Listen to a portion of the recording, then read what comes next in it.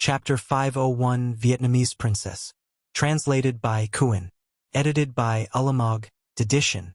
If it were in Guining City, the common benchmark was 100 sets of equipment for 10,000 tons of rations. After negotiations had ended, Yao Lihua heaved another sigh of relief, although his heart was bitter. This time, Yao Lihua knew he had suffered the short end of the stick. It was partly because Mu Xiangling was truly devious, as well as the VPDC's urgent need of the 10,000 tons of rations. Without the 10,000 tons of rations, the survivors under the VPDC would definitely not be able to survive the winter. Because of this, Yao Lihua could only allow Mu Xiangling to take advantage bit by bit in the negotiations, until she reached his threshold. Yao Lihua then turned to Yue Zhong and introduced the two ladies with him. Leader Yue Zhong, this is our Vietnam first Princess Xuanhuan and second Princess Xuanju. Our VPDC hopes that you will be willing to take them in as wives. Mu Xiangling eyed the both of them, and the corners of her mouth lifted in a smile as she spoke. I remember that Vietnam was a communist regime. There wasn't even a king. How can there be princesses? Yao Lihua smiled lightly as he explained. It's true that we did not have a king. However, our princesses hailed from a bloodline of the late King Ruanshi before his regime fell in the rise of communism. They truly possess the precious bloodline of royalty. Xuanlan and Xuanju were truly beautiful women. Prior to the apocalypse, they had been leading pampered lives. After the apocalypse set in, they came to belong to Yao Lihua, who had kept them as bargaining chips. Yao Lihua knew that this sort of precious women would easily attract the possessiveness of men. While he personally didn't consider the bloodline to be anything, he knew that it could attract countless people from higher positions. At the same time, Xuanlan and Xuanju had undergone many lessons in culture, etiquette, and with their looks, they were the most valuable resource in Yao Lihua's hands. Hearing those words, pain flashed in the eyes of the young Vietnamese man who had followed Yao Lihua. He looked somewhat blankly at the beautiful Xuanlan, as though his heart had broken into countless pieces. Yue Zhong eyed them and replied indifferently, I just so happen to be in need of 2 serving girls. Let them come here. Hearing that indifferent tone of Yue Zhong, Xuanlan gritted her teeth and clenched her fists. Before the apocalypse, countless youths had fallen at her feet trying to get her attention. At that point in time, she would not have even spared Yue Zhong a second look with such ordinary features. However, in such a situation, where her status as the princess of the previous Vietnam kingdom wouldn't matter for shit, she had to marry a guy in which she had no say in choice. She felt extremely sad. Yao Lihua's eyes flashed with an amused light, but he firmly refused. No way. They're the pride of our Vietnam. If you were to marry them, I wouldn't say anything. But if you want them as your serving maids, without any special reasons, I have no way of agreeing. Yue Zhong didn't seem to mind and replied, Then it's fine. Yue Zhong had come across his fair share of beautiful women, and while Xuanlan and Xuanju were truly top beauties, he had even more beautiful women amongst his harem, Zhuye Tong, Chen Yao, Ji Qingwu, Guoyu, and even Ecchi and Jiao. They were all beautiful in their own right and had the charm to boot. Mu Xiangling was still young and had not grown, but after a few years, she was sure to become a beauty that would not lose to Xuanlan. Hence, Yue Zhong did not feel like he must obtain Xuanlan or Xuanju. Yao Lihua hastily spoke. Leader Yue Zhong, I just want a little bit of dowry, say, 100 tons of rations? As long as you give me 100 tons of rations, our Vietnam princess is willing to become your most loyal serving maid. Yao Lihua truly lacked rations now, and he had to rack his brains and find ways to obtain rations and weapons. Only then the VPDC could continue to develop and not crumble or collapse. Furthermore, he hoped that he can place some Vietnamese women by Yue Zhong's side to help speak for the Vietnamese. Only then would the treatment of the Vietnamese under Yue Zhong would be better. Hearing those words, a huge sense of shame welled up in Xuanlan's heart. She was the princess of Vietnam in the past, and she was the favored daughter of the heavens. Now she was actually being used to bargain for 100 tons of rations. Yue Zhong chuckled condescendingly. All right, I'll issue you another 100 tons in rations. As an added bonus, you may use 5 ammo casings to exchange for a bullet. Yao Lihua immediately thanked Yue Zhong in excitement. Thank you, Leader Yue Zhong. Thank you. In the war against zombies, humans lacked ammo the most. Now that Yue Zhong had promised such an exchange, Yao Lihua was naturally beyond happy. He felt that he had not lost out on offering those two precious princesses. If Yue Zhong had given him such a deal in the first place, he wouldn't have minded giving the two princesses right away. As for Yue Zhong, he was celebrating inwardly that there was still the use of this blockade of the VPDC in the way of the zombies in Hanoi. As for giving the bullets to Yao Lihua, those would be reloaded bullets anyway, only his troops would be issued new bullets. Yao Lihua then gazed at Ruanlan and Ruanju with a solemn face. Princess Ruanlan, Princess Ruanju, from today on, you two are leader Yue Zhong's serving maids. Aren't you going to greet your master? Yao Lihua simply did not care about the royal bloodline in Ruanlan and Ruanju's veins. He just thought of them as more valuable bargaining chips. Ruanlan gritted her teeth as she heard those words, holding her sister's hands, and came in front of Yue Zhong. She then knelt and used some halting Chinese. Ruanlan greets master. The lowly Ruanju beside Ruanlan also used the same greeting. Ruanju greets master. Yue Zhong eyed Yao Lihua mildly and said, "You guys are dismissed." Yao Lihua brought his bodyguard along with him in a satisfied manner, having achieved what he came here to do. The moment Yao Lihua left, Mu Xiangling bounded to his side and grabbed onto him like a koala bear. "Big brother, you can't look at them. If you want a woman, go find my mother. My mother is so much more beautiful than these two. Or if you like her type, I can satisfy you too." Mu Xiangling looked at Ruanju, as she looked at Yue Zhong with an evil grin, blowing lightly into his ear. "Idiot, what do you take me as?" Yue Zhong pried Mu Xiangling away from his body and stared at her gravely. Mu Xiangling chuckled. "A huge pervert who does not have mercy on any woman, not even to a little lowly like me. You huge Lolicon." Yue Zhong was angry this time, and he grabbed Mu Xiangling and placed her on his legs, hitting her buttocks. "You're getting too audacious. See how I'll teach you a lesson." "Ah! Yeah! No! Ah! No!" Mu Xiangling began shrieking and moaning in sounds that would cause most people to turn red with embarrassment. "Yue Zhong, how can you act against a child?" At this time, the doors were pushed open as Chun Yao came rushing in with an anxious look. She could tolerate Yue Zhong having other women, but she would not allow him to prey on a child. When she barged in and saw clearly that the matter was not what she imagined, she became lost and felt extremely awkward. Yue Zhong also felt awkward as he shot Mu Xiangling a stare, gritting his teeth. "Stupid lass, what are you shouting for? My reputation is gone because of you." Mu Xiangling pried herself away and glared back at Yue Zhong in indignation, laughing shrilly. "Who asked you to bully me? You deserve it, stupid Lolicon." "Hee hee." Mu Xiangling then bounced away, passing by Chun Yao. At the same time, she flashed Chun Yao a provocative smile, saying, "Chen Yao Jijia, don't worry, he doesn't dare to lay his hands on me. But be careful. Sooner or later, he'll belong to my mother and I." With that, she bounded off. Seeing that free-spirited girl coming and going as she pleased, with her antics, Yue Zhong was also at a loss. If he tried to, he was no match for her wily antics and cunning.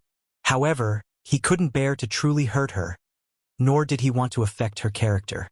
After all, he had plenty of women who held him in fear and awe. He didn't need another one. At this time, Nangong Bingyun came into the room beside Chun Yao. Ming Jiajia was seated on Yue Zhong's lap and leaned back in his arms, looking like a bolster and some sort of mascot. Yue Zhong turned to look at Chun Yao and directly asked, "Chun Yao, your timing was just nice. I want to ask you, are you interested in running Tainguin and Lang Sun City?" Hearing those words, Nangong Bingyun and Wanlan's eyes burned with passion. Such a role of managing over 200,000 survivors was a huge responsibility and was a huge attraction to anyone with ambition. If only that position was mine. Nangong Bingyun's ambitious heart was set ablaze. She had her taste of power before the apocalypse, and after losing it, she sought for it even more. She wanted to become a ruler of a faction badly. Chun Yao thought for a while, before shaking her head. "I can't do it. I don't have the ability to manage these two cities." Chen Yao had been a leader for a period of time as well, and with it, she came to recognize the huge burden of responsibility. She knew herself now that she wasn't a capable leader because she lacked the viciousness and decisiveness of a leader. She could not make the decisions in a critical situation to save her faction, which could potentially destroy what Yue Zhong had built up. Hearing Chen Yao's refusal, Nangong Bingyun could not resist anymore and stepped forward. Please let me do it. I'm willing to run the cities well for you, leader. Chapter 502. Roadblock. Yue Zhong's pupils narrowed as he stared at Nangong Bingyun for quite a while. Nangong Bingyun stood straight, accentuating her figure that was full of vitality and curves. For power, she would not hesitate to use her body in exchange. Yue Zhong could detect a strong ambition in her eyes, and he flat out refused. No, you may have the ability, but your qualifications and contributions are lacking. Yue Zhong had considered Chen Yao to become the leader of the Vietnam district because she had been the earliest to follow him to Vietnam. Furthermore, to support him, she had done her best to raise troops, resulting in soldiers like Gong Tao and Pan Jin Yong. These people were also willing to die for her. Of course, amongst his current subordinates, handing the huge responsibility to Nangong Bingyun was not impossible, however. He had no current plans to do so. Nangong Bingyun was able to round up over 200 Vietnamese survivors to lend their hand to his cause within a short amount of time, forming a decent-sized power. Her abilities were truly astounding. Very few women were as decisive and intelligent as her. Even Chen Yao might not match her in this area. However, there were plenty of capable people, and Yue Zhong was still unfamiliar with Nangong Bingyun, and he was not willing to just casually hand her a position of power. To Yue Zhong, he would like to utilize capable people, but more importantly, they had to be loyal subordinates. Otherwise, this establishment that he had painstakingly obtained would become a ripe peach for others to pluck. Nangong Bingyun had a look of bitterness as she retreated behind Chen Yao, with a single, yes.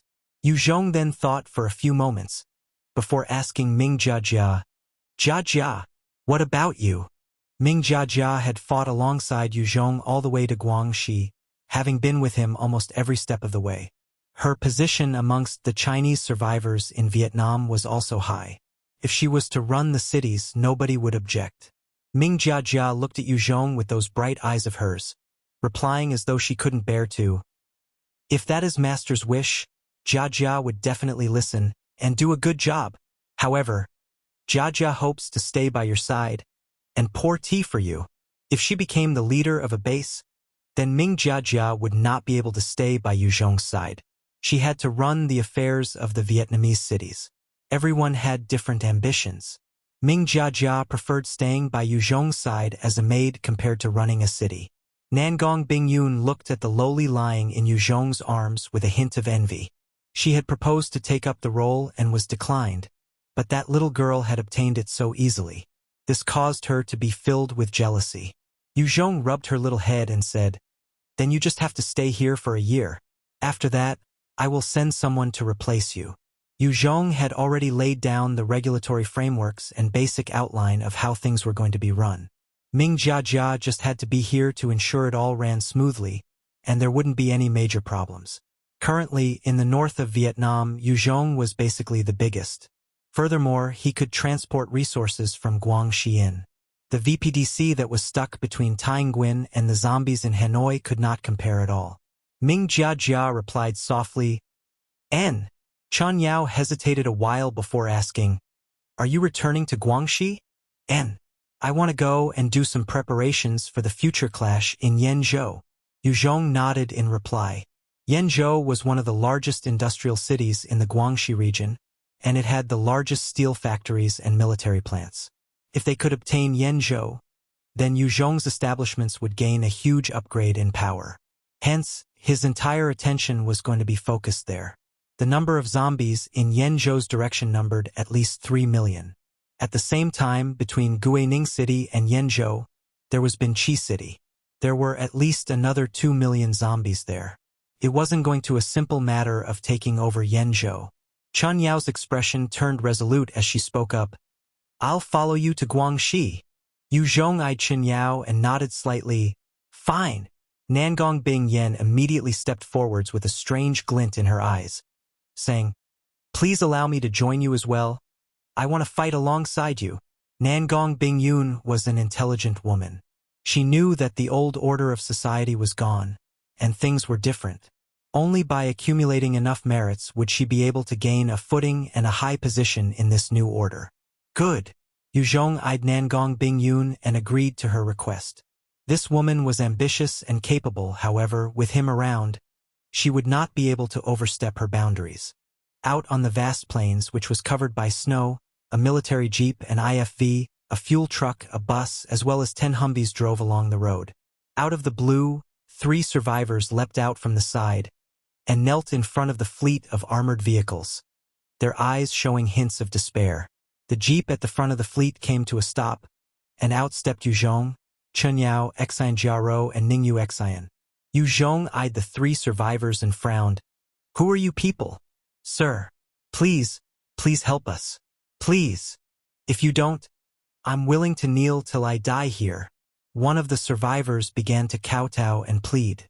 "If you want death, I can grant you that wish. Don't use it to threaten me." Yue Zhong became irritated and pulled out a handgun to fire a shot at that survivor. Pong! A single bullet pierced the ground in front of the survivor, leaving a hole. Seeing how forceful Yue Zhong was, the 3 survivors trembled and did not dare move in fear. Yue Zhong eyed them coldly and barked, "What happened? Speak properly." The leader of the trio began to kowtow as tears flowed. "Sir, we are survivors from Binchi City. We had been hiding nearby in order to survive. However, just a few days prior, a number of bandits charged into our base and began pillaging and killing. We barely managed to escape and hope that someone can come help us. Our families are still within the base. As long as Sir can help us, we are willing to dedicate our entire lives to you." When Yue Zhong heard it, he knew what sort of thing had happened. Forcefully conquering establishments was a common thing in the current world, and most bigger factions would want to swallow up the smaller factions. Yue Zhong's icy gaze swept past all 3 survivors, and under the intense pressure, one of them couldn't bear the stress and lowered his head. Yue Zhong looked towards the direction that the 3 survivors had jumped out from, noting that it was all snow-covered ground. There was a small valley beyond, where little houses could be seen at the foot of the hill. Yue Zhong signaled, and Bai Shaoshang and Li Shimin shot forwards like arrows, bringing 8 other experts with them. After being baptized through countless slaughter, Li Shimin's potential had been released fully. He had already become a formidable expert, and even if it was a kid who wielded a weapon in front of him, he would not hesitate to kill the child without mercy. His explosive arrows could wreck even an armored vehicle totally from a distance of 500 m. His combat prowess was truly astonishing. Seeing those soldiers running off to the distance, the middle-aged survivor who had been crying had a change in expression, turning into one of uneasiness. In a forest near those small buildings, there were 200 militants hiding, each of them wielding different melee weapons. They looked at the 10 men running over, and their faces turned. One slightly tan man, with a white tiger tattoo, approached another burly man who was bald, and asked, "What do we do, boss? Shall we act?" The baldy looked at Bai Shaoshang, Li Shimin, and the other soldiers with hint of greed towards their equipment, and said, "Do it! Kill them. Then we shall quickly disperse."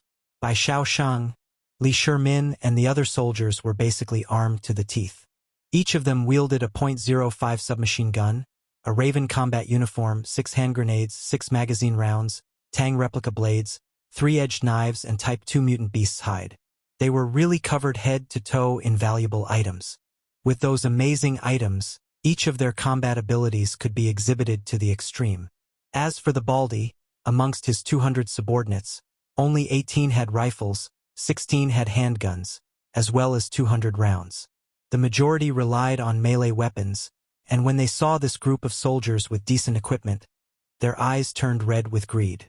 Bai Shaoshang and Li Shimin were experienced fighters. They proceeded with caution and searched the area for enemies effectively and efficiently. Finally, with the help of one of the soldiers with the biosense ability, they were led closer to the forest with the militants. The moment Bai Shaoshang came near the forest, He activated his second-order high-speed movement, and instantly, his movement speed exceeded that of a Type 2 lightning, shooting through the forest like a specter. With a flash of his blade, one of the militants had his head decapitated.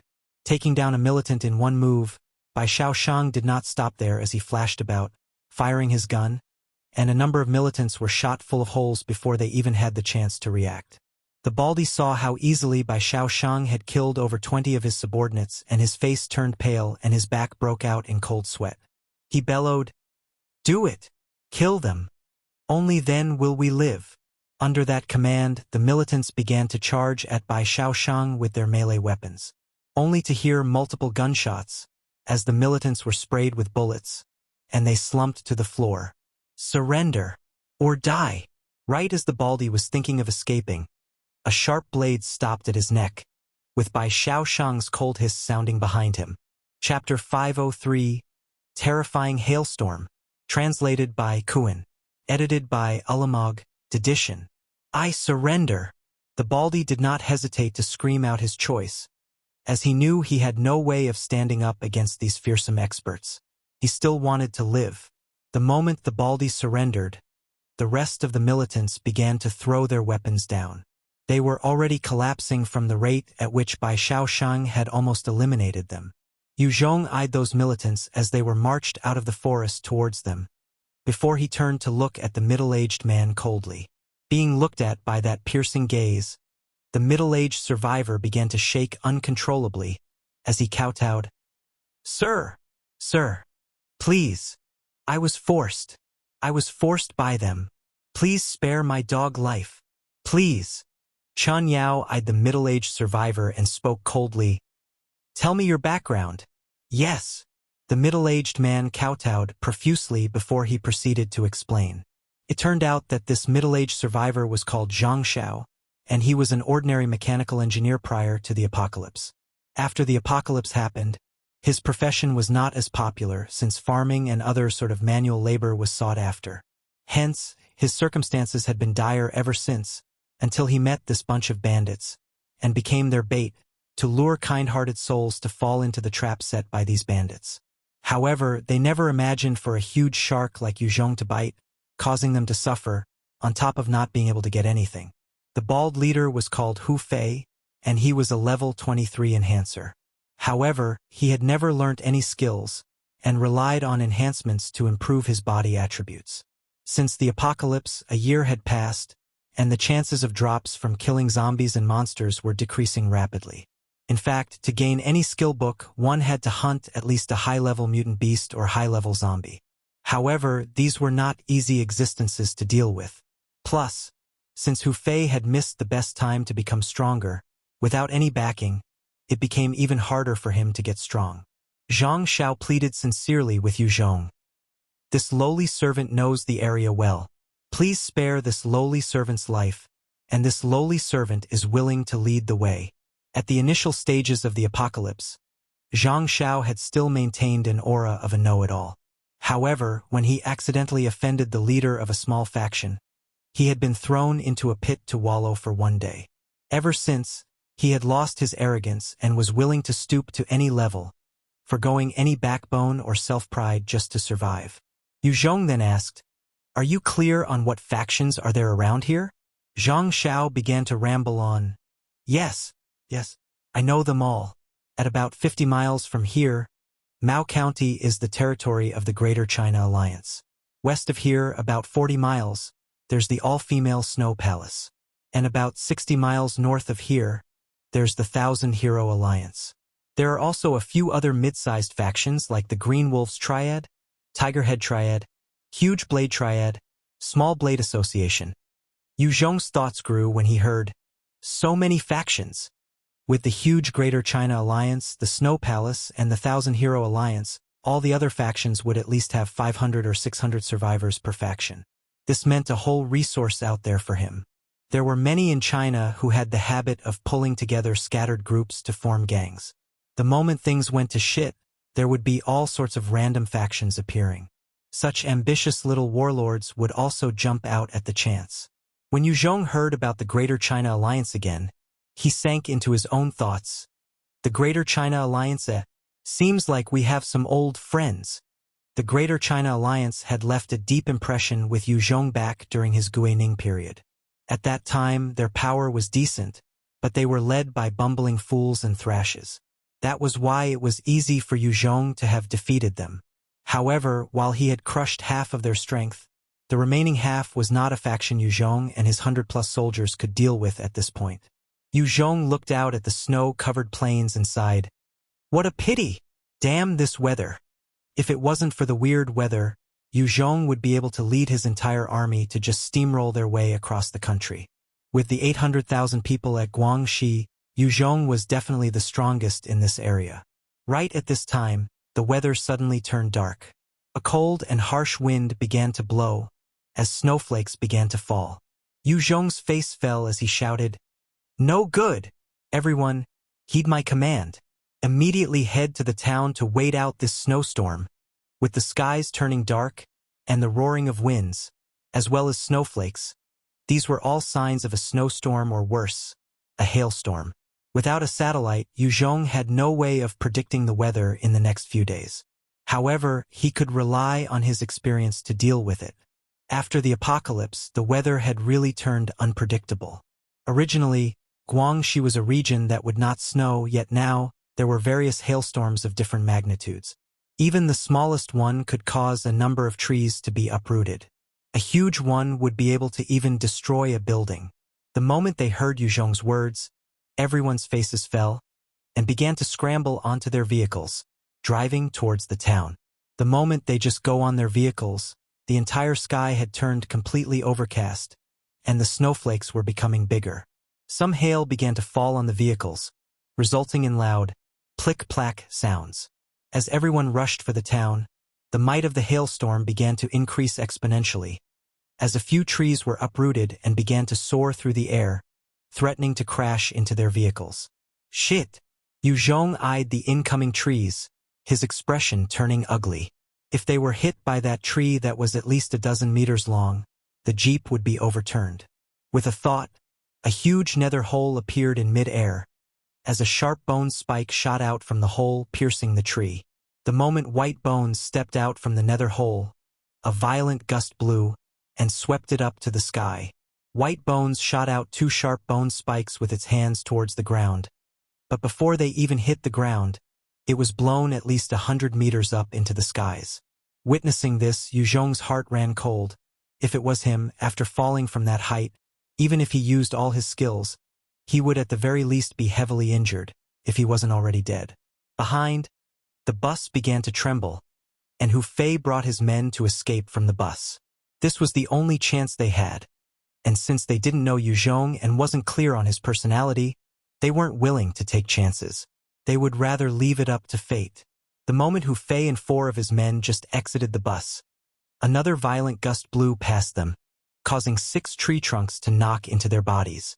With the sudden and tremendous impact, they were all knocked into the sky, spitting blood out of their mouths.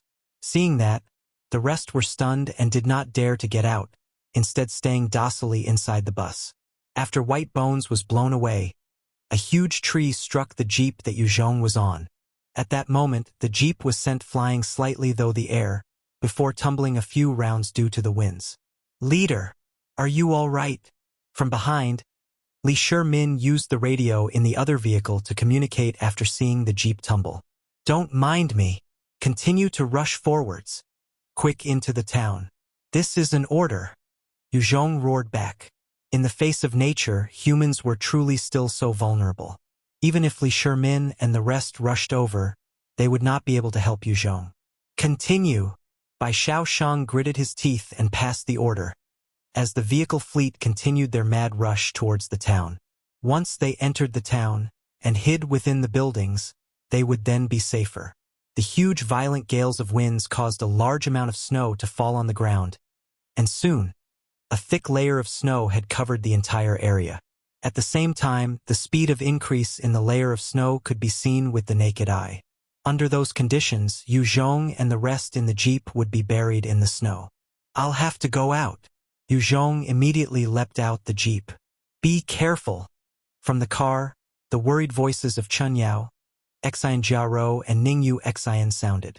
When Yue Zhong leapt out the vehicle, a cold and harsh gale blew towards him, causing his body to feel slightly cold.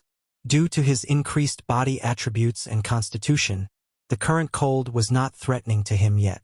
He sucked in a deep breath and grabbed the jeep, before flipping it over with his 9 times strength.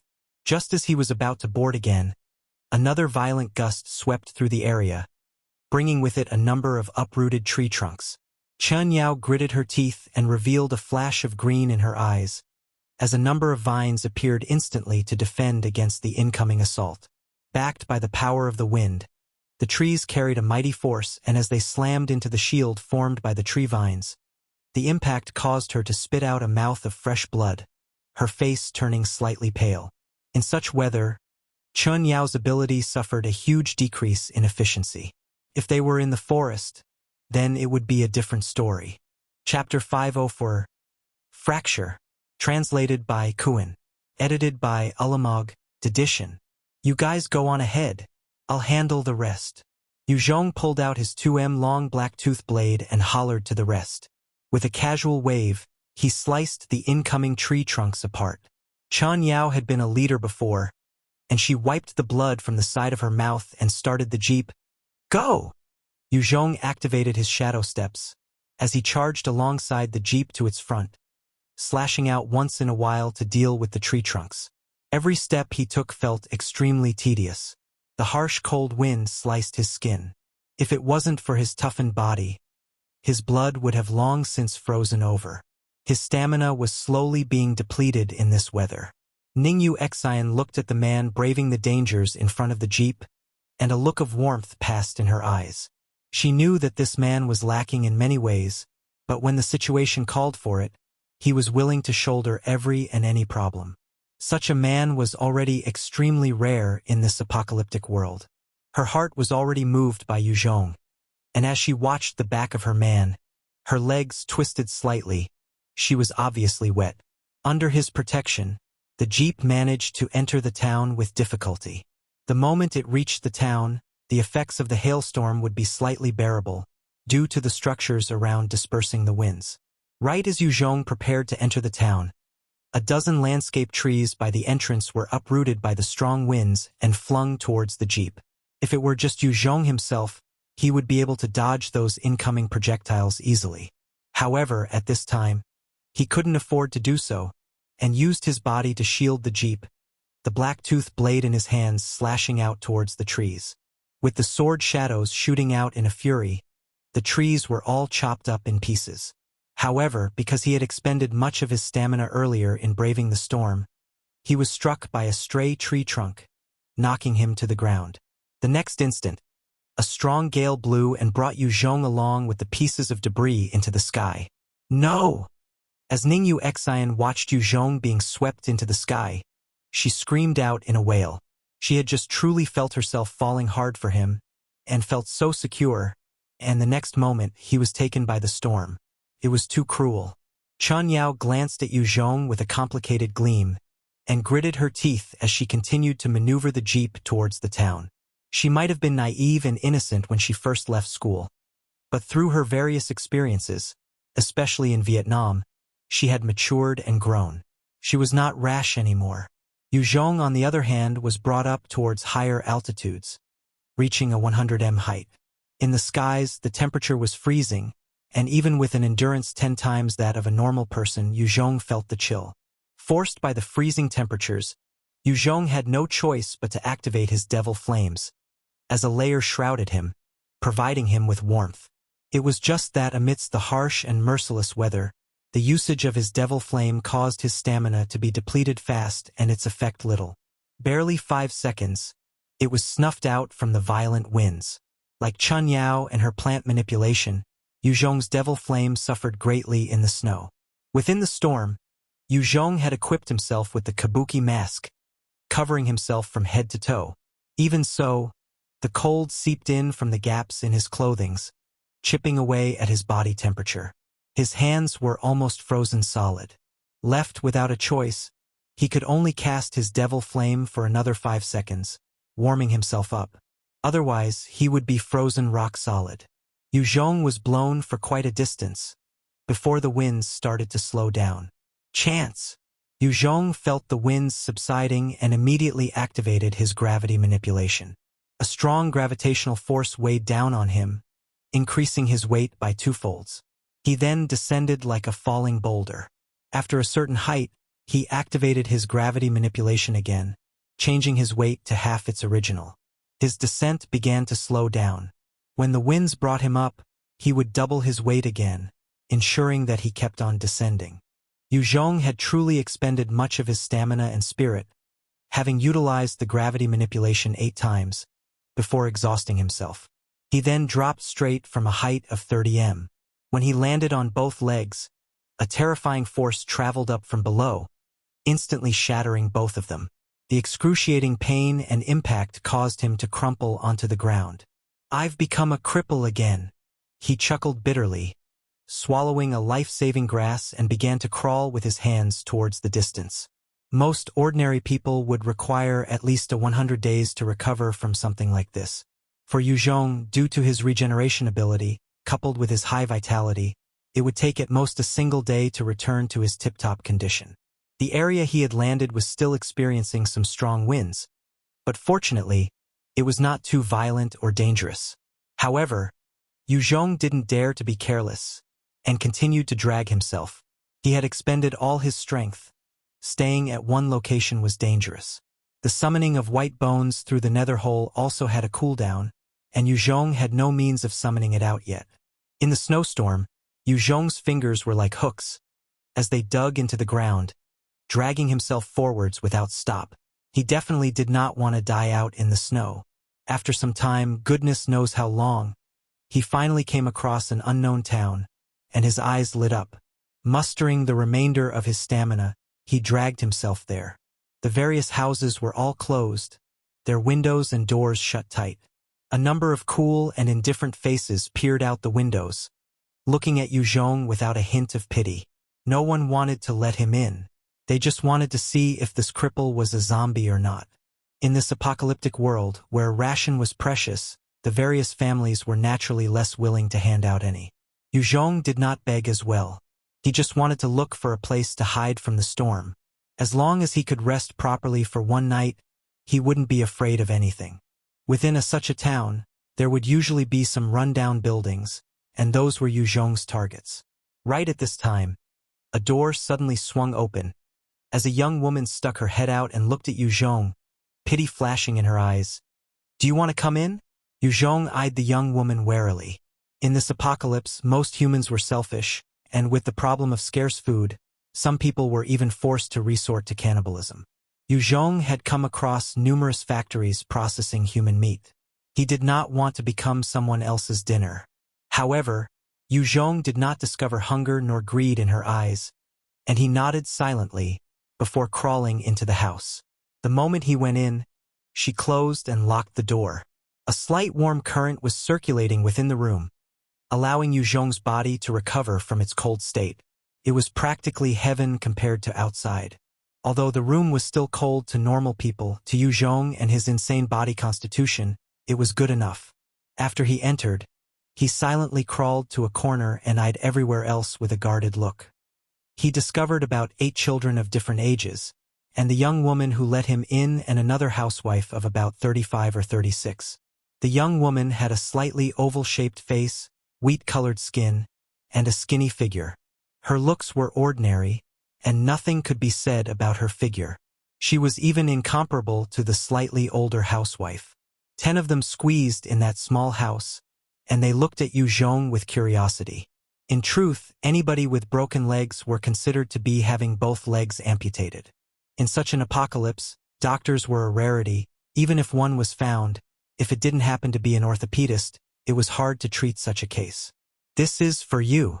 A 13-year-old boy with blonde hair handed Yue Zhong a bowl, his expression slightly unkind. Yue Zhong eyed the small bowl and noticed a pitiful amount of water and gruel, and there was even a slight rancid smell. "Thank you, but it's okay." Yue Zhong shook his head and replied in a raspy voice. That little blondie coldly snorted and drank everything up before laughing. "Hey, you don't know how to appreciate." Teacher Wei, you shouldn't have cared about this cripple. Look at how big his head is. He looks down on gruel. The housewife shot a look at little Blondie and scolded. Du Chong, come here. How did I teach you you can't laugh at others? It's rude. Du Chong's eyebrows arched as he smiled coldly. Rude. Open the door. Open the door. You better open the door for this, Daddy. Right at this time, an enraged voice resounded, together with urgent pounding on the door. Chapter 505. The Glory of Humanity. Translated by Qidian. Edited by Ulamog, Edition. Hearing that voice outside, the expressions of everyone in the room immediately changed. Even the young girl who let Yue Zhong in looked towards the housewife. Teacher Wei's face turned dark, before saying helplessly, "Go open it." The young woman hesitated before going. Following a gust of cold wind, a 1.74 m tall and muscled man stepped in. His features were somewhat twisted, and his facial hair disheveled. It's so freaking cold. Why did you guys take in another cripple? Shit. You guys can't even take care of yourselves, and you want to help these useless shits. The middle-aged man swore when he saw Yue Zhong in the corner, cursing Teacher Wei. Teacher Wei kept silent, accepting his tirade of insults without replying. The middle-aged man then said impatiently, "Forget it. If you want to be crazy, it's not my problem. Come, let's fuck." He then proceeded to take off Teacher Wei's clothes without caring for the people around. Seeing this, there were various expressions on the children's faces. Some fear, some hurt, some were excited, and some were curious. Little Blondie's face was exceptionally ugly, as he gritted his teeth, and a look of pain and helplessness flashed in his eyes. He turned away. Teacher Wei did not struggle nor resist, and allowed the man to brazenly feel her up and remove her clothes. All she did was ask mildly, "Where's the ration?" "Here." The middle-aged man was impatient and threw out a bag, before licking her exposed neck, turning aroused. The young woman who had let Yue Zhong in immediately took the bag to check its contents, before hugging it carefully. Her eyes were filled with sadness and helplessness as she watched the middle-aged man sprawled atop Teacher Wei's body and doing all sorts of things. Right as the man was about to remove his trousers, his gun erect and prepared to fire, an actual bullet penetrated his leg, resulting in a small hole. The man slumped down to the floor in fright, looking towards Yue Zhong in the corner with fear. In the room, everyone's attention was drawn to Yue Zhong, their gazes fixed on the gun in his hands. Yue Zhong stared at the man with a rising killing intent. That Teacher Wei was truly a decent person that was hard to find in this world. He had guessed that because of her, the children were able to survive in this cruel world. And the price that the teacher had to pay was to offer her own body in exchange for food. Yue Zhong did not think that he was any decent person, but he hoped that the good people truly deserves better lives. As long as they didn't hamper his way, he was willing to do all he could within his power to protect those kind-hearted souls. "Don't kill him." Right at this time, Teacher Wei, who was under the man, stood in front to shield him, her body topless and arms stretched out wide. Yue Zhong's spirit was extremely powerful, and the killing intent that was emitted from him could be felt by everybody in the room. Yue Zhong eyed the teacher with a complicated gaze as he spoke slowly. "Seeing that he has treated you like so, yet you want to protect him, give me a reason not to kill him." Teacher Wei looked straight back without fear in her eyes, and smiled sadly. "Yes, I use my body to exchange for food. It is not the best solution, but I'm the willing party. Without his help, everyone here would have starved long ago. Furthermore, for the sake of survival, I have given myself to a number of people. Compared to the rest, I can't really complain about how he treats me." Yue Zhong sank into his thoughts and kept his gun, before looking at the man and barked out coldly, "You're getting off easy. Get lost." Yes, I'll scram. The man wiped his perspirations off and mumbled to Yue Zhong before scurrying out the door. The moment the man left the room, Yue Zhong's gaze swept over the fair and voluptuous bosom of Teacher Wei, and a strange feeling arose in his heart. He had not been with any of his women for nearly a week, and due to his work, he had not managed to take a rest. Now that things have settled down, his body began to react. It was nothing to do with love, it was just purely a sexual need. The charming teacher Wei felt the passionate gaze from Yue Zhong and felt the looks from the children, and quickly wore her clothes. After she was dressed, Yue Zhong asked, "What's your name? What's this place? I want the specific province, city, or county." Teacher Wei collected her thoughts before replying, "I'm called Wei Jie, and I was a primary school teacher before the apocalypse. This is Ding Town, within the province of Binxi City in Guangxi Province. The leader is called Zhang Luhe. Fortunately, I wasn't blown too far away." Hearing her words, Yue Zhong heaved a sigh of relief. Binxi City was not too far from Guining City. As long as he could get to a road he recognized, he could reach Guining in a few hours. Yue Zhong continued asking, "Do you know the way to Guining?" Wei Jie directly shook her head. "No." She was just an ordinary teacher in the past. Going to Guining City or Nanning City would require the train or a car. If she had to go there by herself, she could not manage. Yue Zhong was also an ordinary university student before, without even a license. Everywhere he went, he had a subordinate to lead him, but he himself was unable to locate the road to Guining City. "Oh!"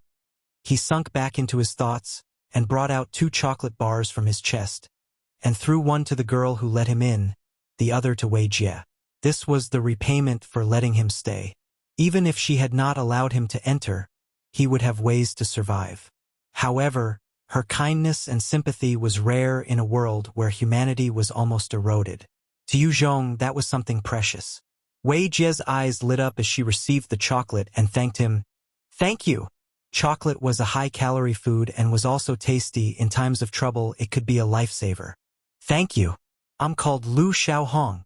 The young lady who let Yue Zhong in thanked him as well. Yue Zhong replied coolly, "No need for thanks. This is payment for borrowing your room." After which, Yue Zhong brought out more chocolate and drinks from his bag as he began to dig in. These chocolates and drinks were all high-calorie food and provided the necessary energy to him. With it, he could recover faster. On the other side, the little rascals looked at Yue Zhong eating heartily all by himself and began to salivate. However, they remembered the heavy killing intent that he had released earlier and were afraid of him. Therefore, they didn't dare approach him to ask. Wei Jie opened up the chocolate bar that Yue Zhong threw to her and begun splitting it, giving an equal portion to each kid, leaving none for herself. Yue Zhong watched this silently and felt a little appeased. Even in this cruel world, where order had crumbled, there were still people who kept their humanity and kindness. Furthermore, it was from a fellow Chinese, and it gave him some form of consolation, having witnessed and experienced countless dark and morbid events. After looking, he then laid quietly and shut his eyes to rest. However, he maintained a half-asleep posture. The moment there was some killing intent, or the slight movement from a blade of grass, he would be ready. Wei Jie looked at this young man in front of her, with a complicated gaze in her eyes as well. With her experience, she could tell that this man was still a little humane. However, even if he was an expert with his legs broken, it would be hard to move around in this world. Otherwise, she would have offered herself, just so she can keep the kids alive.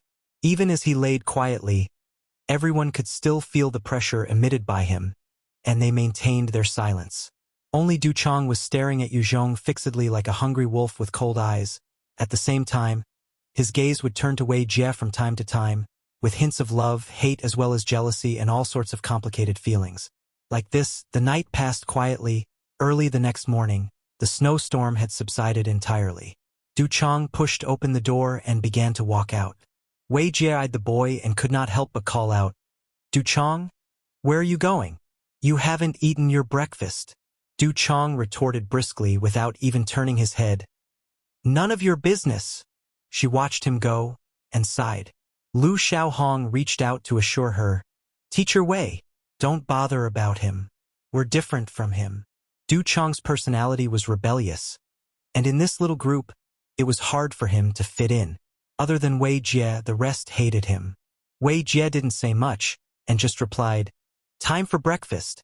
Soon, some hot smoke rose from this small house. Everyone obtained a small bowl of gruel. The children took them carefully and savored every single last drop, as though it was the most delicious meal they ever had. Before the apocalypse, many had been little tyrants and kings, wasting food after every few bites. They didn't even like to eat proper food, they just liked to munch on snacks. However, with the harsh reality of the apocalypse, they had begun to savor even the most meager of meals. Lu Xiaohong also prepared a bowl to hand to Yue Zhong. He shook his head and threw 2 cans of meat to Lu Xiaohong and Wei Jie. When the 2 women saw it, their eyes were filled with a strange glint. In this Ding town, a can of meat could easily purchase a beautiful woman like Wei Jie for 4 nights. Yue Zhong had just thrown 2 out. His generosity and casual attitude caused them to be delighted, yet apprehensive at the same time. Chapter 506 Conquering the Town. Translated by Qidian. Edited by Ulamog. Edition. The little rascals within the room stared at the cans of meat in Wei Jie and Lu Xiaohong's hands. Wei Jie hesitated a little, before gritting her teeth. "Let's open one." Lu Xiaohong gulped her saliva down and opened her can. Wei Jie spoke. "1 slice per person." "Yay! That's great. You're the best." The children whooped in delight and surrounded them. Each one was given a slice, and they began to nibble bit by bit, savoring the taste for as long as possible. It was over half a year since they last had some meat. In the apocalyptic world, there were many strong people in their factions that led better lives than even before the disaster. However, the people at the lower rungs of society were worse off, many starving and suffering. Just as they were enjoying their meat, 10 burly men, led by a muscled man with buck tooth and a single eye, stormed into the small house. Du Chong pointed at Yue Zhong, before putting on a fawning expression towards the buck-toothed man and said, "Boss Sun. It's that man, he has a gun. It was him who fired a shot last night." Boss Sun swept his gaze over Yue Zhong and threatened loudly, "Fuck! Damn cripple, this is your father's territory. Hand over your gun. Otherwise, I'll break your arms and turn you into a disabled person without his limbs." After barking out his threat, his gaze landed on Wei Jie, and a hint of perverse lust flashed past his eyes. He licked his lips and continued, "Shit! There's such a quality good over here. What a waste. Come and make yourself useful." After that, he didn't even bother about the eyes in the room and reached out for Wei Jie's hair. In this region, this boss soon led a life like a king. Since the apocalypse, where morality and humanity was basically eroding away, he didn't care how others viewed him. He was the close brother of Zhang Luhe, the boss of Ding Town, and as long as he was loyal to him, fucking a few women wasn't a big deal. "No! Boss Sun!" A huge sense of anger welled up in Du Chong's heart, and he lurched forward, trying to stop Boss Sun from grabbing Wei Jie. "Fucking trash. Go to hell." Boss Sun shot Du Chong a ferocious glare and threw out a vicious punch. A strength 3 times that of a normal person exploded out, causing Du Chong to fly towards a wall, crashing into it heavily. He spat out a mouthful of blood, the light in his eyes disappearing, as he turned into a corpse and slumped slowly to the ground. Seeing that bloody scene, the rest of the children, Wei Jie and Lu Xiaohong, trembled with fear. Killing a person with a single punch, it was the first time they had witnessed such a fearsome scene. Boss Sun spat out a glob of saliva on the floor, eyeing Wei Jie, and ordered venomously, "Pay! Trash! He dares disrupt this father's matters. Crawl over here.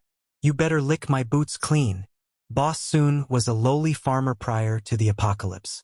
Due to his looks, he had suffered plenty of disdain in the city, and many women had recoiled at the sight of him. This caused him to be filled with inferiority and anger. After the apocalypse, he gained some strength and started to retaliate against any beautiful women. He liked to watch them grovel at his feet like dogs. Wei Jie's face was pale as a sheet. Although she had sold herself out, she wasn't willing to throw away her pride as well. "Trash!" Yue Zhong snapped coldly. When Boss Sun heard that, he pointed at Yue Zhong and bellowed, "Fuck! Damn cripple, what the fuck did you say? Men, go break his arms, then hang him outside to dry. Piece of shit. Just die." 7 of the men rushed towards Yue Zhong with a hint of madness in their eyes. With a flash of a blade, Before they even reached Yue Zhong, their bodies were chopped into several pieces. Fresh blood and steaming innards splattered everywhere. The whole room was covered in a grotesque bloody color. Yue Zhong stood up slowly, his crocodile-saw-tooth blade raised in his arms, as he looked at Boss Sun coldly. Seeing his 7 comrades sliced apart like tofu, one of the other subordinates was frightened and trembled as he tried to run out. Boss Sun's face had a huge change, and he knew at once that he wasn't a match for Yue Zhong. He himself had no way of instantly slaughtering 7 men, and this man had just casually done so. He was obviously a dangerous and powerful opponent. Boss Sun immediately came to a decision and made a mad dash for Wei Jie. As long as he had a hostage, he would have a sliver of chance. Just as he was about to reach for her, a blade beam slashed past his neck, and his head fell off without any resistance. The headless corpse stumbled a few steps forward, before slumping to the ground as blood fountained in a falling arc through the air. When Wei Jie, Lu Xiaohong and the rest of the children witnessed this, they were truly frightened out of their wits. They have never come across such an inhumane sight before. Nice reaction. Too bad. It was too slow. Yue Zhong eyed the corpse of Boss Sun, before suddenly disappearing from his position. At the next instant, he appeared beside the remaining hooligan, his blade held at the neck as he barked coldly, "Bring me to Zhang Lu He." "Yes, yes," the burly man immediately stammered out. He didn't dare disobey such a terrifying existence. Led by the burly man, Yue Zhong came to a villa.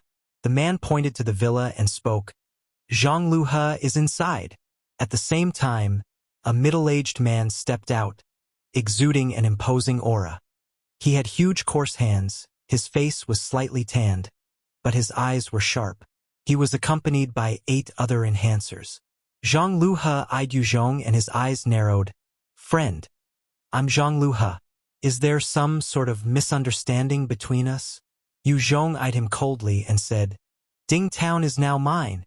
I'll only give you 3 seconds to consider. You can surrender or die." Ding Town was in between Binqi City and Guining City and would be a place within Yue Zhong's control in the future. Since he came here, he might as well set his plans in motion early. A man with spiky hair and a gold leather jacket stepped out and cursed, "Damn you! Who the fuck are you? Are you looking to die?" Yue Zhong's eyes turned icy, as the stinger appeared in his hands and he fired a single shot at the loudmouth. The man with the spiky hair had his head directly blasted apart, as the sloppy red and white brain matter splattered onto the ground, beautifying the pavement. Zhang Lu He's heart turned cold as he barked out, "Move! Kill him!" Zhang Lu He's words had just come out his mouth when Yue Zhong had already activated his shadow steps. Shooting forwards like an arrow, nigh instantly appearing in front of Zhang Lu He like a specter, Yue Zhong waved his crocodile-saw-tooth blade, and a blade beam flashed past Zhang Lu He's neck. Zhang Lu He had no way of reacting in time when his head was sliced off cleanly. It rolled to the ground, fresh blood splattering everywhere. Seeing how casually he had taken down their boss, the 4 experts felt their heart turn cold. They were drenched in fear and did not dare move. The remaining 3 enhancers who were agility and strength-based charged forth towards Yue Zhong. Yue Zhong eyed those 3 enhancers and the crocodile tooth saw blade in his hands danced again. In the blink of an eye, the 3 enhancers were sliced apart, their dismembered bodies dropping to the floor. It was a gruesome sight. "I surrender! I surrender! I surrender! Don't kill me! I surrender!" The remaining 4 experts had their confidence shattered, and they immediately knelt on the ground, shivering as they took the initiative to surrender. It was the first time that they had come across such a terrifying expert, and while the 8 of them could join forces against Zhang Lu He, in front of this man, they had obviously been slaughtered like chickens. They knew they were absolutely nothing. Yue Zhong eyed them coolly and asked, "Report your names." "Zhang En, Tang Jun, Ma Jian, Lu Feng." Yue Zhong ordered, "Go gather the soldiers of Ding Town. Await my orders." "Yes." The 4 men immediately headed out. Within Ding Town, there were 300 survivors, and of which 80 were soldiers. The rest were just ordinary survivors. Most of them did not have any good impression of Zhang Lu He, Even if the leader was changed, they didn't have any response. They were the lowest of society anyway. Yue Zhong split the 80 soldiers into 4 teams led by each of the 4 experts. Boss Yue, not good. There's an enemy raid. Right as Yue Zhong was reorganizing them, Zhang En came running with a pale expression, flanked by 6 or 7 of his men as he reported loudly. What? Bring me there. Yue Zhong frowned and left with huge strides. Dingtown was now considered an establishment under his control, and that meant its citizens were his people. If he had the means, he would protect them properly. Tang Jun and the other 2 exchanged glances as they followed closely. When Yue Zhong came to the town center, he saw a group of 100 men and women carrying weapons, each of them sporting a scorpion tattoo. They were killing and raping the survivors of the Dingtown. Tang Jun saw those tattoos and his face lost color. Violent scorpions! It's actually them. Chapter 507 Purple Scorpion Shui Ning. Translated by Qidian. Edited by Alamog. Edition. The violent scorpions were the strongest armed force aside from the 3 main powers. They were located near Binqi City, and while they might only have about 300 to 400 members, every one of them were strong enhancers. At the same time, they were cruel, and every time they went on a raid, they would not leave any survivors. Hearing the name Zhang En, Ma Jun and the rest turned pale and retreated a few steps. They wanted to turn and run. As enhancers with enhanced bodies, they could definitely make a run for it. Yue Zhong eyed those inhumane acts of the violent scorpions and frowned, as he waved his hand and a heavy machine gun appeared. He aimed at those gang members currently in the midst of killing and pillaging and pressed the trigger. At the next moment, a fearsome line of fire spat out and 5 or 6 of the violent scorpions were directly punched full of holes, causing blood to spill everywhere. With that sudden assault, the members of the violent scorpions began to curse out of shock and fear as they hurried to dodge for cover. Yue Zhong made use of his heavy machine gun to take down another 3 soldiers. By that time, the 100 others had found cover. Zhang En and the rest saw how Yue Zhong magically pulled out his heavy machine gun and proceeded to fire at the violent scorpions without batting an eyelid, and were stunned speechless. It was especially shocking due to the nature of those heavy-caliber bullets. A single round could blast a head apart, or tear a person's body in 2 if it struck the waist. Its ability to sweep across its enemies was fearsome and a testament to its might. Yue Zhong saw that the soldiers had managed to find cover, and he frowned slightly. It was going to be harder to deal with them. Yue Zhong then shot forwards towards the hiding places of the soldiers. Go to hell! Right in the middle of his charge, 6 violent scorpions enhancers leaped out of an alley and made to attack Yue Zhong with their daggers and replica tang swords. Yue Zhong whipped out his dual .05 submachine guns and with lightning speed, he aimed at their heads and fired off mercilessly. With a short, clean burst of gunfire, the 6 violent scorpions enhancers were turned into sieves. Quang Lang. Following the sounds of glass shattering, 2 agility-based enhancers broke through a window and charged at Yue Zhong. However, they had just emerged from the windows, when the holes of the guns were pointed at their heads, before spraying a line of fire. In that moment, bullets pierced their brain, turning them into lifeless corpses that slumped to the floor. At a hidden corner, a dozen young men and women were dressed in tattered clothes and they huddled together. They were dressed simply, and it could be seen that their constitution was stronger than most, otherwise they would not be able to tolerate the cold. The stronger the body, the stronger the resistance towards extreme temperatures. With Yue Zhong's current body, as long as he wasn't blanketed by that violent snowstorm, he wouldn't be affected by the cold at all. One of the young males, who looked about 16 or 17 and had a blonde mohawk hairstyle, as well as piercings, eyed Yue Zhong, who was going around killing the members of the violent scorpions. His eyes flashed with fear, and immediately spoke urgently to a young woman with purple hair beside him. Big sis, what do we do? That guy is a freak. He's too terrifying. Why don't we retreat first? Beside the Mohawk boy, the young woman was dressed in black leather, her head full of purple hair. Her figure was explosively stunning, and her skin fair. Her legs were slender and seemed more taut with her choice of high heels. Her lips were thick and full, her features exquisite. The gaze in her eyes was sharp for her age, and she had an imposing aura as well as a charm, giving her the feel as though she was a sexy female leopard. The various young men and women were gathered around her, awaiting her orders. It was obvious she was the ringleader. The purple-hair beauty cursed out without regard for her image, as a string of profanities came out with her dark magic blade pointed at Yue Zhong before she charged over. "Mountain chicken! To hell with retreating. Fuck that fellow, let's fucking do him in. Attack!" With her lead, the rest of the young men and women began to rush over. Yue Zhong eyed them approaching and immediately pulled out his QJZ-8 heavy machine gun, aiming at them. "Don't shoot. I have something to say." The beauty with purple hair eyed the heavy machine gun, and her expression changed before she came to a stop. She raised her hands and got the rest of her subordinates to stop in their tracks as well. Yue Zhong frowned and lifted the heavy machine gun slightly as he spoke coldly. "Surrender now, and become my subordinates. Otherwise you can all die here. Choose." Yue Zhong had never had the habit of going easy on his enemies. Since this bunch of jokers had decided to attack his town, he didn't mind killing them all.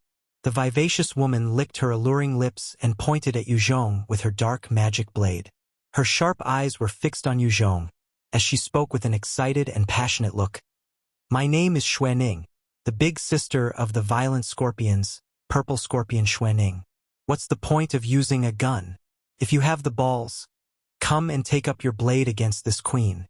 If you can win me, I'm willing to be your woman. Even if you want this queen to strip naked and be fucked by you, this queen will do it. However, if you lose to me, you must join me and become my man." Xuanning was extremely interested in Yue Zhong's marksmanship and ability to conjure a gun out of nowhere. She lacked such a force in her team.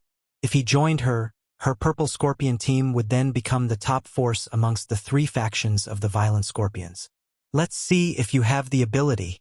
Yue Zhong flipped his hand, and the heavy machine gun disappeared before he turned into a flash and charged towards Xuanning. "Little handsome, your speed ain't too bad. What a pity, you've met me. Today, you're destined to be mine." Xuanning eyed Yue Zhong and licked her lips again. She activated her second-order high-speed movement, and her entire body disappeared, rushing towards Yue Zhong with a specter-like speed. She was a naturally awakened agility-based evolver, and at the point of her evolution, she had gained insight into the second-order high-speed movement. It was precisely because of that she could rise to become one of the three leaders in the violent scorpions.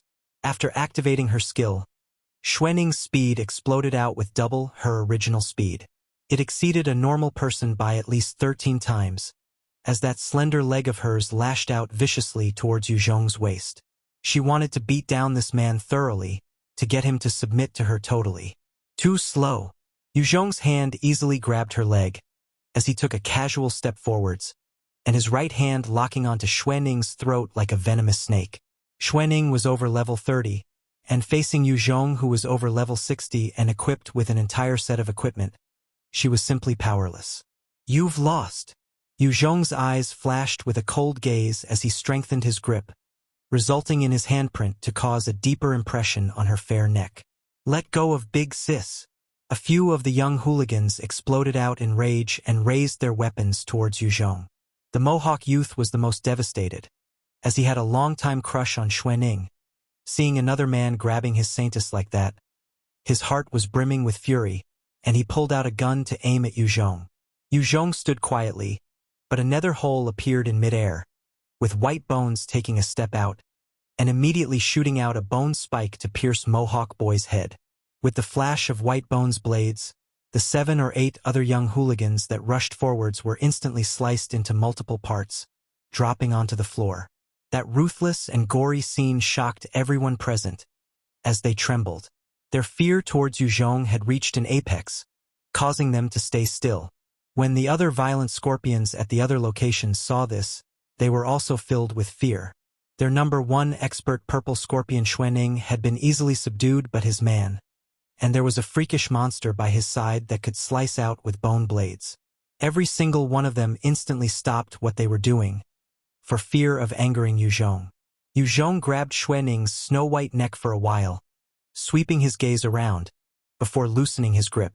He then eyed the coughing Xuanning and asked coldly, "Are you going to make your decision now to follow me? Or do you want everyone to accompany you in death?" Xuanning coughed a few times before she lifted her head and replied in a straightforward manner, "I've lost. Since this queen has lost, I'm naturally your woman. I, Purple Scorpion Xuanning, am your girlfriend now. My Purple Scorpion team is yours as well. Kids, get the hell out here. Come and greet your new boss. Oh yes, what's your name? You can't keep getting me to call you boss, right?" Yue Zhong eyed Xuanning with an appreciative look. "I'm called Yue Zhong." Although this Xuanning was loud and obnoxious, calling herself this queen, and spoke like a little gangster, it was undeniable that she was an incredibly sexy and beautiful girl. At the same time, she was strong in her own right. It was just that Yue Zhong was vastly overpowered. Xuanning eyed Yue Zhong with a likewise strange glint in her eyes, and she spoke directly. "Great, boss Yue. From today onwards, you're my man. I'm your woman." Xuanning was not an idiot.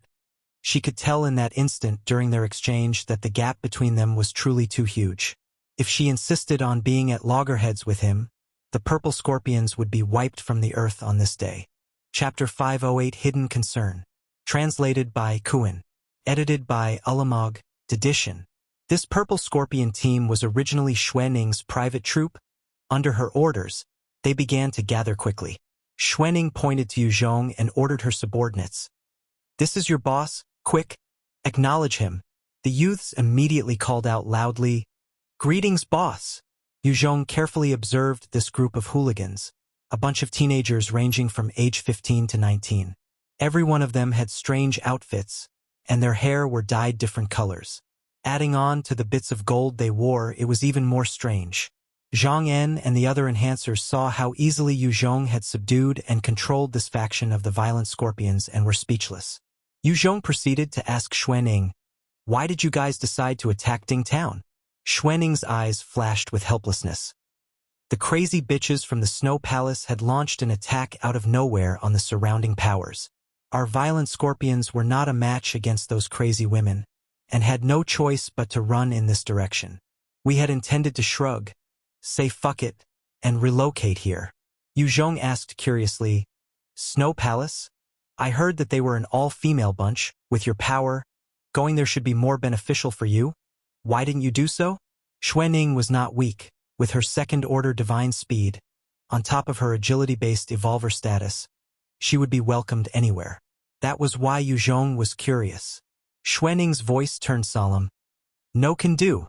If I brought my people there, other than those of us who are women, the rest of my brothers would be sentenced to lead their lives as lowly slaves." Xuanning wasn't a power-hungry woman, nor was she an absolutely capable leader. However, she was caring enough to not abandon her subordinates nor condemn them to a life of suffering. Through her explanation, Yue Zhong discovered what it was like to be in the all-women faction Snow Palace. The leader was a powerful and terrifying female expert, and other than her, the rest of the upper echelons were also strong female experts. There were a total of 3,000 women in Snow Palace, and they were all disciples of the faction. Other than them, there are about 12,000 men who were slaves. They had to slog for the Snow Palace, and ate the worst food, did the most horrible jobs, and lived in the most uninhabitable places. Every day, there would be men who died from the cold, but the Snow Palace basically ignored their plight. Hearing that description, Yue Zhong was sullen. The world has really changed. What kind of stupid hellhole did that leader of the Snow Palace crawl out from, to be so antagonistic to all men? It was obvious that the head of the Snow Palace viewed men with disdain. Yue Zhong continued to ask, "How many of your violent scorpions are left?"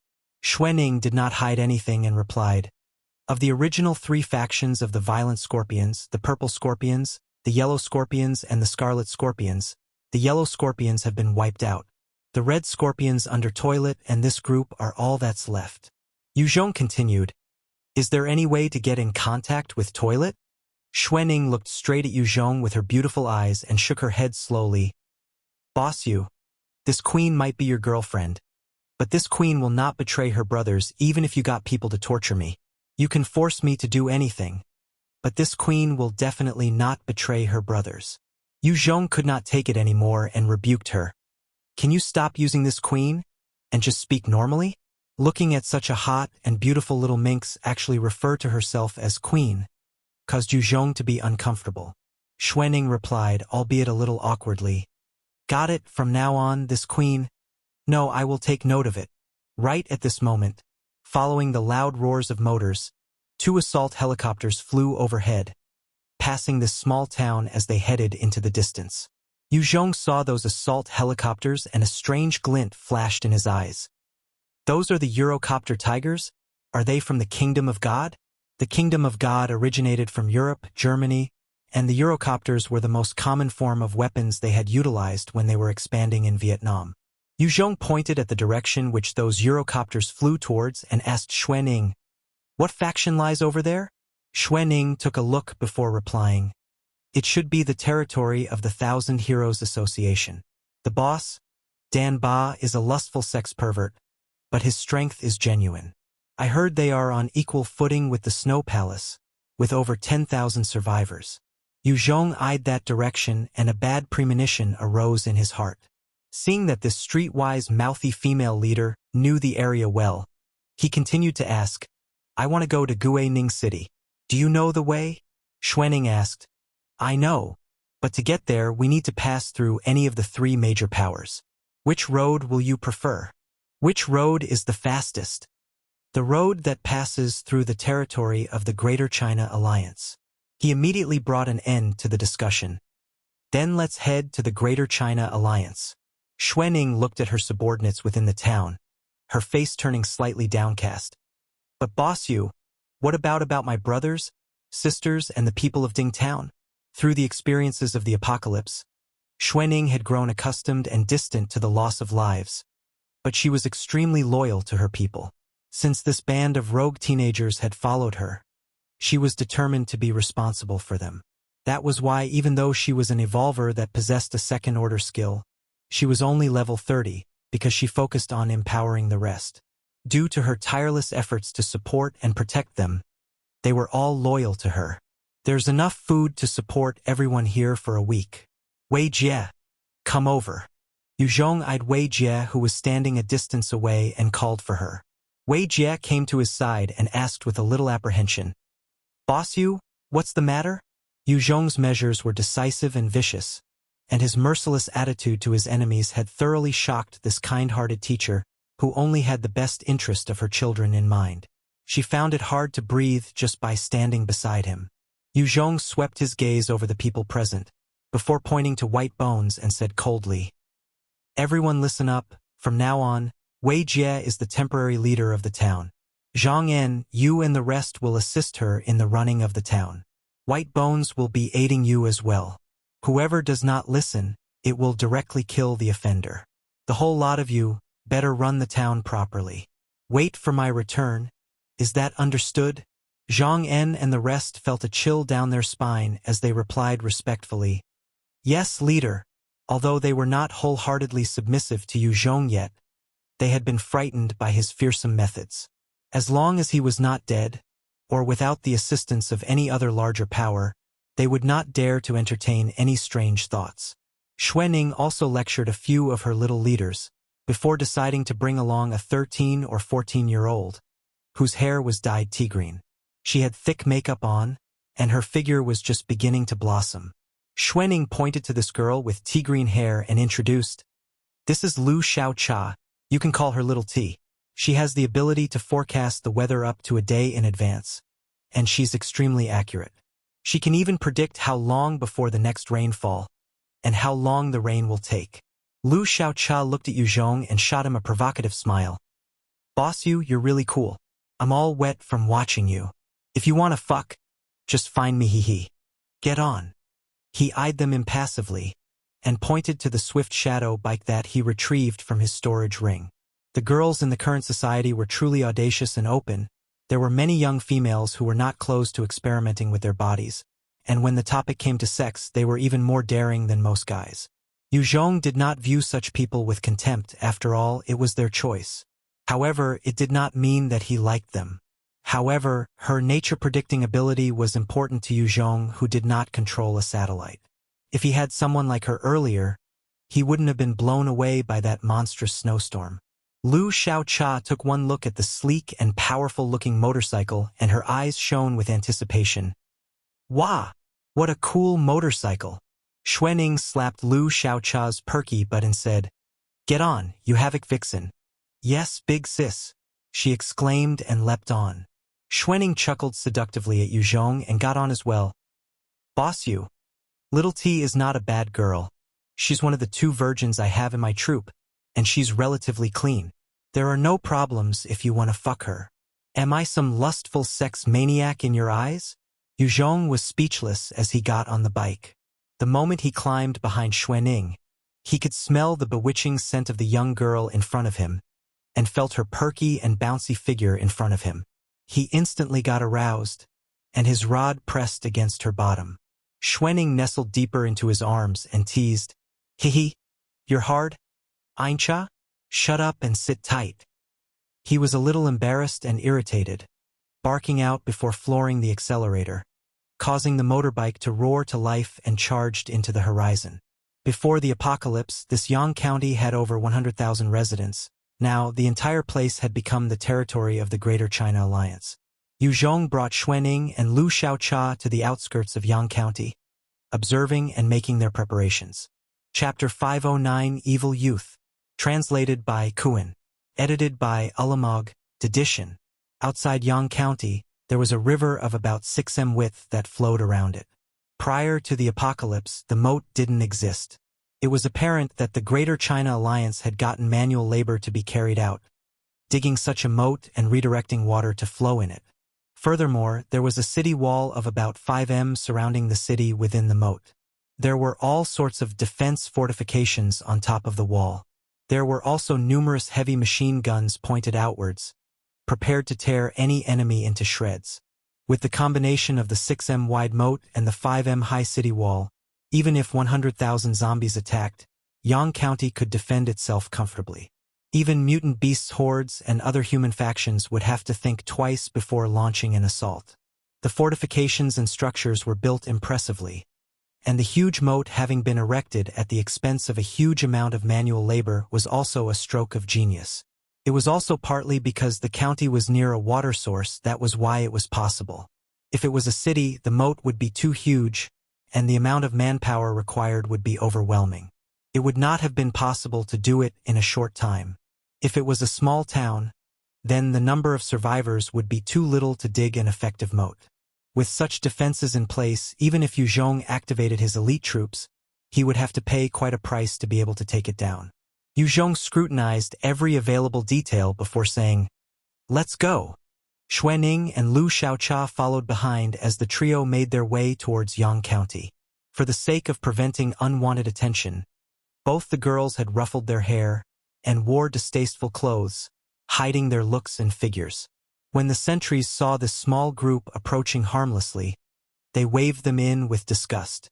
Yue Zhong then led the 2 of them silently as they walked towards the other side of the county.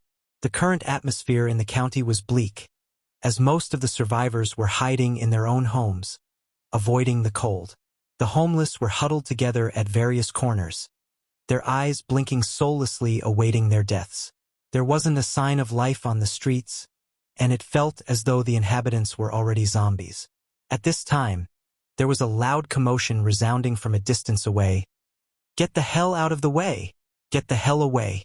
Young Master Jean is coming out to walk the dogs." Yue Zhong followed the source of the sound, only to see a young man with fox fur and a wretched look holding a rope of sorts. At the end of the rope, there were 8 young beauties crawling on the ground, their eyes lacking the radiance of life, crawling around naked. There were 10 men in black suits and sunglasses around the young man, acting like bodyguards. One of them was currently shouting at the homeless people on the streets. "Beast!" Yue Zhong saw the wretched young man walking the young girls like dogs, and his fury billowed. He clenched his fists tightly, his eyes flashing with an intensity. After the apocalypse, the human race was deteriorating, and there were zombies and mutant beasts everywhere. Yet there were some people who gave in to their inner devils and indulged in depravity, humiliating and killing their own people. They would step on others to ensure their own enjoyment and pleasures. Yue Zhong hated these type of people to the core. When Xuanning and Lu Xiaocha saw the scene, their eyes were filled with pain and hatred as well. They were, after all, women, and seeing how their fellow women were being treated by this young Master Jin, they looked as though they were about to explode with their wrath. The bodyguard who was shouting at the homeless on the streets saw Yue Zhong's group, and his expression turned ugly. "What the fuck are you guys staring at? Aren't you shitheads supposed to get down and kneel, welcoming our young Master Jin? His dogs are not meant to be looked upon by the likes of you shits." Regardless of period and era, all rich playboys would have lapdogs by their sides. They were the fiercest bunch. As long as they encountered any other people whose status was lower, they would not hesitate to step up and lash out harshly to demonstrate their power. "Yi Zhangfang, stand down." The young Master Jin's attention was attracted, and his gaze landed on Xuanning's purple hair, as well as her curvaceous body. His pupils shone with a lustful gleam, and he began to walk over. He looked at them from head to toe, and again, a perverse expression flashed past his face as he waved his hands and ordered, "I've decided. The two of you will be my bitches. Come, men, kill the man." In this young Master Jin's eyes, a person's life was not even comparable to a dog. As long as he wished it, killing a few people would not be an issue. The bodyguard immediately replied in a fawning manner, "Yes, young Master Jin. Men, capture the two women, and kill the man." The remaining 9 bodyguards made their move towards Yue Zhong's group simultaneously. They had unusual methods and movements, and from their body constitution, it was obvious that they were all enhancers, truly seeking death. Yue Zhong did not expect that just a single glance at this wretched playboy was enough to set off trouble. This young Master Jin was even more tyrannical than Yue Zhong by goodness knows how many times. "A bunch of trash. You should simply go and die." Yue Zhong waved his hand, and his crocodile saw-tooth blade appeared, and in an instant, he sent out over a dozen blade beams outwards, chopping up the bodyguards like meat. Blood, organs, and body parts splattered all over the ground. When the young Master Jin saw his bunch of lackeys instantly mutilated, he fell down in shock and wet his pants out of fear. He began crying out, "Ah! Help! Help! You can't kill me. I'm Jin Shangcheng's son, Jin Dali. If you kill me, my father will not let you off." Yue Zhong shot Jin Dali an extremely cold look as he slashed down viciously. "Trash, you don't have to worry. I'll go find your dad and send him to meet you in hell." At this time, an ordinary-looking bodyguard that had been standing quietly by Jin Dali's side shot forwards explosively, his hands wielding a dark magic blade as he parried Yue Zhong's slash. At the same time, there was a huge force that traveled from the point of impact, causing Yue Zhong to take 2 steps back. His pupils narrowed as he stared at the bodyguard, asking slowly, "You're a strength and agility dual attribute evolver?" The bodyguard raised his blade to point at Yue Zhong, his gaze similarly filled with a seriousness and chill. It was his first time encountering such a fearsome opponent that caused even a dual attribute evolver like him to almost lose in the earlier clash. He was filled with shock towards Yue Zhong. "Please leave me some face. Let him go. Today's matters, I'll take as if nothing happened." Jin Dali was now hiding behind the bodyguard as he yelled at Yue Zhong with hatred. "Tian Hao, well done. Go kill him. After a few days, I'll gift these bitches to you. Kill him now. Kill him now." Yue Zhong stared fixedly at Tian Hao and spoke slowly. "Is this piece of garbage worth your protection?" Yue Zhong could feel that Tian Hao really didn't want himself as an enemy. Tian Hao's eyes flashed with a hint of helplessness. "I need to ensure his safety." Yue Zhong's gaze turned strict, as his eyes flashed with an icy resolution. "Then I guess I'll send you on your way as well. I'll definitely not leave that piece of shit alive." Yue Zhong could guess that Tian Hao had his difficulties. However, there was a sea of people like that, and he couldn't allow his sentiments to get the better of him as well as his path. "Then, sorry." Tian Hao's eyes flashed with a strange light, and he activated his own second-order shadow steps, and his speed increased explosively, exceeding even the speed of a Type 2 lightning. In a blink, he crossed the 8 m distance between him and Yue Zhong. As a flash of a dagger soared through the air, threatening to slice off Yue Zhong's left arm. Fast! Yue Zhong's eyes glinted as he activated his shadow steps and gravity manipulation. A huge force weighed down on Tian Hao's body, causing his movements to turn sluggish. Right as he was impeded, Yue Zhong immediately sent a blade towards Tian Hao's own arm. Open! Tian Hao bellowed in rage, his body muscles turning taut, as a ferocious strength exploded out from him, bringing his blade up to parry Yue Zhong's attack. Once again, Yue Zhong was forced back. Yue Zhong could easily take down a level 30 evolver that specialized in close combat within a few seconds. However, he was matched blow for blow by this Tian Hao. It could be seen that this guy was not simple. At that moment, just as Tian Hao was about to charge towards Yue Zhong again, Xuanning's voice came from behind, filled with thick killing intent. Tian Hao, don't move, or I'll kill this garbage. No! Tian Hao turned around, only to see Xuanning with her dagger at Jin Li's chest, causing him to be alarmed. Hee. Bye-bye. Xuanning turned around and flashed a provocative smile at Tian Hao, before thrusting the dagger deep into Jin Li's chest and twisting it ruthlessly, then pulling it out. A huge spray of blood splattered upwards, and she lashed out violently, sending Jin Li's body towards Tian Hao. Tian Hao's face drained of all its color as he rushed towards Jin Li's corpse and reached his hand out. When he had just touched the body, Yue Zhong had already stepped forward and kicked at Tian Hao viciously as well. He was sent flying about 6 to 7 meters away, spitting a mouthful of blood, suffering greatly. After Tian Hao was sent flying by a single kick, he immediately stepped out and reached to see if Jin Li was breathing.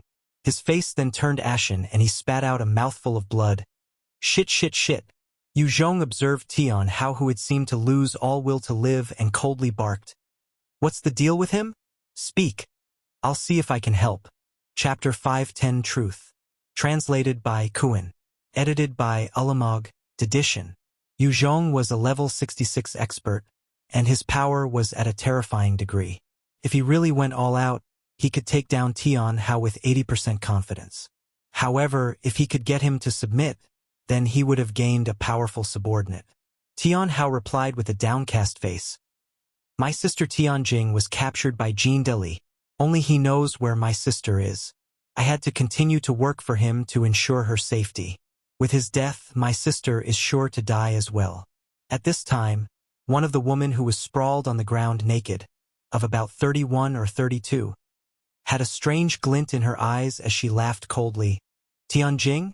Your sister Tianjing has already died long ago. What? No. Impossible. Impossible. She can't be dead. You're lying. Tian Hao's face turned extremely savage and charged at the beauty, as though he wanted to tear her apart. Yue Zhong frowned and kicked out, causing Tian Hao to crash into the snow. If Tian Hao really lost his rationale, then he would have torn the beauty in two. With his strength, Yue Zhong would have found it hard to bring him down without abilities. However, he was not thinking properly now and had lost his combat edge. Even with a powerful constitution, such a person was basically vulnerable. Yue Zhong waved his hands and threw some clothes to the 8 ladies and commented, Wear them. Come with me. Thank you. The 8 of them received the clothes, and their eyes immediately turned red. A few of them thanked him in low voices. Having been treated like this and having lost all sense of dignity at the hands of Jin Li, Yue Zhong's icy demeanor still provided them with a little respect. Since you want to know about your sister, come with me. He eyed Tian Hao and spoke coldly, after which he directly went towards an alley. Xuanning, Lu Xiaocha, and the other 8 women followed closely behind. Tian Hao's body shuddered, and he stood up to hurry after them.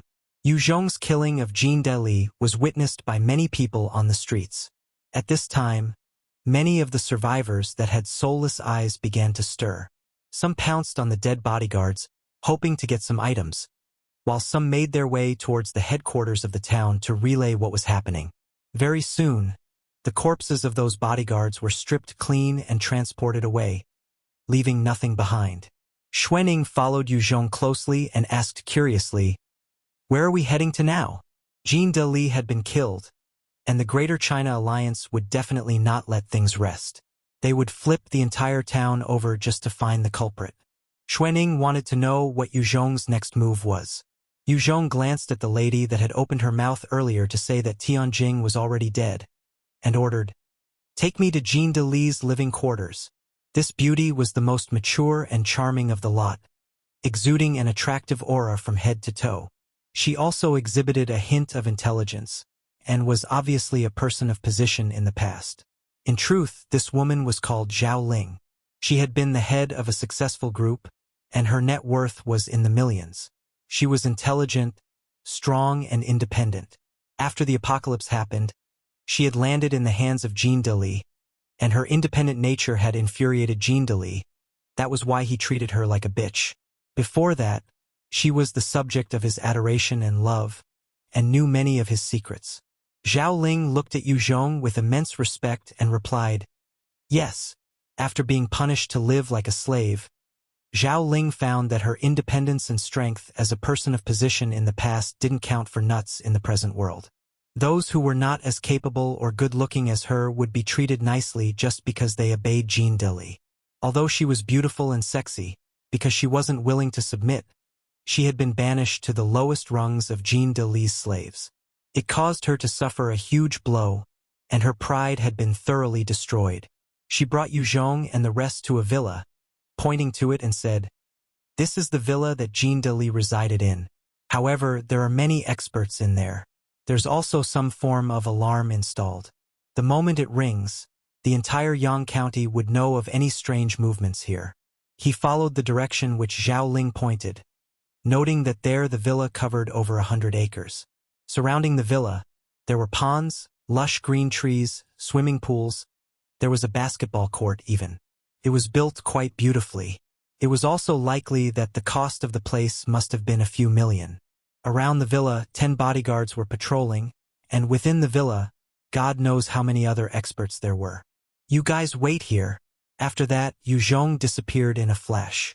In just a breath's time, he suddenly appeared in front of the 10 bodyguards and activated his art of fear, causing a powerful spirit attack to envelop the minds of those around him. The 10 bodyguards were caught unprepared and were immediately subjected to a terrifying hallucination, and fainted on the spot. With just a thought from Yue Zhong, it had broken their minds and caused them to be frightened to death. After taking them down in a jiffy, Yue Zhong charged into the villa like a tornado with his speed that easily exceeded a Type 2 lightning. As he ran, he continued to emit spirit fluctuations through his art of fear, causing anyone that came in contact to immediately convulse on the spot. In 5 seconds, he had rushed all the way into the surveillance room, sending out a wave of art of fear. The 5 soldiers within the room instantly fainted and crumpled to the ground. Yue Zhong stood for a moment in front of the monitors, taking in the images, and shot out of the room. Boom! Following a huge resounding boom, the doors in one of the halls were kicked down by Yue Zhong, and he discovered over 20 men currently entangled with some other women. Of the 20 over men, some were on the floor, some were roaring with laughter, riding some of the women. Some were using whips and candles to torture the women as well. The women were all naked, drenched in sweat and all sorts of substances, lying down weakly. There was a strong sexual odor in the room. Jean de Li would usually gift his subordinates some of the women that he was bored with, and it wasn't just to win his subordinates over, it was also a form of entertainment. "Who is it?" Seeing the huge doors slammed open, a few of the men were jolted awake and shouted out in shock. Some even wanted to prepare their equipments. "The person who will rid the world of you, bunch of trash." A cold glint flashed in Yue Zhong's eyes, and he shot forwards like an arrow, while the black tooth blade in his hands slashed out 20 times. Yue Zhong's speed was terrifying. Even some Type 3 beasts might not be able to match Yue Zhong. Each time he pushed himself, he would appear and disappear like a bolt of lightning. The 20 over men in the room that were engaged in their own romps were enhancers of at least level 20, but not a single one of them could defend against Yue Zhong's strike. Every single one of them were chopped in two, causing a large amount of blood to splatter, bathing the hall in a bright blood red. Ah! When one of the beauties saw the man currently atop her sliced in two, and blood splattering all over her, she couldn't help herself and screamed out, Yue Zhong eyed the women and barked out coldly, "Shut the hell up! Otherwise you can die!" As he stared at them, they felt an instinctive fear rising and forced down their screams. This man was obviously a terrifying expert that had no qualms killing others. He would definitely not go easy on women either. After taking care of all the experts in the hall, Yue Zhong walked towards a window and beckoned in. Xuanning and the rest entered the villa. Soon, every other live personnel member was brought to the hall. The men who were still alive were tied up and left one side, and on the other, 200 beauties of various looks, body proportions, and age. After Jean de Li became the local tyrant, he liked to bully the men and lord over the women. Many of the women were captured into his harem, and any women he got sick of would be thrown aside or given to his subordinates. Within the hall, Yue Zhong sat on a sofa, and Xuanning and Lu Xiaocha sat at his sides.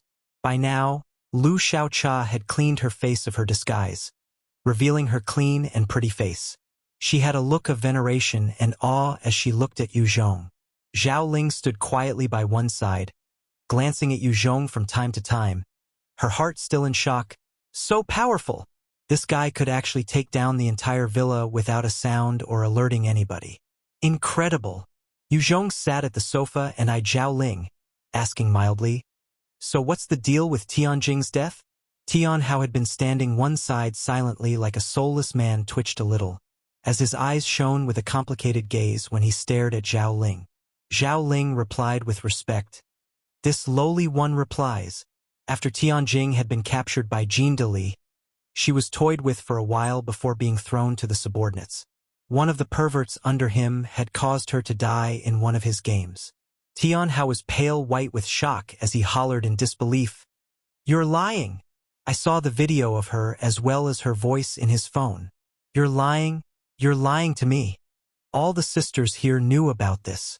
Lu Feng, Cheng Fei, Zhang Man, we all knew. Zhao Ling pointed to a few of the beauties in the room, before saying, "Those videos were pre-recorded. Tianhao, have you even seen her in person?" When Tianhao heard this, his entire being was jolted, and it turned incredibly cold. He had never seen her once, and he knew in his heart that what Zhao Ling said was true. Chapter 511, Thousand Hero Alliance. Snow Palace. Translated by Qidian. Edited by Ulamog, Edition. When Tianhao heard the words, he became still, his entire spirit seemingly crushed. Ever since he became an evolver, he had been constantly fighting outside, gaining levels, becoming stronger. It was all to protect his one and only family left in the world, his sister. However, in a moment of folly, he had caused his sister to end up in Jean de Li's hands, which in turn left him no choice but to serve as Jean de Li's lapdog. Hearing the news of his sister's passing, even his willpower to live suffered a huge blow. Yue Zhong took one look at Tianhao and knew that it was a huge blow to his mental state. Felt like he had aged at least 20 years all of a sudden. He frowned and barked, "Tianhao, if you want to die, I won't stop you. But if you were to die like that, you would only cause the ones you love more pain, and your enemies pleasure. Jean de Li was your enemy, but your real enemy is Jin Guangxian. If it wasn't for his protection, would a trash like Jean de Li have been able to lay his hands on your sister? If you just die like that without killing Jin Guangxian, your sister would definitely not rest in peace in the netherworld. I had thought that you were a man of fortitude, but I didn't imagine that you would prove me wrong. Since you're a trash yourself, I should have killed you at the first moment we clashed. That way you could have been sent on your way to meet your sister, and save me the burden of having to watch you wallow in self-pity." When Tianhao heard those harsh words, his dull eyes regained some form of clarity, as they shone with a renewed hatred and vigor. "Yes, there's still Jin Guangxian. I can't die yet. I need to make sure to punish him, and kill the entire Jin family." "Who are you?" he asked. "Yue Zhong." Yue Zhong replied. Tianhao was intelligent as well, and saw that Yue Zhong's bitter words were meant to get him back on his feet. He gritted his teeth and swore, "Good, Yue Zhong. I know you've spent all this effort to help me, in the hopes of getting my help. I promise you, as long as you help me with my vengeance, my life will be yours to command." I, Tianhao, might not be a big character, but I've never reneged on any promises I've made. I swear upon my name that as long as you, Yue Zhong, help me to kill the Jin family, I will serve Yue Zhong with all my heart and life. If I should go back on my word, I will suffer a terrible death and be treated as a dog for the rest of my life, and never to reincarnate after I die. Yue Zhong eyed Tian Hao with a look of satisfaction. Good, Tian Hao, you can be assured, I will definitely help you with the Jin family. I am the leader of Guining City, where there are over 900,000 survivors. Jin Guangxian had been a sore thumb to me for quite some time.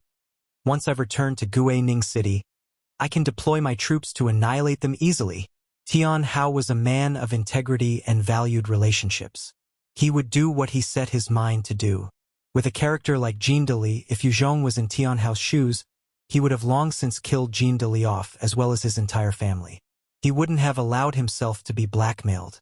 This was because he knew that, with such a character, Jin Dali would never let naive folks like Tian Hao or his sister to have a good ending. Furthermore, Tian Hao had gone against his conscience to serve Jin Dali. Such a person was extremely useful to Yue Zhong. Furthermore, he was a dual attribute evolver, and his potential for growth was naturally high.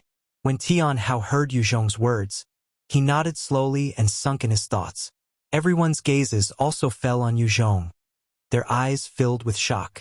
In this world, an establishment of over a few 10,000 people was already considered a huge faction. Yue Zhong was actually the leader of almost 1 million people. His strength was truly something else.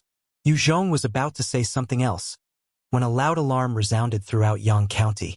Tian Hao's face fell as he immediately voiced out, "Not good. It means that there's an enemy launching an attack on Yang County." When Yue Zhong heard that, he launched into action, throwing his .05 guns to Xuanning. "Okay, I'll go take a look.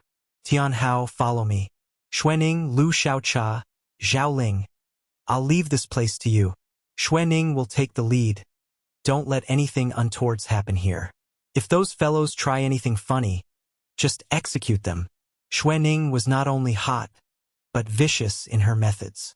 When Yue Zhong was engaged with Tian Hao in battle, she had taken the initiative to attack Jin Dali to distract Tian Hao. Yue Zhong could be rest assured leaving things to her. Xuanning flashed an alluring smile at Yue Zhong, while saying confidently, "Got it, boss. Make it quick. Let's engage in some 6P tonight.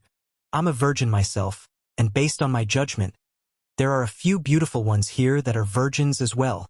Xuanning's brazen words caused Yue Zhong's figure to slightly tremble. He had never seen such an outspoken woman before. He had a number of women at his beck and call, but most of them were filled with respect and fear towards him. They all spoke extremely courteously. At most, they would tease him once in a while, but he had never seen someone who declared herself to be a virgin, and yet suggested a 6P in the same sentence before. Seems like it wasn't a bad decision to get her. He swept an eye across her charming features and sexy figure, taking in that bright purple hair of hers that occurred due to evolving, and felt a tinge of excitement in his heart. Yue Zhong only took a quick glance, and threw his thoughts to the back of his mind, before charging out with Tian Hao. Outside of Yang County, there were 2 clear separate troops. One was all male, and the other a mix of men and women.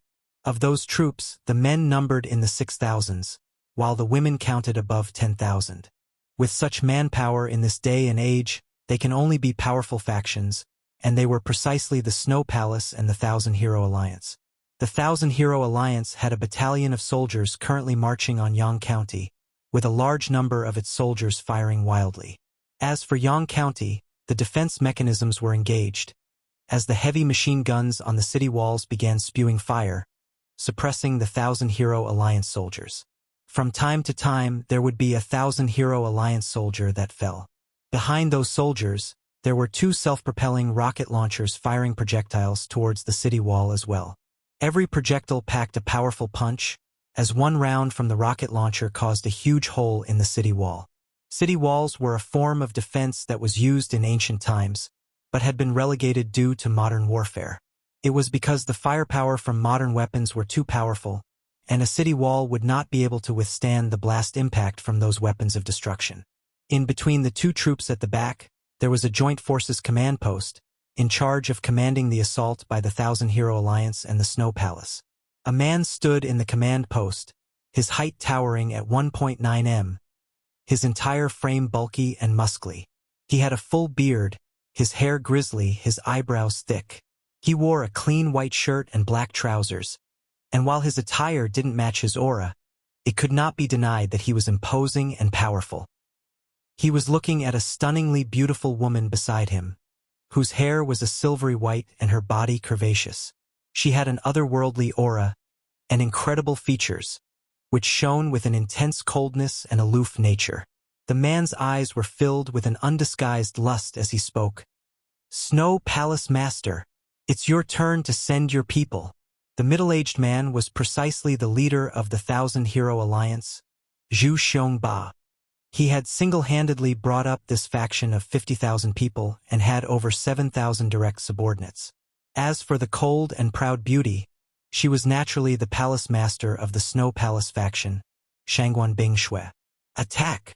Shangguan Bingshui did not return Zhu Xiongba's gaze, instead turning to a pretty, short-haired soldier decked in military uniform. This person was Yun Chu-Chu. Yun Chu-Chu replied in a respectful manner and stepped out to relay the orders. "Yes, Palace Master." Being disregarded by Shangguan Bingshui, Zhu Xiongba's heart was filled with fury, and he entertained an extremely vile thought. "Little bitch, why the fuck are you acting so cool for? Once we're done with the Greater China Alliance, I'll capture you and fuck you over and over in front of your subordinates. Since you hate men so much, your father, I will get over 1,000 men to play with you and break you down. I'll see if you can still pretend to be so proud." Even though he was thinking such nasty thoughts, his face wore an awkward smile as he looked towards the distance. Under Shangguan Bingshui's orders, 6,000 men in tattered clothes walked out from their original contingent, each of them looking bedraggled. They carried long pontoons on their backs as they were forced to charge onwards by the female warriors behind, making their way towards Yang County. In Yang County, the machine guns continued to fire out at the incoming male survivors, felling them like sowing wheat. In just one volley of fire, the male survivors lost their composure and tried to turn and escape. These male survivors were the slaves of Snow Palace, having been made to eat the worst, do the worst kind of labor, and they naturally had low morale. When women became vicious, they were even more terrifying than men. The entire Snow Palace basically propagated the poor treatment of the males. One of the female enforcers brandished her sword and hacked away at the men, shouting, "Get the fuck out there! Bunch of useless trash!" Numerous men were being killed left, right, center, and behind as gouts of fresh blood dyed the scene. Amidst the carnage, one of the male survivors could not hold back anymore and threw himself on a female soldier, shouting, "Everybody, let's kill these crazy women. Only then will we get a chance to survive." 6 or 7 men immediately jumped forwards and began to bite and scratch the woman to death. The shout from the first man had ignited the desire to survive, and the men instantly went crazy and turned on the female soldiers, drowning them beneath their bodies. Like this, the male slaves of the Snow Palace turned around to bite their masters. Yun Chu-Chu ran urgently in front of Shangguan Bingshui and said, "Palace Master, the men have rebelled." Chapter 512 Shangguan Bingshui. Translated by Qidian. Edited by Ulamog, Edition. Shangguan Bingshui's face frosted over, as she spoke in an incredibly icy tone. "Getting May to go and kill them all." In Shangguan Bingshui's eyes, those men were utter trash and scum, not even comparable to pigs or dogs. She did not view them as human beings at all. Yun Chu-Chu felt a chill as she replied, "Yes." Zhu Xiongba glanced at Shangguan Bingshui, his eyes flashing with a strange glint. "This woman is truly a lunatic and a maniac." On the battlefield, 500 female warriors dressed in white were led by Ding Mei, as they brandished their Tang replica swords and charged at the men in revolt. They unleashed carnage as swords flashed everywhere. Every single one of the women were enhancers above level 20, and Ding Mei was a level 50 evolver. As they massacred their way through the ordinary male survivors, it was like unleashing a tiger into a herd of sheep. "Traitors will die." Ding Mei was like a demoness as she flashed about the crowd, her alluring body dancing in and out. With every slash she made, a male survivor would be sliced in two. Ding Mei had been the chief of the Scarlet Phoenix Triad back at Guining City, and when she lashed out, she was truly ferocious and her attacks were vicious. Due to her obscene speed, there wasn't a single sniper that could lock on her position. With that valiant but cruel Valkyrie leading her troops, the group of male rebels instantly collapsed. Many of them wailed as they tried to run in all directions, but the female warriors chased them down, killing them. What a fool! Yue Zhong was hidden in a corner of Yang County, observing the battlefield. When he saw the female warriors slaughtering the male survivors, he could not help but frown and curse. While Shangguan Bing Shui's extreme measures were enough to deter any men from harboring intentions towards the women of the Snow Palace, she had just wasted a viable resource by killing the men. They were genetically more capable of warring, and she had just decided to do away with them because of the rebellion. To Yue Zhong, she had made a really stupid call. At the same time, Yue Zhong had seen through Shangguan Bing Shui's true might, and it was that her core strength was the group of enhanced female warriors. Other than them, they didn't even have many firearms. It could be seen that her faction wasn't too much of a threat to him. Great, great, great. Truly as I expected. This Shangguan Bing Shui is just putting on a false front. Zhu Xiongba watched as the Snow Palace female warriors chased down the male survivors and pressed a button in his hands. At that time, the soldiers from the Thousand Hero Alliance marching towards Yang County suddenly turned around and began firing at the female warriors of the Snow Palace. Under that hail of bullets, many of the strong female warriors were shot down, and they laid in pools of their own blood. At the same time, the rest of the soldiers from the Thousand Hero Alliance began firing their weapons at the Snow Palace soldiers out of the blue. As the attack came suddenly, over 100 Snow Palace female warriors were shot dead. Those who are men, kill these stinking bitches. Kill the stinking bitches. Everybody, take action. Kill them stinking bitches. Join our Thousand Hero Alliance and gain proper freedom. Grab your own fate. Become true men and heroes. As the Thousand Hero Alliance soldiers continued their assault, they hollered loudly. The men who had been subjected to slavery and torment under the Snow Palace treatment instantly got fired up. They rose up in anger and began their retaliation towards the female soldiers of the Snow Palace. They had been forced to do intense manual labor and had been suppressing their hatred and fury. At this critical juncture, it all erupted and became a huge roaring body of emotions. Zhu Xiongba, what's the meaning of this? When Shangguan Bing Shui saw her soldiers being attacked, her calm demeanor was replaced by an intense cold fury, as she glared at Zhu Xiongba with a frightening killing intent. 8 experts above level 40 stepped up to stand beside Zhu Xiongba as they exchanged cold glares with Shangguan Bing Shui. Zhu Xiongba stood behind them and roared with laughter. Ha ha ha! I mean to eradicate both the Greater China Alliance as well as your Snow Palace today. Everyone will have to become a part of the Thousand Hero Alliance. Shangguan Bing Shui, if you know your position, kneel down immediately.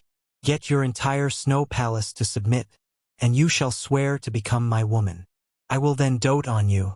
Otherwise, should you fall into my hands, I will treat you like the lowest of the low, and you will become a bitch, to be fucked by every single man that I give to.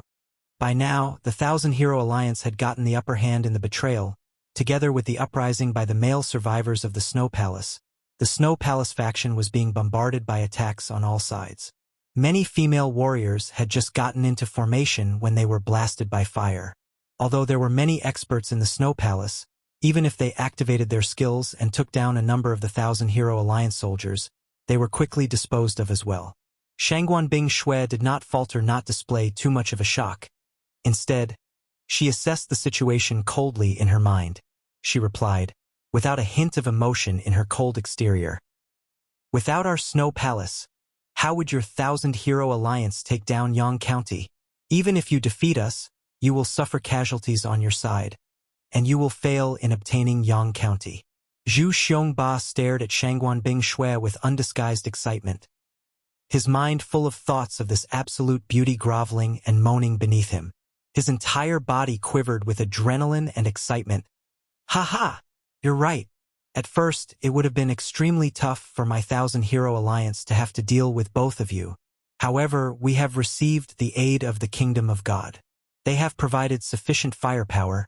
As for your Snow Palace and the Greater China Alliance, both of you will be in my grasp today." At almost the same time as his speech, a loud whir of motors came roaring from a distance, as 10 Eurocopters burst into the scene, joining the battle. The 10 Eurocopters began firing at the ground, and a number of Snow Palace warriors were instantly torn into shreds. "Those are assault helicopters. How did the 1,000-hero alliance get those?" "Finished. We're finished." When they saw the 10 assault helicopters, almost everybody in Yang County and the Snow Palace had a huge change in expression, their morale dropping to the lowest. There were no anti-air defenses in Yang County, and the Snow Palace did not possess any either. Ordinary rifle bullets would not be able to pierce the hulls of these Eurocopters, and even high-caliber machine gun bullets would not do much to them. Shangguan Bing Shui eyed those monsters in the sky, her face still unchanged, as she conjured a green book in her hands. "As long as I kill you, it'll all be over." Zhu Xiongba was also a warlord and experienced fighter, and when he saw the book in Shangguan Bing Shui's hands, his face fell suddenly and he retreated backwards hastily, shouting out, "Kill her! Kill her now!" 6 of the 8 experts by Zhu Xiongba's side immediately shot forwards.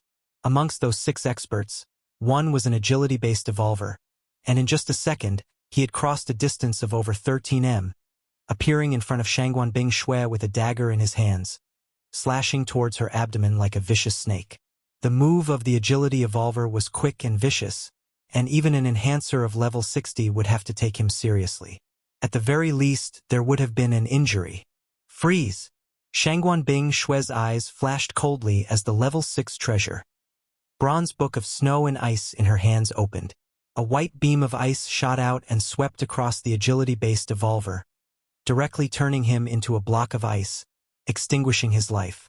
Shangguan Bing Shui eyed Zhu Xiongba and shot towards him with the speed 15 times that of a normal human, like a flying fairy.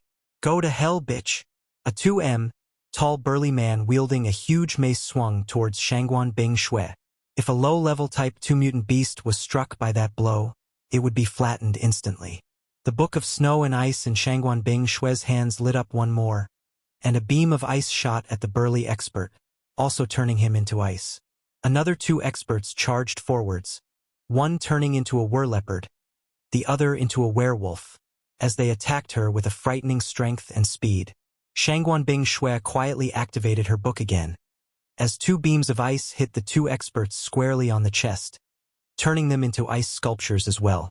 Seeing how terrifying her strength was, turning everyone she willed into ice, the other 2 experts started to falter, and wanted to run. However, just as they turned, they were immediately encased in ice. While Shangguan Bing Shui might not be a capable leader, the very fact that she was able to establish a faction that could house over 12,000 survivors was testament to her personal power. Her level 6 Book of Snow and Ice was incredibly terrifying. She was a level 58 naturally awakened triple attribute evolver of agility, spirit, and stamina. At the same time, with her second-order ice manipulation, as well as the control of the book, not many experts at her level were her match. As for lower-level enhancers, they were simply unable to defend against her. "Shit! This woman is damn strong." Zhu Xiongba felt a tremor in his heart because he knew she was powerful in the past, but didn't know it was to this extent. In a flash, 6 level 40 experts had died at her hands. Chapter 513, Divine Envoy of Steel. Translated by Qidian. Edited by Ulamog, Edition. Zhu Xiongba shouted as he tried to run. "Fucking kill her! Open fire! Open fire! Use the rockets! Blast this bitch!" By now, he had no more thoughts of trying to capture Shangguan Bing Shui alive, he just wanted to kill her. 2 squads of soldiers suddenly appeared, as they began firing wildly at her. Another few soldiers wielded some rocket launchers, aiming at her before firing. Wall of ice. Shangguan Bing Shui looked at the incoming projectiles and bullets, and her cold expression shook slightly. With a thought of her mind, A terrifying frosty aura congealed into a huge wall in front of her. When the rockets landed on the wall of ice, they blasted it apart, and even impacted Shangguan Bingshui behind the wall. Is she dead? Zhu Xiongba's subordinates looked towards the aftermath of the blast. Ice bullets.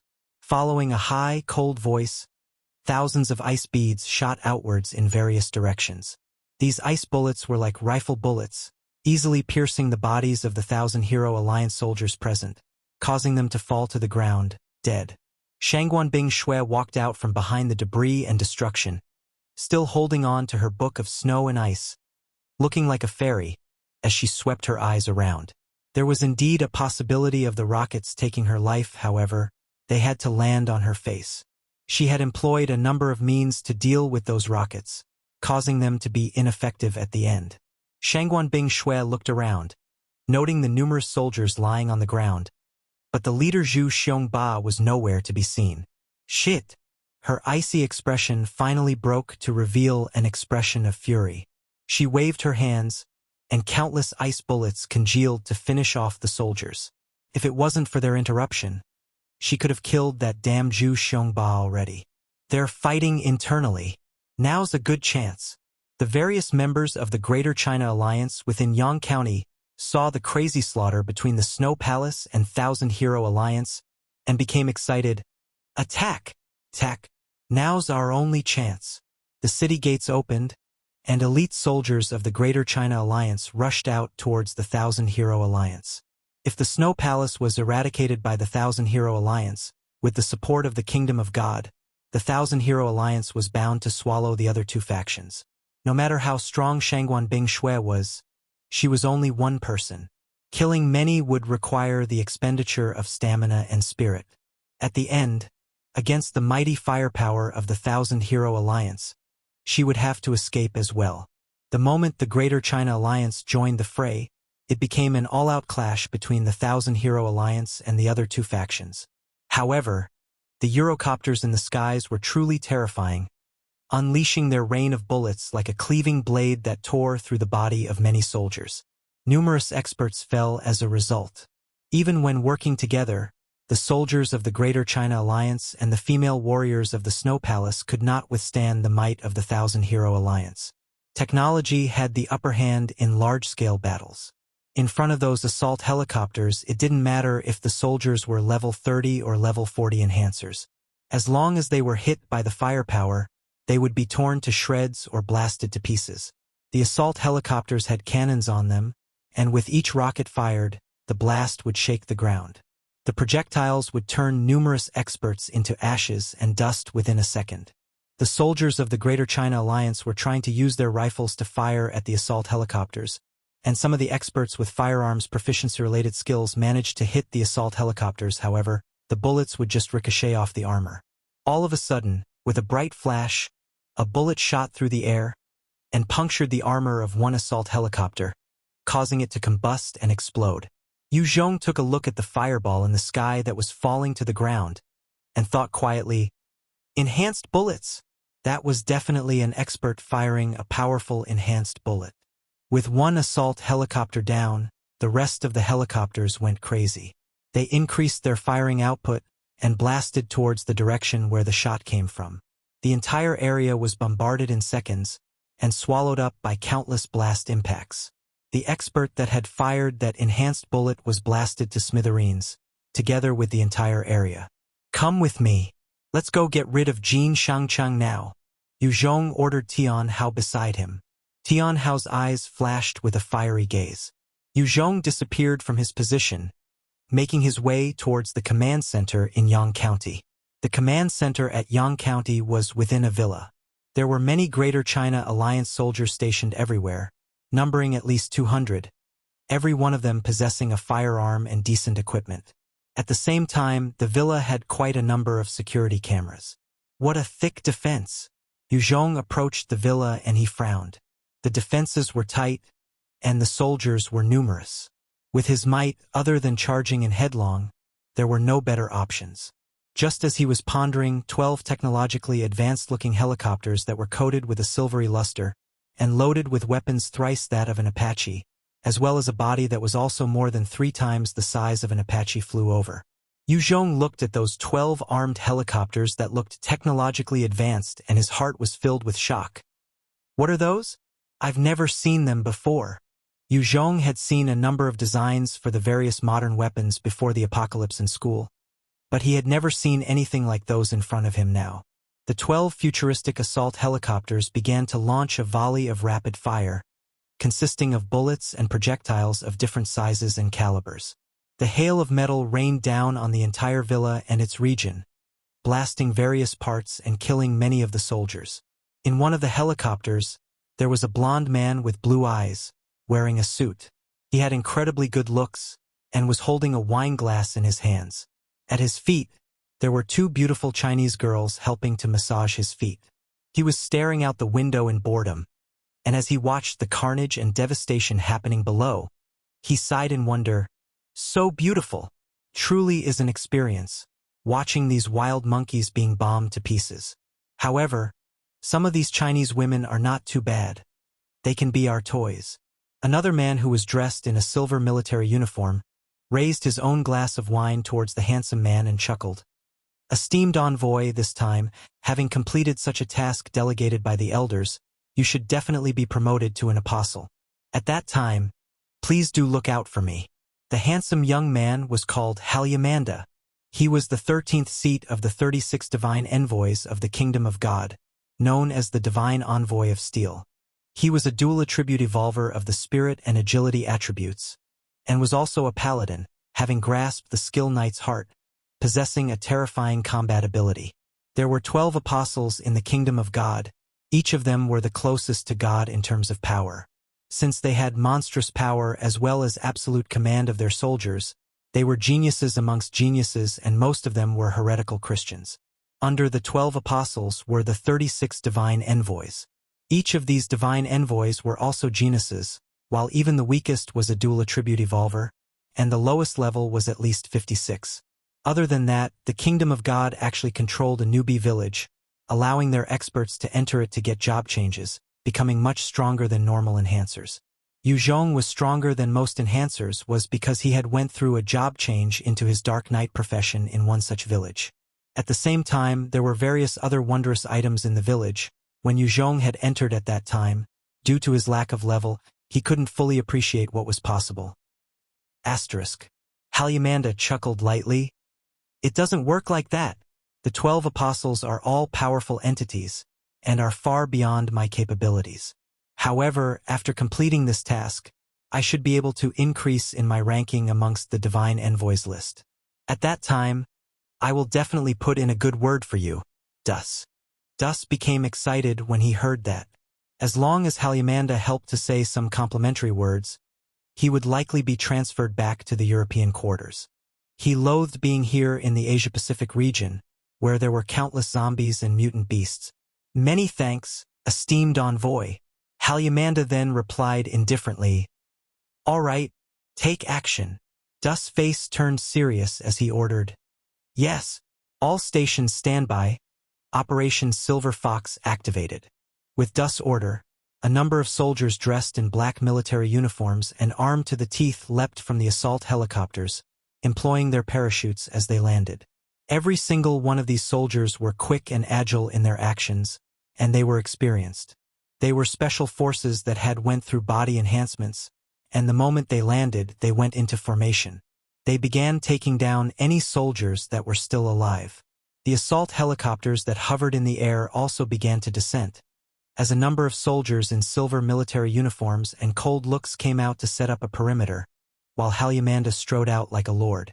The soldiers in the black military uniforms swiftly took down all the remaining Greater China Alliance soldiers and came to a pile of rubble. 2 soldiers in the silver military uniform walked towards the rubble and waved their hands, causing the debris to fly away, revealing a tunnel that went deep underground. Chapter 514 Seized the Opportunity. Translated by Qidian.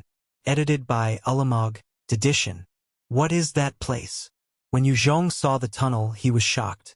He had never expected for a tunnel to appear here. Such a secretive measure was beyond what he had experienced in his everyday ordinary life before the apocalypse. The soldiers in black went down the tunnel orderly and swiftly, and soon the sounds of gunfire and explosions traveled from the tunnel. Seems like the Greater China Alliance is not simple. Yue Zhong looked at the tunnel and thought to himself. He had originally assumed that the Greater China Alliance was an ordinary faction in the apocalypse, but it seemed that they were hiding some secrets. After all the soldiers in black went down the tunnel, the soldiers in silver followed suit, covering the imposing Halyamanda as they charged in. In front of the 12 silver futuristic assault helicopters, there were only 24 soldiers in silver standing guard. Chance! Yue Zhong looked at the 12 silver futuristic helicopters and made his way carefully there. The assault helicopters had a terrifying impact on the battlefield, each and everyone like a tank in mid-air. With the support of these, the Thousand Hero Alliance could easily crush the people from the Snow Palace or Greater China Alliance. It was testament to their might. If he could obtain these 12 futuristic assault helicopters that were 3 times larger than even the Apaches, Yue Zhong would have obtained a powerful addition to his arsenal, and it would be almost effortless to suppress any smaller factions. He sneaked carefully, before suddenly pouncing towards one of the soldiers in silver. With his maximum speed that could exceed even a Type 2 lightning, he took barely a second to cross the distance of over 15 m. He appeared behind the soldier and slashed down, decapitating him. On the other side, Tian Hao had also followed closely behind and charged out at another soldier, slaughtering him. Ambush! Ambush! After Yue Zhong had killed the 4th soldier in silver, one of their comrades finally managed to react and shout out. The remaining soldiers immediately got into formation, each of them with a speed that exceeded normal humans. In almost an instant, they were ready to respond to the situation. Strong! They're definitely enhancers above level 30. Yue Zhong eyed the quick response of the remaining soldiers, who were already pointing their weapons at him, and felt a chill in his heart. Yue Zhong could easily deploy a troop of his own consisting of 20 level 30 experts, but he had no confidence they would be able to deal with any situation anywhere else outside. At the very least, they could not be compared to the troops in front of Yue Zhong now. The moment they got into their combat formation, they began using their weapons and grenades, launching a fierce assault on Yue Zhong and Tian Hao. After killing 3 men, Tian Hao was totally suppressed by the fierce gunfire, and he could not risk sticking his neck out. If it were a one-on-one with his dual attributes and high level, it was enough to casually deal with any of these soldiers. However, when up against an entire troop making use of modern weaponry, he was suppressed. If he wasn't careful, he could be killed. While it was true that evolvers had body constitutions far surpassing any ordinary people, they weren't invincible. At the same time, the rotors of the 12 assault helicopters began to whir, as the helicopters rose into the skies. The moment they were in the skies, they could exhibit their maximum power and become an impregnable fortress. I can't let them get in the air. Yue Zhong eyed those assault helicopters and his eyes flashed with a chilly light. He activated his Art of Fear, sending an immense spirit wave outwards in all directions. He darted about near the assault helicopters, and the intense spirit fluctuations he was emitting out penetrated the hulls of the helicopters and overloaded the pilots, causing them to faint. With the decommissioning of the pilots, the assault helicopters struggled a little more before ultimately stopping their ascent. Every elite soldier of this silver uniform unit was specialized and had focused on strengthening their soldier skill sets. Their gun control were all raised to a level 3 standard, and anything within a close distance would be an accurate hit. Even for Yue Zhong, who was insanely strong, he was hit by 2 bullets squarely while attacking the pilots of the assault helicopters. After the dust settled, a white shield appeared in front of Yue Zhong, and he charged out from the dust, waving the 2M long black tooth blade in his hands about. With the flash of his blade, a number of the soldiers in silver were directly slashed in 2. When Yue Zhong went all out, his attacks were truly ferocious and decisive. Within 7 seconds, the remaining elite soldiers were all taken care of, and their corpses littered the ground. So strong. Is this his true strength? He's truly too terrifying. Tian Hao watched in shock as Yue Zhong flashed about the battlefield like a death god. He himself was held in check by just 5 of those elite soldiers. If he had to face those 24 soldiers by himself, He could only rely on assassinating 2 from behind before falling back. Otherwise, he would definitely be surrounded and killed. These elite soldiers from the Kingdom of God are truly powerful. After killing them, Yue Zhong looked at the corpses, frowning. They had proved to be more than just a nuisance. With Yue Zhong's current strength, taking down a squad of elite soldiers wouldn't be an issue for him. He wouldn't even be hit once. However, against this particular troop, he realized that he had suffered a few blows from them, and it could be seen how terrifying their strength was. These elite soldiers had gone through specialization training, their equipment decent and well-rounded, and they were even trained rigorously in the military. They were definitely many times stronger than the special forces of the past. It wasn't that their qualifications were better than those, it was purely due to their enhanced bodies, surpassing those normal soldiers of old. Yue Zhong came to one of the corpses and retrieved the .03 rifle from his corpse, before firing a shot at the body. When the bullet round landed on the uniform, there was only a white scar, and the bullet was unable to penetrate the uniform. It was obvious that the material was extremely resilient. Looking at the result of his test, Yue Zhong's expression changed in shock. What a powerful defensive suit!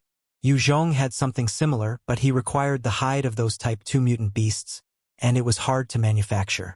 Only the elites of his elites could wear them.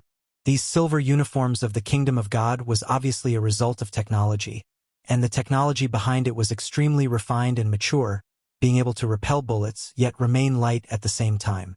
From these battle uniforms, the disparity between Yue Zhong's faction and the Kingdom of God in terms of technology and research could be seen.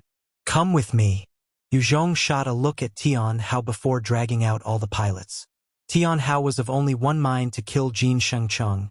Yue Zhong had no way of forcing him to remain here, hence he decided for them to enter the tunnel together.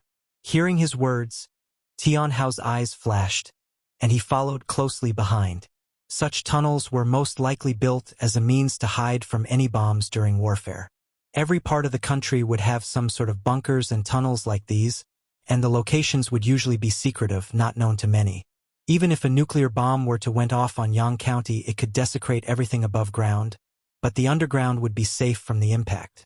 The moment they entered the tunnel, they saw many bodies along the way, and the corpses belonged to the soldiers of the Greater China Alliance. Every one of those soldiers wore ordinary military uniform and had been taken out by single shots.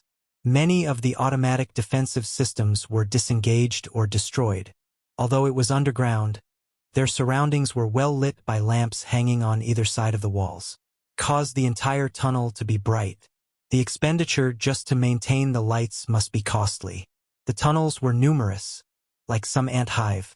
It could easily accommodate at least a few hundred thousands of people. If there was no guide, one would definitely get lost within the huge area. Yue Zhong followed the trail of corpses and blood, close on the heels of the bloody footprints of the Kingdom of God. The Kingdom of God would definitely not engage in something useless, hence they must have had a clear goal, and would not stop until they achieve what they entered the tunnels to do. Chapter 5:15 Underground City. Translated by Qidian. Edited by Ulamog. Edition. Yue Zhong proceeded extremely carefully for a long distance, before reaching the experts of the Kingdom of God. In one tunnel of the 120 soldiers that had charged forth, they had only lost 5. Other than that, over 200 Chinese had defected over to the Kingdom of God's side. A huge, tall man who was good-looking and had a dignified aura stood beside Halyamanda as he laughed coldly at the scene in front of him. Jin Shangcheng's enraged voice sounded from a loudhailer. Hu Han, you actually conspired with the foreigners to backstab our Greater China Alliance. You're a traitor that deserves death. Dog! I was really blind to have spared you then. The underground city was huge and had plenty of tunnels as well as countless traps. If it wasn't for the guidance of someone on the inside, they wouldn't have been defeated so easily by the Kingdom of God. The handsome middle-aged man had a slightly flushed face as he barked back. Jin Shengcheng, you dare? You damn pighead. Trash. Beast. You sent me out on a mission and fucked my wife, and even got others to humiliate her as well. You think I didn't know? Every single one of you in the upper echelons of the Greater China Alliance are bastards. How I wish to devour you and dig out your hearts. Even if I collude with the foreigners today, what can you do? As long as I can kill your entire family, even if your father, I have to sell my soul to the devil, I'd be willing. As the saying goes, with corrupt leaders you'll find corrupt subordinates. Jin Shangcheng wasn't any decent man, and he loved to screw around with his subordinates' wives, daughters, and any other females in their lives. He basically didn't bother too much about the quality of lives of the survivors. Jin Shangcheng had been a high-ranking official before the apocalypse, and after gaining the underground city, he was cautious at first. However, after a few months of unsuccessful attempts to contact the central government, he began to play around with the women in his city and act upon his desires. As he got even more audacious, he felt that normal women weren't worth the thrill anymore, and turned his attention to the women of his subordinates. In truth, not to mention the apocalypse, even before the apocalypse, there were countless officials who would fool around with the women of their subordinates, some even going as far as to keep a journal of them. After the apocalypse, these inhumane bastards got even more perverse. When Hu Han's wife was toyed around with, he had been suppressing his rage, until the kingdom of God came knocking on his door. He then quietly became their spy. This was why the underground city was breached so easily. The fastest way to bring down a fortress was from within. On the other side, Jin Shangcheng assumed his habitual pose of using reason and rationale. Hu Han, whatever happened, you shouldn't have joined forces with them. If you continue like this, you're a sinner that turned his back on his people and country.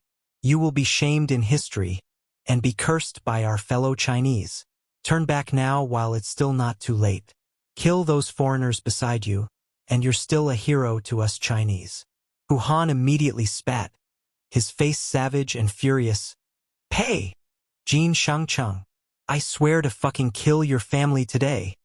Jin Shangcheng replied with a cold laugh. Stubborn till death. You'll be smeared forever in history. An automatic machine gun suddenly appeared in the dark tunnel and started firing wildly at the advancing troops of the Kingdom of God. Under that dense barrage, a number of the Kingdom of God soldiers, as well as some of the Chinese that betrayed the Greater China Alliance, were punched full of holes. The majority of the soldiers from the Kingdom of God wore strong protective vests. Even when fired at, they managed to make it behind cover. However, the Chinese traitors weren't so lucky, and many of them were killed. Many similar automatic machine guns appeared in various other tunnels, their total number at least in the hundreds. As they covered all aspects, even a mosquito would find it hard to fly safely through. Even a battalion of elites would only die if they chose to charge down these tunnels. Hu Han came in front of Halyamanda and spoke respectfully. Divine Envoy, this is one of the strongest and final defenses of the underground city. If we can break past these, we would be able to reach the places where those beasts are hiding. The machine guns are being controlled by their side, and I have no means of turning them off. Humph. Do they want to rely on just this to block me? Break them for me. Halyamanda laughed coldly as he stepped forwards, looking like an emperor as he stepped through the tunnel. He activated his second-order metal manipulation. Kacha, kacha, kacha. Within the tunnel, many of the automatic machine guns were forcibly twisted and the bullets jammed before they exploded into fragments. All it took was for Halyamanda to stroll casually and twist any of the guns that he came across. It showed his incredible strength. Too frightening. Why is he so terrifying? What the hell is he? Jin Shangcheng and the rest, who were hiding deep within the underground city, stared at the screen and could not help but feel fear. They had seen countless enhancers and evolver, but never such a person who could forcibly destroy so many machine guns so easily. As the hundreds of automatic machine guns were destroyed one by one, Jin Shangcheng's image appeared on one of the displays within the tunnels. His attitude was extremely subservient, as he used fluent English to try and negotiate. Esteemed envoy from the Kingdom of God, we're willing to surrender. Please ensure our personal property and the safety of our men. If you can do so, we will immediately deactivate all defenses and grant you control of the place. With our help, you can easily manage this area consisting of over 90,000 survivors and other resources. With the destruction of the machine guns, the safety of Jin Shangcheng and the rest could not be guaranteed, and they immediately abandoned their loath and hate for the foreigners. choosing instead to surrender. Many times, history had shown that while a rare few would continue their resistance until the end in times of trouble, a vast majority were death-fearing cowards. When the Manchus invaded, many Qing officials gave up. When Japan invaded China, countless officials turned sides. Even Wang Jingwei, a Chinese politician during that time, chose to be a lapdog for the Japanese. As for his command of English, Jin Shangchang had plans before to move to America to become a citizen, and hence, his English was decent. Halyamanda smiled proudly as he replied, "I'm the divine envoy Halyamanda from the kingdom of God. As long as you guys help us to control this underground city, you'll be part of us, and all your personal belongings and people will be protected by our kingdom of God." While Halyamanda was strong and was a white supremacist, he wasn't a fool. Although their troops were truly powerful and had plenty of equipment, defeating the Greater China Alliance would not be difficult, but controlling the underground city without their assistance would definitely not be easy. Jin Shangchang was already the leader of this place, and if they worked together, the kingdom of God could expedite the process of control over this underground city. Jin Shangchang immediately exclaimed in joy, "Many thanks, divine envoy." "Thank you." Hu Han's expression immediately turned ugly as he spoke up, "Divine envoy, this wasn't what we agreed on. Didn't we agree for me to help you control the city if you help me destroy those bastards?" Hu Han was extremely clear: if Jin Shangchang and the rest retained control, the whole bunch of traitors would be put to death. Halyamanda turned to shoot a cold glare at Hu Han. "Shut up! What qualifications do you have to question my decision? You want to challenge my position?" Hu Han gulped and immediately lowered his head, his eyes flashing with a venomous look. "Your subordinate dare not." Although Hu Han had over 200 Chinese soldiers with him, compared to the elite of the Kingdom of God, it was truly too vast a difference. Be it equipment, experience, or even body constitution. If the Kingdom of God really wanted to deal with them, it wouldn't take more than half an hour. The moment Jin Shangchang and Halyamanda came to an agreement, a golden door was slowly opened. "It's time." Yue Zhong eyed the party entering the door from afar, and leaped out, firing a rocket towards Halyamanda and his men. Ambush! Halyamanda wasn't one of the 36 divine envoys for nothing. The moment Yue Zhong had laid aim on him, he had already sensed the danger and bellowed in rage. Yue Zhong's eyes flashed as he pulled the trigger. With a flash of fire, a rocket exploded in the area. Yue Zhong threw the rocket launcher aside, and his eyes flashed with a strange glint as he swapped out 2.05 machine guns, and he began firing. Under that sudden burst of fire, 5 Kingdom of God soldiers had their heads exploded. Tian Hao, who was beside Yue Zhong, also displayed his terrifying combat ability, as he wielded the 12.7mm heavy machine gun that Yue Zhong passed him, and fired wildly. The heavy-caliber bullets instantly pummeled the bodies of the ordinary soldiers, tearing them into pieces. "You're all seeking death." At this moment, Halyamanda's enraged voice roared throughout the tunnel, and his body was instantly encased in metal. He became some sort of a 3 m tall ironclad man. The bullets that rained on him ricocheted off, leaving only white marks. Halyamanda made use of his second-order metal manipulation to cover his whole body, becoming an ironclad soldier impervious to all guns and weapons. He then raised his right hand, firing numerous steel balls at Yue Zhong and Tian Hao like some machine gun. Chapter 516, Laser Gun Designs. Translated by Qidian. Unedited. Yue Zhong dodged to the side.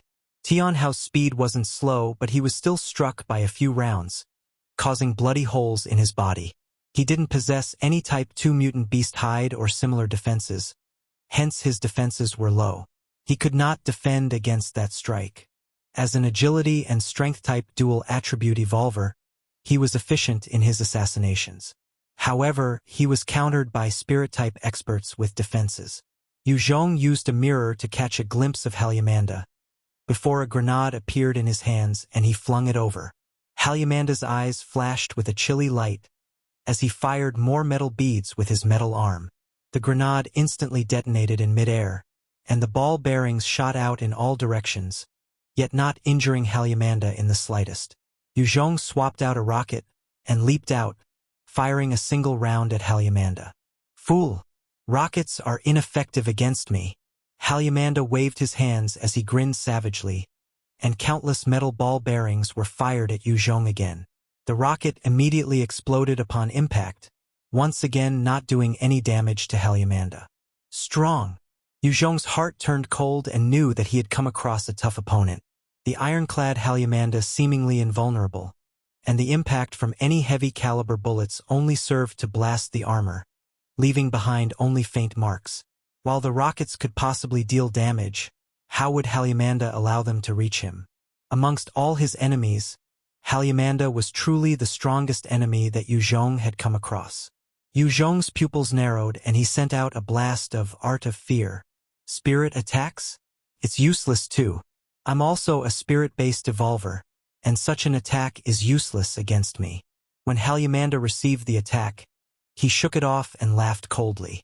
He then charged towards Yue Zhong threateningly, intending to pummel him. Is that so? It's too bad my ability is the perfect counter to you. You can burn for me. Yue Zhong looked Halyamanda nearing him like a huge metal statue. His eyes flashed with a cold, gloating look, and he waved his hands to activate his devil flame. An intense fiery tornado blew towards the ironclad Halyamanda. If Halyamanda came into direct contact with that fearsome devil flame, even if it could not melt his metal armor, it would cook him alive. While the devil flame was not comparable to many other defensive skills, its destruction ability was truly terrifying. Flame manipulation. Door of steel. When Halyamanda saw the fiery tornado, his face turned pale and he quickly activated his second-order steel manipulation skill again, grabbing in thin air, as a number of steel beams, iron sand, iron bars and doors flew from the tunnel, forming a huge door in front of him. The flaming tornado was blocked by the door of steel, but due to the intense heat, the door began to melt, turning into a puddle of metal liquid. Just as the door had finished melting, a new door appeared in its place to defend against that tornado of fire. After the flaming tornado managed to melt through 4 such doors under Yue Zhong's control, it finally lost its steam. Fuck! I can't continue like this, otherwise, I'll suffer even if I defeated that bastard. Yue Zhong came to a judgment. Halyamanda was truly a terrifying opponent. As the divine envoy of steel with his steel defense, it was tough to deal with him. Yue Zhong flipped his hand, and another rocket launcher appeared, as he fired a rocket at the door. With a blast, the door of steel was instantly destroyed. What do we do? Divine envoy. One of the experts of the kingdom of God immediately asked Halyamanda. He could see that Yue Zhong was not weaker than their divine envoy, and was currently anxious. Halyamanda eyed Hu Han and ordered, Hu Han, bring your men and defend this location. If you're successful, when I gain control of the city, I will recommend for you to be the leader of this location. I'll hand Jin Shengchang and the rest to you then. Hu Han immediately looked at Halyamanda with an expression of respect. Yes, divine envoy, I'll definitely make sure no enemies of the kingdom of God will pass through. Halyamanda then turned around as he brought his men further into the underground city. Very good, let's go. We can talk more once I've gained control of the city. When Halyamanda and the rest left, Hu Han looked at their backs and spat on the ground, his eyes flashing with a ferocious glint. Hey, you want to treat us like cannon fodder? You think we're fools? These damn foreigners. Not a single one of them is worth shit. Hong. Following the loud sound of an explosion, the last door was blasted apart, and Yue Zhong appeared like a specter. When Hu Han saw Yue Zhong, he immediately knelt on the floor, declaring loudly, Sir, I'm Hu Han. I was one of the people in charge of the defenses of this underground city. I'm extremely familiar with the place. I'm willing to submit. Let me be your subordinate. Hu Han was willing to even sell himself out to the foreigners for the sake of revenge. He had long since abandoned all thoughts of pride, backbone, and shame. He just lived for revenge. He was also intelligent and knew he was definitely not Yue Zhong's match. Hence, he made the decision to bring his 200 men to submit. Yue Zhong eyed him and ordered, Fine, I'm Yue Zhong. From now on you're my subordinate. I appoint you to be the commanding officer of your troops. For now, take your men and follow me in. Even Tian Hao would have no difficulty wiping out Hu Han and his motley crew, hence Yue Zhong wasn't afraid of any backstabbing. With someone like Hu Han who knew the way, he would be able to navigate the place easily. Yes, boss Yu. Hu Han glanced at his men and roared, "Brothers, follow me." Yue Zhong did not stop as he continued to charge forth. However, in just a few steps, the once open huge door was now closed, barring his way. A screen suddenly lit up, with Jin Shangchang on the screen admonishing Yue Zhong with a cold look. "Who are you? This is a secretive national base. It's not for someone like you. Get out. Otherwise, you'll be termed as a traitor to the government and the people." Yue Zhong eyed the screen frostily. "Open the door immediately. Otherwise, I'll raze your whole family to the ground when I break in. You dare. You fucking traitor. You've let down the government. You've let down the people. You really bullshit a lot." He pulled out his gun and blasted the screen to pieces. "Hack the door down." Yue Zhong handed his black tooth blade to Tian Hao. Tian Hao received the sword and with a loud roar of rage, he exerted his strength that was 14 times that of a normal person and immediately sliced the door open. Yue Zhong then charged through the door. Just as he made it past the door into yet another tunnel, 5 Kingdom of God soldiers suddenly darted out. They were about to make their move, when the stinger in Yue Zhong's hand already fired 5 times in rapid succession, immediately blasting the heads of the soldiers apart. Yue Zhong reached the end of the tunnel in one breath, and he was about to continue forward when his face fell, and he retreated backward hastily. Hong! Hong! The entire area had been rigged with 10 remote-controlled bombs, and the resulting explosion enveloped Yue Zhong. The soldiers of the Kingdom of God were truly elites and professionals, after all, possessing experience dealing with other experts. Such an explosion could easily dismember an agility and strength-type evolver. Only those with decent protection or special defensive skills would be able to survive. Fuck!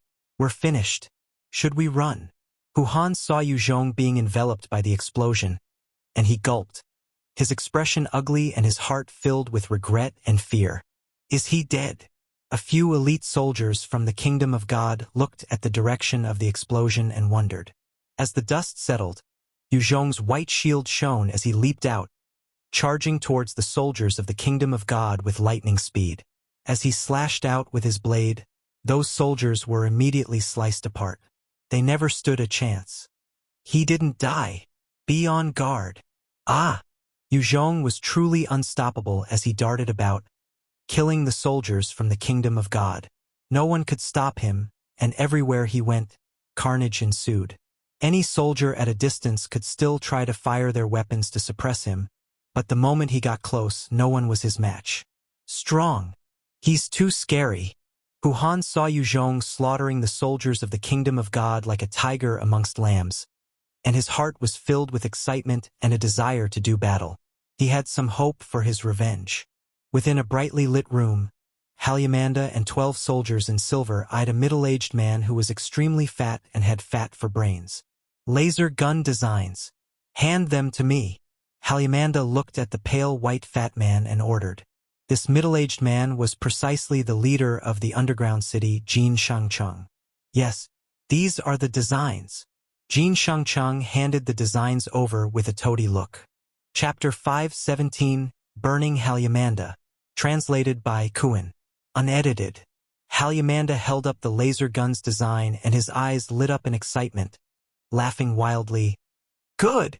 With this treasure, I'll definitely be able to raise my position amongst the divine envoys. Haha! Over at Europe, the laser gun had already been realized in their research labs, but due to various reasons, they had not been able to manufacture them. However, due to them already collected various materials, the moment they got their hands on the design, they would definitely be able to produce such a futuristic and technologically advanced weapon. When the laser guns enter mass-scale production, the combat prowess of the Kingdom of God would increase by more than 3 times. This was the might of science and research. Not even the Raven combat uniform or any defenses from Type 2 mutant beasts would be able to defend against a strike from the laser guns. Although Jin Shangchang and his men had somehow managed to obtain the designs very early on, they didn't have the means to manufacture them. Even Yue Zhong would not have the means to do so, Since the kingdom of God possessed such a vast amount of resources, if Halimanda's position could rise, then his resources would naturally increase as well.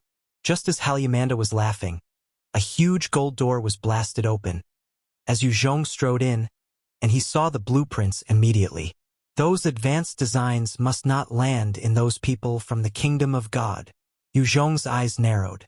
Such a technologically advanced design was scrap paper in the hands of ordinary people.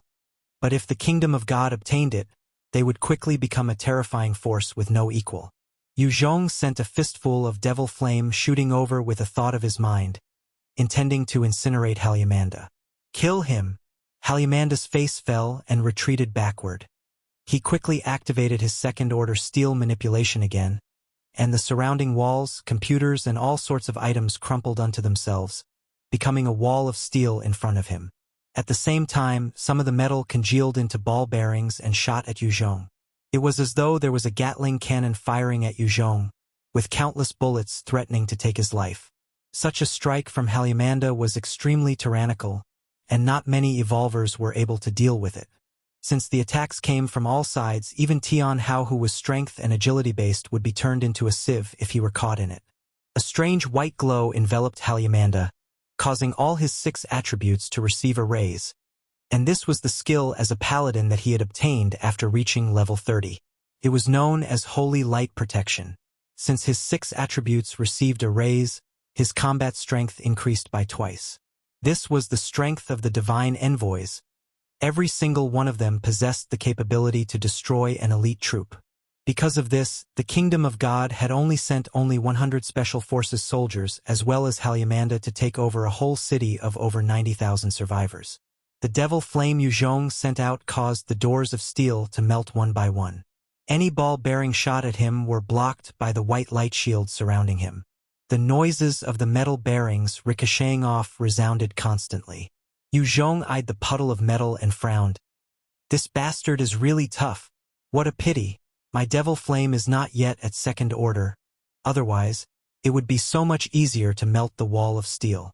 Yue Zhong only had 1 second-order skill. Summon Dark Skull. White Bones had an astonishing combat strength, but it was because Yue Zhong himself possessed such an incredible second-order skill. While his devil flame had been enhanced to +4, compared to a second-order skill, it was still weaker. I need to kill them all. Yue Zhong's killing intent billowed out, and a nether hole appeared out of mid-air. As White Bones stepped out, and immediately, it slashed out at the wall of steel.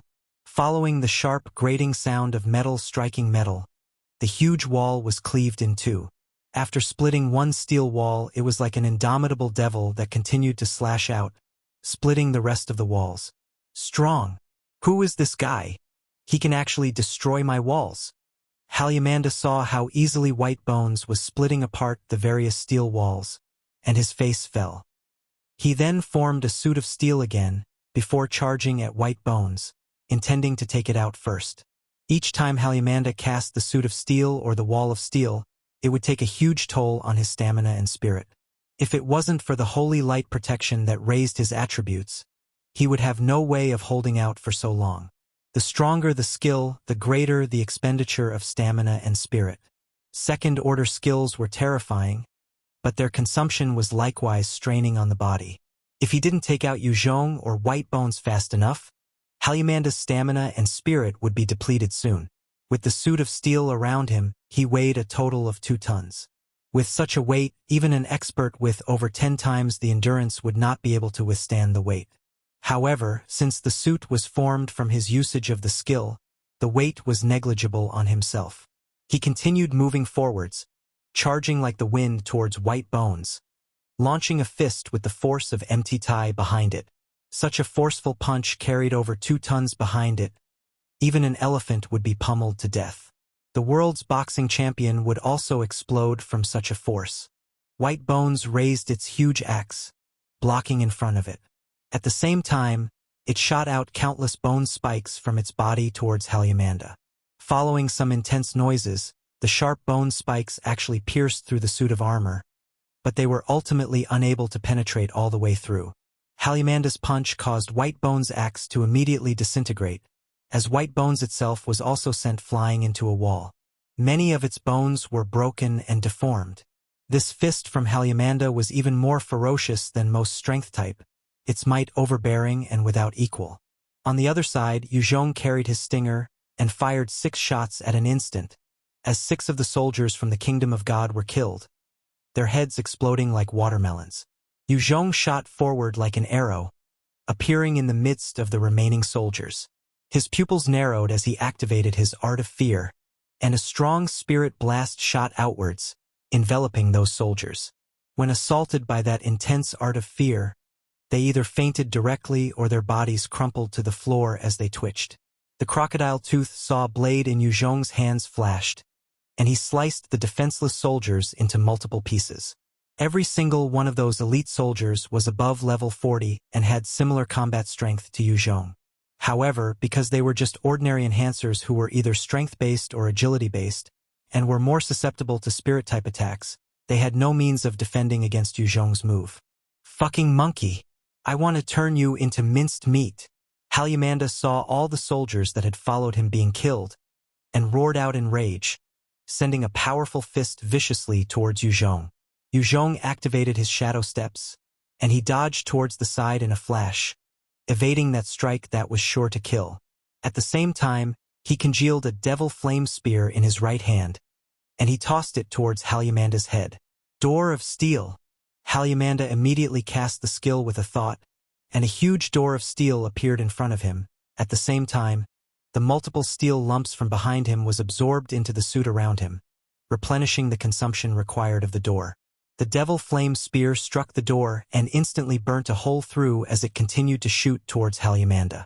Halyamanda cast the door of steel ability, again and again, forcefully blocking the devil flame spear after it penetrated 7 of the doors. Go to hell! Right as Halyamanda thought that he had blocked the devil flame spear, Yue Zhong appeared behind Halyamanda like a ghost, waving his hand as he instantly cast a huge fiery tornado to envelop Halyamanda in his suit of steel. Ah! Ah! Halyamanda was trapped within the suit of armor, and as he was being burnt, he began to scream out like a pig that was being slaughtered. The suit was able to withstand all sorts of strikes, but the fire was basically cooking him. After screaming out, Halyamanda was burnt black, and the suit that weighed over 2 tons crashed to the floor. Yue Zhong sliced the suit open with his crocodile tooth saw blade, retrieving the equipment as well as the laser gun design. Jin Shangchang and the rest of the leaders exchanged looks, as they sent 2 men to make a grab for the equipment dropped by the other Kingdom of God soldiers, only to see the flash of a blade, and the 2 of them had their arms cut. Ah! It hurts! It hurts! The 2 of them watched their dismembered hands and screamed out in horror. At this time, Tian Hao walked in, his expression icy. Jin Shangchang saw Tian Hao and he revealed an expression of joy, speaking loudly, "It's you, Tian Hao. Good timing. Catch this man. As long as you capture him, I'll tell you where your sister is." Chapter 518 Ruined. Translated by Kuan. Edited by Dedishin. Tian Hao's face flashed with a savage look, as he immediately slashed out, slicing Jin Shangchang in 2. Jin Shangchang! You beast! Your whole family are beasts. You toyed my sister to death, and still lied to me. Go to hell, scum! The 2 halves of Jin Shangchang's face revealed a look of shock and fear, as blood sprayed out from his body, while his organs came spilling out. This leader who had control over the underground city, and had oppressed countless men and women, was killed just like that by Tian Hao. Don't kill us. It was all done by Jin Shangchang. It has nothing to do with us. Tian Hao, you dared to kill him, are you crazy? Seeing Jin Shangchang split in 2, the faces of those leaders immediately turned ashen and began to either curse out at Tian Hao or plead for mercy. Hu Han walked in, eyeing those leaders and laughed out coldly. Tian Hao, these bunch of bastards are no good. Other than Zhang Chang and Ma Xiao, the rest are all a bunch of garbage. Scums. Every one of them got together to toy with a single woman, torturing them to death. As the saying went, whatever the person at the top indulged in, his subordinates would be more indulgent in them. The king of Chu had loved slim waists, thus many women in the palace actually starved to death. Whatever the leader was like, the subordinates would be much worse. Jin Shangchang was a pervert that loved to play and torture women, and thus, his subordinates were mostly like that as well. The tradition of the Chinese was always to serve the leader, and to be responsible for many things that he did. Other than the two singled out by Hu Han, the rest were always in on the activities that Jin Shangchang engaged in. "I'll kill the whole lot of you assholes." The moment he thought how his sister had been humiliated and raped by these bunch of fogies, his eyes flashed with a savage glint, and he unleashed a few wild slashes onto the men. The various leaders of the underground city were killed by Tian Hao, as blood and corpses littered the entire place. The remaining Zhang Chang and Ma Xiao retreated to a corner, and they trembled as they watched the enraged Tian Hao going on a rampage. Yue Zhong eyed Tian Hao, whose eyes had gone bloodshot from his murderous rampage, and he barked coldly, "Enough! Stop! You've had your revenge. From now on, your life is mine." Yes. The moment he was barked at, Tian Hao regained his rationale and stood quietly behind Yue Zhong. His eyes regained a sort of dead look. He had not much to look forward to anymore. There was nothing left worth living for, and he was now fulfilling his promise. "Go get the security feed up for me." Yue Zhong eyed Hu Han and ordered. "Yes, boss you." Hu Han replied respectfully, and turned to give an order to his men. "Go get the feed for boss you." A few men immediately brought in the security monitors, only to see that outside of Yang County, the Thousand Hero Alliance had already vanquished the forces of the Snow Palace and the Greater China Alliance. The female warriors of the Snow Palace, as well as the soldiers from the Greater China Alliance, were all running, and the death toll was still climbing. In the skies, 7 of the 12 Eurocopters had been destroyed, leaving 5. Those 5 Eurocopters had terrifying might, but some of the higher-level enhancers had means to destroy them. Yue Zhong could also transform his Devil Flame into a Devil Flame Spear to immediately destroy such a helicopter. Of course, it would require stamina and spirit. Without appropriate weapons, it was tough to deal with such airborne advanced weaponry. Yue Zhong immediately ordered, "Get me means to contact Guining City." There were various radio communications within this underground city. "Yes." Hu Han immediately set off to relay the order. The communication channel was quickly established, and Yue Zhong immediately gave on order, "This is Yue Zhong. My current position is in Yang County. My commands are to deploy the 1st Armored Battalion, the 2nd Battalion, and the 3rd Battalion to move out now. Provide assistance over at Yang County. Hu Yi is to take command of the operation." "Yes, leader." From the other side, Wei Ningguo's voice sounded. Wei Ningguo was extremely loyal to Yue Zhong, and while his strength was average, he had the experience and was loyal. Hence, when Yue Zhong left, he had placed Wei Ningguo in charge. Yue Zhong then turned to Tian Hao and Hu Han, ordering, "Tian Hao, work together with Hu Han to control this underground city. Hu Han, go transport the 12 helicopters outside back in. Capture the pilots as well." Hu Han had just defected to him, and Yue Zhong couldn't afford to place his trust in him yet. He needed to assign Wei Ningguo beside this Hu Han before he could rest his mind. "Yes." Hu Han and Tian Hao replied with respect. Hu Han saw how easily Yue Zhong had ordered the deployment of a huge army, and the little strange hopes he had were dashed. He dared not entertain any nonsensical thoughts.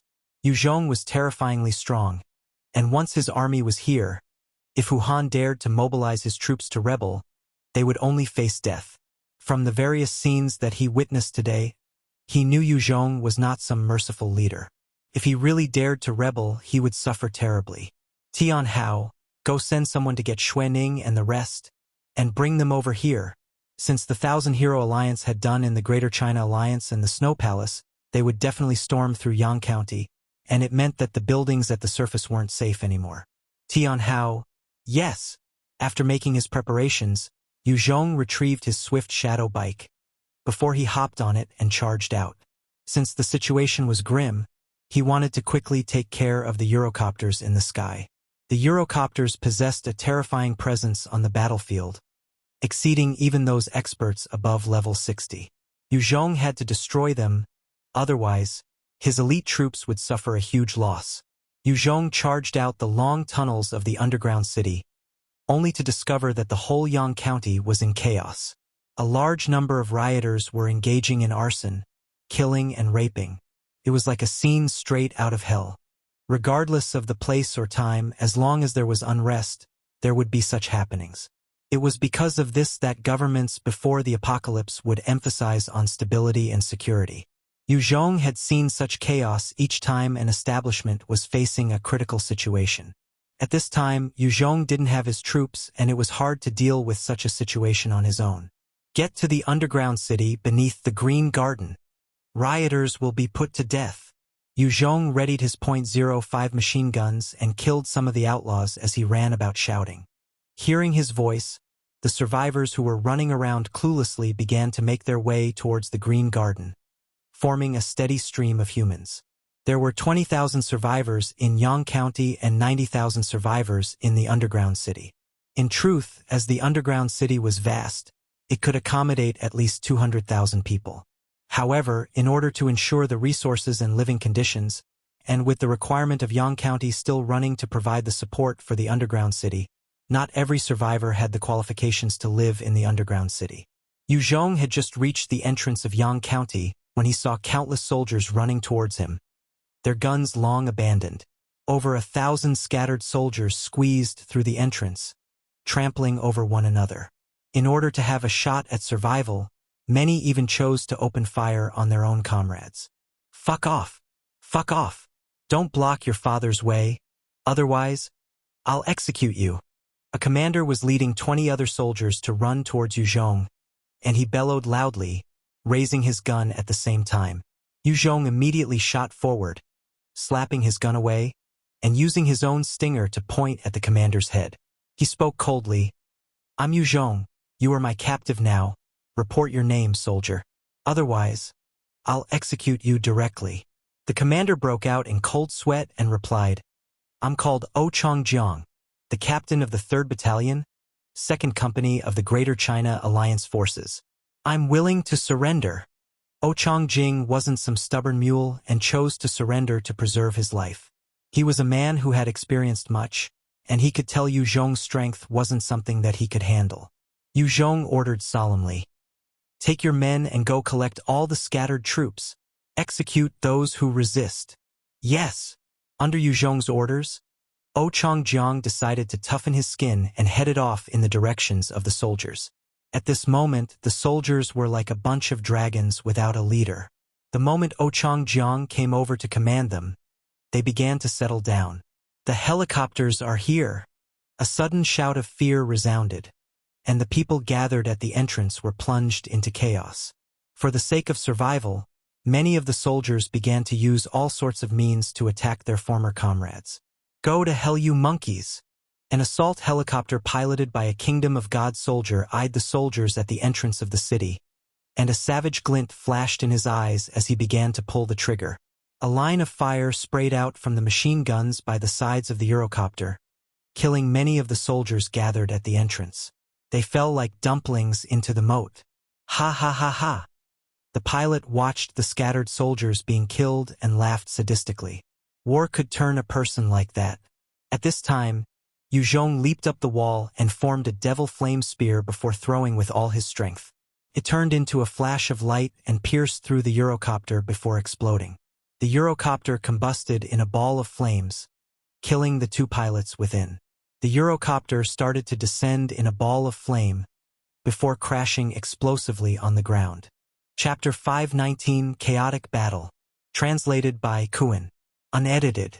Strong. Seeing how easily Yue Zhong had destroyed the assault helicopter in the air, every single soldier from the Greater China Alliance on the site had this thought on their mind.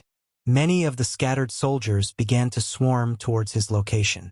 After all, during times of uncertainty, only by gathering around someone strong would they have a sense of security. All of a sudden, a huge ice pick shot from some location below, piercing another helicopter. The extreme freezing temperature caused the pilots to be frozen rock solid. Without anyone to control, the helicopter began to descend and crash into the ground, turning into scrap metal. A sniper bullet packed with the enhanced bullet skill suddenly pierced the hull of one more helicopter, and the resulting explosion immediately consumed the pilots, as the flaming ball also plunged quickly towards the ground. In a matter of minutes, 3 helicopters were struck down. It was unclear as to the orders that the remaining helicopters received, but they quickly turned and fled the battlefield. These 12 Eurocopters had devastated the Snow Palace and the Greater China Alliance. At the same time, they killed many enhancers and experts. However, their own expenditure was high. The moment they received the orders to withdraw, the remaining 2 Eurocopters turned and left without delay. Yue Zhong eyed the leaving helicopters and heaved a sigh of relief. He had expended a huge amount of stamina and spirit in the underground city. If he were to continue using his skills without restraint, he would likely fall on the battlefield. Suddenly, a deadly sense of crisis welled up in his mind. He activated his shadow steps and leaped a huge distance away. Hong! Hong! Following 2 earth-shaking sounds of explosions caused by rockets, the area Yue Zhong was in was blasted, dust covering the area. No! Would he fall just like that? He can't just die like that, right? Changjiang and the rest of the soldiers that had submitted to Yue Zhong looked towards the direction in nervousness. Their gazes filled with despair and complicated looks. No one would be able to survive such a blast, even for high-level experts. As the dust cleared, there was a dim white light that was slightly visible. Yue Zhong retracted it and jumped out from the blast zone. Leader is invincible. Long live Boss Yue. Seeing him jump out from the debris unharmed, all the soldiers roared out in triumph. To them, someone who could escape unscathed from such an explosion was basically invincible. Such a person was their leader, and it boosted their morale a lot. That was close. If I didn't have the white light shield, I would have been heavily injured. He leaped out and felt a sense of terror at the close shave he had. Without the protection, he would definitely not have escaped unscathed. Even though he had leaped to the side when he first felt the danger, the area of impact had been huge. Even he had been unable to get out of the impact zone in time with his speed. With his single strike that destroyed the fearsome assault helicopter, as well as having escaped from the terrifying blast, Yue Zhong became like an invincible existence in the hearts of the soldiers. Many were attracted and moved by his charisma, and he began to collect the scattered soldiers easily. However, the scattered soldiers were after all beaten before. Of the 300 soldiers, they had about 100 rifles and 2,000 rounds of ammunition. At the same time, their morale was low. Changjiang, take your men and continue to gather the soldiers. I'll go destroy the 1,000 Hero Alliance's artillery. Yue Zhong barked out an order. The heavy artillery of the 1,000 Hero Alliance was too much of a threat to Yang County. With the bombardment, it would be like shattering the earth, and everything in the area of impact would be destroyed. The soldiers of the Greater China Alliance were not elite soldiers comparable to those soldiers of the past during the founding eras. They were just a bunch of people that had guns. If he allowed the 1,000 Hero Alliance to continue their onslaught, the low morale of the soldiers would most likely collapse. Changjiang looked at Yue Zhong and answered with a hot-blooded shout. Yes, sir, leader. I swear to defend this place, and I promise you as long as I'm alive, the city will stand. Changjiang's desire to become strong was reignited when he saw Yue Zhong's performance. He used to be ambitious and had been an officer before the apocalypse. However, his superior had been frightened off by the Eurocopters and fled. He could only bring his men and brothers to escape as well. Following Yue Zhong, he seemed to have regained his courage and hot-bloodedness. China had never lacked strong-willed and ambitious soldiers, but what was lacking was the presence of a strong and capable leader. At the start of each era or dynasty, when the leaders were not greedy, nor did they fear death, the soldiers were the toughest and elite of their generation. Even during times of war where they were lacking in weapons or advanced equipment, the soldiers of China relied on their willpower and spirit to overcome all sorts of obstacles, carving a position for themselves. Changjiang proceeded to gather the soldiers, directing them to various strategic locations, reclaiming their defenses and transport channels. Yue Zhong leaped off the city wall, charging towards the artillery of the 1,000 Hero Alliance with white bones. By now, most of the Greater China Alliance troops were scattered, and a battalion of the 1,000 Hero Alliance soldiers were charging at them, capturing them or executing them. Ah! There are still people like that. What Yue Zhong was looking at was a company of soldiers fighting it out with the Thousand Hero Alliance soldiers, impeding their advance. The company was down to half their original numbers, but they were extremely valiant, not fearing death. Even the Thousand Hero Alliance soldiers seemed to be suffering more than them. It was precisely because of this group of elites that the soldiers of the Greater China Alliance dared go out to fight. However, most of the remaining soldiers were too weak, and the assault helicopters had been too fearsome, causing their collapse. This is an elite squad. They could be compared to those under me as well. If I can convince them, I would gain a powerful team. Yue Zhong eyed them with interest and decided to make his way over. Although this company had been battered, their backbones and willpower were still strong. As long as new recruits were injected into their team, and after some time of training, coupled with a few more battles, Yue Zhong would then obtain another elite company of soldiers, or maybe even an entire battalion. One of the burly soldiers who had one of his ears blown off saw Yue Zhong and hollered in alarm. "Fuck! Another one! Brothers! Time to kill those bastards that collude with the foreigners!" A dense barrage of bullets rained towards Yue Zhong. Yue Zhong evaded the bullets and called out, "Stop shooting! I'm your ally, Yue Zhong. I'm on my way to destroy the artillery of the Thousand Hero Alliance. You guys can go and confirm with Ochang Jiang. I hope that we can continue to fight side by side after today." After that, Yue Zhong turned towards the direction of the Thousand Hero Alliance and charged over. The elite troops were too wary, and he had no way of convincing them in a short time. He would rather deal with the Thousand Hero Alliance first before continuing their discussion. One of the commanders looked at Yue Zhong's back and frowned, an uneasy feeling in his heart. Yue Zhong? The leader of Guining City, Yue Zhong? What is he doing here? When Yue Zhong was on his way, a number of Thousand Hero Alliance soldiers made their way to attack him. Shooting forwards like an arrow, Yue Zhong suddenly appeared among the soldiers and slashed out coolly with his sword, and the soldiers were all dismembered. Yue Zhong and White Bones charged into the territory of the Thousand Hero Alliance, slaughtering like death gods. Everywhere they went, there would be blood and carnage, and no one could withstand an attack from them.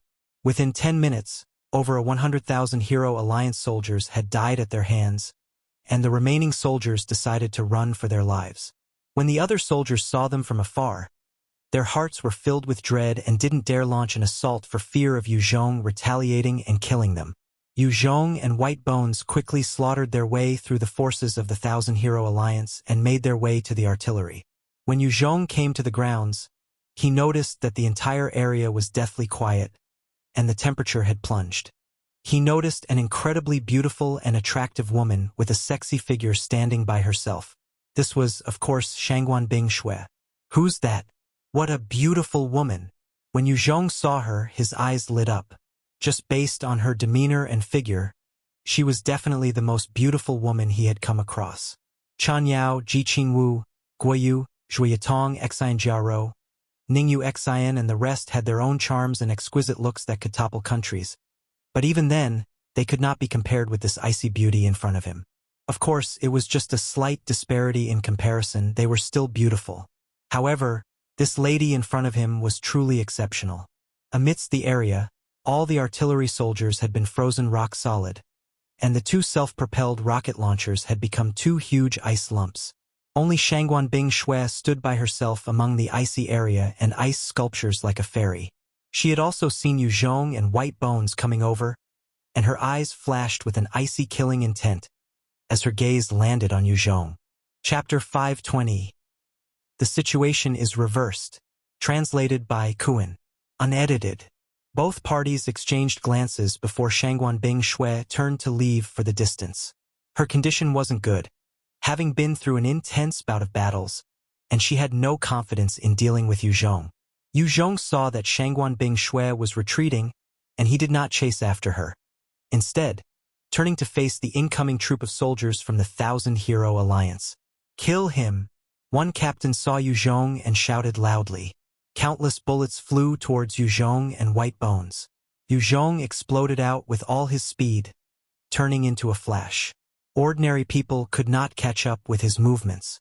On the other side, White Bones was almost impervious to all sorts of attacks from the guns and bullets.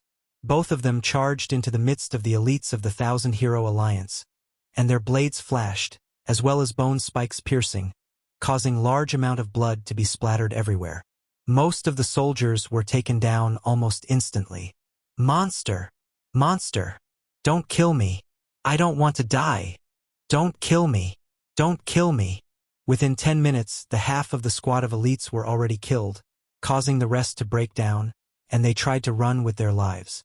Facing Yue Zhong and White Bones, who were seemingly unkillable existences, even elite soldiers would crumble. By this time, the bulk of the forces of the Thousand-Hero Alliance were trying to chase down the Greater China Alliance and Snow Palace soldiers. Hence, they could only afford to send one company after another towards Yue Zhong. Yue Zhong had embarked on a killing spree and his eyes were red, giving him a look of a bloodthirsty devil. Each time he swung his blade, a number of soldiers would fall. The carnage unleashed by him and White Bones was devastating. As each company came up only to be sent to heaven, the entire battlefield was soon littered with the corpses of the soldiers of the Thousand-Hero Alliance. Strong! How come there's such a crazy person? One of the elite captains of the Greater China Alliance, the one with only one ear left, Yun Zigu, looked at the scene and exclaimed in shock. Yun Zigu saw how easily Yue Zhong was destroying the forces of the Thousand-Hero Alliances, and he hollered, "Charge! Charge! Follow me and charge!" The elite squad from the Greater China Alliance led by Yun Zigu immediately launched into an assault towards the Thousand-Hero Alliance, causing some of the troops to immediately throw down their weapons and run. The Thousand-Hero Alliance was after all a small-time force, and were just made up of civilians previously. There were indeed soldiers who could fight among the troops, but most of them were made up of an inexperienced bunch. By now, the Thousand-Hero Alliance found its external forces being exterminated one after the other, and those who could run had run off. Their morale was reaching an all-time low, and many of the backup troops were being slaughtered by Yue Zhong and White Bones, causing the outlook to be bleak. Yun Zigu took the opportunity to begin battering on the soldiers. As for the female warriors of the Snow Palace, there were only a few hundred left that had gathered together after a large number of their comrades had been killed and captured. They saw the chance as well and began to unleash their retaliation fiercely. There was also a mysterious sniper that was picking off the experts of the Thousand-Hero Alliance from somewhere without stopping, blasting their heads. With the counterattack on so many fronts, the Thousand-Hero Alliance was truly beginning to suffer, and most of the soldiers either ran or surrendered. Some chose to fight to the death, but couldn't do much before they died. The huge faction was beginning to crumble. How did it become like this? How? Within a command center, Zhu Xiongba watched his troops collapsing, and his face turned pale, as he gritted his teeth and bellowed in anger. He roared out, "Shit! Where's the reinforcement from the kingdom of God? Where are the troops they promised? Why aren't they here? A bunch of bastards that can't be trusted." Zhu Xiongba did not know that the troops he was awaiting had already been destroyed by Yue Zhong, and the underground city had long since fallen into Yue Zhong's hands. "Boss, what do we do now?" One of his trusted aides came over to ask Zhu Xiongba carefully. Zhu Xiongba looked at his crumbling troops and he knew that the situation had already spiraled out of control. He made his decision. "Retreat! Now that it's unfavorable, we have to retreat now. Convey my orders. Everyone is to retreat." Soon, Zhu Xiongba led 200 experts as they left the place, making their way towards their old location. As long as his core troops and experts were with him, he could establish another faction again. It was incredibly tough to obtain an entire regiment of 10,000 experts. However, it was relatively easy to pull together a 10,000-strong force. It was a common tactic used by many to expand their might. However, such a method would usually result in a motley crew, and they could at most be used to intimidate. The moment they lost, they would collapse. After Zhu Xiongba gave the order, most of the soldiers of the Thousand-Hero Alliance began to throw down their weapons and surrendered. A large number were unwilling to surrender to the Snow Palace, as no men wanted to become slaves to the Snow Palace. This was the disadvantage of having a widely known discriminatory policy. Changjiang brought his men to assist Yue Zhong in capturing the surrendering troops, and pretty soon, there were 3 large factions outside of Yang County. Yun Zigu and his forces managed to gather over 300 soldiers, and capturing 1,000 soldiers of the Thousand Hero Alliance. Yue Zhong gathered 700 over men, while his captives numbered the highest at 5,000 plus. Amongst his captives, there were Thousand Hero Alliance soldiers as well as Snow Palace male survivors. Some were even the female warriors of the Snow Palace. Shangguan Bingshui had rescued over 500 female Snow Palace soldiers, and captured 200 male survivors. Yue Zhong looked over at Yun Zigu and beckoned over, "Yun Zigu, become my subordinate, and work for me." Yun Zigu was a hardy general that could fight, and he had a troop of elites under him. If they were absorbed into Yue Zhong's forces, Yue Zhong could gain another capable general. Yun Zigu hesitated before asking, "Yue Zhong, if I follow you, what will become of my brothers?" Yue Zhong chuckled and promised, "As long as you choose to follow me, your brothers are still considered your troops. You can immediately be drafted as a battalion of your own, and you'll be the commander." Yun Ziji's eyes flashed with a look of joy and he saluted, "Many thanks, leader. I'm willing to serve." Guining City's tyrant Yue Zhong. This name was widely known amongst the people of the Greater China Alliance. Some spoke well of him, others viewed him negatively, but almost everyone could agree that Yue Zhong was truly extremely capable and a charismatic leader. Guining City had already established some form of order, and the people within had resumed their lives similar to prior to the apocalypse. Compared to before the apocalypse, their quality of life might not be as good, but compared to Yang County, life in Guining City was almost heaven. Over at Yang County, the survivors were like dogs, and the ones on top lived at the expense of the ones below. For just one bread, women were willing to sell their bodies. For the sake of a packet of noodles, even friends could attack one another. In the underground city, there were over a few 10,000s of tons of food. However, Jin Shangchang and the rest hoarded them like they were their own possessions, and were not willing to share them with the other survivors. That was why there was a famine. In this apocalypse, other than facing zombies, mutant beasts, and the harsh weather conditions, a terrifying enemy was the shortage of food. As no food could be grown in the current conditions, it resulted in an anxiety in almost all the leaders of their own factions. Yue Zhong could relax only because he obtained the treasure of the grain tree. If he didn't have it, he would also be constantly worried about the food problem. Shangguan Bingshui looked at Yue Zhong and spoke coldly, "Hand over my Snow Palace people. I'll leave immediately."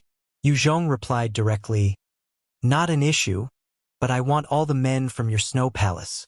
There was no use for the female soldiers because they wouldn't serve him wholeheartedly. "Fine," Shangguan Bingshui replied coldly. In her eyes, a single woman was more important than 10 men. "Release them." After they exchanged their captives under the command of Shangguan Bingshui, the Snow Palace forces quickly left. They had no more left in them to continue the assault on Yang County, and there would only be deaths if they insisted on continuing. Yue Zhong quickly returned to Yang County to establish some form of order. With the gathered troops, Yue Zhong managed to bring the chaos and confusion under control. At the same time, under his orders, Yang County regained its stability. This was his first step in assuming control over this place with 110,000 survivors. Leader, the 1st Armored Battalion reports. 2 hours later, Hui came up. His fierce aura mixed with some military bearing radiated out as he stepped forward to salute Yue Zhong. After 2 months of tough training, this brother of Yue Zhong, Hui, had finally undergone some change, the hoodlum in him being washed away. He was now an incredibly valiant and capable commander. A number of tanks, IFVs, and self-propelling rocket launchers, cannons and trucks rolled into Yang County. The fleet of advanced weaponry caused the survivors to stare in shock, their mouths agape. When O Chong Jiang saw the fleet rolling into Yang County, his expression was one of shock. "What strength! Such advanced equipment! Just this one battalion is enough to wipe out the Greater China Alliance." Fortunately, I submitted early. Huyi's armored battalion had truly transformed. Counting just the tanks, there were 24 of them. Such an armored battalion was truly terrifying, almost invincible. If the forces of the Greater China Alliance were to clash with Yue Zhong, just this armored battalion alone was enough to cause them to crumble almost instantly. Chapter 521. Fleeing from Might. Translated by Qidian. Unedited. Yunzigu looked at the armored battalion and their equipment, his eyes filled with envy and passion. Their equipment is really top-notch. If only my troops have the same equipment. Decent equipment could alleviate the strength of an entire troop. It was just like how a group of soldiers wielding knives and bats would never be able to best a troop with planes and cannons. Xuanhuan looked at the valiant armored battalion and could not help but sigh with praise. So powerful. Is this your army? Boss, you truly are awesome. The first battalion of soldiers were Yue Zhong's blade and trump card, many of them being enhancers above level 20. Any one such warrior could easily become the trump card of a small-time faction in any of the surrounding areas, and any one of them could easily raise a faction to the ground. Yue Zhong chuckled and eyed Hu Yi with a look of satisfaction. Does your first battalion have the energy to fight? Hu Yi immediately replied loudly, Yes, the first battalion will definitely carry out leader's orders to wipe out the enemy. Good. Yue Zhong revealed a slight smile before calling for Lu Xiaocha and asked, What's the weather like for today and tomorrow? The weather was a critical factor in any operations now. If there was an unexpected snowstorm, the entire troop could be eradicated. Yue Zhong had just suffered one such blow recently, and since he had the means of predicting the weather, he wanted to be sure. Lu Xiaocha squinted her eyes towards the skies and activated her skill, before replying swiftly, The skies will be clear for the next 24 hours. Yue Zhong then turned to Hu Yi and ordered, Good, convey my orders. The first battalion is to launch an assault on the base of the Thousand Hero Alliance at Lao Chao Ji County. By now, the Thousand Hero Alliance had just been defeated and were at their weakest. Hu Yi's armored battalion had also made its appearance and was absolutely capable of taking them down. Yes, we will fulfill your commands. Hu Yi saluted Yue Zhong before turning around and heading off with excitement and burning emotions. He wanted to establish the might of the armored forces, and to show that he was not just Yue Zhong's close brother, but was also a capable leader and commander. Only by earning enough merit, then people will stop talking behind his back. Furthermore, it was the crumbling of the previous society norms and laws, and where new factions were coming to power. If he continued to amass military credit, Hu Yi would be able to help bring Yue Zhong's faction up another notch. Zhu Xiongba led his men all the way back to Lao Chao Ji County, before they heaved a sigh of relief. When they returned to the county, Zhu Xiongba immediately returned to his villa and grabbed a woman, as he began to pound her violently, venting his frustrations and dissatisfaction from his failure. Boss, not good. Yue Zhong had sent his troops over, just as Zhu Xiongba was in the middle of violating the woman. One of his trusted aides rushed into his house and shouted out in dismay. Zhu Xiongba threw the woman one side, and he stood up, his face in disbelief. What? Yue Zhong is on his way here? How is this possible? Even he would have to take a few days to gather his forces. How is he so fast? The face of the trusted aide was extremely pale, as he stammered, It's true. Many tanks. So many cannons. Useless trash. Zhu Xiongba roared out angrily and donned on some clothes before he charged out. Zhu Xiongba quickly came to a high ground, where the various officials were gathered. Many of them were currently gazing out into the distance, their faces pale white with fright. Give it to me. Zhu Xiongba felt a bad feeling and grabbed the binoculars from his subordinate, raising it to look at the distance. He discovered many tanks rolling towards their location in a formation, and this armored division was something the Thousand Hero Alliance would not be able to fight even at its best conditions, not to mention when they had just suffered a terrible loss earlier. Their morale was low, and they even lost many soldiers. Zhu Xiongba eyed the fleet of metal beats and gritted his teeth, spitting out with an ashen expression. Fucking bastard! It's Yue Zhong. It's that tyrant. Within this region, it was only possible for Yue Zhong to possess such might. Only he could deploy such an arsenal at short notice. The rest of the smaller factions around would count themselves lucky if they even had an IFV. Even if they had tanks, many of them lacked the manpower to operate them. One of the officials asked with a terrified expression, What do we do, boss? Zhu Xiongba's expression was unsightly. What else can we do? Hurry and escape. Bring the men and leave immediately. We have to forgo this place. Let's go get another location. Abandoning this location, which he painstakingly built up himself, was a huge blow to Zhu Xiongba. However, he had no choice. His men were not a match for Hu Yi's elite armored battalion, and the difference in strength between both sides was as clear as heaven and earth. One of the higher officials hesitated before suggesting, "Boss, why don't we surrender to Yue Zhong? Based on our strength, he would definitely not mistreat us." Many of them were stirred when they heard that if they had to leave old Chaoji County, they would have to lead uncertain lives again.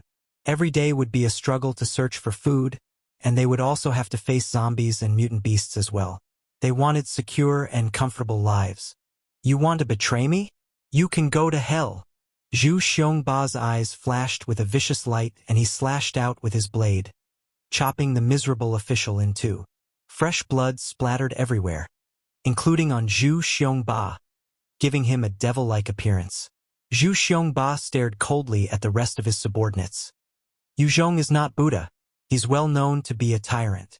For the sake of controlling this county, he would definitely wipe you guys out. Furthermore, none of you are innocent. All of you have the blood of countless lives on your hands. Even if you submit to him, he will banish you guys to the scum battalion. Come with me. Leave this place, and we have the chance to start over somewhere else. In the future, we'll fight back and reclaim what belongs to us. Yes, boss. We'll come with you.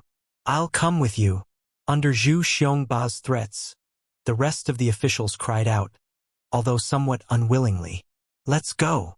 Zhu Xiongba did not waste his breath and immediately brought his men out of the county. What? Zhu Xiongba fled? Damn bastard. What a coward. Hui wanted to engage in a hearty battle, and when he received this news, he felt a little depressed and disappointed. One of the intelligence officers asked, "Commander, do we chase after them?" Hui shook his head. "No, a dog will jump over a wall when cornered. Their strength is not considered weak. They have a few high-level evolvers. If we sent too little troops, they might retaliate. If we send more, they can't chase up as well. Our current mission is to secure and control Ji County." Hui wanted very much to chase after the remnants of Zhu Xiongba's forces, but he knew clearly how hard it was to deal with high-level evolvers. In comparison, Yue Zhong's orders of controlling the town were more important. Once they lost this Ji County, Zhu Xiongba and the rest would find it hard to rise again. When Hu Yi's armored battalion entered Ji County, they immediately suppressed the outlaws who had made use of the opportunity to engage in troublemaking. They also brought the situation under control. They were followed by the 2nd and 3rd Battalion that were dispatched from Yang County as well, and like this, Yang County and Ji County both came under Yue Zhong's control. After gaining these two counties, Yue Zhong heaved a sigh of relief and came to a jail cell. "Leader!" One of the interrogators called Li Zhong immediately saluted when he saw Yue Zhong. "Have they said anything?" Yue Zhong asked Li Zhong. Li Zhong handed a document to Yue Zhong. "They've revealed plenty. These are the details they've spat out." Yue Zhong opened the document and took a careful look. The elite troops of the Kingdom of God were split into many layers. The soldiers in black uniforms were the lowest ranks. As for the ones in silver, they were called adjudicators. Every one of them was enhancers of at least level 20 and above. The next ranking was a force of judges, and these were enhancers of level 30 and above. Beyond that, they had the envoys in waiting. These envoys in waiting, or secondary envoys, must be evolvers. At the same time, they had to be at least level 40. If either of these two conditions was not met, then there was no way to rise to that rank. Above the secondary envoys were the divine envoys, and the highest ranks were the 12 apostles secondary only to God. The 12 futuristics helicopters were called Thunder Fighters and were the latest helicopters manufactured by the Kingdom of God. They used technology only available after the onset of the apocalypse. Their endurance, combat strength, weight, and defenses were all 3 times that of a Eurocopter. After initial tests, they found out that even 14.5 mm bullets could not penetrate the hull of these helicopters, and only 20 mm cannons could possibly cause a dent in the armor. There was no way they could explode, though. With these thunder fighters as their edge, they were swiftly replacing their Eurocopters.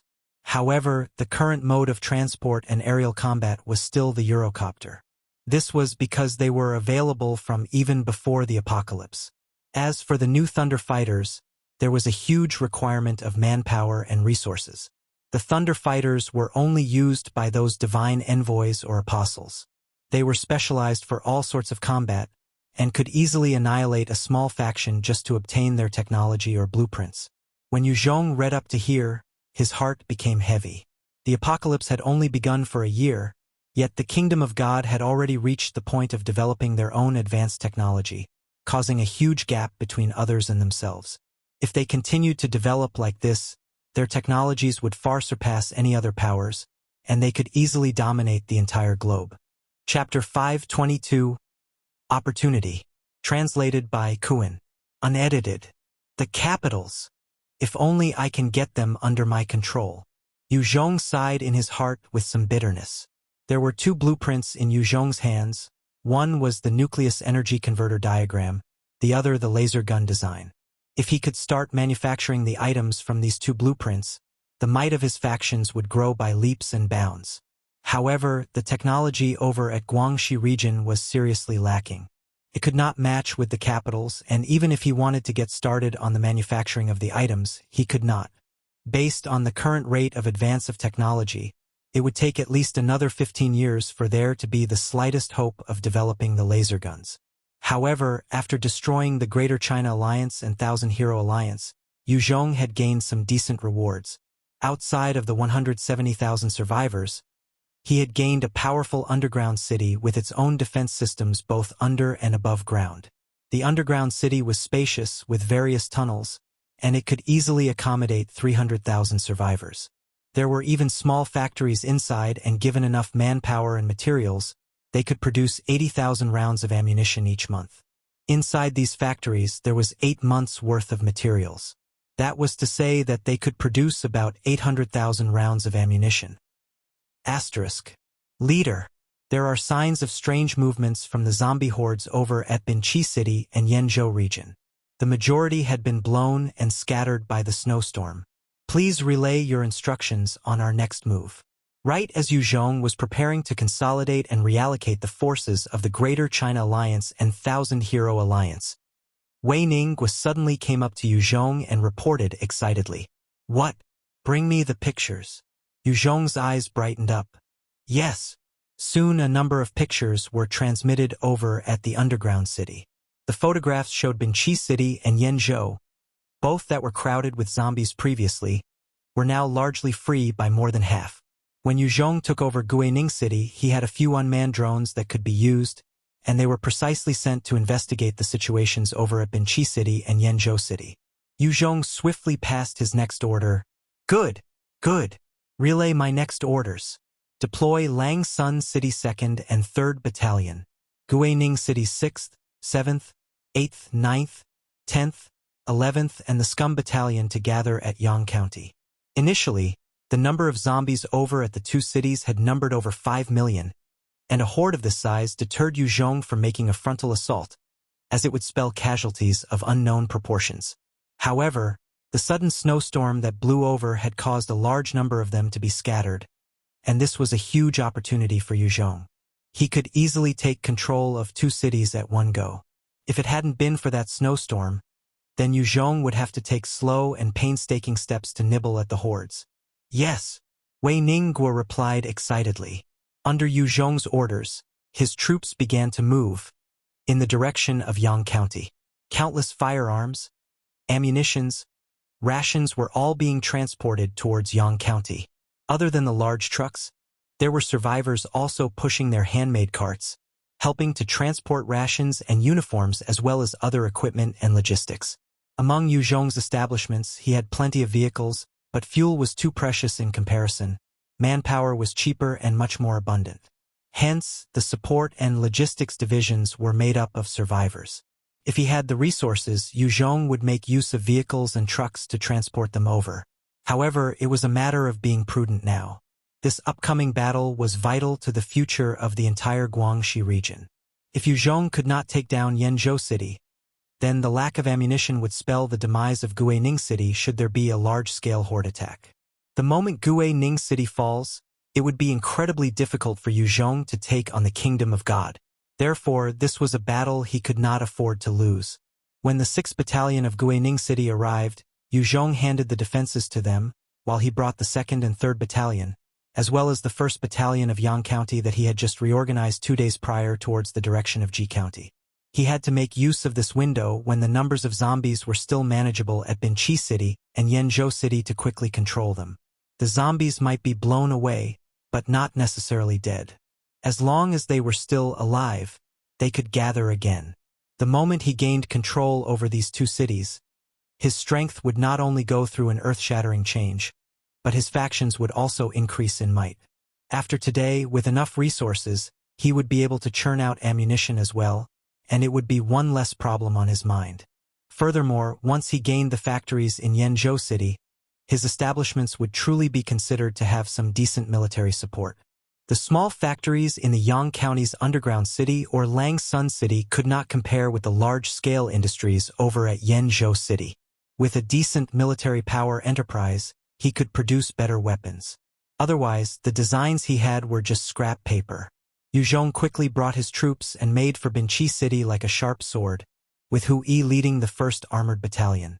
When they arrived there, the first 500,000 zombies they saw were mostly made up of L1S, S1S, L2S and S2S. These evolved zombies made their way towards the Armored Battalion. The majority of those zombies blown away were mostly the low-level ordinary zombies, and some other evolved ones. However, the bulk that remained were the evolved types. Fire the cannons! Fire the cannons! Facing the 500,000-strong horde, Hu Yi called out his commands in excitement. A number of the tanks unleashed their powerful projectiles, blasting patches of evolved zombies into pieces. As for the machine gun-mounted vehicles surrounding the tanks, they began firing rapidly as well. A terrifying hail of bullets covered a large number of zombies, causing them to fall on the ground. Yue Zhong personally led the soldiers of the 2nd Battalion to guard the Armored Battalion. The command of the operation had been handed to Zhang Xuewang, Zhang Minghe and other intelligence officers. Zhang Xuewang had been trained in the military before the apocalypse, and being by Du Mingshan's side they had gone through a few large-scale battles as well. He had a better understanding of commanding troops than compared to Yue Zhong, who was half-baked and not as experienced. When Yue Zhong was at Guining City, he didn't abuse his authority to bully the weak or to indulge in vices. Instead, he had wholeheartedly sought to reclaim the stability and peace before the apocalypse. At the same time, he focused on expanding his power, conquering Nanning, and this caused Zhang Xuewang to have a stronger sense of trust and respect for this young leader. In the command post, many of the intelligence officers and subordinates were hand-picked trusted aides of Yue Zhong, and Zhang Xuewang and his men would not have an opportunity to backstab Yue Zhong anyway. Yue Zhong stood on the battlefield, wielding his black-tooth blade, and chopped up the fallen evolved zombies. Beside Yue Zhong, there were Ningyu Xian, Xian Jiarou, Mu Xiangling, Xuaning, Nangong Bingyun, all dressed in military uniforms. They were similarly launching attacks on the zombies. In order to evolve, they had to kill more zombies. These women were not willing to stay at home and become vases, leading comfortable lives. They hoped to better themselves. In this apocalypse, to live better, one had to be strong or to rely on the strong. Although Ningyu Xian and the few ladies had decided to rely on Yue Zhong, they wanted to gain strength and control their own destiny as well. Otherwise, if Yue Zhong were to die, their future would be bleak.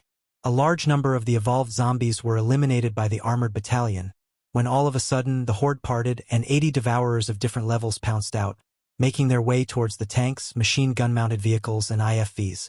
On top of that, there were 400 L3S and S3S shooting forward towards the 2nd Battalion led by Yue Zhong. Not good. Yue Zhong eyed those galloping L3S, S3S and devourers, and his face fell. These were the elites of the evolved zombies, and a single L3 could destroy an elite force of soldiers without any heavy weapons. Machine guns were useless against them, and such horrifying existences could definitely decimate the 2nd Battalion of elites. Kill them all. Lightning white bones. Yue Zhong pointed towards the horde of L3S and S3S and roared out his order. With that, lightning turned into a flash of light and charged towards the L3. With its extreme speed, it could break the sound barrier, and as it charged through the battlefield, numerous L3S would be decapitated, their headless corpses slumping to the ground. White bones charged amongst the S3S, and as they tried to pounce on it to bite it, it released its bone blades from various parts of its body and spun viciously, slashing many of them into pieces. Tian Hao, protect the ladies. Yue Zhong left an order, and he charged towards the Devourers. Tian Hao, being a strength and agility type dual attribute evolver, stepped out silently to protect Ningyu Xian and the rest. He was a strong expert, and after Yue Zhong had given him a set of equipment as well as a Type 3 mutant beast hide, his combat prowess rose by 3 times. As long as he was not surrounded by any high-level zombies, he was definitely capable of protecting the women. Facing the Devourers, the armored battalions unleashed all their projectiles, including the IFVs, which turned their firing targets towards the Devourers. Many of them were instantly torn apart by the various firepower. However, due to their insane speed, many of them managed to leap onto the IFVs, and they tore apart the hulls, spitting out a poisonous fog that turned the soldiers within into zombies in a matter of seconds. Chapter 523, L4. Promotion to Level 70. Translated by Qidian. Unedited. One of the IFVs was destroyed just like that at the hands of the Devourer. When Yue Zhong saw that, he was furious and immediately leapt into the air, channeling his devil flame. A huge ball of fire blasted towards the head of the Devourer, causing it to explode. Congratulations on achieving level 67. You've gained 2 attribute points to be allocated. Yue Zhong had disposed of 20 Devourers in a short span of time, and absorbed a large amount of experience, thus, stepping into level 67. The elites of the 2nd Battalion were also launching their skills towards the Devourers. Large ice picks, sharp wind blades, terrifying fireballs, and piercing air bubbles. There were even enhanced bullets that were all launched at the Devourers. Many of the Devourers were blasted into pieces or incinerated. Under the combined efforts of the experts in the 2nd Battalion, those Devourers were annihilated quickly. Many of the experts also gained levels because of their slaughter of the Devourers. Some of the brave soldiers managed to slaughter the other evolved zombies, causing large numbers of skill books and amounts of survivor coins to drop out. With the armored battalion acting as a temporary base, Yue Zhong's 2nd Battalion continued to advance in a frenzy. They crushed any evolved zombies that they came across, slicing the horde in 2. At this time, the 3rd Battalion, together with Yun Ziji's command of Yang County's 1st Battalion, came engaging the other zombies in a violent clash. Under that continuous onslaught, large numbers of the evolved zombies were slowly being worn down by Yue Zhong's troops. The intense battle carried on throughout the night. Yue Zhong finally eradicated all of the 50,000 evolved zombies with his 4 battalions, before directly setting up camp outside Binchi City. Today's battle, we've destroyed 50,000 zombies. We lost a total of 117 soldiers. The expenditure of ammo. Within the temporary camp, Xian Jiaro was reporting the details of the day's battle to Yue Zhong. Tough. A horde with a commander is truly hard to deal with. Yue Zhong frowned when he heard Xian Jiaro's report. He had only managed to kill 50,000 zombies after an intense days of battle. His side had suffered losses as well. It was hard to deal with the loss of 117 elite soldiers. In the past, Yue Zhong could easily destroy a few dozen thousands of zombies. It was because they were ordinary zombies. Furthermore, they were usually squeezed together, making it easy for their heavy artillery to hit. That was how they achieved efficient results. As for the evolved zombies, while the heavy artillery was still useful, it was not as effective. The more the numbers of the enemy, the stronger the effect of the heavy artillery. With lesser enemies, then the area of effect of the heavy cannons would be less effective. Yue Zhong silently came to a decision. This will not do. I need to deal with the Z-type in Binchi City. Otherwise, even if we conquer it successfully, we will lack the strength to proceed to Yenzhou City. The 50,000 zombies today had been sent out as an advance party by the Z-type within Binchi City. Inside the city, there were sure to be many more evolved zombies protecting the Z-type. Yue Zhong had the confidence to conquer the city when the rest of the troops arrived. However, that would take up too much time and the casualty rate might rise as well. After making the decision, Yue Zhong made some preparations and left towards Binqi City by himself. Yue Zhong had many experts under his command, that was true. However, to scout Binqi City, he felt that he was the best choice. If there was a need, he could activate his bone-encompassing armor and make use of the bone spikes to dodge the zombie horde. If he brought men, he would be worried about their safety. Furthermore, his current objective was to assassinate the Z-type in Binqi City, not engage in an all-out clash with the horde. Yue Zhong blended into the night, and his passive ability Night Enhancement was engaged. It allowed him to move like a fish in water in the darkness. He activated his bone-encompassing armor and rushed out towards Binqi City. Within Binqi City there were huge, deserted areas. Many abandoned vehicles laid strewn out. There was no sign of life, nor any signs of zombies. Are all the zombies already gathered? Yue Zhong entered Binqi City and surveyed his surrounding. He shot out a piece of bone spike, propelling him up on top of a roof.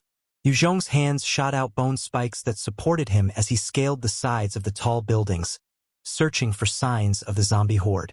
After searching for a long time, he finally discovered a huge sea of zombies gathered at the center of Binqi City. There.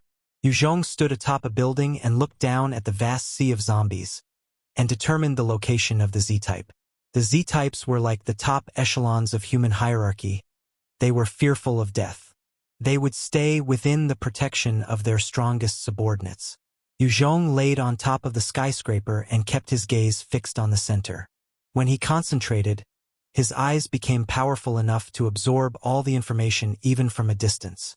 The image of the city center became like a feed to him as it entered his eyes, and he scanned all the information for the targets he required. While the Night Enhancement ability did not do much to help Yue Zhong in his constitution, it gifted him with strange skills in the dark of the night. One of them was to enhance his vision in the night to an overpower level. Level 70 Type 4 Strength. Evolved Infected L4. Possesses immense strength and powerful defenses. It has the ability to infect, affecting any life forms. Level 65 Type 4 Agility.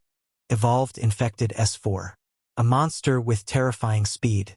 It has the ability to infect, affecting any life forms. Yue Zhong saw the two species of Type 4 zombies. The L4 type was huge, towering at 4m, looking like a building. Its entire body was covered with a layer of black scales, and it had huge blocks for hands. The S4 was a green freak that had huge powerful thighs and sharp claws. It was about 1.5m or 1.6m tall. The two types of zombies surrounded a huge supermarket, and there were about 10 of the L4S but almost 200 of the smaller S4S. Other than those L4S and S4S, the large supermarket contained over 20 level 70 devourers. 200 L3S and 500 other S3S filled the place as well. Such an evolved troop of zombies were all surrounding the supermarket, protecting the center. The defenses were extremely tight, and no one would be able to just charge in like this. Yue Zhong observed the surroundings and discovered nothing that he could use.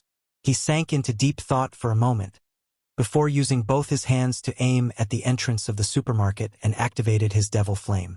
In an instant, two balls of blazing flames shot towards the ground like wrath from heavens and enveloped the L4S, S4S, and devourers. Yue Zhong's devil flame was the bane of the zombies after all, and while the exterior of the L3S and L4S could withstand the heat, their brains would definitely be turned to mush. Hence, when the two balls of flames landed on the horde, it instantly caused chaos among the evolved zombies. The L3S and L4S began to charge outwards, while many S4S and S3S were turned into ash by the devil flame. Right at this time, a shrill and sharp howl sounded from the large supermarket. Countless zombies began to charge towards the location, intending to answer to the calls of help. However, many of the L3S, L4S, S3S, and S4S were still burning from the devil flame and were stuck together. Nothing could move. The zombies were in a state of confusion and fear, and many swarmed to jump into the burning flames, intending to use their corpses to vanquish the flames. Yue Zhong continued to release 2 huge tornadoes of flames downwards, while the evolved zombies continued to rush into the flames, sending themselves into oblivion. The strong L3S, L4S, S3S and S4S were all squeezed tightly by the rest of the horde, unable to move. They could only struggle helplessly as the devil flames consumed them. At the same time, under the shrill call of help from the Z-type in the supermarket, the terrifying devourers also leapt into the burning flames, meeting their end. Numerous highly evolved zombies were turned into ash just like that, and huge amounts of experience orbs rushed into Yue Zhong, causing him to charge through levels. Ordinarily, Yue Zhong would find it extremely tough to deal with either an L4 or S4. However, because they were squeezed and had no way of escaping, they could only stay there helplessly as they burnt. Congratulations on achieving level 68. You've gained 2 attribute points to be allocated. Congratulations on achieving level 69. You've gained 2 attribute points to be allocated. Congratulations on achieving level 70. You've gained 1 attribute point to be allocated, as well as an additional active skill. Under those conditions where the evolved zombies rushed to their own deaths, Yue Zhong actually gained 3 levels in one shot, breaking the level 70 limit. He immediately allocated 6 points into agility and kept the additional skill point. He wanted to collect them in order to evolve the devil flame into its second-order stage. The zombies were still continuing to charge into Yue Zhong's fiery pit of death. Yue Zhong's pupils constricted as he sent 2 more hurricanes of flames towards the supermarket.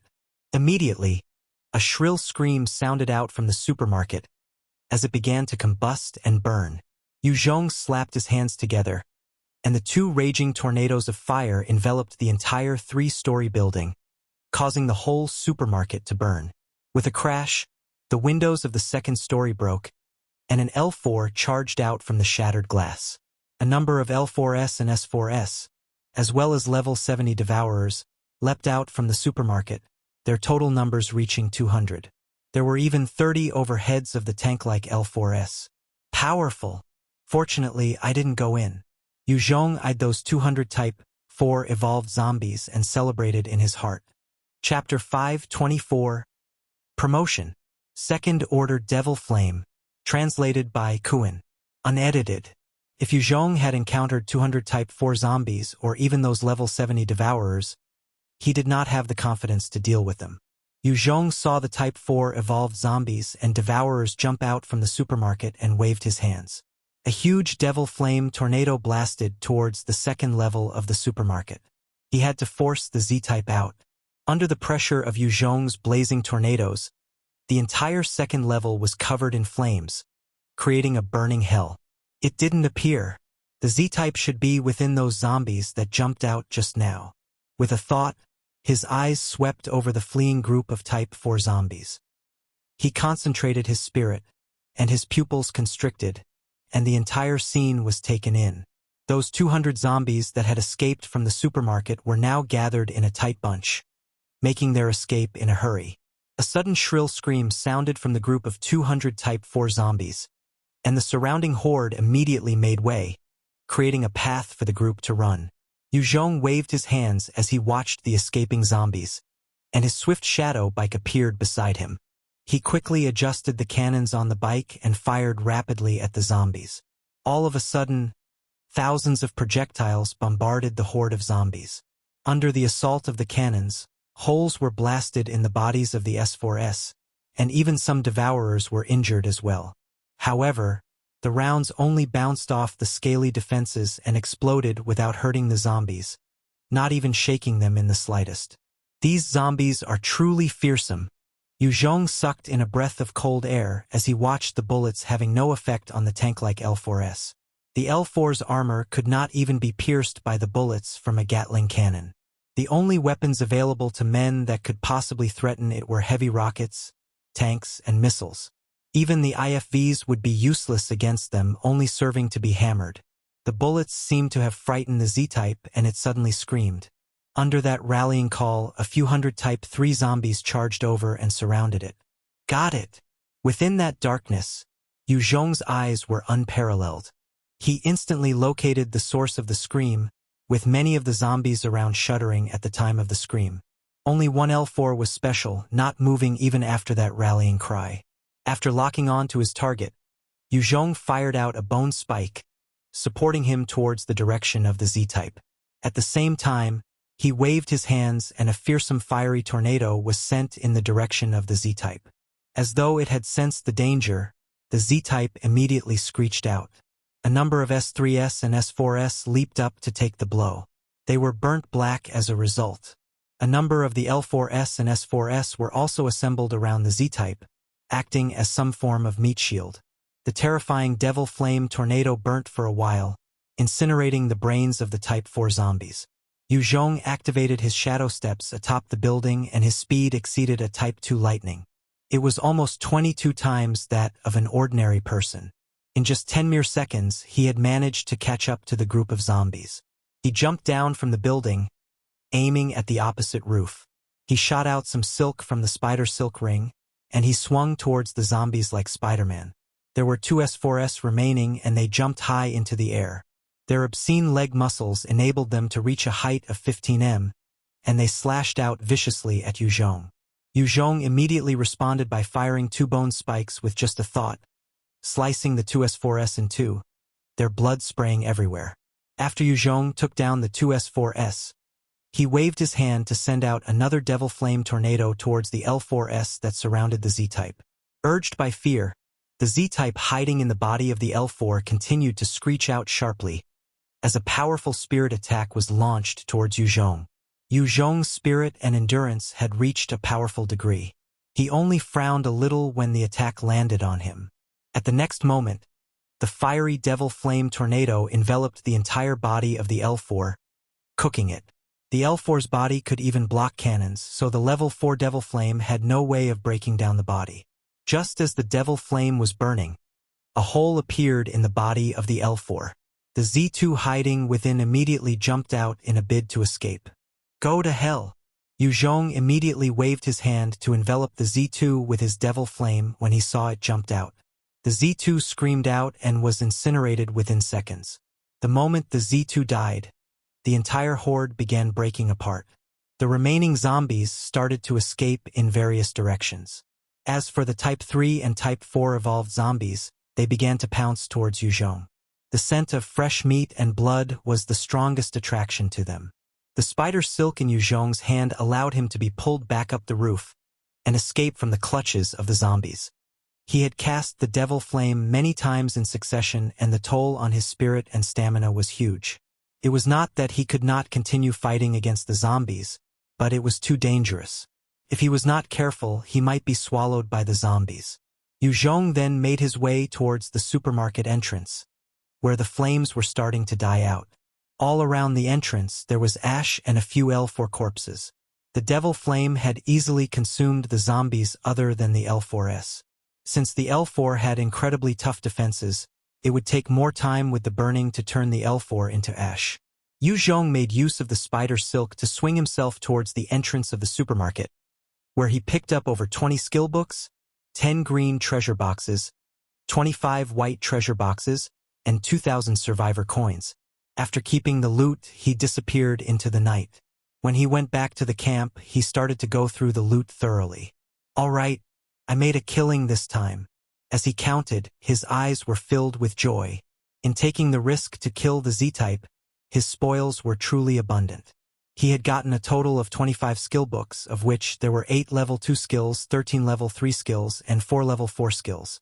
Among the level 3 skill books, there were the Werewolf Transformation, Wereleopard Transformation, Wercat Transformation, Forest Ranger Transformation, Flamestorm, Ice Spear, Summon Grizzly Bear, Gravity Manipulation, Steel Body, Clone Technique, Stealth, Bide, Element Shield. Of the level 4 skill books, there were the Second Order Stamina Solidification, Second Order Devil Flame, Second Order High-Speed Movement, Second Order Steel Body. Level 3 skill book, Ice Spear. Congeals a powerful spear of ice to attack enemies. Consumes 30 spirit. Non-specialized users can only use the skill once per day. Level 3 skill book. Summon Grizzly Bear.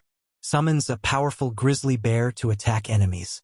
Consumes 20 spirit. Level 3 skill book, Steel Body. Passive skill. Upon learning it, user's body will become stronger and tougher. Requires endurance to be at least 120 to learn. Level 3 skill book, clone technique. Consumes 40 spirit to produce a clone. The user can see what clone sees at the same time. The clone has 10% of the attributes of the original. The clone is not able to utilize skills. Level 3 skill book, Bide. Expends 30 stamina to attack out with 3 times the penetrative power. Level 3 skill book, Element Shield. Consumes 30 spirit to produce an elemental magic shield to protect the user. It can defend against all elemental attacks. Level 4 skill book, Second Order Stamina Solidification. Upon learning, stamina increased by 55 points permanently. Requires the skill stamina solidification of level 3 and above. Expends 2 skill points. Level 4 skill book, Second Order High-Speed Movement. Active skill. Increases agility by 80 points when active. Duration of 5 minutes. Requires the skill high-speed movement of level 3 and above. Expends 2 skill points. Level 4 skill book, Second Order Steel Body. Allows the user to have a body as tough as metal. Requires the skill Steel Body of level 3 and above. Expends 2 skill points. Yue Zhong held the skill books in his hands and pondered for a while, before deciding to learn the steel body and clone technique. 2 bright lights flashed, and 2 additional bronze runes of information appeared in his mind. After learning the steel body skill, Yue Zhong's body coupled with his 181 points of endurance became incredibly tough.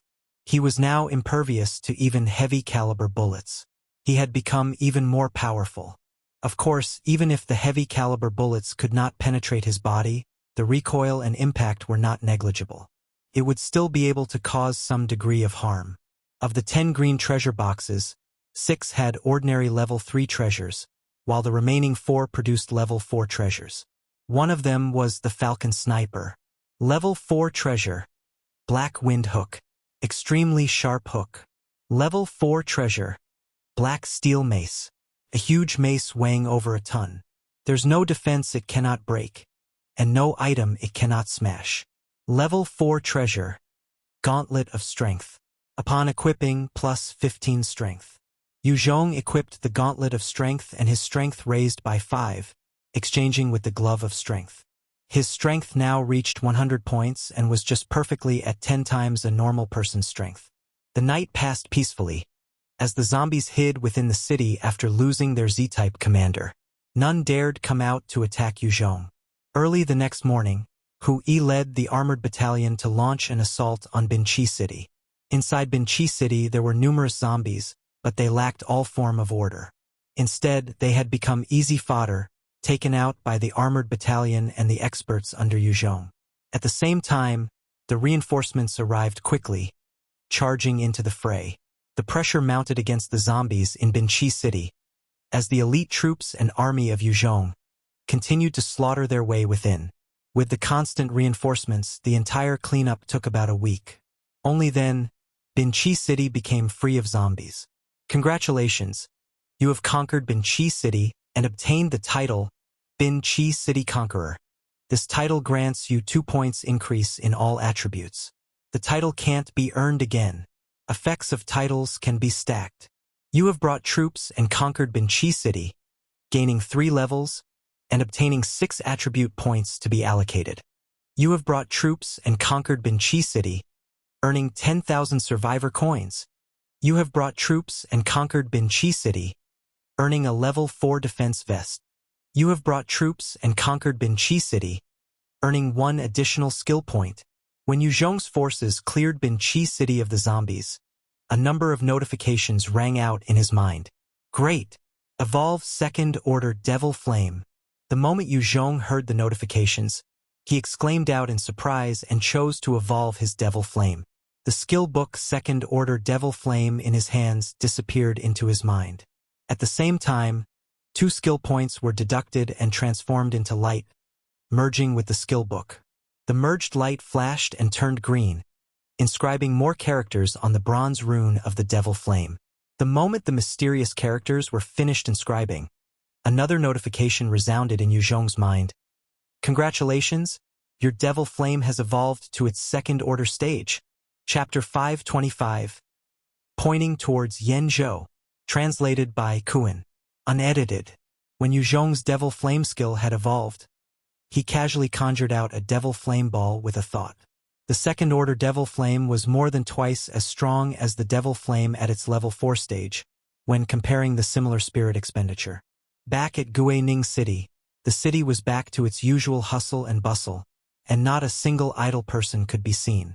Machines were constantly chugging, and countless factory workers were hard at work manufacturing clothes, weapons, canned meat, packing rations, and other supplies. The entire city's survivors had been activated, fulfilling their individual roles as gears of a larger machine in preparation for war. In the midst of their busy actions, there was a slight anxiety among the survivors. Many of them knew of Yue Zhong's operation of deploying his huge army to battle the zombies. This was a vital fight that would determine the future of Guining City. If he won, Yue Zhong's might would increase exponentially. However, if he lost, he would suffer terribly, and all sorts of characters would leap out to take a bite. Yue Zhong had a huge amount of prestige in Guining City, but likewise, there were enemies in the shadows. There were even certain people within his army hoping for his failure. Inside a small room, 5 men were gathered secretly in a discussion. One middle-aged man spoke. Binqi City has over 2 million zombies, while Yenzhou City has over 3 million. Adding them together, there's at least 6 million zombies. That guy only has a 10,000-strong army. How can he win? A young evolver laughed coldly. Humph! Yue Zhong sure is a retard. He thought that just because his troops repelled the previous zombie horde attack, they're suddenly invincible. He's too full of himself. He was just lucky the previous time. This time, his luck sure is to run out. Another burly and tanned man chuckled as well. Precisely. Once he loses, we can act. By that time, the entire Guining City, as well as the Guangxi region, will be ours. At various corners of Guining City, small gatherings like this were ongoing, discussing the possibility of usurping Yue Zhong.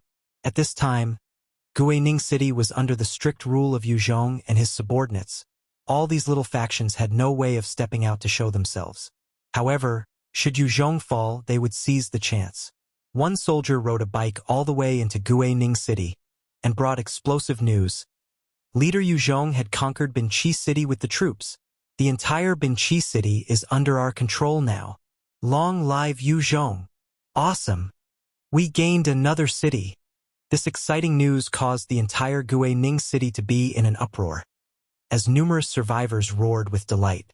Conquering a city meant that all the resources in the city prior to the apocalypse would land in Yue Zhong's faction. These survivors would definitely stand to benefit, and their future would seem even brighter. Furthermore, the fact that Yue Zhong had the strength to conquer a major city meant that it would not be impossible to conquer a second or third one. This caused even more reverence, hope, and trust in Yue Zhong from the survivors of Guining City. Shit, he actually conquered Binqi City. That's a place with 2 million fucking zombies. How the heck did he accomplish it so easily? Is he still human? Upon hearing the news of Yue Zhong conquering Binqi City, those small groups with motives began to feel despair. They did not know that most of the zombies in Binqi City had been blown away by the snowstorm. When they heard that Yue Zhong conquered the city, their hearts were filled with helplessness and despair. If Yue Zhong were to continue his victorious streak like that, his rule would just become even more concrete. No one would be able to shake him from his position. Those smaller factions hidden amongst the ordinary survivors would never get the chance to display their might. With the passage of time, a number of troops were mobilized and sent to Binqi City. There was currently an elite regiment of over 10,000 elites within Binqi City now. This elite regiment was not made of some riffraff. Every single one of them had been through countless battles. They have killed their share of human enemies as well as zombies and have shed their blood. This elite troop was used to control Guangxi as well as Vietnam, and they could handle a 100,000-strong zombie horde as well. Inside a meeting hall, many commanders and captains were gathered. Yue Zhong sat at the helm and was overseeing the meeting. Yue Zhong glanced at Hu Yi and asked, "This time, I've gathered everyone, as I want to prepare to set off for Yenzhou City." Hu Yi is the Guining 1st Battalion still in its prime condition. Hu Yi's 1st Battalion was the mechanized infantry battalion as well as the vanguard strike force in Yue Zhong's troops. They had helped to storm Ji County and Binqi City, and their experience and gains were not small. Likewise, they had expended quite a bit of energy. Human soldiers were not zombies, and could get tired or exhausted. They would not be able to fight forever unlike the zombies. Hu Yi answered with a voice of confidence. Yes. Our 1st Battalion is willing to be the vanguard in assaulting Yanzhou City. After the constant battles, the combat strength of Hu Yi's 1st Battalion had truly grown. At the same time, they had increased their forces to accommodate over 1,000 soldiers. This was the basis for Hu Yi's confidence. Cai Zizong spoke up as well. The 1st Battalion had just taken down Binqi City. They should rest for a moment. Leader, the Guining 5th Battalion is willing to be the vanguard and take down Yanzhou for you. Chen Shanggang also spoke up enthusiastically. Leader, our 8th Battalion had not done anything yet. Our bones are about to rot. Let us be the vanguard and obtain Yanzhou for you. Leader, our 9th Battalion will take down Yanzhou. One by one, the commanders began to seek for Yue Zhong's deployment of their forces. Yue Zhong's establishments focused on military merits. Only through merits would one stand a chance to rise in rank and obtain more forces and resources. Many of the commanders knew that Hu Yi had been the main strike force in the operation to take down Binqi City and would expand further after the battle for Yanzhou. This time, it was unknown how many more commanders there would be and who would even rise to become a regiment commander. Hence, many of them wanted better prospects for themselves and their subordinates. This army is truly valiant. Inside the meeting room, Chang Shangyong looked at the forces and thought to himself in envy. In this apocalypse, many of the large factions would have their smaller cliques within. Some of them would work together sometimes, others would try to stay back during operations to protect their strength, in case they lost them. When Yue Zhong was in Vietnam, the Chinese Association was like this. Even when Chen Shangyong was at the helm of his power, he had people who would give excuses not to take part in the operations in lieu of the big picture. They had instead chosen to preserve their strength. That led to their own downfall. Yue Zhong eyed all his commanders with appreciation and hollered a command. Good! For this battle, the 1st Battalion, 4th Battalion, 8th Battalion, and 9th Battalion would form a joint strike force. The 5th Battalion would move to defend Qishan District, the 11th Battalion to defend Jushan District, Langsun 3rd Battalion to defend Heshan District, and the rest is to assemble as reinforcements. Await further orders. Yue Zhong then glanced around and spoke seriously. This battle we can only win. There can be no failure. Yes. Everyone responded in a resounding voice. Upon receiving Yue Zhong's order, the troops began to prepare, as they set off for their individual objectives. Yue Zhong then went to the command center and asked one of the officers, "What is the situation over there now?" The officer immediately brought up a display for Yue Zhong. "Leader, there are countless droves of zombies moving towards Yanzhou.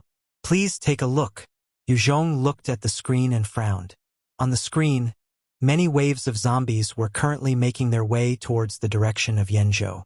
These were those zombies that had been in Binqi City and Yanzhou, but were blown away by the snowstorm. The smaller droves numbered a few dozen thousands, while the larger hordes numbered in the 100,000s. The moment these zombies gathered at Yanzhou, then there would be a total of over 3 million zombies. It would then become a city that was almost impregnable. Yue Zhong only had a force of 10,000. His ammunition was lacking. Using frontal assault against 3 million zombies would be a fool's dream. It was precisely because of this that Yue Zhong had no choice but to deploy his forces to take down Yanzhou. They had to eliminate the zombies within Yanzhou first. However, the expedition on Binqi City had taken over 9 days.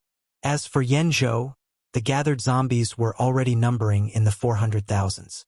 Every day, the numbers were increasing in the dozens and hundreds of thousands.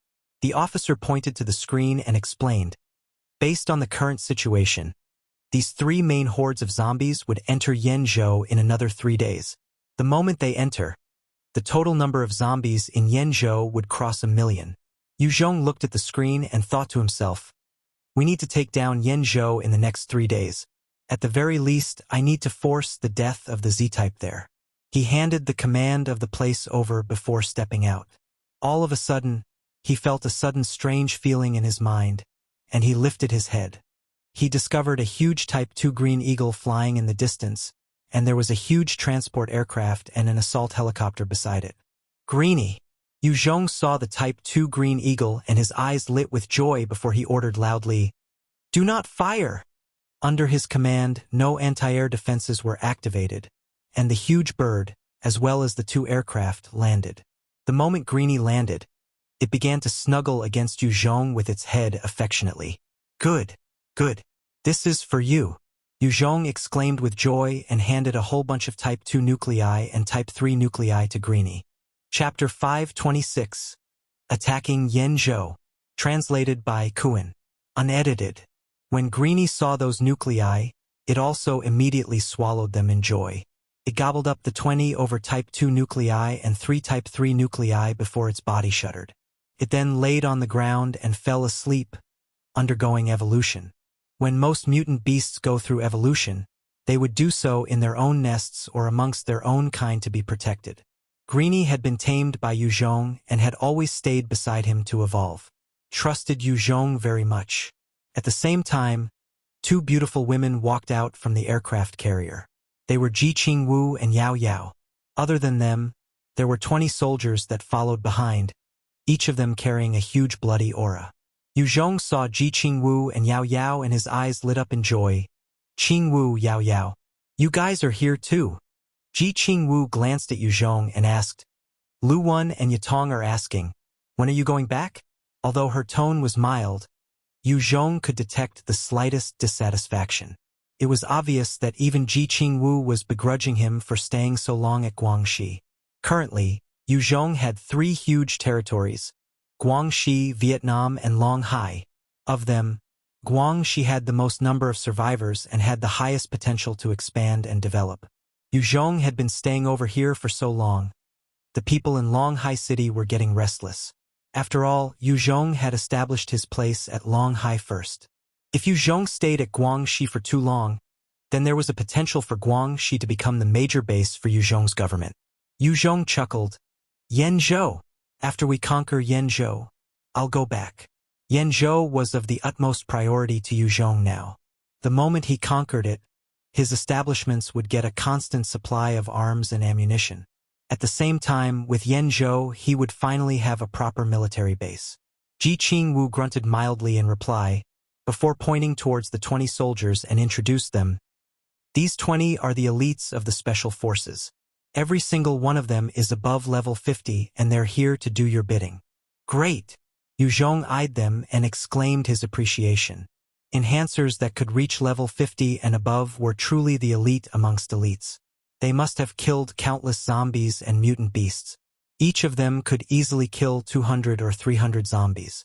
The stronger ones could even take on 1,000 on their own with no problems. Such a force was truly equivalent to an infantry battalion. Ji Qingwu asked, "I read the report on the way here. There's a huge horde moving towards Yanzhou, and the numbers seem to exceed 1 million. What are your plans?" Yue Zhong replied seriously, "Deploy every force. We have to launch a full assault on Yanzhou. We must conquer it before the zombie horde gathers fully. We'll have to eliminate the Z-type in there." "Do you have the confidence?" she challenged. Yue Zhong chuckled assuredly. "I have 70% confidence that we can take it down." This time, Yue Zhong had brought out all his trump cards. There were 40 tanks, the self-propelling rocket launchers, 155mm cannons, red arrows, IFVs, and all sorts of modern weaponry. Each of them had ammunition that stacked like mountains. He had also deployed his force of over 10,000 elite soldiers. These soldiers could definitely hold their own against the ordinary zombies, although there were over tens of thousands of evolved zombies within Yanzhou. Yue Zhong wasn't worried. Hu Yi led the 1st Armored Battalion, the 4th Battalion, 8th Battalion, and 9th Battalion into the entrance of Yanzhou.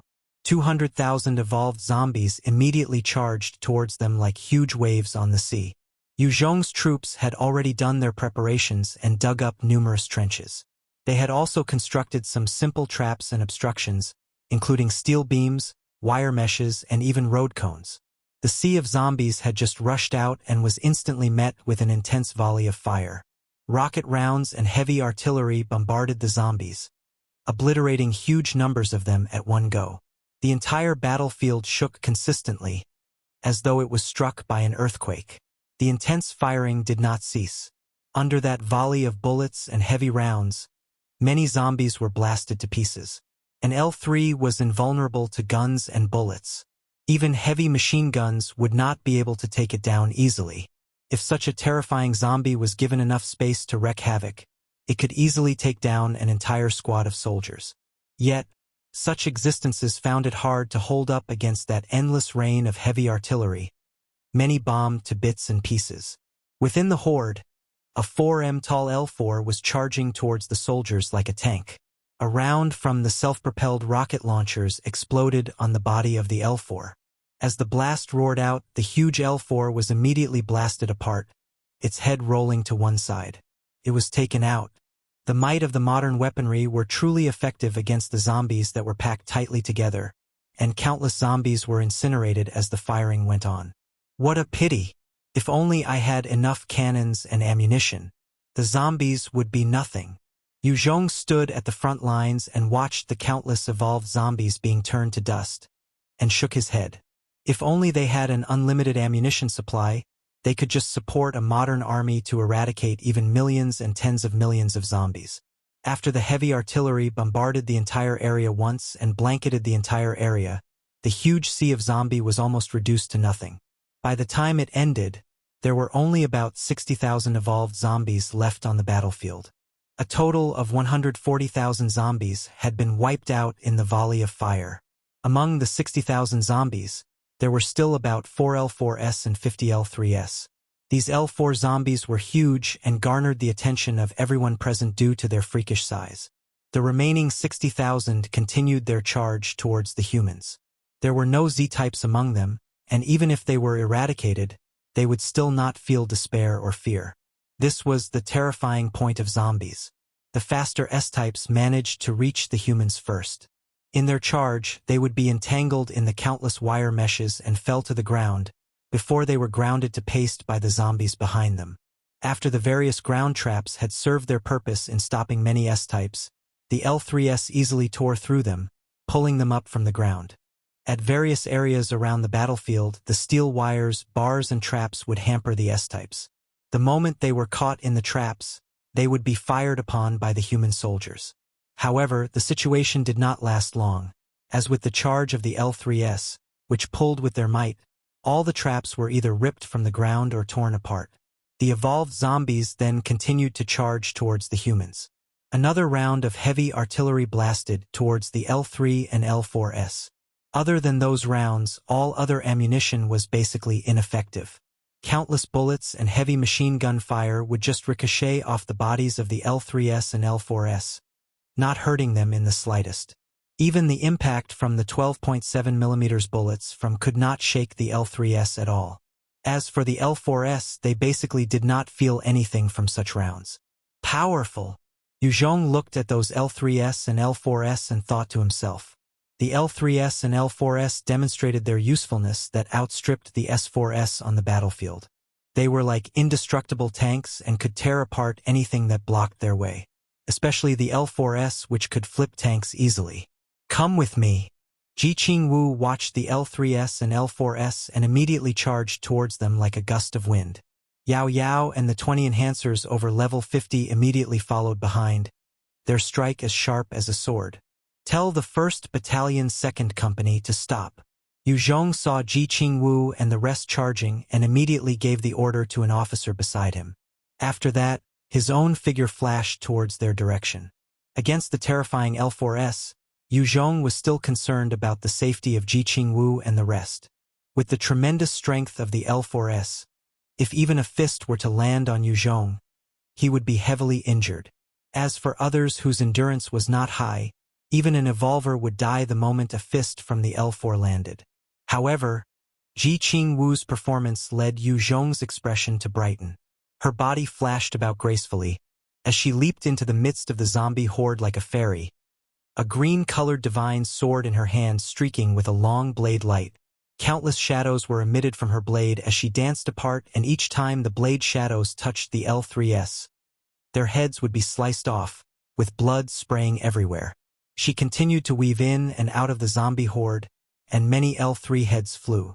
She quickly arrived in front of an L4 and dodged the incoming blow with ease. Her feet lit up with some faint green light, and she leaped all the way to the head of the L4 before she slashed down viciously, and the blade actually penetrated the skull of the L4. Strong! Yue Zhong saw how Ji Qingwu actually slaughtered an L4 with a single move, and could not help but praise in his heart. Ji Qingwu's abilities were obviously close combat focused, but the fact that they could complement her swordplay and movement, that was truly terrifying. As long as she got close, Yue Zhong knew that no one under his command was a match for her. On the other side, Yao Yao's body transformed into a streak of light that surpassed the speed of lightning when it was Type 2, charging straight through the zombies. She somehow appeared on top of an L4 as well, and her hand carried a black shadow about 1 meter long that pierced the L4's head. Chapter 527 Unstoppable. Translated by Qidian. Unedited. The black light spun furiously, all the way till it penetrated the skull of the L4, and proceeded to grind the contents to mash. After killing that L4, Yao Yao's face was slightly pale. She grabbed the treasure that dropped from her kill, before disappearing from the midst of zombies. On the other side, after Ji Qingwu had disposed of the L4, she also retreated quickly. The two of them had used their strong skills to instantly take out two L4s, and the consumption of stamina and spirit was naturally high. As they were retreating, huge blades of wind and blazing spears of flame bombarded the zombies. They were also supported by enhanced bullets and manipulated vines, clearing the way for Ji Qingwu and Yao Yao through the crowd of L3s. It was obvious that the teamwork of this elite team was extremely coordinated and flawless.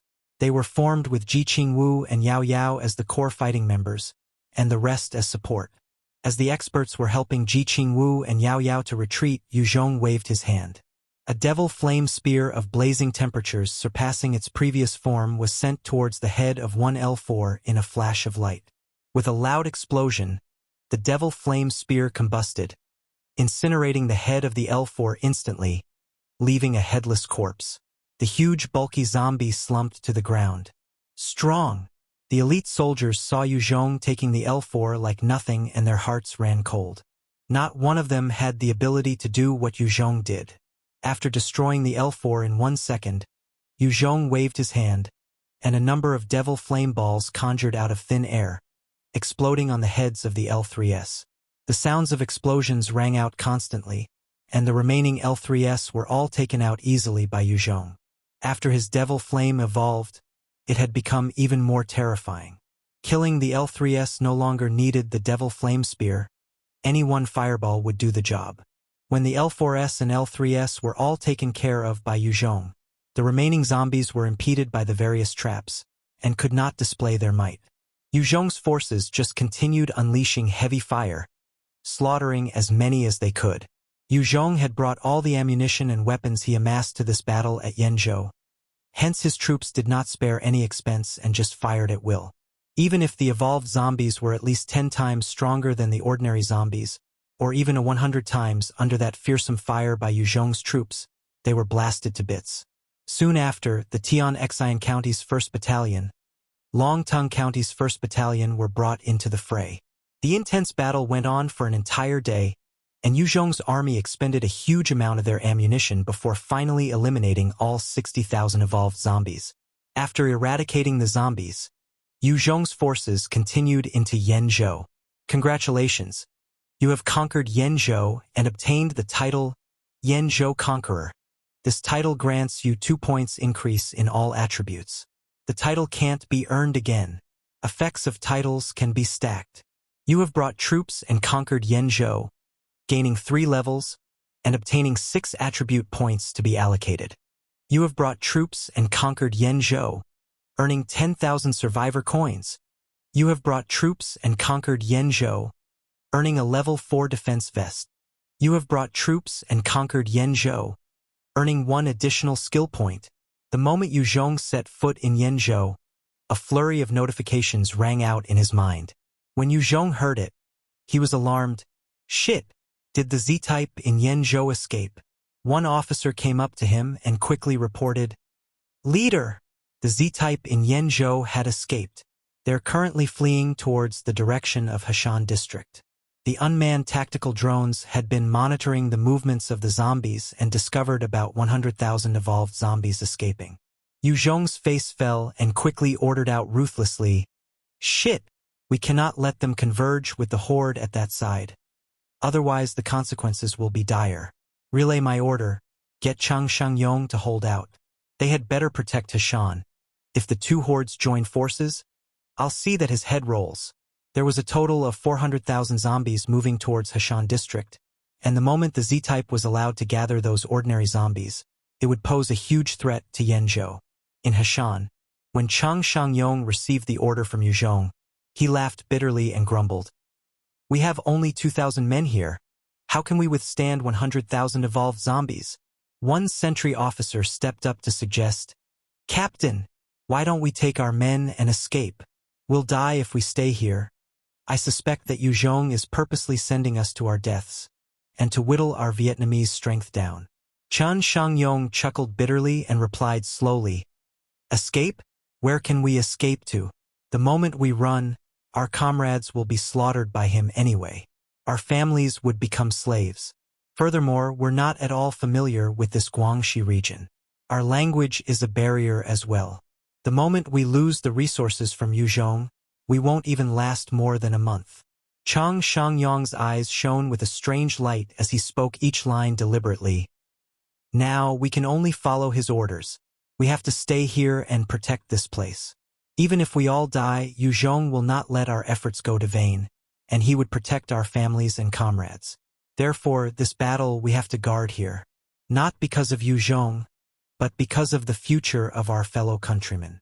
Chun Shangyong had plenty of bad habits of his own, and wasn't some perfect human being.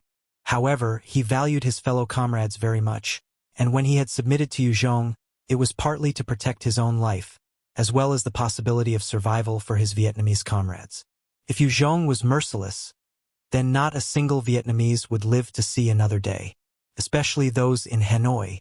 Chun Shangyong had joined Yue Zhong's forces to be the voice for them should the need arises. Chan Shangyong sighed and said, "Go get started on the fortifications. This time, our survival will depend heavily on our preparations." Hearing those words, the intelligence officer sunk in deep thought, before saluting Chang Shangyong, his own eyes flashing with resolution and acceptance. He then stepped out. Under Chan Shangyong's orders, the Lang Sun 3rd Battalion began their works on the main road towards Heshan. With the ample resources that were deployed, all sorts of wire meshes, steel beams, barricades, etc. were set up by the soldiers. While they were simple, they proved to be very effective against the zombies. If there were no L3S or L4S that were basically like tanks to clear the road, the obstructions and traps were enough to impede many of the zombies.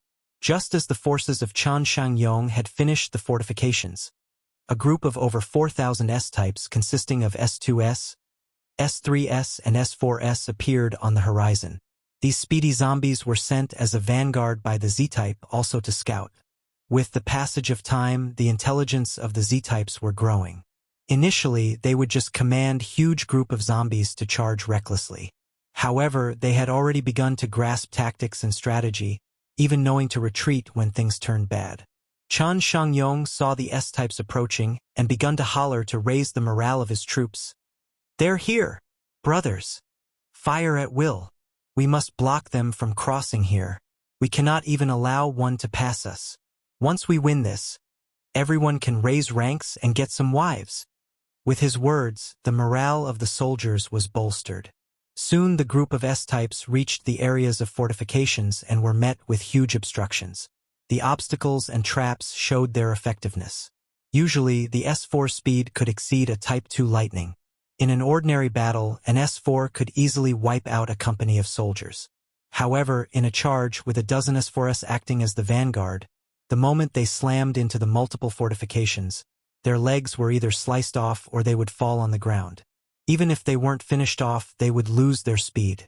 The S-types would be impeded by the various traps as they charged over, some falling into the pits with steel beams. Many were either killed or heavily injured.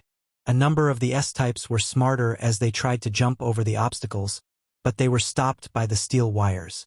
Chen Shangyong got his troops to begin firing at the S-types, turning many of them into sieves. Amidst the dense gunfire, a huge number of the S-types were directly annihilated. Just the traps took out over 1,000 of the dumb S-types. Chen Shangyong surveyed the field, noting the 4,000 evolved zombies that they had killed, and couldn't help but feel a sense of pride. Not bad. We managed to survive the first wave. 4,000 evolved zombies and 4,000 ordinary zombies were very different scenarios. A single S2 was more than 10 times deadlier than an ordinary zombie. Killing 4,000 of these evolved types was much more difficult than taking down 4,000 ordinary zombies. Not good. Chen Shangyong's face suddenly turned pale. Everyone looked up, only to see the terrifying figures of the L4 towering in the distance, running over. The L4s possess a speed that was 4 times that of an ordinary person, but because their bodies were so much more bulkier, each step was easily 3 times that of a person. If the L4s were to charge with full speed, they could easily exceed a person by 12 times. This was a terrifying speed. It was equivalent to having 10 tanks charging over. Chen Shangyong immediately screamed, "Fire the cannons! Fire! Blast those fuckers with all we've got!" The Lang Sun 3rd Battalion immediately began firing like crazy, as their heavy artillery was focused on that 10 L4s. They only had about 40 cannons, and all of them, coupled with their IFVs, were focusing their fire on the 10 L4s. Chapter 528, Pursuit. Translated by Qidian. Unedited. Under that dense barrage of heavy artillery, the 10 L4s were hit by rounds constantly. Any point of impact would result in a gaping hole, but they were insufficient to blast the L4s into pieces. As for the resulting shrapnel or shockwave, they could not affect them at all. The IFV was firing the 25mm Gatling gun, but all the bullets did was to leaving white marks on the terrifying defense of the L4s, not penetrating their bodies at all. The 10 L4s and 100 L3s charged through the volley of fire, and only 30+ L3s were blasted to pieces. The rest continued on their charge towards Chen Shangyong. Especially the L4s, a few had numerous wounds from the various heavy fire, yet they were charging like it was nothing. With each kick of their feet, the steel wires and meshes would be dragged up. They then used their hands to tear holes in the steel fences. With each blow of their fists, the huge road barriers would be destroyed into dust. Every single fortification was obliterated in their path. Rockets! Fire the anti-tank rockets at them! Chen Shangyong shouted loudly. Facing this freaks that seem invulnerable to so many things, the only measure left to them were the anti-tanks rockets.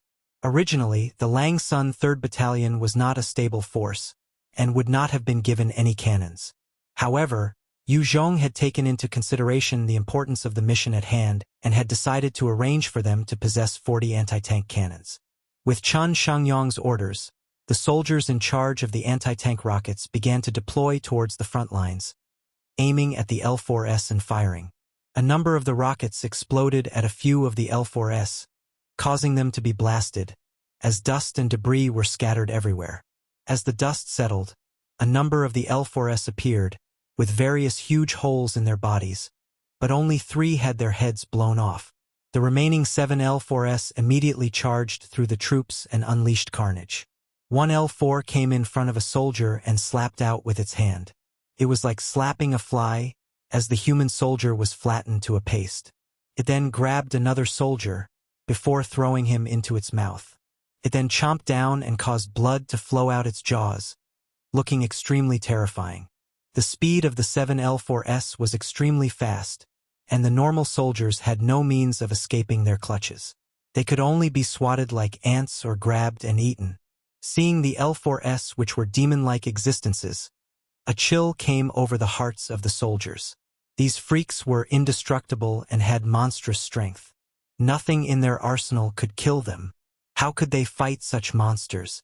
At almost an instant, their morale dipped, almost collapsing. Beasts! Fucking beasts! Chan Shangyong looked at those L4s and his eyes turned red, showing a hint of despair. If it were just one L4, he could activate the enhancers and evolvers of the Langsun 3rd Battalion to join forces against it. However, since there were 7, he was at a loss. If only we were the main force. Chan Shangyong looked across the battlefield and watched helplessly as the L4s ravaged their way throughout the battlefield. Yue Zhong had biases towards and against his various troops. As his most trusted force, he would naturally not be stingy with the resources. Just Hu Yi and his 1st Armored Battalion had 40 tanks and 110 IFVs. They had over 100 artillery of various kinds. The 1st Armored Battalion was almost certainly going to expand and become Yue Zhong's strongest regiment. As for the unreliable forces of the Langsun 3rd Battalion, they were only given ordinary rifles and had limited ammunition. In times where no battles were imminent, their troops only had refilled bullets. Only in times of war like the current situation would they be given proper ammunition and other logistics. As for heavy artillery, they truly had only a sparse number. If they had enough heavy artillery fire, they would be able to take on the L4s. With the L4s leading the charge of the zombies, the soldiers at the front lines were thoroughly crushed. The soldiers were retreating frantically. The rest of the troops were also feeling nervous and fearful. We're finished. We're finished. Chan Shangyong looked at his broken troops and thought silently to himself in despair. The fearsome L4s had torn the defenses of the Langsun 3rd Battalion apart like it was nothing. The rest of the zombies were following behind. The moment they breached the base, the troops would have no means to resist at all. Without any fortifications or defenses, a single S2 or L2 could dispatch 10 ordinary soldiers with ease. Right as Chan Shangyong felt that there was no more hope, an assault helicopter appeared in the distance, roaring over. A devil flame spear shot down like judgment from heaven, piercing the head of one L4, combusting immediately, turning the L4 into a headless corpse. The headless corpse of the L4 fell back slowly like a toppled giant. Yue Zhong eyed the rest of the tank-like L4s and immediately conjured a few devil flame spears in succession, throwing them quickly. The devil flame spears shot towards the L4s, combusting upon impact. That's Yue Zhong. Chan Shangyong eyed the assault helicopter and his heart was filled with shock. Having crossed arms with the L4s, he knew of their terrifying nature. Seeing how easy it had been for Yue Zhong to take them down, the shock and respect for Yue Zhong increased another notch. Yes! Fuck yeah! When they saw Yue Zhong take down the 7 L4s, all the soldiers immediately roared out in joy. The invincible demon-like existences had met their ends at Yue Zhong's hands, and their morale instantly shot up. Chan Shangyong immediately gave an order the moment the L4s were taken down. Relay my orders. 9th Company to launch counterattack. The 9th Company consisted of the Vietnamese experts under Chan Shangyong and had been his trump card. Now that Yue Zhong had personally entered the fray, he had to risk his all as well. Under Chan Shangyong's orders, a Vietnamese evolver roared out in battle lust, leading his team of over 50 enhancers towards the evolved zombies. Their aim was to clean up those terrifying L2s and L3s, not allowing them to wreak any more havoc to the fortifications. Having expended a total of 140 spirit and 50 stamina to kill those L4s, Yue Zhong had truly exceeded himself as compared to when he killed the Z2 on Binchi City. The effect was less as well since he burned the L4s to death back then, whereas he had opted to decimate the L4s in one shot. The level of difficulty between both was truly incomparable. However, in doing so, it had propelled his undefeatable image in the hearts of the Langsun 3rd Battalion, as well raised their morale again. The soldiers were once again filled with fighting spirit and would not break down. Where the hell is the Z-type? Yue Zhong surveyed the scene from the skies, trying to locate the Z-type. If it managed to escape and gather the huge horde from a distance, it would become a nightmare for Yue Zhong. Although this battle was a victory for Yue Zhong, his forces had expended plenty of ammunition. In the short term, it would be hard for him to contend against another major horde. After observing the scene below for a while, he quickly found 5 L4s and a 100 L3s huddled together. Especially in the midst of such a horde, the bulky L4s that were the size of houses were extremely obvious.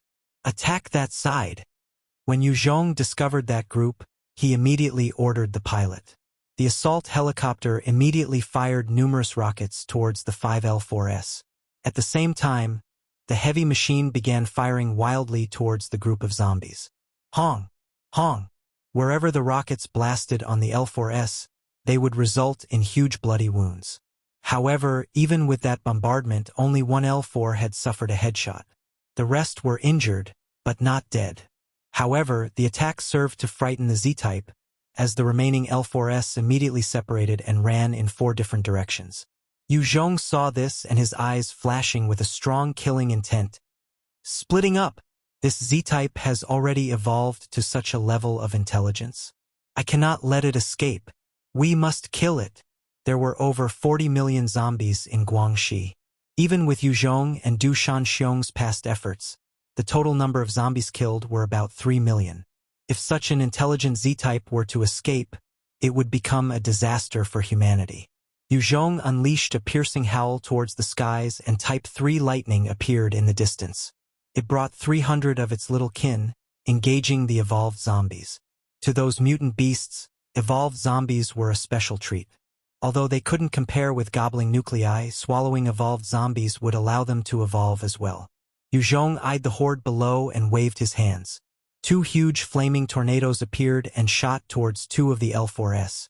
The moment they landed, the 2 L4s evaded to one side, knocking into the other zombies before they escaped towards the distance. That's not it. Yue Zhong waved his hands again, sending another 2 flaming tornadoes towards the remaining 2 L4s. One of them immediately tried to run, while the other continued in its path, but several S-types leaped up to take the blow. All of them were instantly incinerated. Chapter 529, Gaining Yanzhou, translated by Qidian. Unedited. It's that one. Yue Zhong's eyes brightened when he saw countless zombies jumping to block all of the attacks with their bodies. He ordered, "Fly there!" Following his order, the assault helicopter flew towards the L4. At this time, all of a sudden, 1,000 L2s lifted up H1s. Pull up! Pull up! A chill came over Yue Zhong's heart and he roared. The pilot also frantically pulled the controls, taking the assault helicopter higher. The next moment, 1,000 fireballs came soaring through the air, many of which hit empty air. However, one managed to blast the tail of the helicopter, causing a huge hole. The entire helicopter began to plunge. The assault helicopter was lacking in defense when compared to the main forces of the Eurocopters. If it were one of them, it wouldn't have been damaged so badly by the H-1's shot. Of course, if it had been the advanced Thunder Fighter, there wouldn't have been so much of a sweat. Yue Zhong activated his bone-encompassing armor and grabbed the pilot, before leaping out of the helicopter. The assault helicopter plunged towards the ground, exploding into a huge fireball. While in mid-air, Yue Zhong activated his gravity manipulation, decreasing his weight by half. At the same time, he sent out a sharp bone spike towards the earth. With a thought, he shot out more spikes one after another, moving towards the fleeing L4. The horde was now densely packed. If Yue Zhong landed in their midst, even he would find it hard to extract himself out of that situation. Yue Zhong's speed was extremely quick. Even as the zombies tried to grab his spikes, they barely managed to scrape them. In a few breaths, he had managed to chase up to a distance of 50 m away from the L4. A bright flash of fire appeared in Yue Zhong's right hand, as a devil flame spear formed. He flung it out with force, and the devil flame spear turned into a flash of light as it shot towards the head of the L4, exploding upon impact. The headless corpse of the L4 crashed towards the ground. Its chest suddenly tore open, and the Z2 hidden within swiftly leaped out. The moment the Z2 got out from the L4's body, an S4 pounced over and hugged the Z2 before making a mad dash for the distance. The S4's speed was even faster than Type 2 lightning, reaching almost 30 times the speed of a normal person. It was lightning quick and had almost no equal. Seems like I can't capture it alive. Yue Zhong aimed for the head of the Z2 and frowned. He originally wanted to capture it and try to gather the remaining zombies in hopes to eliminate them once and for all. Yue Zhong waved his hand and a terrifying flaming tornado zipped towards the Z2, incinerating all the zombies in the way. In front of the second-order devil flame, a huge number of zombies were instantly scorched to a crisp. The Z2 screamed out once, before it was also consumed by the devil flame, leaving nothing but ashes behind. With the death of the Z2, the groups of the zombies began to break apart, dispersing and scattering. The evolved zombies suddenly lacked directions. Some remained still, while the others quickly charged towards the Lang Sun 3rd Battalion. The zombies were thrown into a state of chaos. The 400,000 zombies that had been slowly gathering towards the direction of Hashan also began to disperse in various directions. From what seemed to be a hopeless situation that turned into a favorable one, the Lang Sun 3rd Battalion soldiers had managed to stop the assault of the evolved zombies. They began to launch their counterattacks. Without a leader to direct them, the tens of thousands of evolved zombies mostly stayed where they were, staring blankly at space. There were some who were trampled by their escaping companions. When Yue Zhong saw this, he heaved a sigh of relief. He supported the pilot of the helicopter as they slowly landed within the camp of the Lang Sun 3rd Battalion. The pilot looked at Yue Zhong with gratitude and said, "Many thanks to leader for saving my life. I, Wang He, will never forget this." Yue Zhong patted his shoulder and chuckled. "Continue to work hard. Go and rest for now." Every single pilot was a valuable asset to Yue Zhong. They were even more precious than gold. There were only 12 of such pilots within his troops. Compared to normal people, people like Wang He are easier to be trained to operate the Thunder Fighters. The moment Yue Zhong gained those Thunder Fighters, he would possess yet another powerful trump card. Wang He nodded silently and swore to do his utmost for Yue Zhong. Yue Zhong then went to the front lines. Observing the hordes of zombies being torn and ripped apart by his side's weapons and soldiers, he knew that the outcome had been decided. However, Yue Zhong was very clear that after the two battles at Binqi City and Yanzhou, his troops had been pushed to their limits. They could not continue to fight horde after horde. The first reason was because of their exhaustion, and the other was because these two battles had consumed 60% of his ammunition. Without ammunition, it would be impossible for his troops to contend against a horde of 1,000,000 zombies. Even if they won, it would be at a terrible cost. The intense battle continued until the second day. By then, Hu Yi had led the 1st, 4th, and 7th battalions to provide reinforcements. The battle lasted for an entire week before they finally eradicated the remaining tens of thousands of zombies.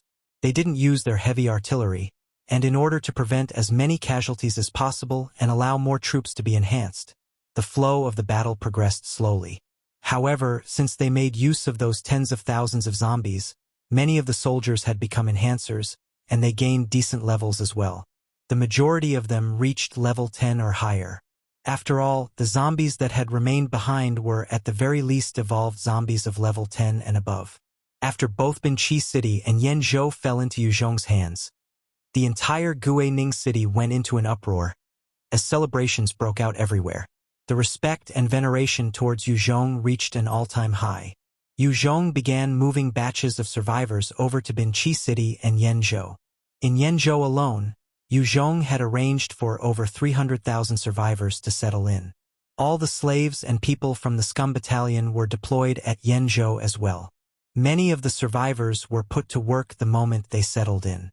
At the same time, with Lu Xiaocha as a weather forecast, Yue Zhong arranged for various enhancer teams to begin sweeping the regions around Yanzhou, Binqi City and Guining City for resources and to clear out the remaining zombies. On top of all that, Yue Zhong went to reorganize his troops again. The 1st to 8th Battalion in Guining City formed Guangxi's 1st Regiment, and its regiment commander was Hu Yi. The 9th to the 16th Battalion, of which some were new ones that were recently established, became Guangxi's 2nd Regiment with Wei Ninghua as its regiment commander. Other than the 1st and 2nd Regiment, the Lang Sun 3rd Battalion that had accumulated great merit in the operation this time were reformed into the Lang Sun 3rd Brigade, with a whole group of Chinese soldiers mixed in. After reorganizing, the troops began their training again. At the same time, companies would be sent out in waves and shifts on top of their training to battle zombies. This was to raise their combat strength. As for the government, Yue Zhong didn't forget it as well. He had only been an ordinary university student prior to the apocalypse and did not have any ideas with regards to governance. He chose the previous mayor of Guining City, Shen Mo, to handle the government. Many factions that overthrew the ruling powers would usually retain a few of the original members. One of the reasons was that these factions usually had no capable governing officers. Yue Zhong was the same, however, since he had faced such a situation in Longhai City before. It was not a huge problem. Since he had observed for a long while, Yue Zhong discovered that Shen Mo was actually a capable officer. He was usually low-key and strict on his kids. He also had experience in governing. Due to this, Yue Zhong reinstated him as the mayor and the main head of the cabinet, while getting Chun Yao to learn beside him. At the end of the day, Yue Zhong had many experts that could fight and kill, but he really lacked talents in governance and leadership. Although Chun Yao was a woman, she was equally capable in both brains and brawn and was extremely outstanding. Plus, she had her fair share of leadership in Vietnam and was of the few people that Yue Zhong trusted. Under his rule, regardless of gender, as long as the person was capable, he would not hesitate to utilize them. Under his rule, Bin Chi City, Guining City, and Yenzhou began to bustle with life. Survivors in the city began to regain a glow in their faces, and their expressions were once again filled with hope. Inside one of the largest military factories in Yenzhou, Yue Zhong was walking around as Ecchi Jiaro and Ji Qingwu followed beside him as they conducted their inspection. "Are you guys able to manufacture large transport carriers?" After listening to the report of the manager Lei Wang, Yue Zhong immediately asked. Lei Wang was the chief engineer in one of Yenzhou's factories prior to the apocalypse. He had been found in a villa's basement when Yue Zhong's army recovered Yenzhou. When the troops had found him, he was almost starving to death. Even now, he still had a sallow look, as though the wind could topple him at any moment. When he heard Yue Zhong's question, Lei Wang did not dare tarry with his answer, immediately replying, "We can't. It's impossible. We lack the technology here. Even before the apocalypse, manufacturing any large carrier would be tough. Even just manufacturing the engine would not be possible." Yue Zhong frowned when he heard it.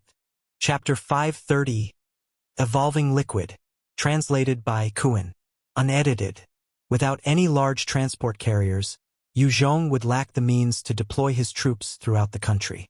The speed of advance of the Kingdom of God was extremely fast, chasing up to before the apocalypse. It was mainly due to them possessing a large number of aerial transport and assault helicopters. With those, they could launch devastating attacks in all corners of the earth to obtain even more designs. This time, if it wasn't for Yue Zhong's interference, the laser gun designs would have landed in the hands of the Kingdom of God, and they would be able to quickly manufacture laser guns, raising the overall might of their troops. Yue Zhong also hoped to quickly produce huge transport aircrafts so that he could deploy his forces. After all, it was hard to send aid anywhere he wanted when there were zombies everywhere. Yue Zhong kept his gaze fixed on Lei Wang and asked, "If we had to manufacture those large transport aircrafts, how many years would it take?"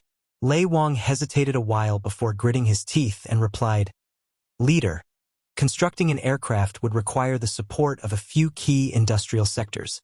It's not a simple matter with Yenzhou's current state and technology. It would take at least 15 years. When Yue Zhong heard that, he immediately dropped his hopes of constructing large aircrafts in Yenzhou. 15 years of time, even the daylily would be cold, and his troops might already reach the coastal area. Yue Zhong continued to ask, "What about unmanned drones?" In the operation to conquer Bin Chi City and Yenzhou, the UAVs had played a vital role and were also very important with its non-combat functions. Lei Wang pondered a while before replying carefully, "Guishi City has better facilities and equipment to build aerial technology compared to our Yenzhou's facilities. We would need their equipment to begin work. Otherwise, it would be incredibly hard for us here at Yenzhou." It was Yue Zhong's turn to sink into his thoughts before he pulled out his laser gun design and handed it to Lei Wang. "What about this?" The moment Lei Wang received the designs, the information entered his brain, giving him the knowledge on its construction. "Good stuff.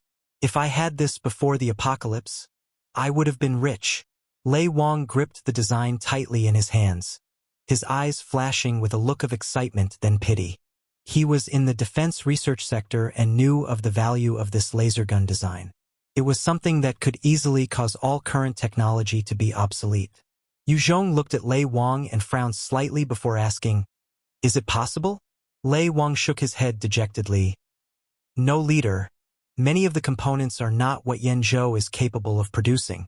Only the eastern or southern cities along the sea are capable of it. Only the main capitals possess the necessary tools, know-hows, and manufacturing lines. However, with this design, it's not impossible to use some replacement parts, so we should be able to produce one or two." Yue Zhong then took out the nucleus energy converter diagram and handed it to Lei Wang. "Okay, this one here. See if it's doable?" This. When Lei Wang received the blueprint of the nucleus energy converter, his face instantly changed. Every normal person knew how important energy was to a country, or even to an entire race. The USA had waged wars in the Middle East purely because of oil as an energy resource. If this nucleus energy converter could be produced, then Yue Zhong's establishment would possess a clean and renewable energy source. When coupled with the laser gun, it would raise the lethality of the laser guns and extend combat duration. Lei Wang scrutinized the design carefully, obtaining some important information before saying, "Leader, if I can run some tests, I have confidence that I will be able to produce a prototype within a year. If you need large-scale production, I'm afraid that it would take 3 years. After all, we're lacking talents and are sort of starting from scratch here. Even if we had more details, it would still be hard." Yue Zhong looked at Lei Wang indifferently and spoke, "This matter will be handled by you. Organize a team to begin your research. If you need people, I'll provide them. The same goes for resources. However, this must be kept confidential. You guys will go to the underground city and set up a lab there, understand?" "Yes," Lei Wang replied with respect. He knew the importance of the two designs, and that once they became a reality, Yue Zhong's faction would leap in strength. With a single order from Yue Zhong, a highly secretive lab was constructed in the underground city. They began to gather specific talents. Although the lab could not compare with the Kingdom of Gods, it was still highly advanced, and with the production of the two designs, the lab would gain an increase in research and development as well. As the manager in charge of the lab, Lei Wang was naturally excited, and he could guess Yue Zhong's objectives and decided to give a suggestion. "Leader, although we can't produce the aircraft carriers yet, we still have the railroads. Should you decide to travel far, we can definitely station troops throughout Guangxi with the help of the railroads." When Yue Zhong heard it, his eyes lit up. Right, the railroads.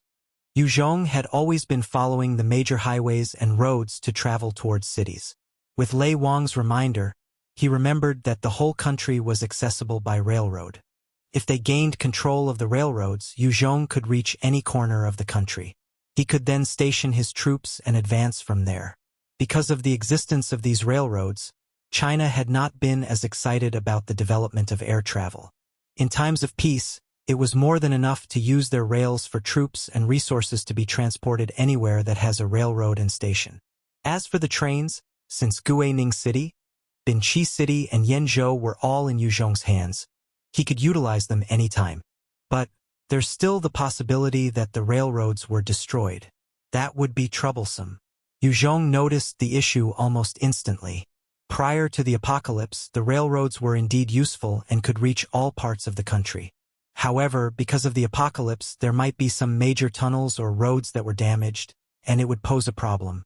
The rails break down easily, but building them was difficult.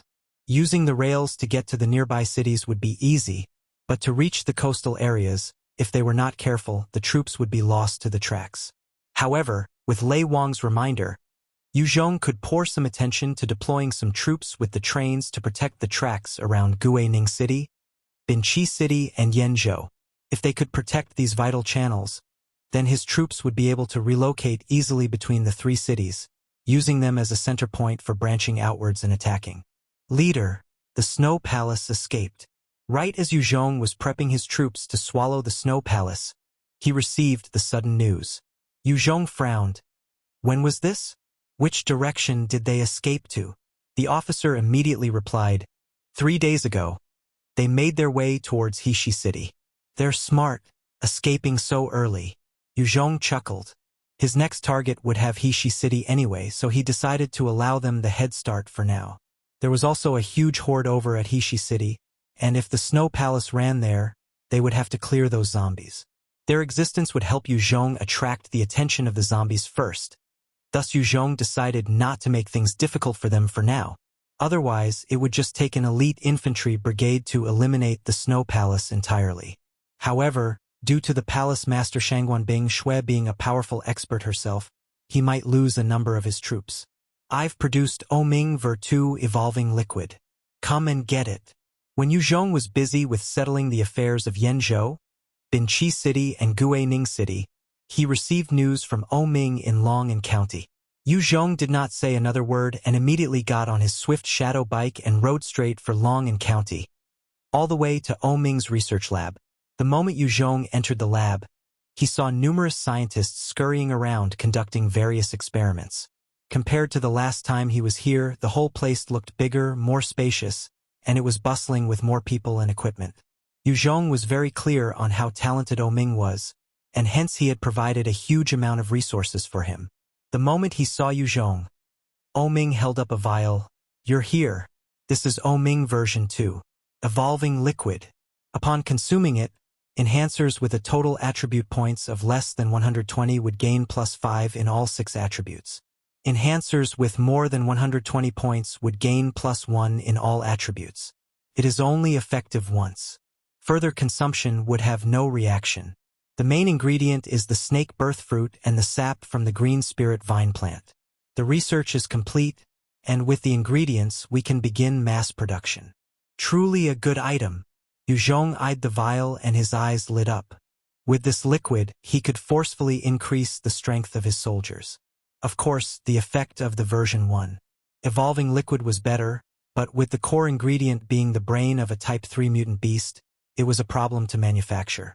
Chapter 531 Railroad. Translated by Kuan. Unedited. Anything else? Yue Zhong kept the vial in his storage ring before asking Oming. He was very certain that this genius in front of him had more surprises in store. Oming revealed a proud smile as he handed a green vial. This is my new creation. The Oming Ver 3 evolving liquid. Administering this will cause a normal person to instantly become an evolver. The main component is still the snake birth fruit, but one single pink fruit mixed with other mutant plants' sap can produce 20 such vials. Amazing! When Yue Zhong heard Oming's words, his eyes lit up and he could not help but praise Oming. Yue Zhong had established communications with Longhai City for some time. When he left, the snake birth fruit tree had been consuming a large number of zombie corpses, and plenty flowers had already borne fruit.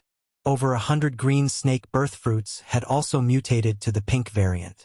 The impact of this version 3 evolving liquid would play a huge part in strengthening the troops. As long as Yue Zhong could transport the 100 pink fruits over, there would be 2,000 such vials, allowing 2,000 people to become evolvers. Evolvers were not invincible, but compared to enhancers, they had large advantages. Many enhancers hoped to become evolvers. Oming continued excitedly. Furthermore, I've discovered that if a naturally awakened evolver were to consume the snake birth fruit, it would awaken a second evolved attribute, gaining a huge boost. Naturally awakened evolvers are truly the favored of the heavens. Oh! Yue Zhong's heart skipped a beat. If this was the case, then he could make use of the fruit to give rise to more dual attribute evolvers. The occurrence of natural evolvers was extremely rare, a mere 1 in 10,000.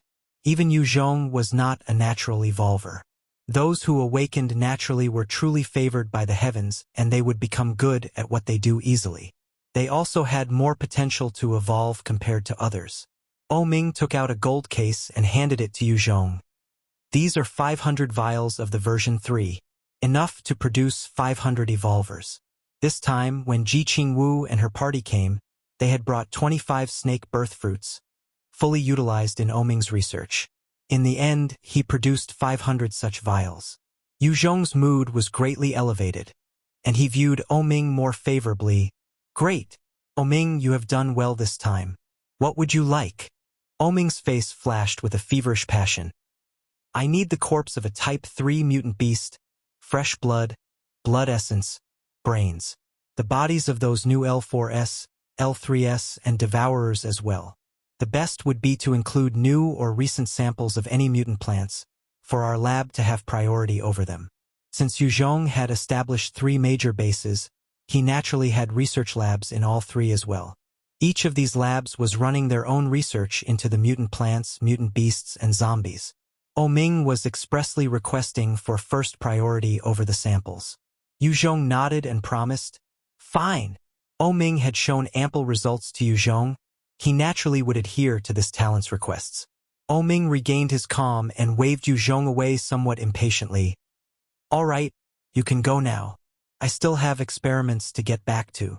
Yue Zhong was speechless towards Ming's attitude. As the leader of Guining City, Yanzhou, and Binqi City, many people would clamor to speak to him. Ming was actually disinterested. He was not to be blamed anyway since he was like this from the start. Before the apocalypse, people of the research world viewed their field as the utmost priority, and most were crude or blunt.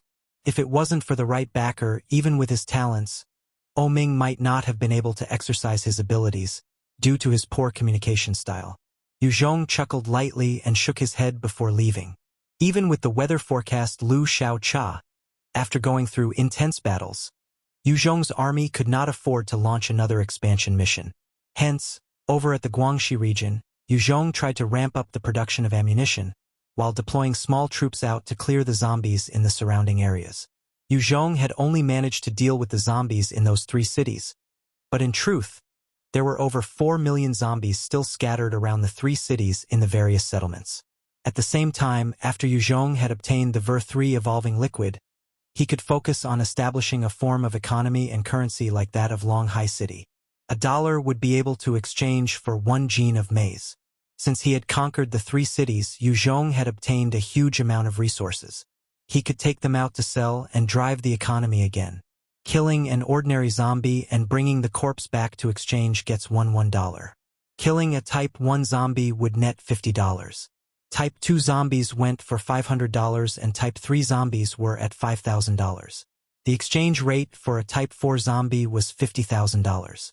The exchange rate for nucleus went for the following: ordinary at $10, Type 2 at $1,000, Type 3 at $100,000, Type 4 at $1 million.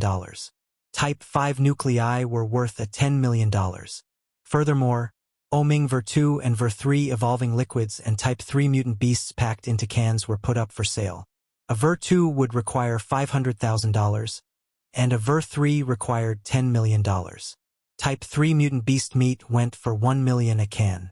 When the survivors in Yue Zhong's cities saw the items placed for sale, everyone went crazy. A few teams were formed, intending to take risks. Many became hunters, killing zombies and mutants beasts in exchange for cash. What were evolvers after all? They were the favored of the heavens and were experts at the pinnacle. The moment one became an evolver, as long as the person wasn't trash, and the evolved attribute wasn't weak, it would be harder for them to lose in their fights. Furthermore, the person could learn a new skill during evolution and gained a huge amount of enhancements to their constitutions. Everyone wanted to become an evolver, transforming into the doted children of the heavens. Under the enticement of the prices, the various hunting teams went on a rampage, clearing plenty of zombies and mutant beasts, bringing the corpses back. This ensured a steady stream of nuclei and corpses landing in Yue Zhong's hands. The central dollars that Yue Zhong issued soon became the recognized currency that everyone used. Military and government personnel also stopped doing barter trades and began dealing in the central dollar. The Guangxi region could be said to have finally embarked on some sign of society again. The bartering stage had been popular because nobody could trust the previous forms of government until Yue Zhong came into the picture. If it had been earlier, not many would have accepted the new currency. People would just take it as toilet paper. However, since he had already conquered 3 cities and obtained a huge amount of resources, his reputation and prestige were at an all-time high. Coupled with the allure of the Ver-2 and Ver-3 evolving liquids as well as Type 3 beast meat being priced with the currency, everyone would definitely take up the currency. There was an additional point, which was that compared to barter, the survivors were more used to having a fixed price on items. Due to circumstances, they had no choice but to barter. Who would use the useless money from prior to the apocalypse anyway? After issuing the currency and having stabilized the situation in Guangxi, the region began to recover swiftly. The survivors were not as hopeless as before, and their eyes were filled with an expectant look for the future. Yue Zhong continued to be at Guangxi for a while longer, ensuring that things were truly in order, before taking a company of elite soldiers from the 2nd Brigade as they boarded the train back to Longhai City. On the rail tracks, a train chugged along, within many soldiers dressed in the Raven combat uniform and Type 2 mutant beast hides sat. At the front carriage, Yue Zhong, Ji Qingwu, and Yao Yao were together. Yao Yao was holding a handheld device as she played games, while Ji Qingwu was reading a book. Traveling on the tracks was risky, with unknown dangers, hence the train could only proceed at 20 kilometers per hour. There was the danger of getting derailed. Furthermore, there might be mutant beasts and high-level zombies along the way. It was a sort of exploration for Yue Zhong to determine the potential problems. Yue Zhong eyed Ji Qingwu reading her book quietly, and her quiet but elegant aura caused a stir in his heart. If I had known, I would have brought you Ecchi out. For safety's sake, the speed of 20 kilometers per hour was a sort of torture to people like Yue Zhong who could not sit still. Plus, there was no form of entertainment on the train, and he was regretting not bringing Ecchi Jiaro or Ningyu Ecchi and the rest. Ji Qingwu was extremely beautiful, but she and Yue Zhong had not gotten past that barrier, and he could only look at this absolute beauty in front of him but not being able to do anything. After hesitating, Yue Zhong took the initiative to strike up a conversation. "What are you reading?" A slight smile appeared on Ji Qingwu's lips as she replied, "Qiong Yao's Plum Blossom Scar." Chapter 532. Ji Qingwu heavily injured. Translated by Qidian. Unedited. Yue Zhong hardened his skin and continued to chat. Plum Blossom Scar? An interesting novel. Truthfully, Yue Zhong had never even seen the book nor read romance novels. Compared to reading, he would rather kill zombies and mutant beasts. Ji Qingwu laughed coquettishly as she moved her hand away from the cover, revealing the name. "I'm just kidding. It's on war." Yue Zhong heaved a sigh of relief. He had seen the book a few times before. Like this, at least he could have some topics to talk about. If it were some romance novel, then he would be grasping at straws. All of a sudden, the train shuddered, and the sharp sound of brakes being slammed sounded. The train came to a halt. Yue Zhong's eyes narrowed and he shot to the front of the train. Ji Qingwu and Yao Yao had also moved at the first moment, following closely behind Yue Zhong. "What happened?" Yue Zhong immediately asked when he came to the carriage. "Leader, there's a monster in front." The driver pointed and told Yue Zhong. In front, about 200 meters away from the tracks, there was a group of Type 2 ferocious apes charging over, each of them towering at 4m. A herd of mutant wild boars and mutant cows were being chased by the Type 2 ferocious apes. As those beasts were running, the tracks beneath their feet were twisted. They could no longer support the train on its journey. Yue Zhong watched on helplessly and sighed. As expected, if we want to make use of the tracks, we have to clear the entire region of beasts and zombies. Otherwise, it will be impossible. The tracks were truly convenient, but likewise they were vulnerable and susceptible to damages. Yue Zhong would have to arrange for troops to protect the tracks to ensure the continued usage. "Get down, and get rid of them." Yue Zhong eyed those Type 2 mutant beasts and ordered. Under his orders, the squad of elite soldiers immediately got off and began to launch an assault towards the mutant wild boars, mutant cows, and Type 2 ferocious apes. This squad of soldiers were already all evolvers, and each of them were at least above level 40. Their combat prowess was strong. A bright flash appeared from the hands of one of the soldiers, and he waved. A huge blade made out of wind appeared and sliced through the mutant beast horde, before lunging for one of the Type 2 ferocious apes' head, slicing it off in a huge shower of blade. One of the soldier wielded a bronze bow, and with a radiating light from his hands, a number of bone arrows shot towards the horde of mutant beasts, piercing the beasts one by one. Another soldier grabbed his huge mace with a savage expression and charged into the midst of the mutant beasts. He swung wildly and pummeling the heads of the mutant beasts in a cruel fashion. Ji Qingwu and Yao Yao also shot forwards, their aim being the group of Type 2 ferocious apes. This time, there were about 10 Type 2 ferocious apes, and to Ji Qingwu and Yao Yao, who were high-level enhancers, only these Type 2 mutant beasts could provide them with enough experience. Yue Zhong stood one side and watched as his subordinates slaughtered the mutant beasts, without indication of lending a helping hand. These mutant beasts were too low-leveled. Yue Zhong would not gain anything from killing them, hence he left them for his subordinates, empowering them. These soldiers under Yue Zhong were truly efficient killing machines, finishing off the mutant beasts in a matter of minutes. At this time, a huge shadow loomed over in the sky, as a huge bird with a wingspan of over 80 m suddenly soared down, making a grab for the little lowly Yao Yao. Level 95 Mutant Beast. Type 4 Flame Bird. Tyrant of the skies. Extremely ferocious and terrifying. Careful! Yue Zhong shouted out and activated his shadow steps and charged towards Yao Yao's direction. Yao Yao had just caught a glimpse of the massive claw of the Type 4 Flame Bird, when Ji Qingwu beside her lashed out with a kick, sending Yao Yao flying back 7 to 8 meters away. At the next moment, the sharp claws of the flame bird pierced the chest of Ji Qingwu, even through the Type 2 ferocious ape she was fighting, before flying towards the sky. Ji Qingwu's face instantly turned pale, as she coughed up a large amount of blood. There was a huge bloody wound in her chest as well. Big Sis Qingwu! No! Seeing this, Yao Yao, who was kicked away, immediately screamed out in a heart-wrenching manner. Her expressionless face was contorted in fear. Yao Yao had grown close to only Ji Qingwu, and because of this, she had joined the special forces. In times of peace, she and Ji Qingwu were as close as actual sisters, and Ji Qingwu herself watched over the growth of this little girl like an elder sister. She had also unhesitatingly sent Yao Yao out of harm's way, sacrificing herself.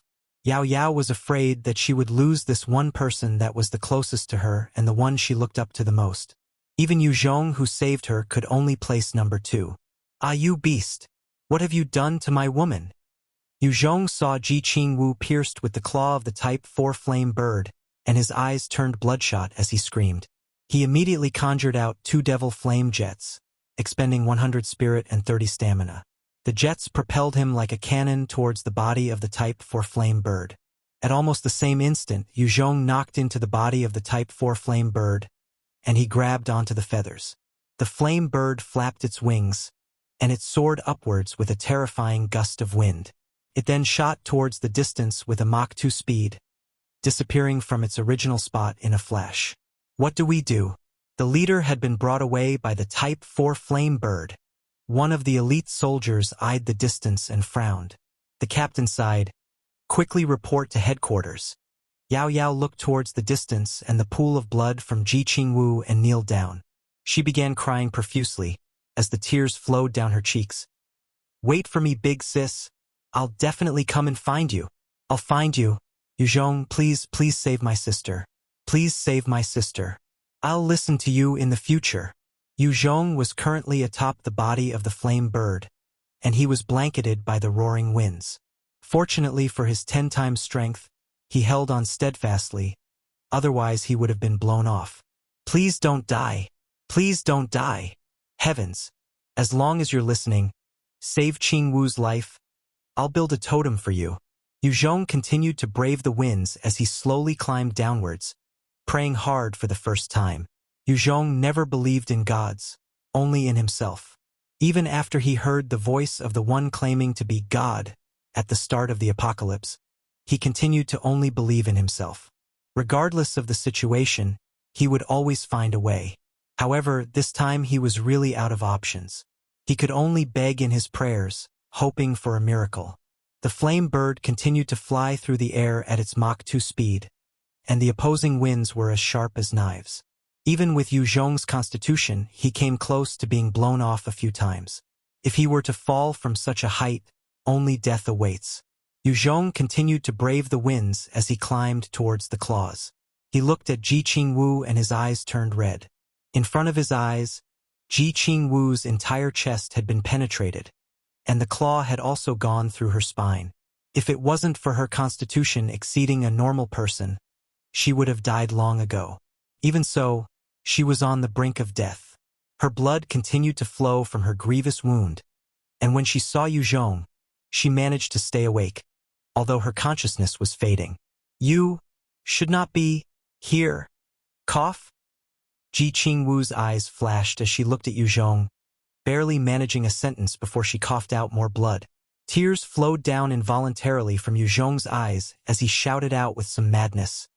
Don't speak! Don't speak! I want you to live. You must live on, you hear me? Ji Qingwu. You must not die.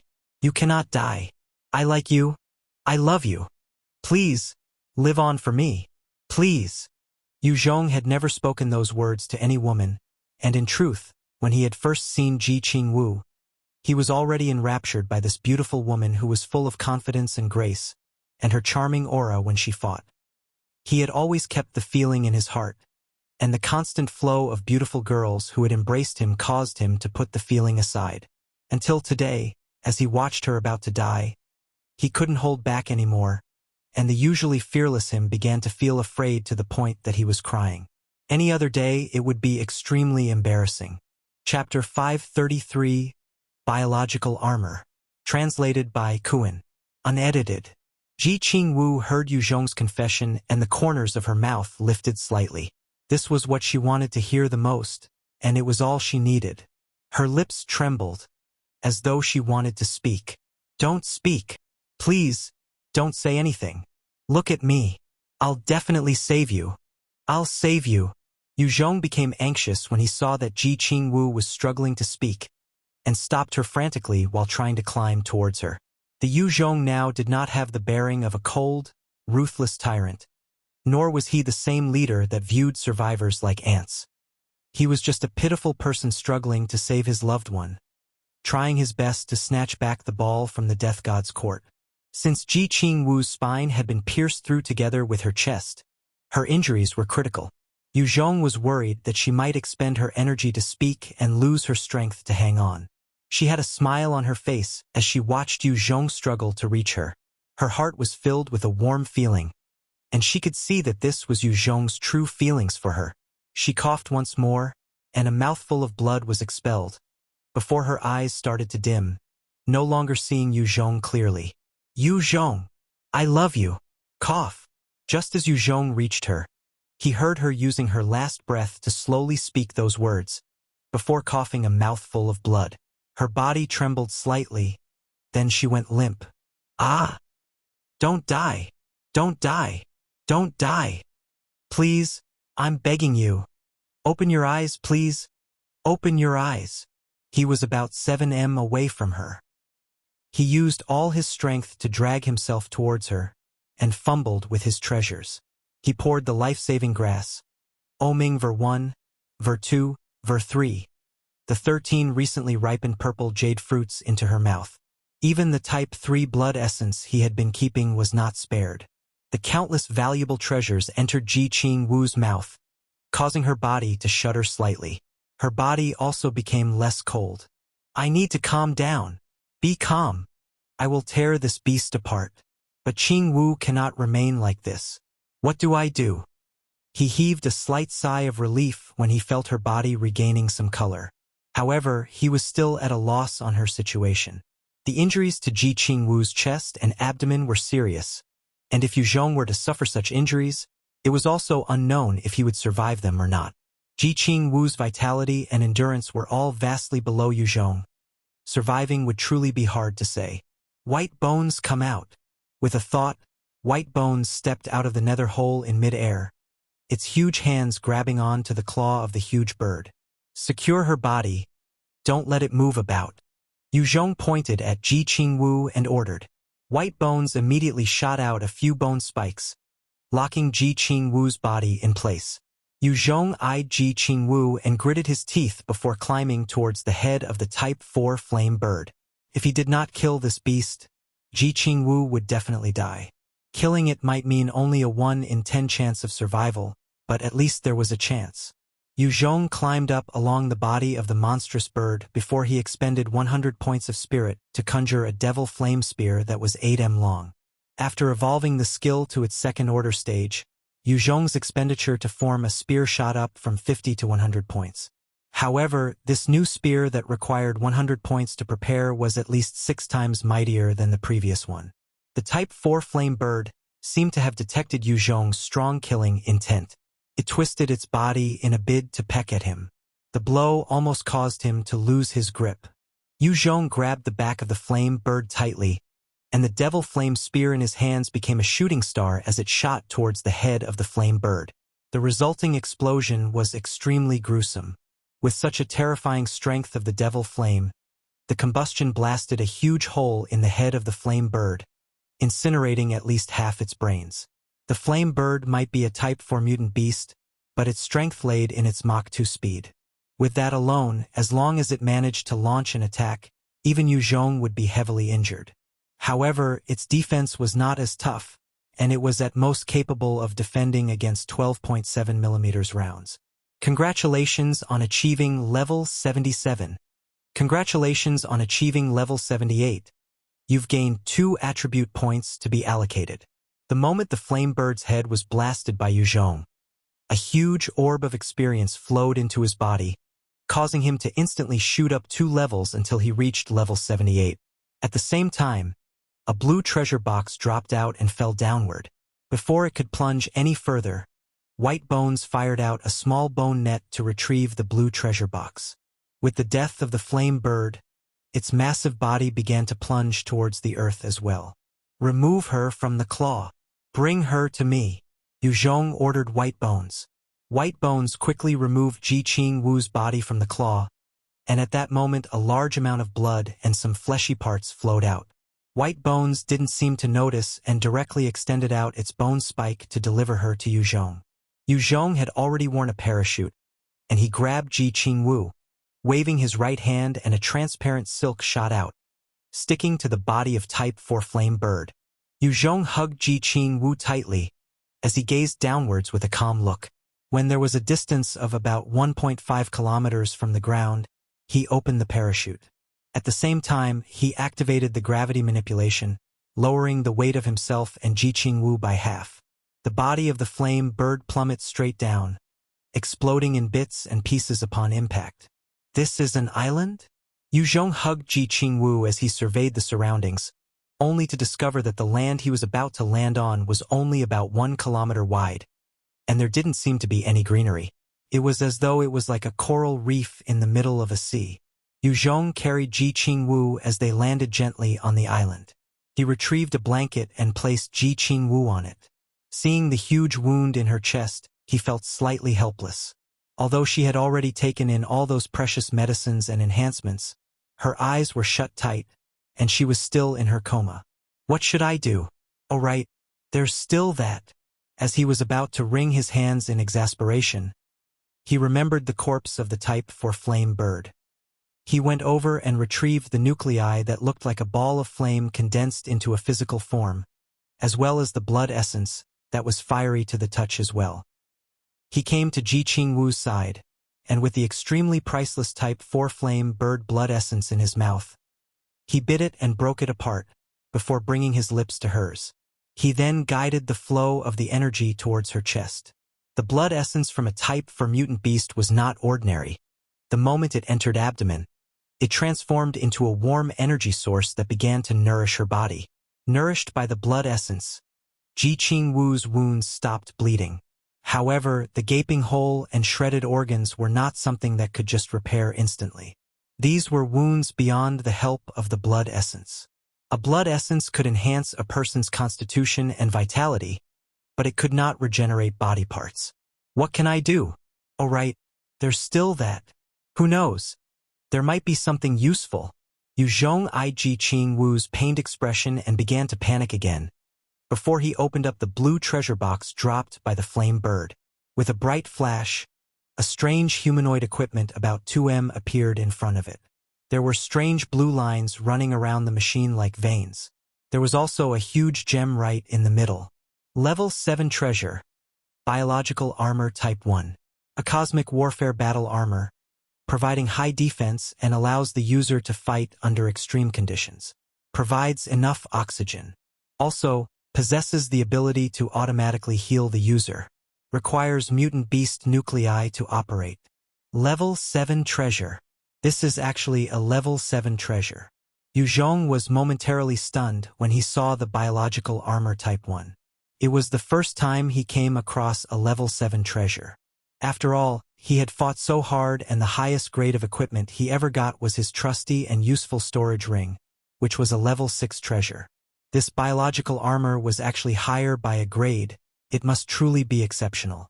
Yue Zhong reached out to touch the biological armor, and with a thought, the front gem opened up to reveal a slot, which was meant for the nuclei of mutant beasts. Yue Zhong placed the Type 4 flame bird nuclei into the compartment and closed the gem cover. The entire equipment shuddered before coming to life. Open up! Yue Zhong ordered the biological armor. The biological armor opened up and Yue Zhong carefully placed Ji Qingwu within it. After the lid closed, it immediately began reparation works on her body. Restoration in progress. Calculating. The user is currently on the brink of death. In order to fully restore the user, it would take approximately 90 Earth days. During the restoration, the armor cannot be used in combat, and it would be in a sealed state. A line of text appeared on the lid of the biological armor. Chapter 534. Type 5 Mutant Beast. Translated by Qidian. Edited by ZNC. Seeing that line of information, Yue Zhong finally heaved a sigh of relief. He then began to survey his surroundings carefully. The island is moving. As he looked around, he could feel it in his bones. Countless ripples were radiating outwards from the reef-like island beneath him. Could this island be an actual behemoth-type sea mutant beast? Yue Zhong's heart turned cold as he looked at his feet. The eyes of perception must be targeted at a body part. To know for sure, I can only head to the edges of the island. He pondered for a while, before heading over to the corpse of the Type 4 mutant flame bird and began to cut up its body. It was by pure luck that Yue Zhong had been able to kill such a tyrannical Type 4 mutant beast. If it had been a frontal clash, he would have been instantly decimated by its speed. Even the Shield of Light and the Bronze Spiritual Bell would not have been of much use. Unfortunately for the Type 4 mutant flame bird, it belonged to the low defense category of mutant beasts. That was how it was finished in one blow by Yue Zhong, who had been grabbing onto its body. Yue Zhong began to let the blood out of the corpse of the flame bird, pouring them into large containers before keeping them inside his storage ring. He separated the blood, brain pulp, brain matter, bone marrows, and anything that he could squeeze out inside his storage ring. After that, he used his crocodile tooth saw blade to saw off those large talons. The talons of the flame bird had easily pierced the Type 3 mutant beast hide on Ji Qingwu's body. That was actually incredible, considering that not even cannons can damage the hides of Type 3 mutant beasts. The flame bird had an 80 long wingspan, and its talons were at least a meter. Even the black tooth blade and crocodile tooth saw blade that were among Yue Zhong's best weapons could not match the sharpness of the talon. Yue Zhong intended to forge a sharp machete from the talons. Using it might not gain any enhancements from killing his enemies, but it would be a powerful weapon to utilize. After harvesting all that he could from the corpse, he hesitated a little while before carefully proceeding towards one direction to the edge of the island.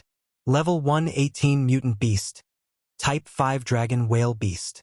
It is of the overlord level of the seas, and it is an incredibly terrifying mutant beast. Yue Zhong had just taken a look and began to edge back carefully. He was afraid of being noticed by that Type 5 mutant beast. In such a vast ocean where there was no end in sight, the moment this Type 5 dragon whale beast entered the waters, Yue Zhong would be in trouble. The water bodies of the earth were larger than the land mass, and the marine biology in the waters would definitely be more diverse and larger. Under such circumstances, the threat of these marine creatures was at least 100 times more dangerous than on land. If Yue Zhong were to enter the waters, he would immediately be in danger. This was because his trump card Devil Flame was of no use in the water. Yue Zhong returned to the biological armor containing Ji Qingwu to stand guard. The Type 5 dragon whale beast was an overlord within the seas, and only other Type 5 mutant beasts would dare provoke it. No lower rank beasts would be silly to get too close. Yue Zhong stood like this on the island, not able to utilize any of his skills. He could only wait obediently on the behemoth's back with the biological armor on it while reading a book out of boredom. Within Yue Zhong's ring, there was a large supply of water and food, more than enough to last him for a year. After an indeterminate number of days, a huge wave suddenly swept towards the back of the Type 5 dragon whale beast. What's going on? Before Yue Zhong had the chance to react, he was swept off the back of the Type 5 dragon whale beast and plunged into the deep blue sea. The biological armor Ji Qingwu had always been bound to Yue Zhong's back with some spider silk. The moment he entered the water, the biological armor followed suit. Since Ji Qingwu was inside the pod, Yue Zhong could not afford to put the pod into his storage ring, so he kept her outside. Upon submerging into the waters, he saw the beast, which was at least 1,000 meters long, with a jaw full of sharp teeth, currently engaged in a clash with a huge shark at least 800 m long. Both titans were currently snapping at and biting each other viciously. With them at the center, the resulting waves of their clash were constantly rippling out, churning the waters. Level 113 Mutant Beast. Type 5 Mutant Tiger Shark. One of the kings in the waters, its nature is extremely aggressive. Yue Zhong saw the beasts engaged in mutual slaughter and hurriedly allowed the waves to carry him away from the vicinity. If it was on land, then it was a different matter. However, since they were helpless in the waters, he didn't dare stay to play the fisherman. If he was not careful, he might end up being finished off by the two behemoths. Right after he had floated about 100 meters away, his position was locked on by a huge mutant shark, and it immediately swam towards him. Level 46 Mutant Beast. Mutant Shark. A water-type mutant beast. Although Yue Zhong possessed a body that was 10 times more powerful than a person, he was unable to utilize his maximum potential in water. Even if his speed now exceeded the world champion prior to the apocalypse, he could not possibly outswim the mutant shark. In barely a few breaths, the mutant shark had reached Yue Zhong and was opening its jaws to chomp down on him. Before he was about to be bitten, Yue Zhong hurriedly activated his clone technique, and an identical clone appeared in the waters. Seeing the appearance of one more prey, the mutant shark was momentarily confused, before it went for the one closer to it, and snapped its jaws. On that clone, there was some spider silk that Yue Zhong had laid beforehand. With a thought, he retracted the silk, pulling himself towards the jaws of the mutant shark. The mutant shark saw another prey appear by its jaws and opened them to bite again. Yue Zhong immediately cast his gravity manipulation, causing a two-fold gravitational force to weigh down on the mutant shark. The beast instantly sunk slightly, and its jaws snapped on nothing. Yue Zhong took the chance to get on the head of the mutant shark, wrapping his spider silk around its body. He then unleashed a single punch with all of his strength towards the head of the beast. The hammer-like blow caused the body of the mutant shark to shudder. Because of that blow, the mutant shark writhed in pain, trying to shake Yue Zhong off its back. His fingers dug into the head of the mutant shark like claws, while he wrapped his legs around the body. He then proceeded to pummel the mutant shark's head viciously. Although it was difficult to unleash one's strength due to the resistance in water, Yue Zhong's constitution already exceeded a normal person by 10 times. His strength had already exceeded even some mutant beasts, and his blows were a considerable threat. After close to 100 blows, the mutant shark was punched silly and the spider silk was constantly wearing down the stamina of the beast. After struggling for a while, its body went limp helplessly, and it spat out some blood. Yue Zhong quickly made use of the opportunity to add a point to his tamer technique, before casting it on the mutant shark. Under the forceful suppression from the level 4 tamer technique, the mutant shark, which was not even at its Type 2 stage, was brought under Yue Zhong's control smoothly. He heaved a sigh of relief and patted its body. With a thought, it directly shot through the water towards the surface like a jet. When they broke through the surface, Yue Zhong exhaled deeply. The fight with the mutant shark had taken 15 minutes. If it wasn't for his high vitality, he would definitely not have been able to hang on. Yue Zhong rode on the mutant shark before handing a Type 2 nuclei to the shark and said, "From today, you're called Little Sharky then." The mutant shark gobbled up the nuclei and expressed its joy through their telepathic connection. To Little Sharky, a Type 2 nuclei was the best form of nutrition. It was already a high-level mutant beast within the waters. Once it digested the nuclei, It could possibly evolve to a Type 2 mutant beast at any time. Yue Zhong gave an order to Little Sharky. Take me to the nearest land. Receiving his orders, Little Sharky shot towards the northeast direction with its maximum speed. Although it had suffered when it was pummeled by Yue Zhong earlier, the Type 2 nuclei was a sort of nourishment and it was already recovering. Normal sharks could only swim at a speed of about 40 kilometers per hour, and it was only for a short time. Little Sharky was a mutant beast and it was able to hit 60 kilometers per hour or maintain a speed of 40 kilometers per hour for at least 12 hours. Little Sharky swam for 12 hours straight before it finally brought Yue Zhong to land. It then leaped out of the water onto land, curling its body as if it was dead. Only Yue Zhong knew that Little Sharky was currently evolving towards its Type 2 stage. Yue Zhong glanced at Little Sharky, ordering White Bones to stand guard over it, while he carried Ji Qingwu and the biological armor she was in towards the inner parts of the land. Chapter 535 Japan. Translated by Qidian. Edited by ZNC. Yue Zhong came to a small town, only to discover that it was overrun with tall, wild grass. There were all sorts of abandoned vehicles, and not a single soul was in sight. There were only zombies in groups shambling about. On both sides of the streets, there were various stores with hiragana and katakana characters. Yue Zhong realized where he was. This is Japan. Did we actually come this far? He looked around and strode towards the town. With his enhancement level and combat strength, killing 1,000 zombies wasn't a problem anymore. It would just expend a huge amount of stamina.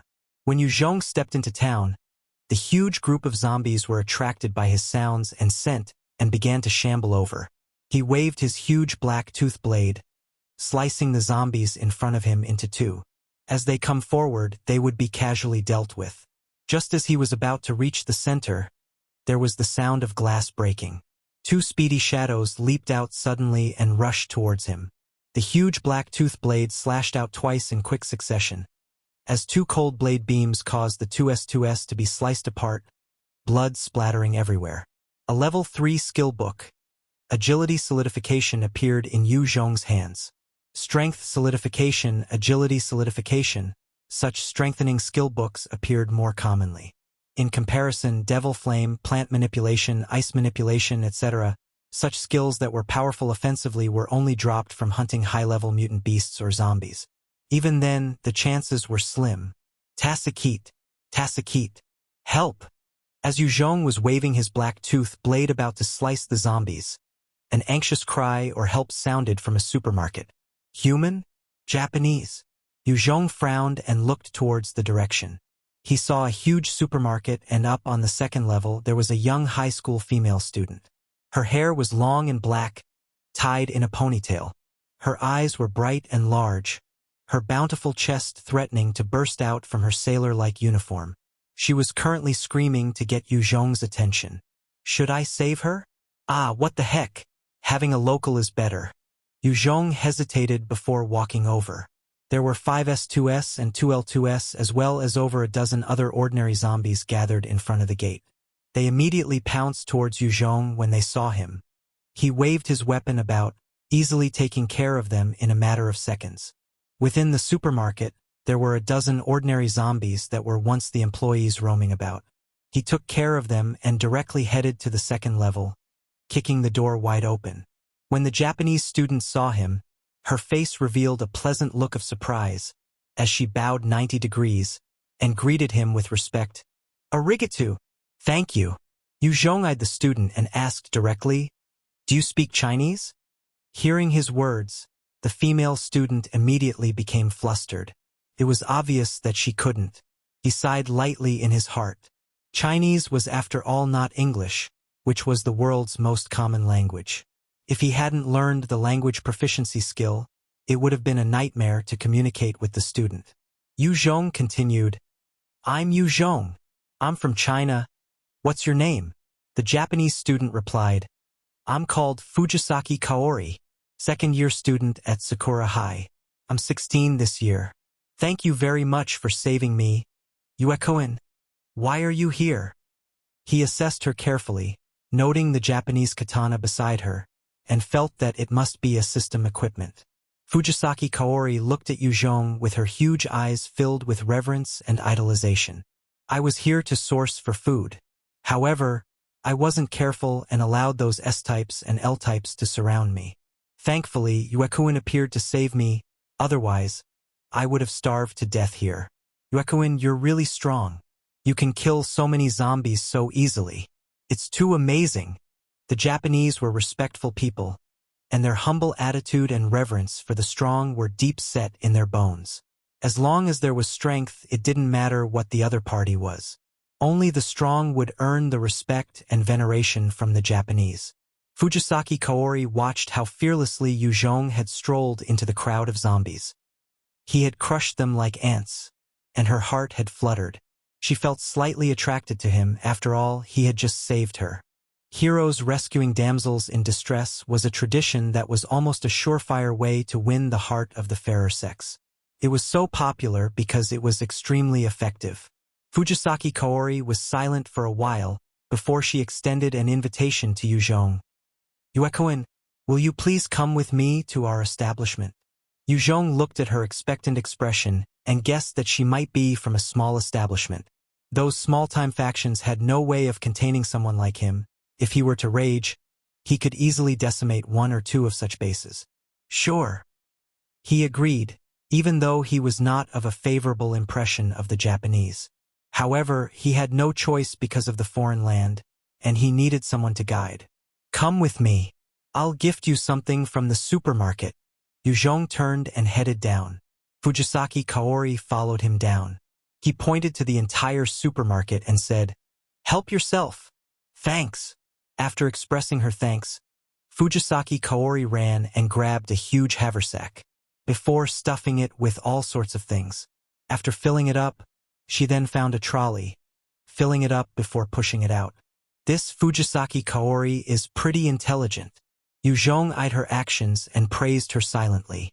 Most people would not think of using the trolleys to collect and transport items. After all, one's mobility would be affected when using it. However, Fujisaki Kaori had done precisely so because she knew she had Yue Zhong around. Soon, she carried her haversack and pushed the trolley in front of him. Let's go. Yue Zhong eyed Fujisaki Kaori and turned around, not minding the trolley at all. She was slightly disappointed and proceeded to push it herself, following behind Yue Zhong.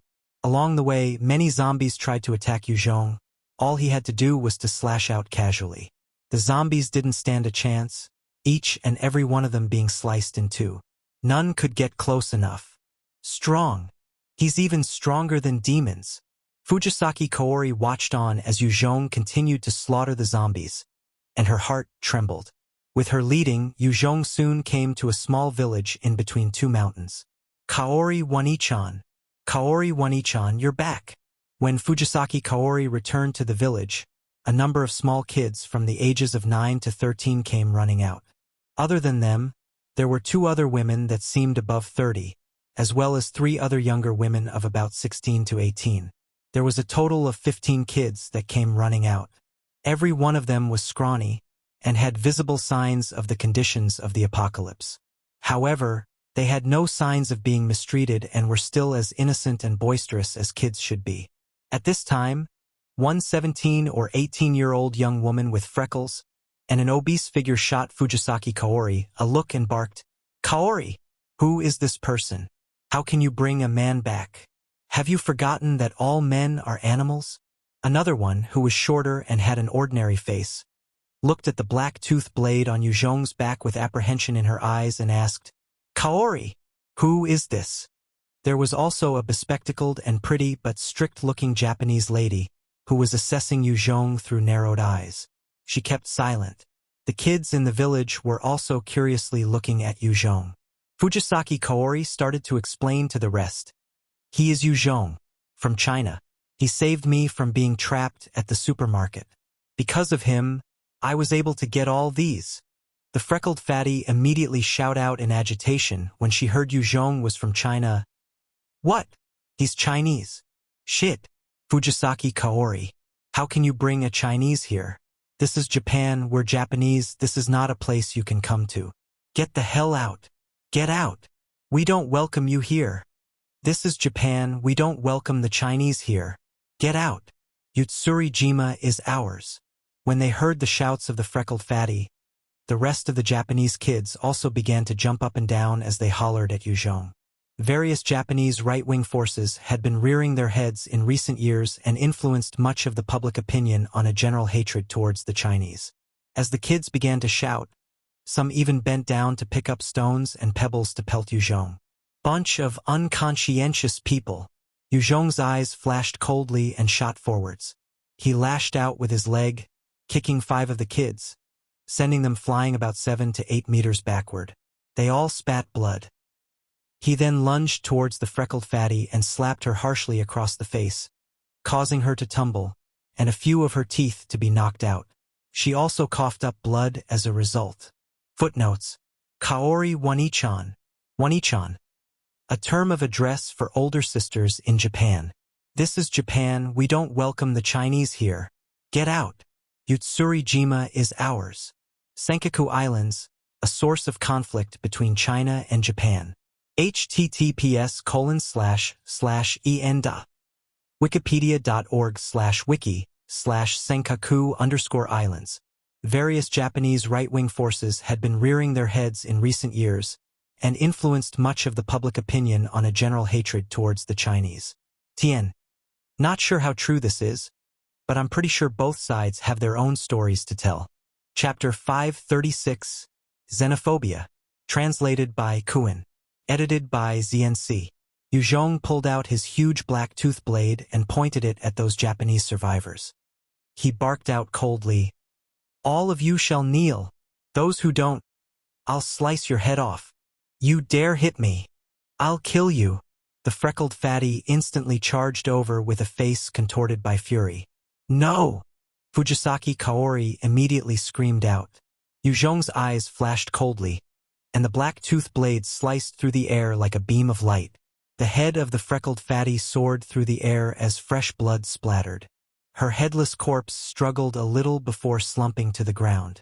After killing the freckled fatty, Yue Zhong's eyes turned even colder as he pointed at all the Japanese survivors and shouted out with a menacing and oppressive tone, "Get the fuck on the ground, otherwise you'll die." When they saw Yue Zhong killing the girl without hesitating, everyone stared in shock and fear, as though they had just seen a demon. Sorry. Forgive our offense. Sorry. Please forgive us." The pretty bespectacled girl was the first to get on the ground. The rest also hurriedly got on their knees in terror, as they begun to plead for mercy. "Please, Yuekuin, please have mercy on us. Don't kill anyone else. They didn't mean it." Fujisaki Kaori also knelt and begged Yue Zhong. Yue Zhong had kicked the Japanese kids and took the life of the freckled fatty without batting an eyelid. This was proof of his cold nature and not someone to be pushed around. They had been totally suppressed by his terrifying aura. "Please use as you wish, but spare the kids. They're innocent." The 2 middle-aged women crawled over and pulled their clothes off, revealing their fair breasts. They hoped to use their bodies to appease Yue Zhong. "I'm not interested in you.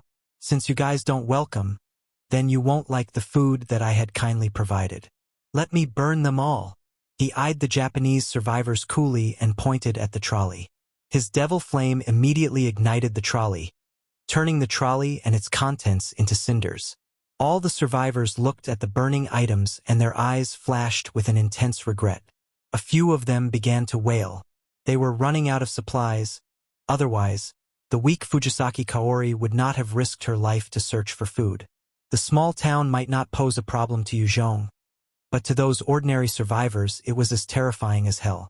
A single S2 was enough to kill the entire village of survivors. After turning the trolley into ash, his gaze landed on the haversack on Fujisaki Kaori's back. She felt a chill down her spine and grabbed the bag tightly. She kneeled on the ground and began begging, "Yuekuin, please, let us have at least this bag. It's our only hope. As long as you leave this for us, I'm willing to spend the night with you. I'm a virgin, and I should be able to satisfy you." The pretty, bespectacled girl who had been kneeling rigidly also spoke up. "Yuekuin, I'm Ida Kyoko, 17 this year. I'm also a virgin." This time, It was our fault. Please be magnanimous and let us have this bag. I'm willing to join Kaori and let you have your way with us for a night. Without food, the entire town could not survive beyond a few more days. Ida Kyoko was also extremely clear and decided to use her body to exchange for the food. Yue Zhong spoke coldly. I need a map of this area. I also need someone to lead the way to the nearest establishment. As long as you can provide this, I'll leave tomorrow, and the bag is yours. He had no goodwill towards the Japanese, but he would not go on a massacre for no reason. Unless both sides were enemies, where he would not hesitate to rain hell and carnage upon his foes. Ida Kyoko kneeled in front of Yue Zhong and spoke respectfully. Yes, I have a map here. I also know where the location of the nearest survivor base is. Let me be your guide tomorrow, Yue-kun. Please rest for the night here. If he had not displayed his strength, they would have already chased him out. However, since he showed that he was willing to punish children, and killed the freckled fatty who had dared to assault him, they were filled with fear towards him. Naturally, they would not chase him out, for fear of him going crazy and killing them all. He replied indifferently and began to walk into town. After he left, the survivors stood up. Damn Chinese dog! Low-life Chinese scum! You dare kick the future elites of my great Japan! I'll not let you off. I'll make life a living hell for you. A 13-year-old Japanese boy by the name of Ueda Koji with dyed blonde hair stared hatefully at Yue Zhong's back, his eyes flashing viciously. Ueda Koji looked at Ida Kyoko and Fujisaki Kaori, and his face contorted in rage. Kaori Wani-chan is mine. Kyoko Wani-chan is also mine. I'll not let you take them away. Chinese dog. With these vile thoughts, Ueda Koji thought to find a chance to slip out of town. Soon it came to dinner time. The two Japanese housewives prepared a large wok of porridge, before separating in many bowls. The Japanese children lined up to get their bowls, before slurping the porridge, wiping the bowls clean. Yue Zhong watched this sullenly. In his country, his fellow countrymen had a lack of manners and the habit of queuing. Even the little rascals would frequently jump the line, and made use of their bodies to squeeze through or bully the weaker kids for food. These were all bad habits instilled in them by their parents. Only after Yue Zhong punished this behavior did it start to disappear. Seeing the orderly manner of the Japanese kids, he was slightly unhappy. After all, he was slightly nationalistic, and seeing the Japanese being better than the Chinese in any aspect caused him to feel sour. Yue-kun, this is yours. Ida Kyoko served a plate to Yue Zhong. It was a simple meal. There was soup, rice, as well as canned fish and vegetables. In this apocalypse, it was considered a sumptuous meal. Many of the Japanese looked over, their mouths salivating. However, they sat still, not daring to move about. The Chinese in front of them had shown them how ruthless he could be, and they dared not provoke this man who killed without blinking. No need. You guys have it. Yue Zhong declined their goodwill and pulled out his own Type 2 beast meat, and began to devour it down. The Type 3 mutant beast meat would boost his energy and replenish what he expended, so he would only save it for situations where he might need to recover or save weaker survivors. Ida Kyoko had also done so as a perfunctory gesture. She wasn't really willing to let Yue Zhong have such precious food. When he declined, she brought the food back and separated into 14 equal portions, giving the little kids to eat. Although it was just a little bit, the kids all had expressions of bliss on their faces. Yue Zhong watched the actions of Ida Kyoko as well as the kids, and he thought silently, what a scary race of people. Japan had been able to pick itself up and soar to economic greatness after World War II. On one hand, it was because there was the assistance from America. On the other hand, which was more important, was that the Japanese were very united and had an undying resolve no matter the obstacle. The more he watched, the more depressed he got, and he decided to hoist the biological armor and walked into another room to rest. When he left, all the Japanese survivors heaved a sigh of relief. His very presence exuded an overpowering pressure on them, making it hard for them to breathe. When he left, they could finally relax.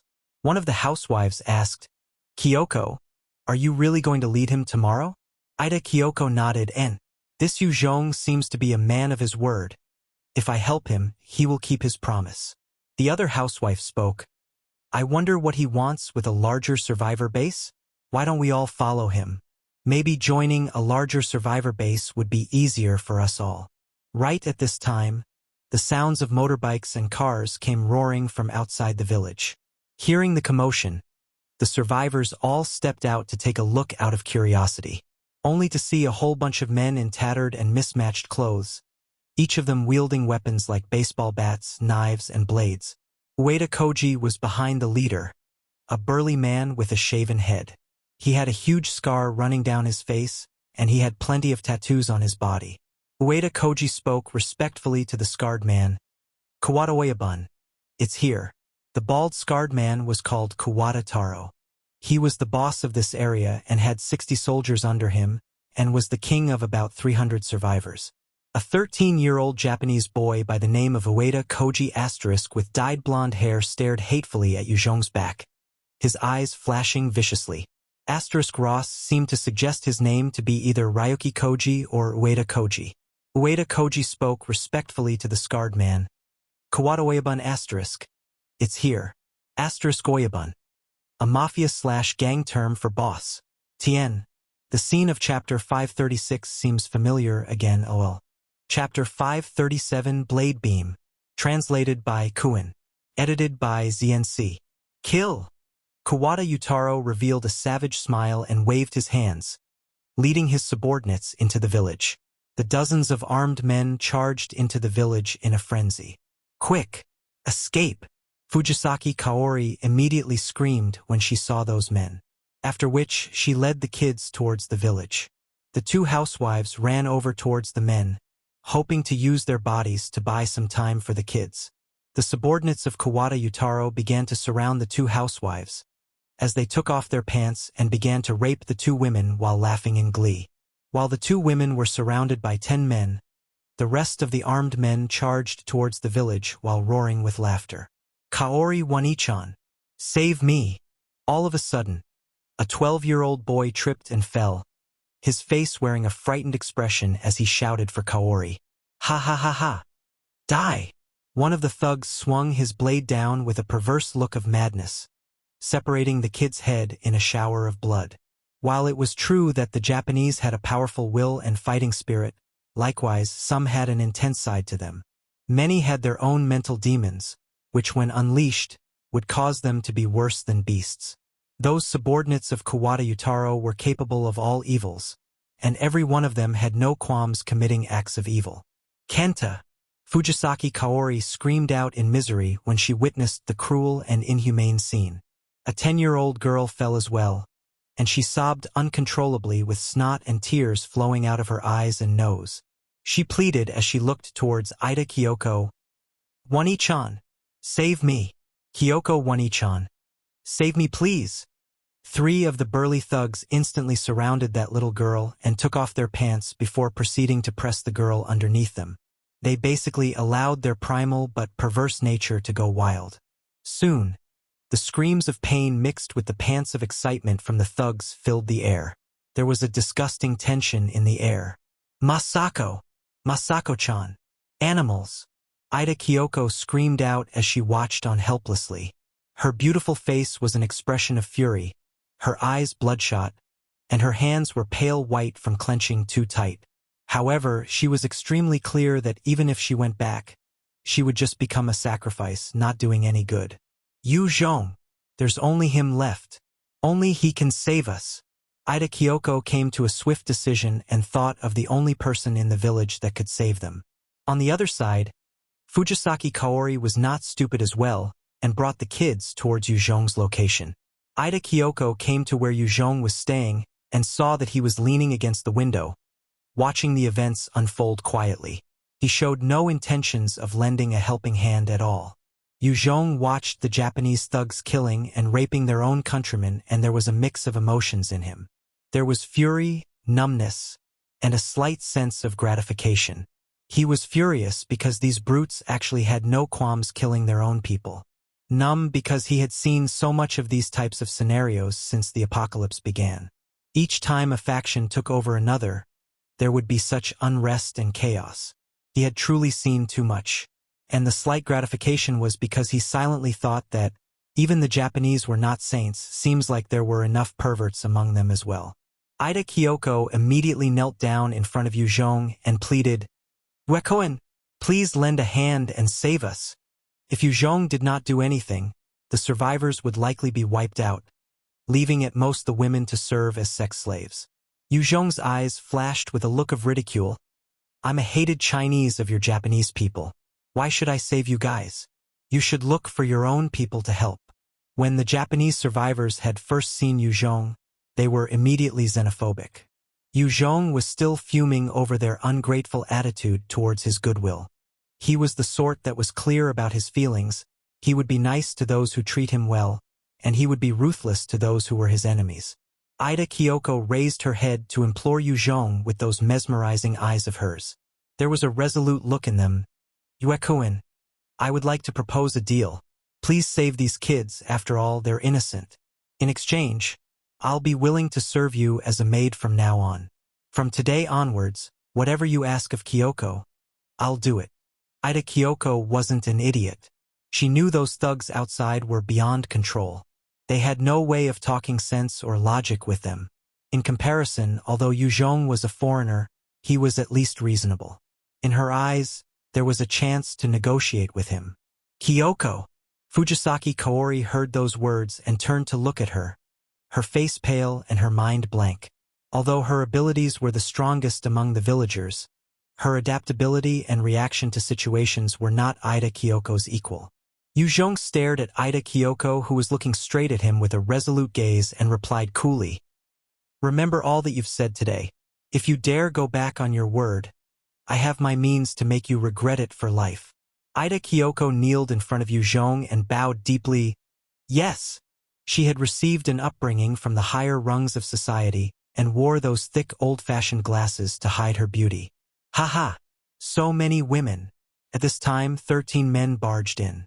When they saw the 2 women in the room and those kids, the eyes of the men all lit up in excitement. Fujisaki Kaori looked at one member of the group that had barged in, a look of disbelief flashing in her eyes, and she exclaimed shrilly, "Koji! It was you! You betrayed us? Why did you betray us?" Of the 13 men, one was precisely Ueda Koji. Ueda Koji looked at Fujisaki Kaori and Ida Kyoko, his face contorted in madness. "Kaori Wani-chan, Kyoko Wani-chan, I like you guys. I want you to be my women. What is that Chinese dog worth? Why is it that you two were smitten by him the moment he came? This Chinese dog are our Japan's enemies. Why must you treat him so well to the point of offering your bodies to him? Since it's like this, why can't I be your man? Yutaro Oyabun has already promised me. As long as I lead them here, the 2 of you will be women from now on."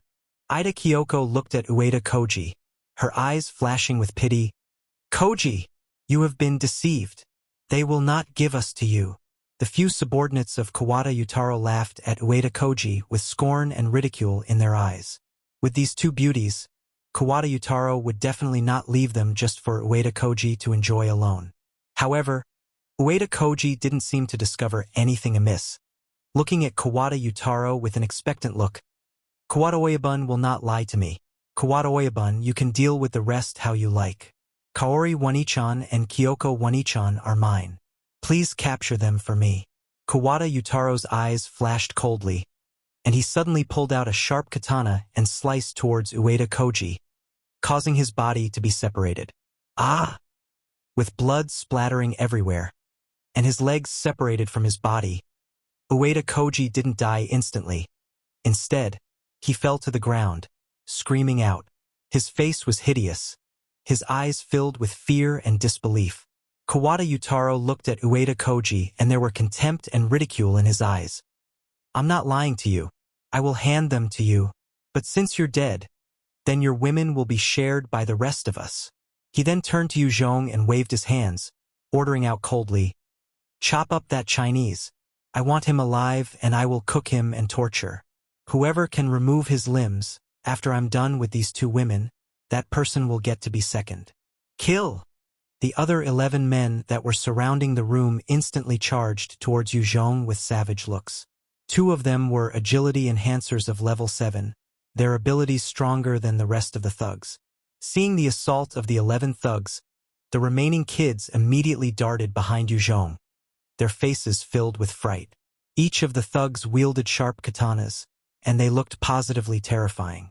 Ida Kyoko couldn't help but scream out in warning, "Watch out!" These were 11 thugs encircling one man.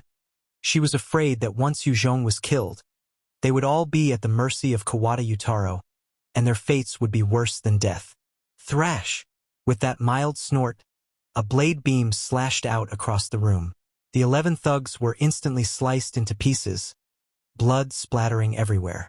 Witnessing such a horrifying scene, Kawada Yutaro was shocked, his heart instantly plummeting.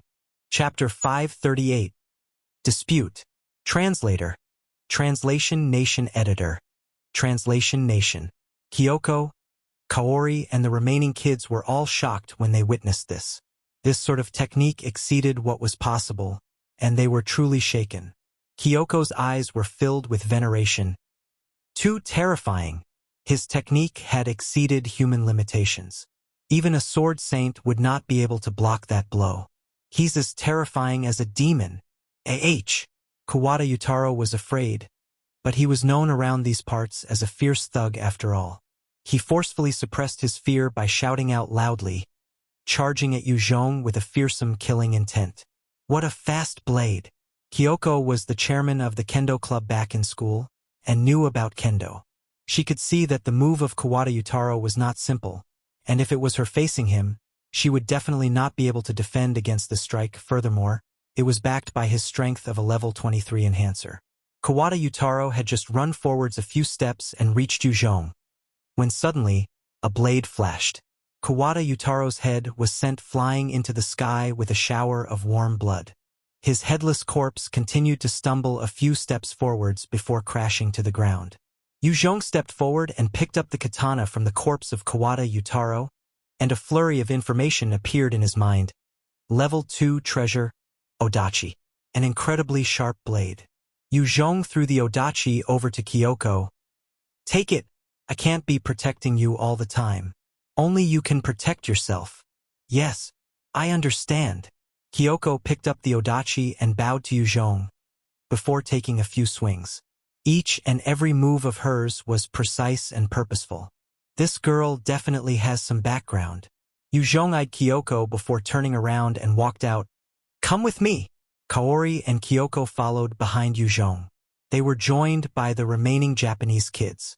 Outside, the remaining subordinates of Kawada Yutaro were currently raping their captives indiscriminately. When they saw Yue Zhong and his group step out, they rushed over with looks of savagery. Yue Zhong watched the incoming bandits indifferently and slashed out, slicing them all in two.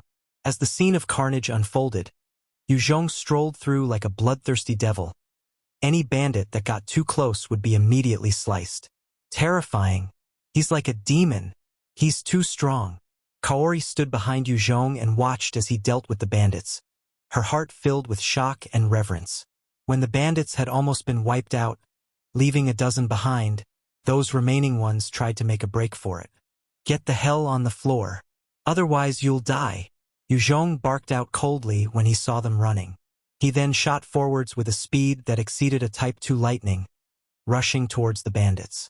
In the dark of the night, a few of the escaping bandits were separated in two, as blood splattered everywhere, their innards spilling out of their corpses.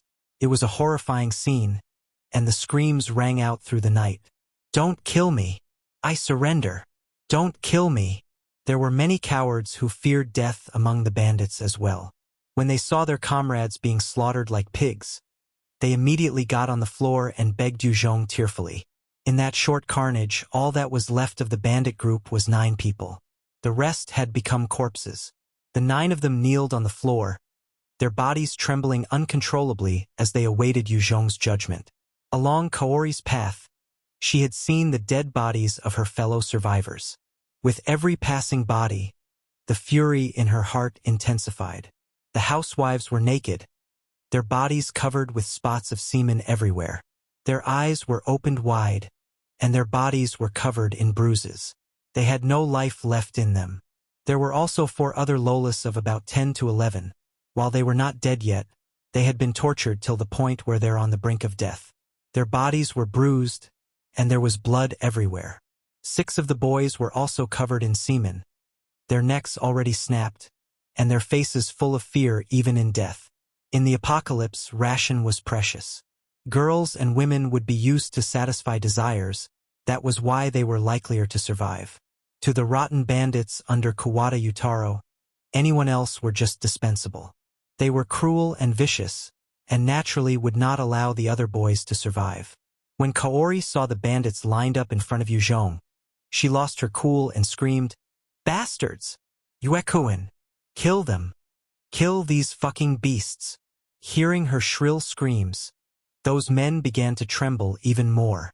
They looked fearfully at Yue Zhong and his long black tooth blade. "Shut up!" Yue Zhong shot Kaori a cold look. She felt like a bucket of cold water had been poured over her, and she immediately clammed up. Yue Zhong ordered, "Kyoko, go tie them up." "Yes, master," she replied and found a few ropes before tying the captives seriously. She then escorted them to a small storehouse and locked them in. Yue Zhong gazed at the remaining survivors, as he spoke indifferently. "My deal with Kyoko is completed. The rest is up to you." After that, he went back to his room and rested. If it were in China, Yue Zhong would definitely have slaughtered these thugs and used his resources to save the children. He would then train them and teach them how to survive in this cruel world. However, this was Japan. To a deeply nationalistic person like Yue Zhong, it was a mercy that he didn't slaughter them all. He would naturally not lend a hand to the xenophobic Japanese survivors. "Keiko-chan, hang in there. Hang in there. Nishi-chan, hang in there." Inside a room, Kaori was currently applying all the precious medicine that they had on the 4 pitiful girls. The girls laid there, their bodies still defiled and covered with bruises and blood, and Kaori's tears would not stop flowing. Those thugs who had followed Kawada Yutaro were inhumane beasts, and scum among scum. They had lost all sense of rationality, and had vented their desires without care for the frail bodies of the girls, causing them to be broken. Kaori looked at those pale and shivering children, who were teetering between life and death, and asked Kyoko frantically, "What do we do, Kyoko? What should we do?" In this small village, the housewives had been the ones to call the shots. Kaori was just a pretty high school student. She was part of the gymnastics club in school, and had also learnt some karate. After the apocalypse happened, she had become an enhancer by chance. However, her circumstances were vastly different from Yue Zhong, and she wasn't as strong. She did not dare take risks as well, hence her low level. Other than her status as an enhancer and a beauty, she could not compare to Kyoko in terms of her intelligence and adaptability. Kyoko looked at Kaori and the remaining children and frowned. She was extremely clear that once she was brought along with Yue Zhong tomorrow, the rest would not stand a chance out here. In fact, one of the reasons she decided to follow Yue Zhong was to rely on this expert in the future. Kyoko pondered for a long while, before speaking softly. "Kaori, go plead with master. Only he has the means to save Keiko-chan and the rest." When Kaori heard that, her eyes lit up, before turning crestfallen again. "Kyoko, he would not help us easily." After this matter, Kaori had a good feel of Yue Zhong's character. The first meeting the villagers had with him turned antagonistic. Expecting him to help out without asking for anything was basically impossible. Kyoko suggested, "Simple. Submit to him, accept him as your master. Then he would not abandon us without a care."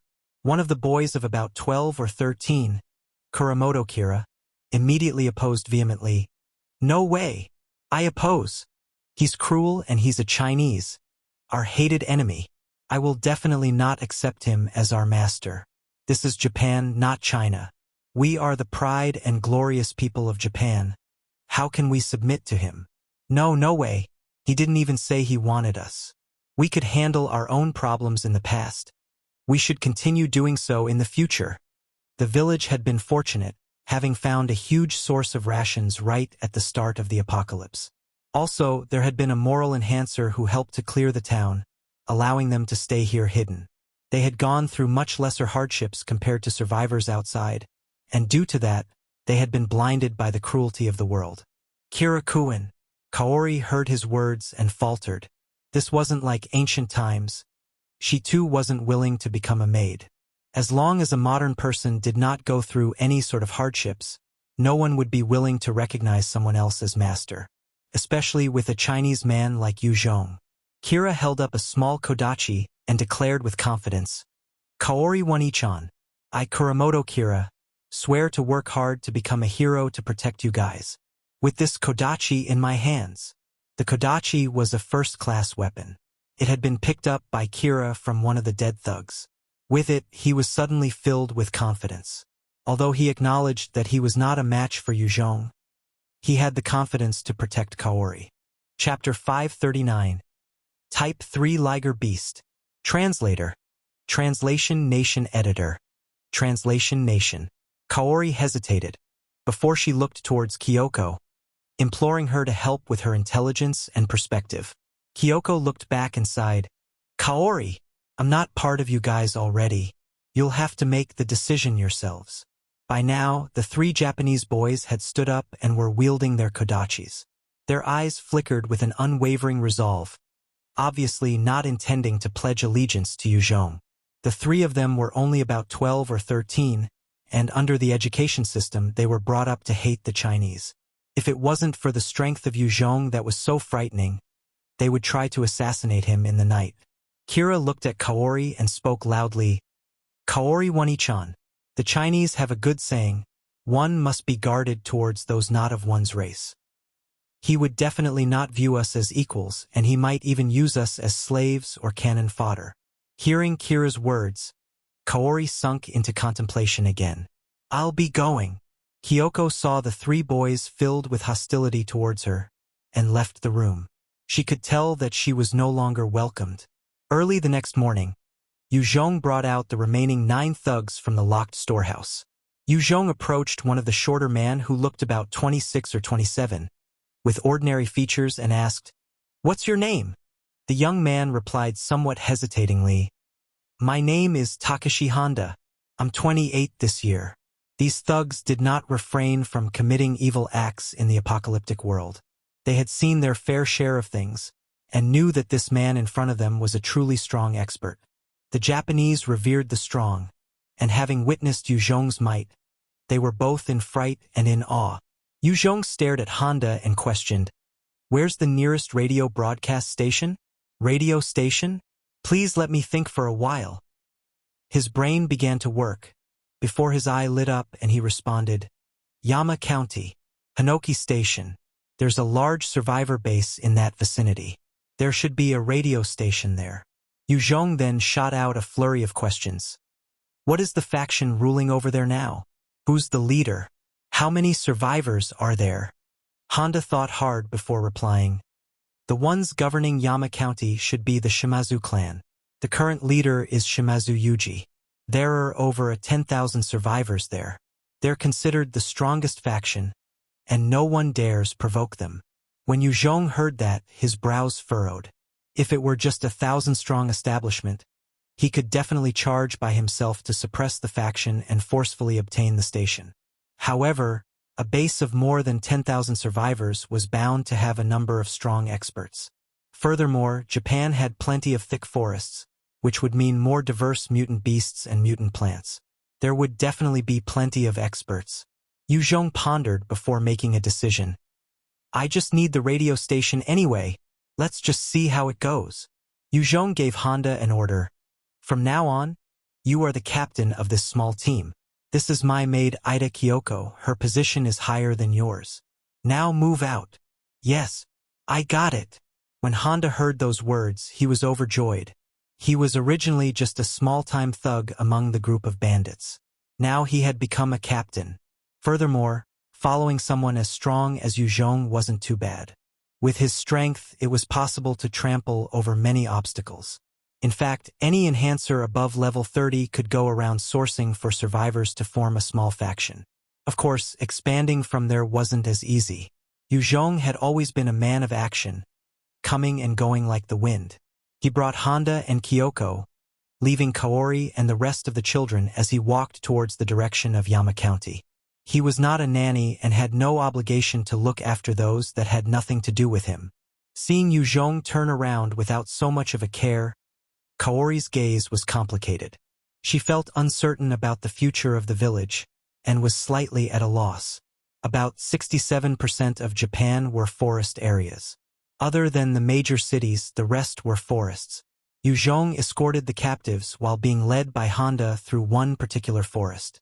All of a sudden, there was a mighty roar that resounded throughout the forest. Countless birds were alarmed and scattered to the skies. The moment Honda and the rest heard the roar, their bodies shuddered, their faces full of shock. Honda immediately exclaimed with fear, "Not good!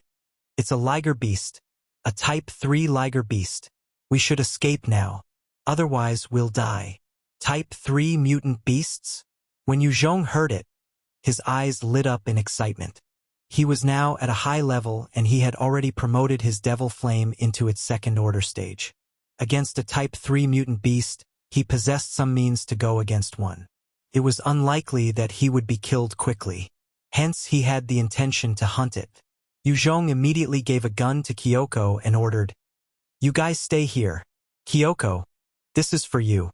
If anyone dares make a move on you, execute him immediately." Seeing the gun in Kyoko's hands, Honda and the rest of his team all showed signs of greed and envy. The might of a gun was powerful, and some evolvers could not withstand them still. The bunch of thugs were ordinary with only 2 low-level enhancers among them. They were definitely incapable of handling Kyoko. After passing his instructions, Yue Zhong shot towards the direction of the roar, disappearing in a flash. In his heart, only Kyoko had some value. The rest could die for all he cared. If the thugs were to run, it would at most be a bit of trouble. Yue Zhong ran with his maximum speed, arriving near the source of the noise. Hong! Hong!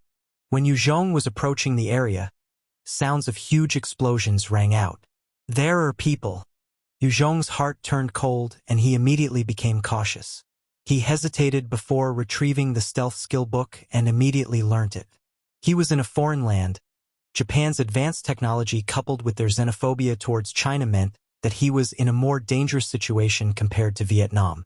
After all, as long as Yue Zhong had continued to move in the direction of Guangxi, he would be like a fish in waters. However, in Japan, he had no kin, no friends. He didn't even know which direction he could move towards. It was infinitely more prudent to be careful, and turned everything at his disposal to something he could utilize. Yue Zhong proceeded towards the sounds of explosions before activating the skill. His entire body blended with the surroundings, without a sign of his aura nor killing intent. The moment he activated stealth, even if he were to meet an existence stronger than him by a few times, it would be hard for him to be discovered. About a few hundred meters in front of him, there was a forest, and he could see a 3m tall beast of over 15m in length. It had the head of a tiger and body of a lion. A layer of scales covered its body. Its tail was lengthy at 3m, and its eyes were as large as plates.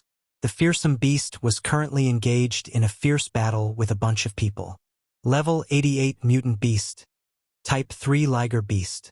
It has a terrifying body, and is an overlord within the jungles. There were over 300 people, each of them wielding different firearms and weapons.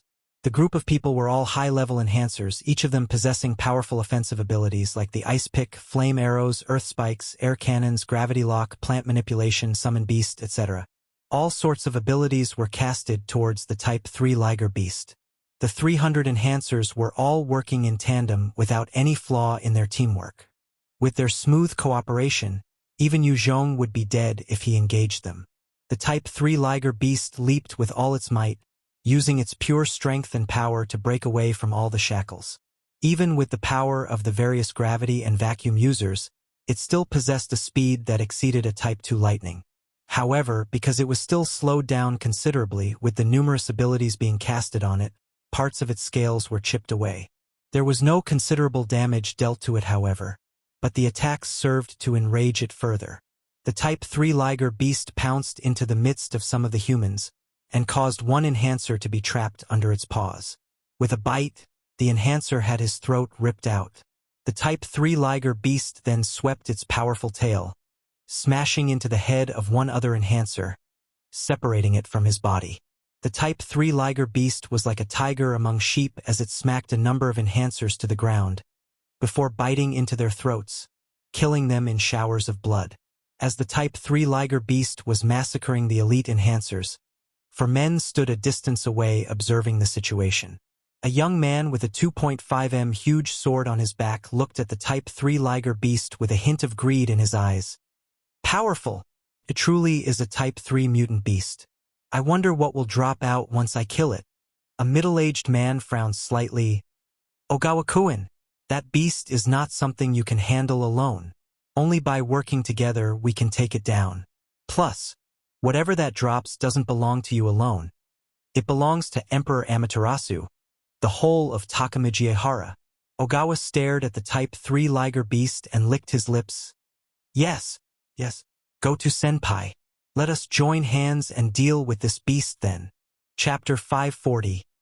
Killing the Liger Beast. Translator.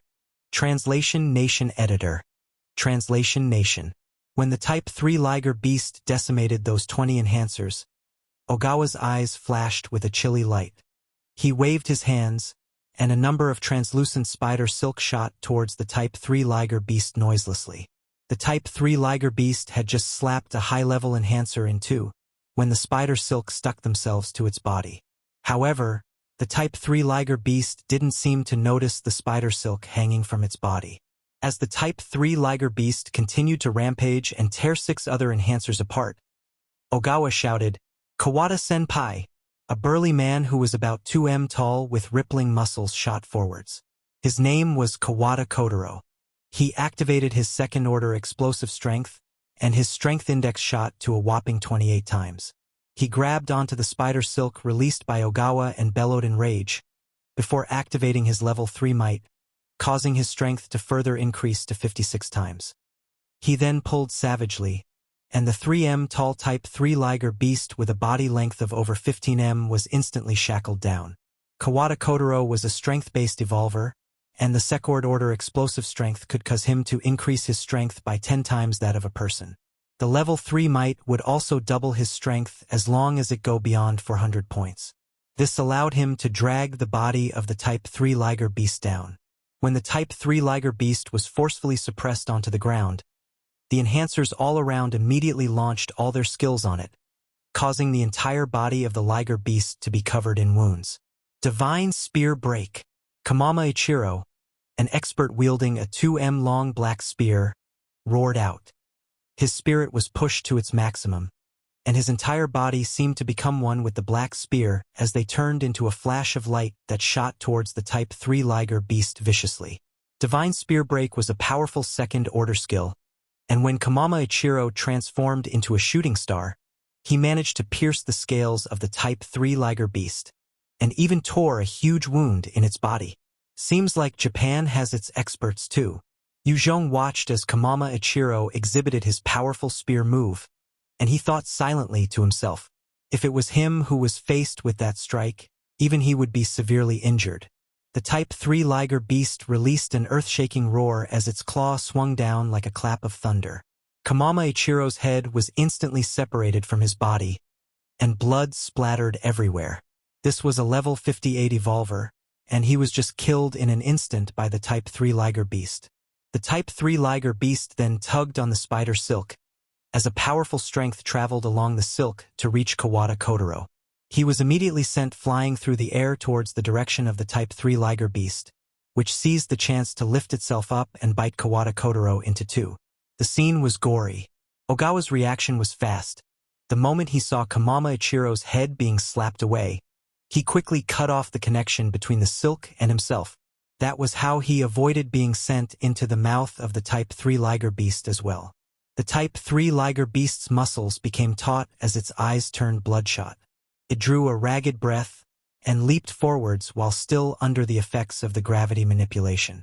In a flash, It appeared in front of a middle-aged man that looked like the leader of the troops, and with a swipe of its paws, that man's head was sent flying. Baka! Ogawa's bodies turned cold, and he immediately activated his level 4 life-saving ability. Flicker, causing his body to disappear from his spot, and appearing about 10 m away. His voice then resounded as he ordered the rest of the enhancers. Kill it! All of you, attack! Ice picks, fireballs, ground spikes, lightning orbs, all sorts of abilities were launched at the Type 3 Liger Beast. They served to injure it further, causing new wounds to open on top of the already serious old ones. A battle that uses mass numbers was truly useful, as the Type 3 Liger Beast was slowly being whittled down by the constant barrage of attacks from the enhancers. There were multiple fist-sized wounds all over its body, and there was an especially large one at its chest. The precious blood was flowing profusely. The Type 3 Liger Beast was nearing the end of its line, yet it was still not dead. It continued to leap about in the battlefield, causing mayhem and deaths everywhere it went. Heads would pop out from their bodies and their headless corpses dropping to the ground. As the death toll climbed, the attacks and skills being casted at it were beginning to drop, and it allowed the Type 3 Liger Beast to be more ruthless and savage in its attacks. Under the slaughter, the remaining 100 enhancers began to lose their fighting spirit, and they started to escape in different directions. Humans were after all different from zombies, and they would fear death when facing an indomitable existence. Ogawa eyed the Type 3 Liger Beast hatefully and gritted his teeth. Shit! This time, it's a failure. All of a sudden, there was a sniper gunshot, and Ogawa's head exploded in a shower of blood like a watermelon. From the grass, Yue Zhong's cold eyes looked on as he kept the falcon sniper in his hands. Although he did not know the background of Ogawa and the rest, their strength was not a joke. To him, they were a threat. Therefore, he resolved to take the strongest one out in an assassination the moment he could. Even after hearing the sniper shot, the rest of the enhancers did not turn back. They just continued to run for their lives. There was a terrifying beast behind them, and the moment they slowed down, death would fall upon their heads. After Yue Zhong took out Ogawa, his right hand blazed with flames and a devil flame spear appeared. His eyes flashed with a cold look, and he locked on the Type 3 Liger Beast's position.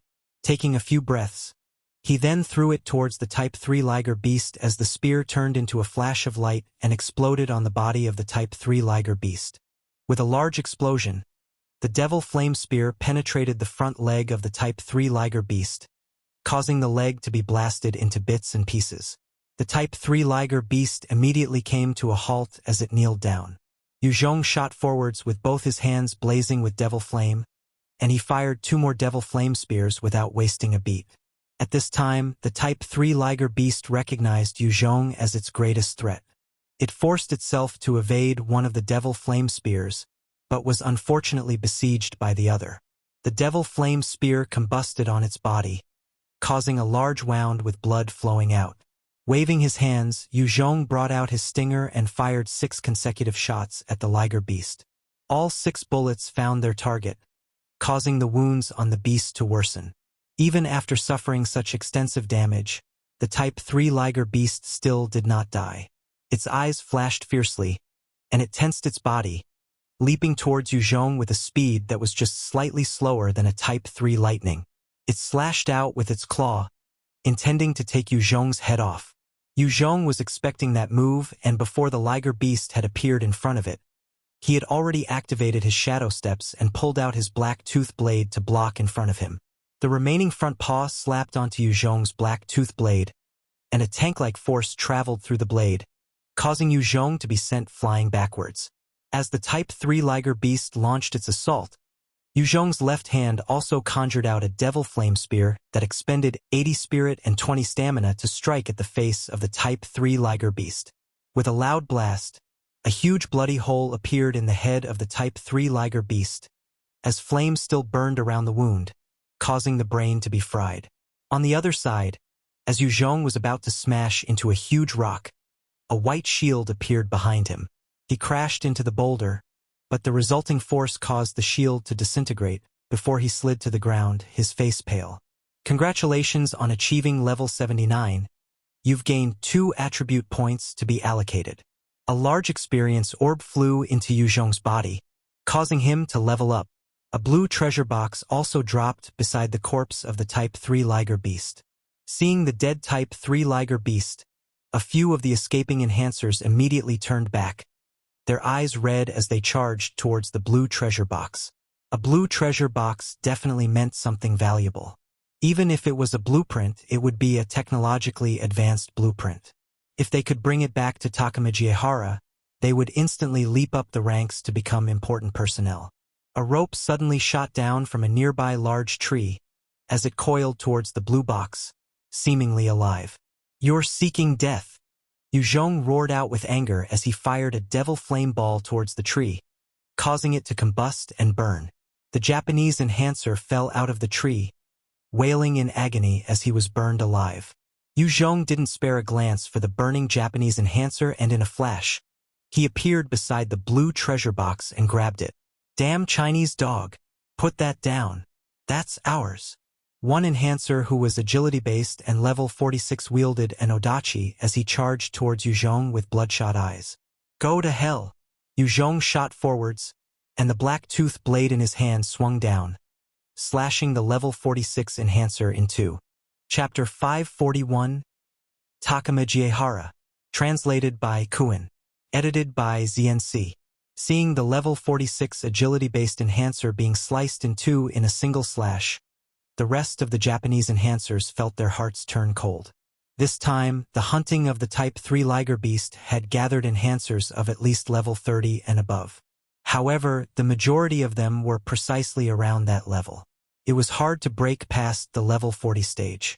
Hence, when the level 46 enhancer was executed by Yue Zhong just like that, it shocked the rest of the Japanese enhancers. After killing that enhancer, Yue Zhong flashed forwards, appearing beside a strength-based enhancer. He waved his hand, and the head of the unsuspecting enhancer was sent flying even before he could react. Yue Zhong had been enhancing his agility without stop, and his current agility was very high. Even a level 40 agility-based evolver would not be able to match him. He was like a grim reaper, culling lives wherever he went. In just 7 steps, he took the lives of another 3 more enhancers. Strong. This Chinese is so damn strong. He's like Kami-sama from Takamajiehara. When the Japanese enhancers witnessed how Yue Zhong was casually killing their comrades, their hearts were filled with shock. Yue Zhong felt that he was taking too long and pulled out his stinger. He then fired 5 shots in an instant, causing the heads of 5 enhancers to burst in a mess of blood and brain matter. "Stop! Don't kill me! I surrender!" One of the enhancers could not take the terror anymore and screamed out as he kneeled. As the enhancer took the initiative to surrender, 6 others also followed suit and began crying for their lives. There were 5 others who weren't willing and quickly tried to run. Yue Zhong eyed the escaping enhancers and his eyes narrowed coldly. With a wave, 5 fireballs shot out towards the 5 enhancers, and upon contact, they immediately combusted. The 5 enhancers died screaming as they burned to death.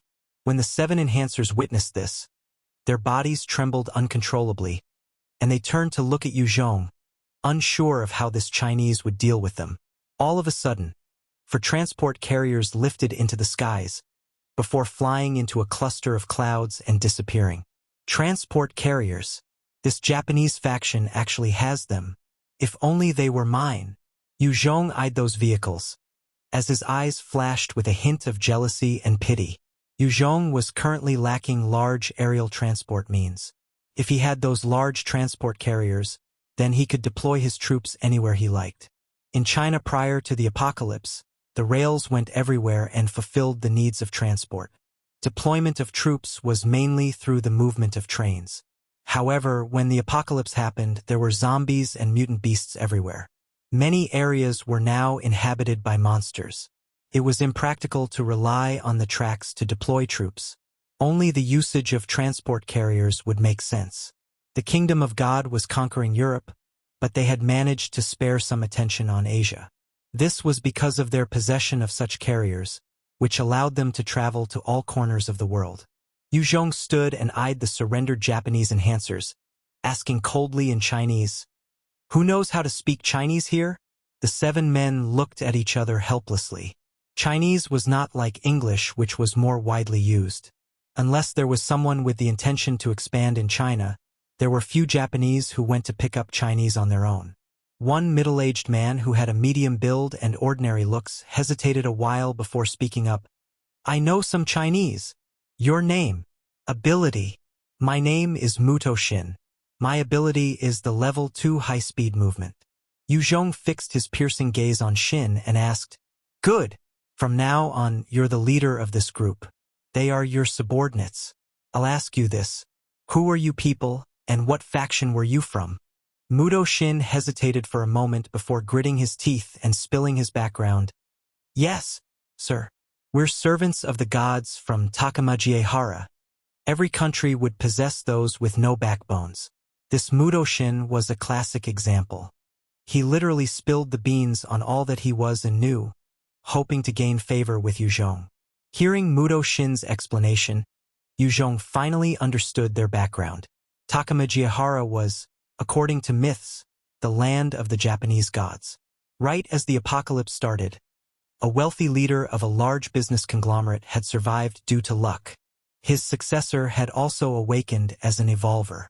He reorganized the survivors and remaining factions and accepted any survivors, thus forming a powerful group known as Takamajihara. In the faction, divine soldiers were the lowest grade soldiers, while divine servants were enhancers above level 30. Deities were enhancers above level 50, and at the pinnacle there were kamies, the highest level of experts. There were only 5 of them in the entire Takamajihara. Each and every one of them possessed terrifying strength, and the leader of them all was called Nendori Tatsuo, a powerful evolver. Due to the faction establishing early, they managed to gather more than 500,000 people. They even managed to conquer the Nagano prefecture, claiming it as a base. Japan's Nagano was on par with any Chinese city, with over 2 million people before the apocalypse, and being able to occupy such a huge territory was a sign of Takamajihara's power. 500,000 survivors. A truly large faction. Yue Zhong frowned when he heard that. He could feel a sense of foreboding just hearing about their accomplishments. While Takamajihara was not comparable with the Kingdom of God, it was near China. If they were to expand in power in a few years, by the time they absorbed the rest of the powers in Japan, they might instigate the next Sino-Japan War. As they were on a separate island, they had very few strategic options. They longed to expand outwards, and in truth, it was the only possible strategy. However, to other countries, it was a huge problem. Yue Zhong quickly threw all vexing thoughts to the back of his head. He had to consider his next move. It's currently an unfounded worry. No matter what happens, I need to make going back to China my priority. I need a broadcast station, an airplane, and a pilot. Yue Zhong was extremely clear about his own power. He was strong but not invincible. If he were to charge in single-handedly against Takamajihara, it would be suicidal. Yue Zhong then ordered Shin, "Go gather everything from here." "Hi!" Shin and the rest immediately responded respectfully and began to collect the equipment and stuff from their dead comrades.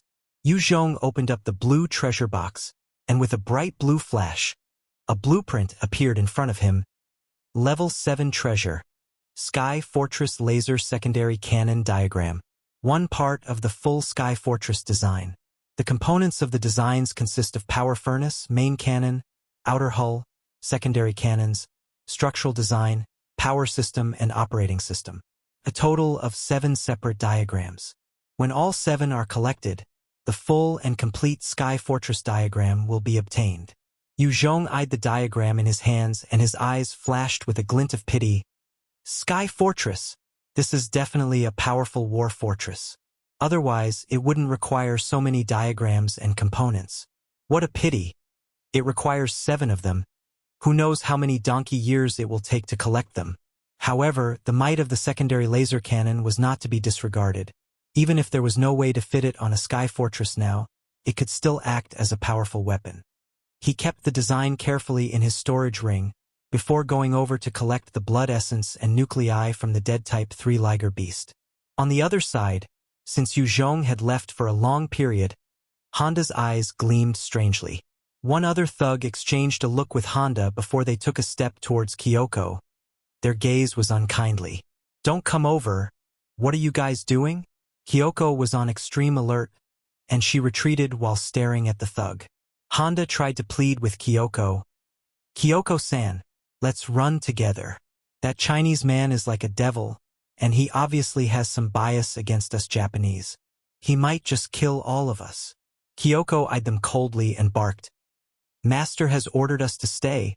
Are you thinking of disobeying?" Honda's eyes flashed with another strange glint. "What about this?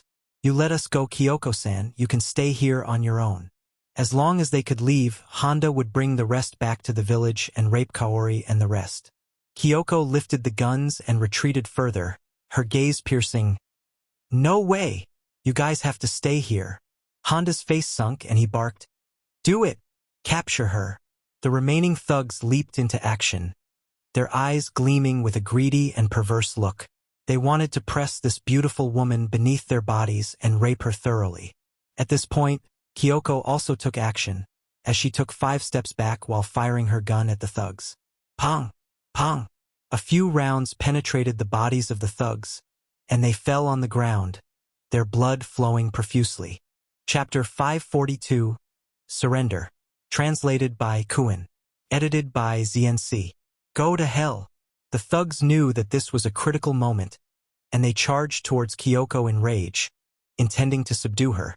One of the thugs was an agility-based enhancer, and his speed was faster than the rest. He was the first to reach Kyoko and made a grab for her viciously. As the thug was about to grab her, Kyoko's eyes flashed with a chilly light, and she pulled out the incredibly sharp adachi by her waist, slicing the thug in two.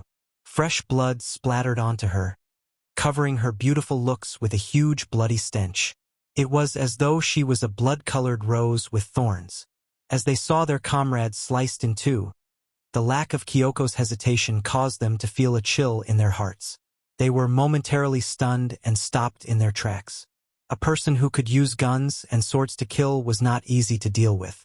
Honda tried to shout, "Everybody, attack! She's but one woman. After we conquer her, you guys can fuck her first. I'll be last.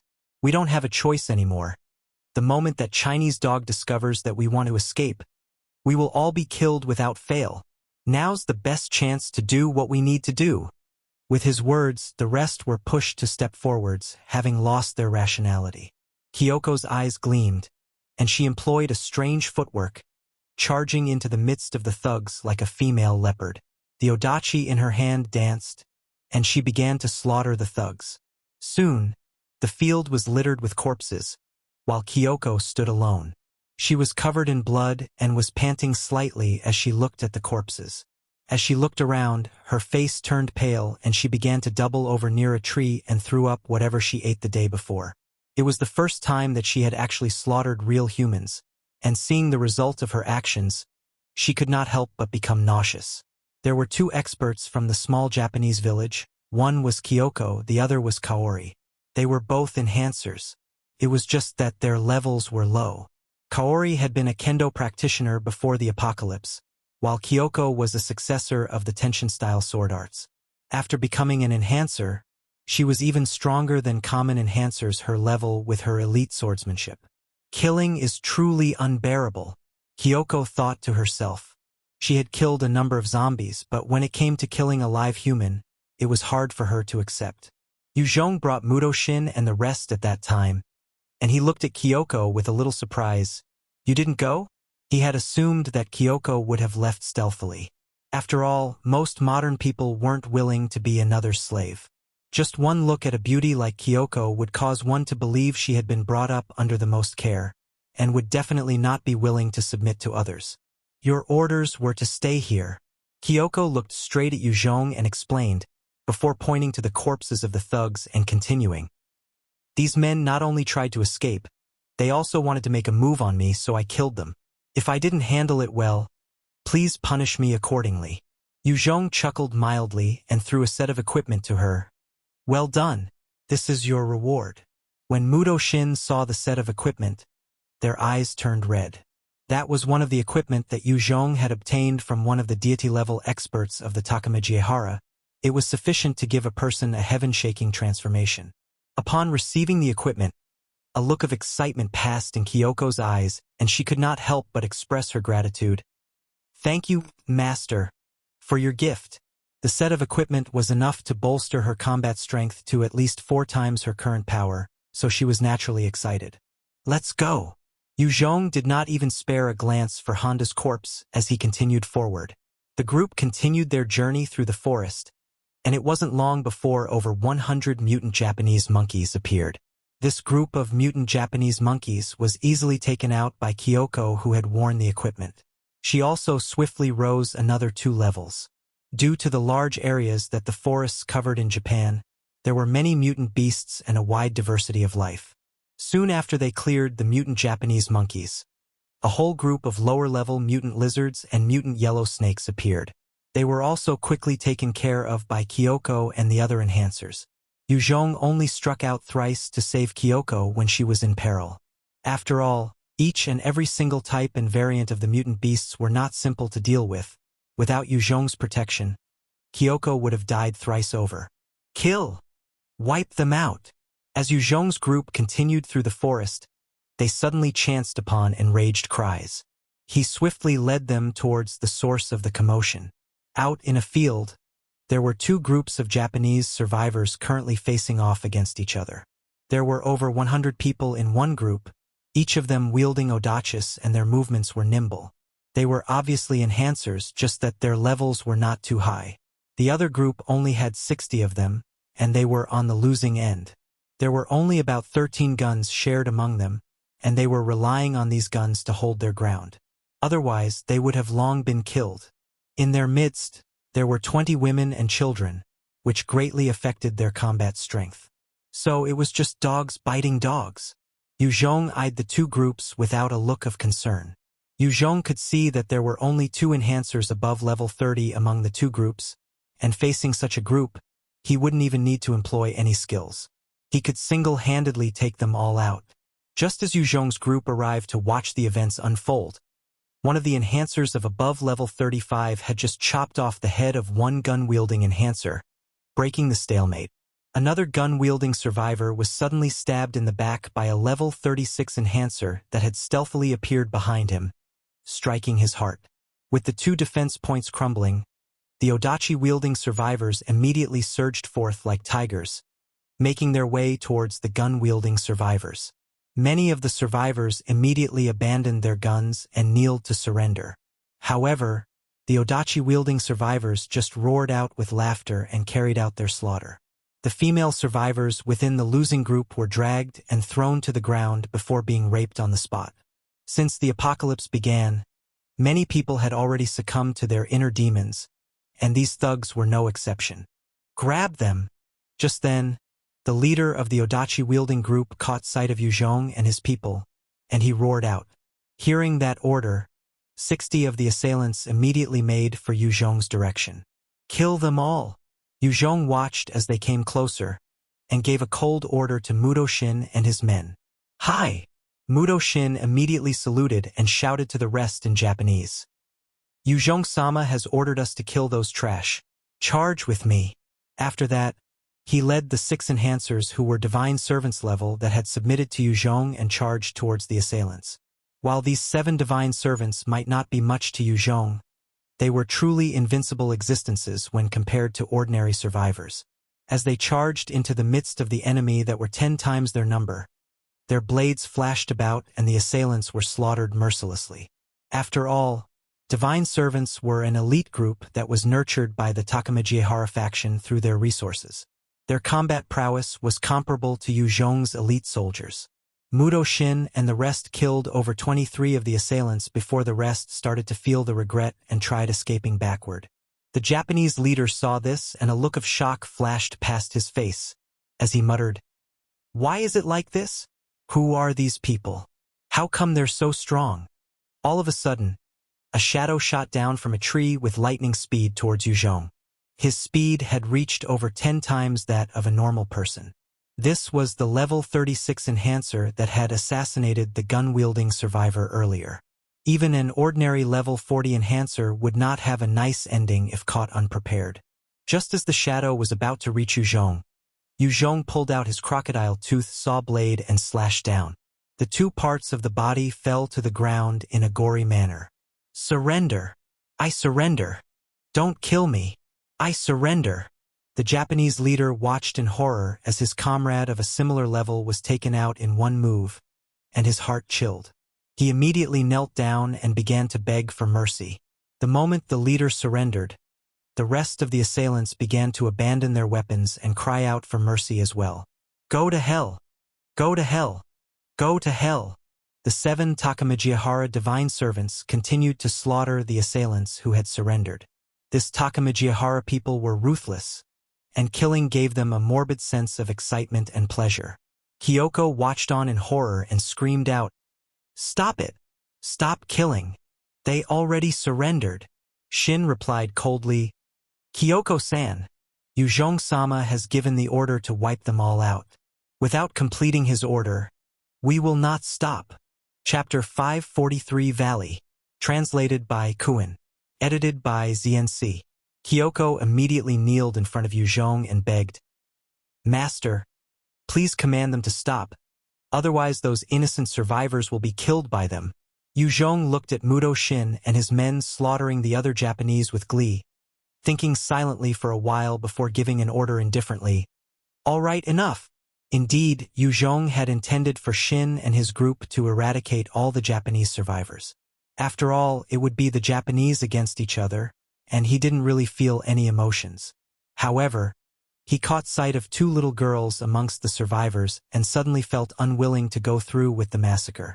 Muto Shin immediately barked loudly, "Yue Zhong-sama has given his order. Stop." "Hi, Wakara Mashita." Understood.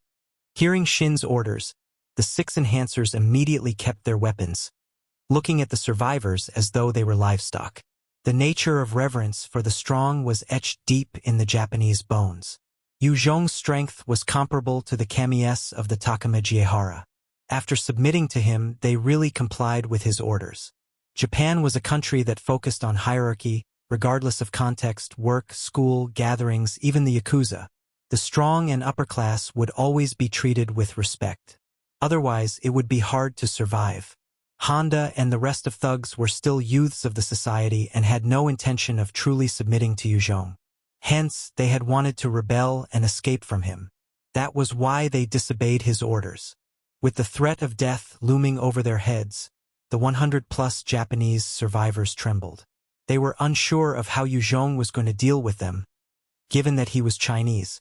After all, Yue Zhong had been conversing in Chinese with Shin, and the survivors instantly guessed his background. Yue Zhong came up to the leader and spoke, "What's your name?" Muto Shin stepped forwards and acted as a translator, posing the question once more in Japanese. Yue Zhong would usually want the other party to accommodate him, and not the other way round. Muto Shin was not the strongest among the 7 divine servants of Takamagahara. However, he became the leader purely because he knew Chinese. The Japanese leader quickly got on his knees in front of Yue Zhong and spoke in Japanese. "Sir, I'm called Kira Waichi. I'm willing to swear fealty. Please accept me." One young Japanese roared out furiously, "Leader Waichi, he's a Chinese dog. How can you kneel?" Yue Zhong looked at the youth with the outburst and spoke coldly, "Kill him." "Hi." Shin shot forwards and his blade swung down on the head of the Japanese youth. With a spray of blood, the corpse of the youth slumped to the ground. Witnessing this cruel scene, shock was written all over the faces of the survivors. They felt their bodies shiver more, and their hearts filled with fear. Yue Zhong was not a good-tempered person. Upon reaching here, he had been dealing with xenophobia every step of the way. This only served to fuel his foul mood, and he wanted to kill some people to make an example. Kira Waichi kneeled silently, afraid that he would be next. He could tell that even if all 100 of them charged at this Chinese man, he would be able to wipe them out easily. Yue Zhong eyed Waichi coldly. "I'm Yue Zhong. I'll accept you. Bring me to your base." It was nearing evening, and Yue Zhong needed a place to rest. The forests were too dangerous and was not suitable for resting. Waichi stood up and bowed in respect. "Hi, Led by Weiqi, Yue Zhong and his group came to a valley surrounded by mountains on 3 different sides. There was only one access point. This valley used to be the private property of an influential businessman, and there were many luxurious villas within. Around the main mansion, there were a few small wooden houses that were erected recently. The main villa was the living quarters of Weiqi and his trusted aides, as well as women. The rest of the wooden houses belonged to the ordinary members and the slaves that they have caught. Slavery seemed like a thing of the past, but in fact it was still persistent in modern society. Even prior to the apocalypse, slavery was rampant in Africa. When the apocalypse happened, society crumbled. Before societal and cultural norms regained their footing, all sorts of weird characters had appeared. It was no surprise that slavery was popular again. Even Yue Zhong's establishments had slaves. The vast majority of them were the spoils of war between him and Wu Yanhong, and they were branded as slaves to make up for the atrocities against the Chinese. He was likewise merciless to the families of his enemies. There were about 400 survivors in the valley. The moment Yue Zhong's group walked in, everyone stepped out to look at them curiously. Yue Zhong looked towards the survivors, noticing that most of them looked sallow and lacked nutrition. Felt like they could fall with just a blow of a wind. Yue Zhong eyed them and a strange glint flashed in his eyes. He was somewhat pleased. This place can't compare to my Guining City. Yue Zhong had established some form of society in Guining City and Longhai City. As long as he didn't die, and his resources didn't run out, the stability of his cities would not crumble. An established city was definitely a lot stronger than this small faction of Weiqi.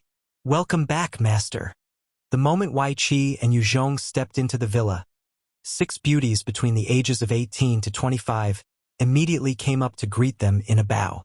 One particular 25-year-old had a voluptuous body, and there was a beauty mark at the corner of her lips. She came in to lead Weiqi and Yue Zhong's group further within the villa into a large hall. Weiqi gave an order to the beauty.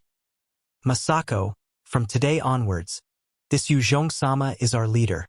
You must be obedient and attend to his needs.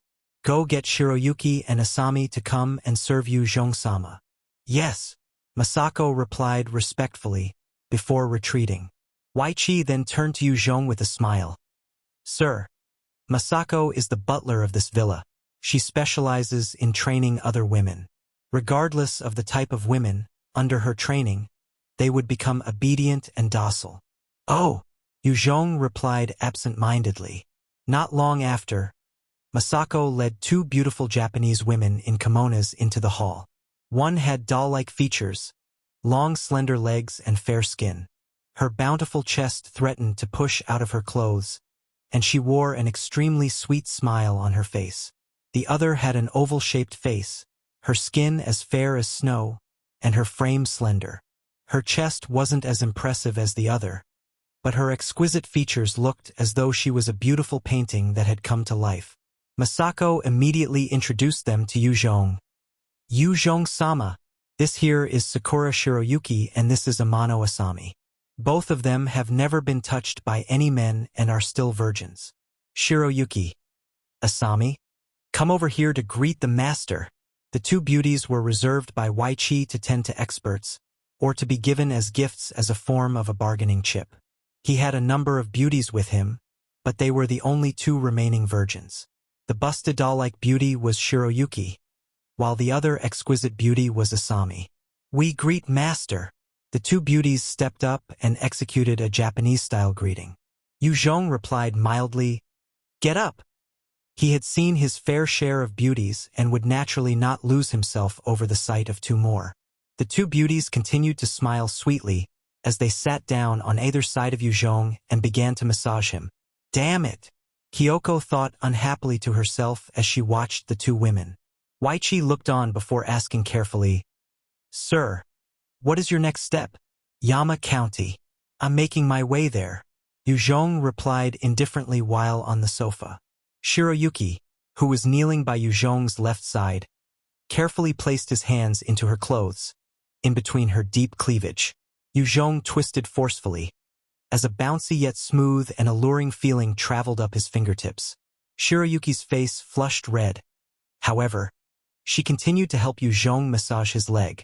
When Wei Qi heard what Yue Zhong said, his eyes lit up in joy. Yama County, sir, you truly are an ambitious man. Shimazu Yuji is the current leader over the 10,000-strong establishment. You actually want to kill him and take it over. Truly admirable. Currently, Japan had returned to its feudal periods, and there were various factions vying for power. Many warlords sought to become the leader of Japan. Wei Qi thought that Yue Zhong wanted to be one of the contenders. In the apocalyptic world, whoever had the strongest fist would be the leader. With Yue Zhong's strength, it was truly enough to vie for the position of leader. If Yue Zhong were successful, Wei Qi would become a renowned figure as well. Yue Zhong saw how excited Wei Qi was, and did not dampen his spirits. His only intention was to use the broadcast station there. He laughed mildly and assumed a superior look as he asked, "If I want to bring Yama County down, what good ideas might you have?" Hearing this question, Wei Qi sunk into silence. Yama County's Shimazu clan was truly a powerful foe, and he was like an ant to them. He had no means of even launching an attack against them. Therefore, it was a difficult question that Yue Zhong was posing to him. Chapter 544, Battle in the Valley. Translated by Qidian. Edited by ZNC. Wei Qi thought hard and long, before replying slowly, "Sir, the Shimazu clan is truly powerful. Even if, sir, you are invincible and can fight against gods and devils, you can't afford to just charge in like this. There are still other factions like the Saishima, Kiwa, and Yoshida establishments around. If we can conquer them and assimilate them into our forces, we would possess enough capacity to contend with the Shimazu clan." There were various factions of different strengths. If one wanted to expand one's strength, the only way was to swallow the other smaller factions. Wei Qi had intended to do just that. That was why he had launched an assault on the smaller factions nearby. However, Yue Zhong wasn't too interested in establishing a huge faction here in Japan. Although the Japanese revered the strong, there was a strong xenophobia. With his strength, it wasn't a problem to form a decent-sized base. However, it would be much tougher to expand and contend against Takamajihara. After all, it would be increasingly hard to find trustworthy subordinates. Even if Wei Qi and Mutoshin were both at his command, the moment a strong enemy appeared, Yue Zhong would have to be on his guard against these two fellows while fighting off the enemy. After all, they were now listening to him purely because they had no choice. It wasn't out of their own free will. Right at this time, a middle-aged man of about 37 years old wearing an eye patch came storming into the villa. He had a suit, and there was a long blade at his waist. He even emitted a strong killing intent as he barked out coldly, "You pathetic trash dare to even dream about taking on the glorious Shimazu clan? What a bunch of fools!" 8 other men came storming behind him, each of them wearing male kimonos.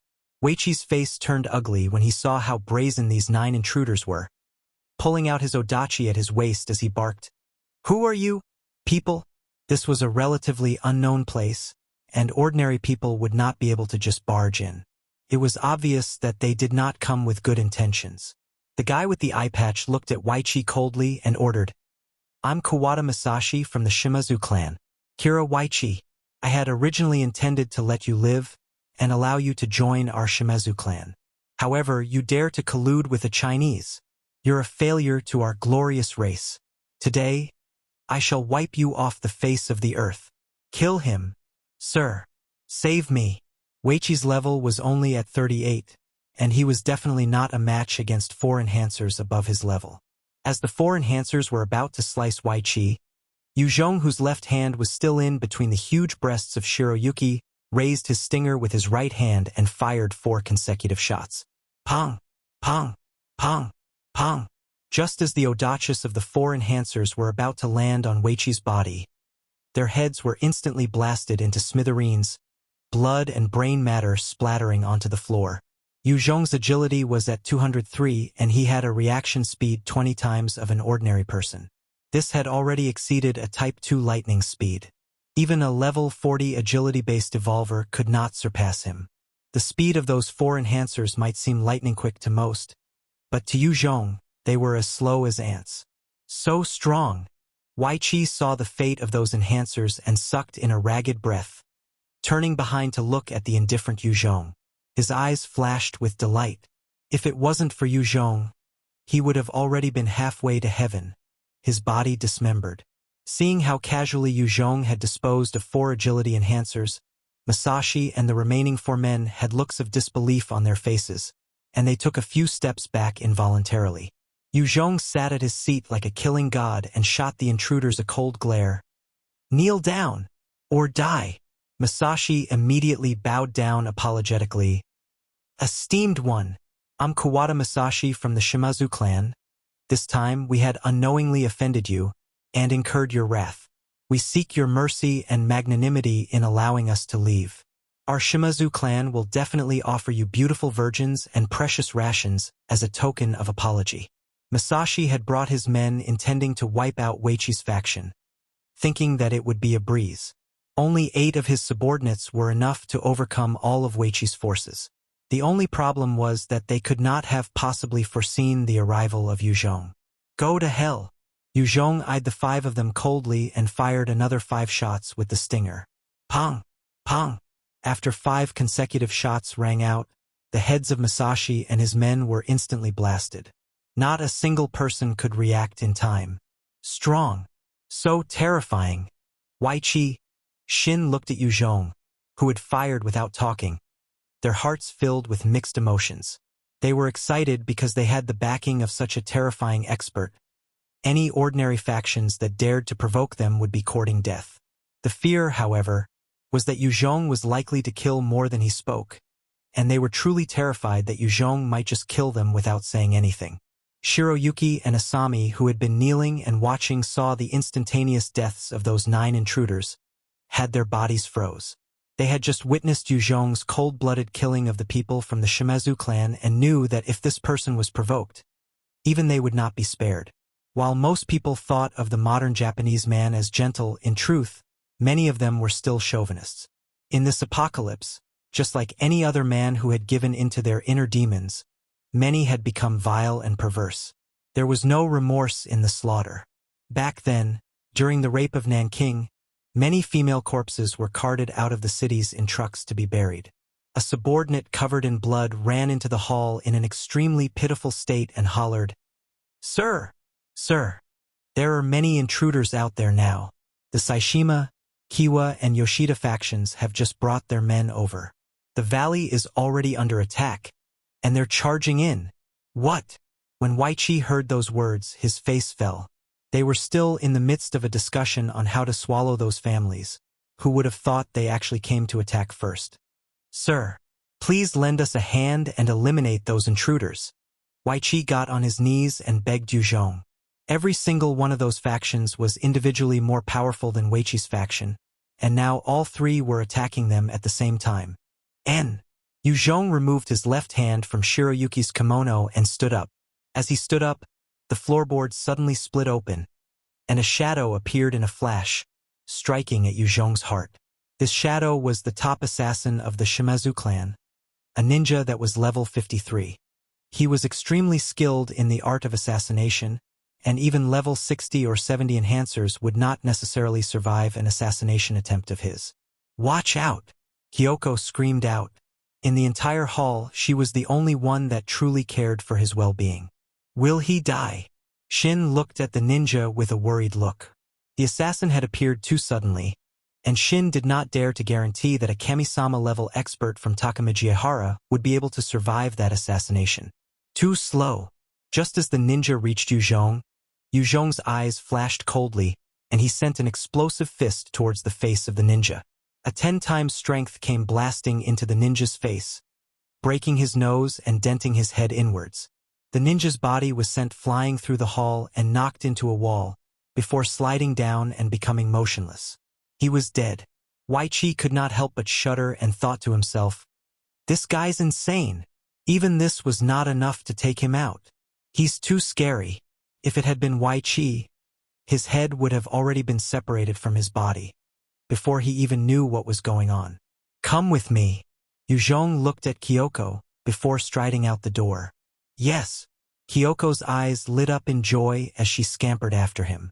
Shin looked at Kyoko's back and his eyes had a strange look, Seems like Kyoko does possess a position in his heart, second only to that humanoid weapon on his back. Yue Zhong walked out the villa, only to see a messy scene out in the valley. Many survivors were currently running towards the villa. Every single militant that had intruded were vicious and cruel, laughing savagely as they killed the survivors who were trying to escape. Many of them grabbed women and tore their clothes off before proceeding to violate them. There were many families living in the numerous wooden huts. Some women were also malnourished and weak, but it didn't matter to those militants. Those who weren't good-looking were instead tortured by their weapons, and there were all sorts of maniacal laughter and screams of misery resounding throughout the valley. The perverse militants didn't even spare any of the young girls or boys, taking off their clothes and raping them. There were a few militants who began setting fire to the wooden huts, causing them to burn up. The entire valley looked like a scene right out of hell. Chapter 545. Defeating the Three-Clan Alliance. Translator. Translation Nation Editor. Translation Nation. Yue Zhong looked at the cruel hell-like scene in front of him, as he pulled out his 2m long black-toothed blade to slice a militant in front of him in two. Yue Zhong ordered Shin beside him, "Go! Kill all the intruders." "Hi!" Shin and Weiqi replied respectfully, and roared out loudly, "Kill all intruders!"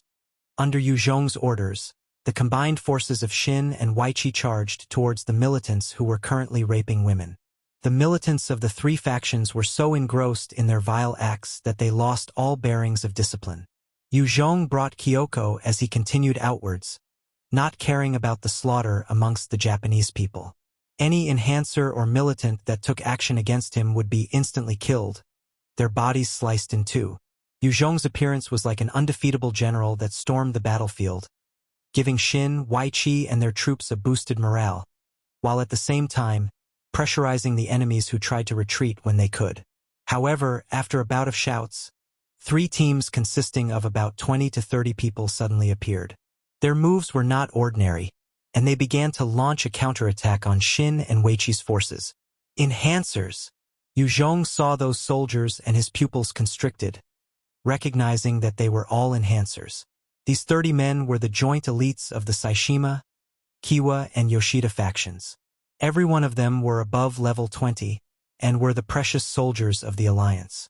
They were considered the trump cards as well.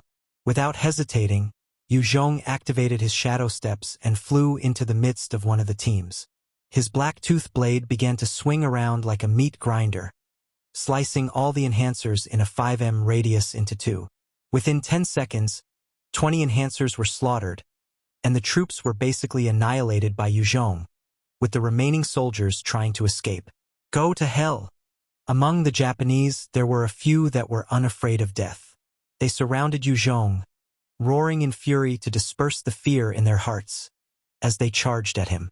Facing the kamikaze attacks of those 8 militants, Yue Zhong scoffed and unleashed 8 blade beams, instantly slicing the 8 militants apart.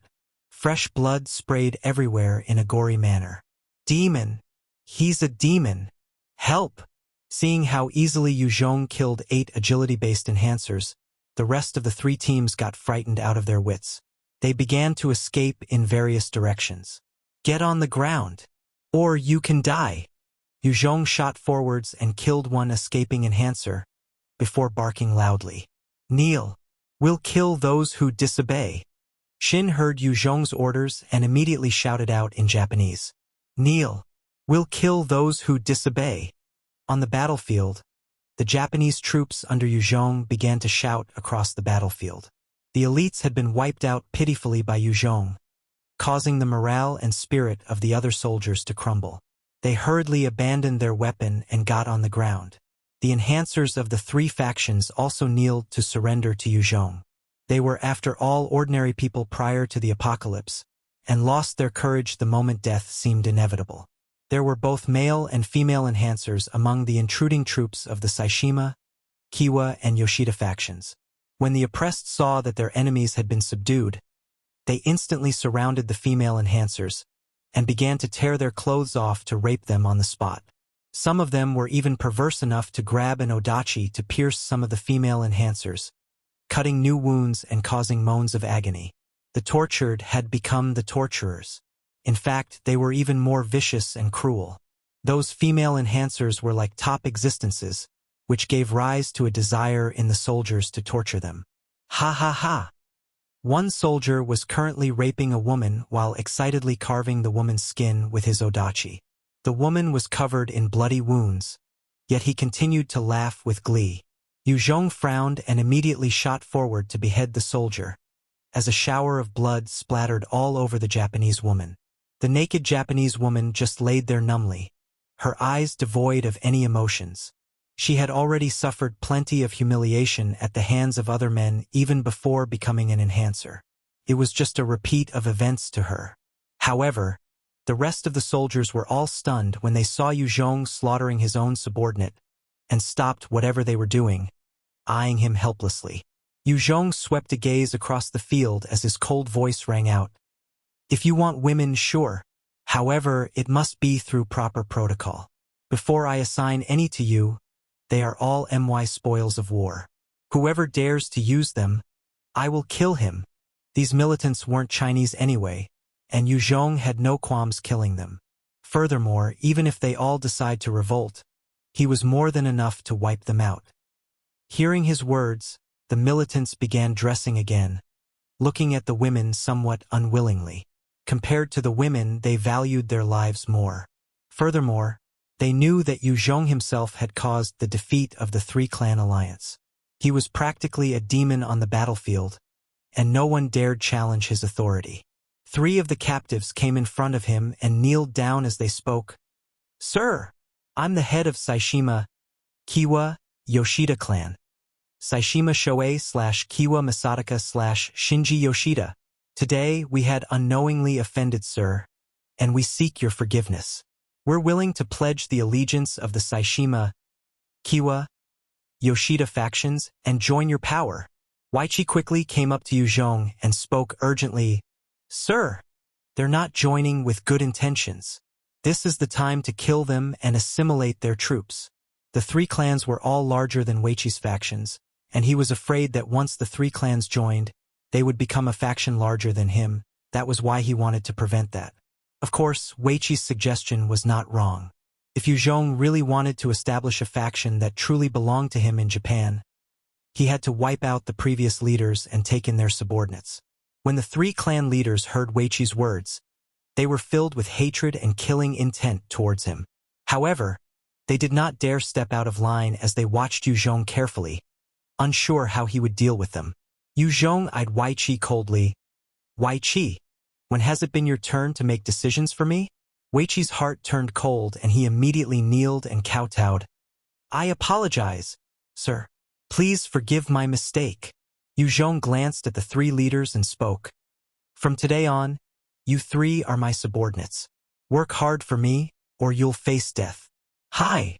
The 3 leaders responded in a resounding yes. Yue Zhong asked, among you guys who knows Chinese? I do. Saishima Shoei spoke up in slightly broken Chinese. I was interested in the rich culture and history of China and its 5,000 years of heritage. When I was young, I had wanted to study in China, but unfortunately, I did not get the chance to. Yue Zhong immediately gave an order. Good! From today on, Saishima Shoei, Kira Weiqi, Mudo Shin, and Ida Kyoko. You 4 will be the elders of this establishment. Kyoko is the first elder, Shin is the second elder, Weiqi is the third elder, and Shoei will be the 4th elder. Kiwa Masataka and Shinji Yoshida will follow Kyoko. Many thanks, sir. Shoei immediately bowed in gratitude.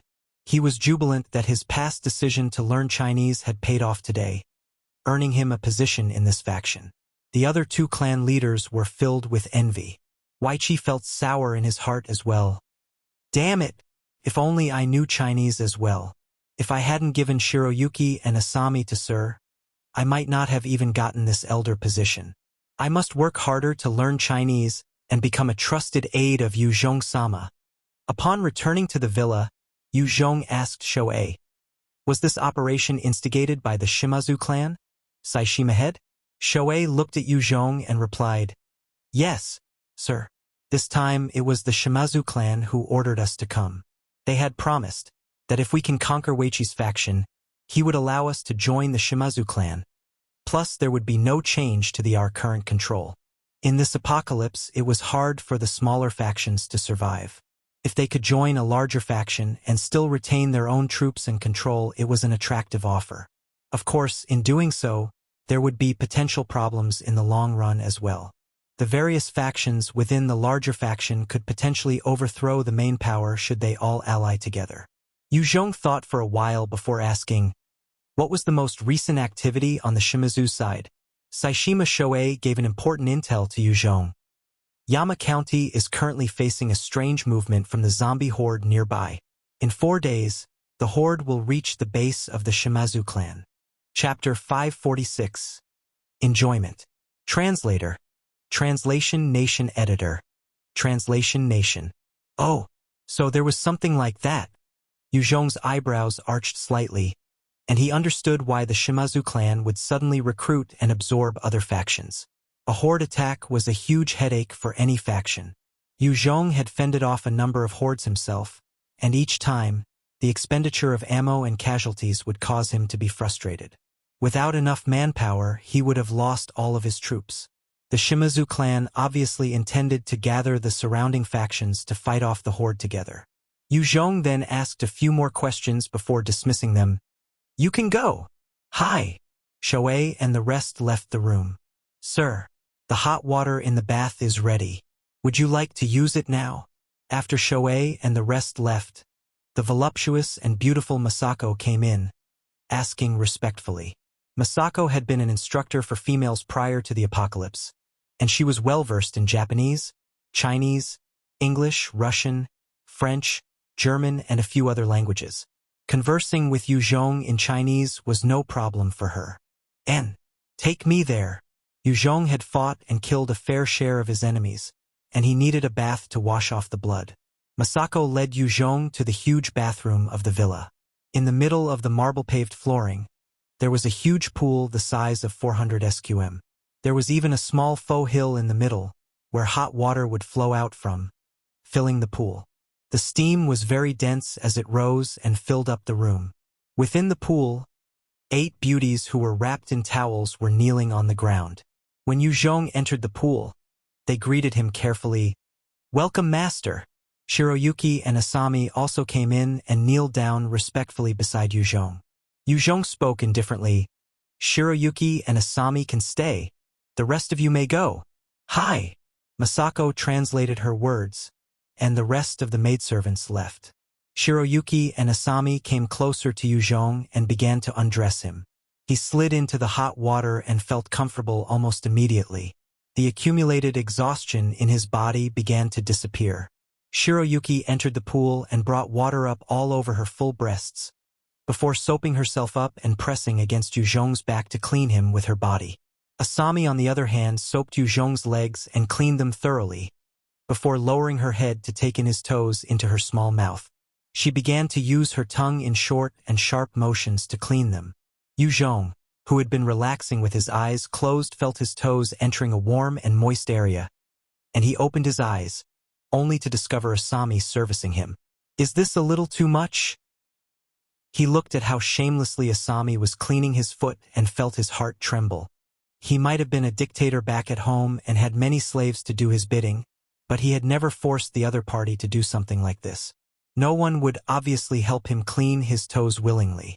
However, the exquisite Asami had the looks of a Japanese idol from prior to the apocalypse, and seeing such a beautiful girl lowering herself to service him, he couldn't help but feel a sense of excitement.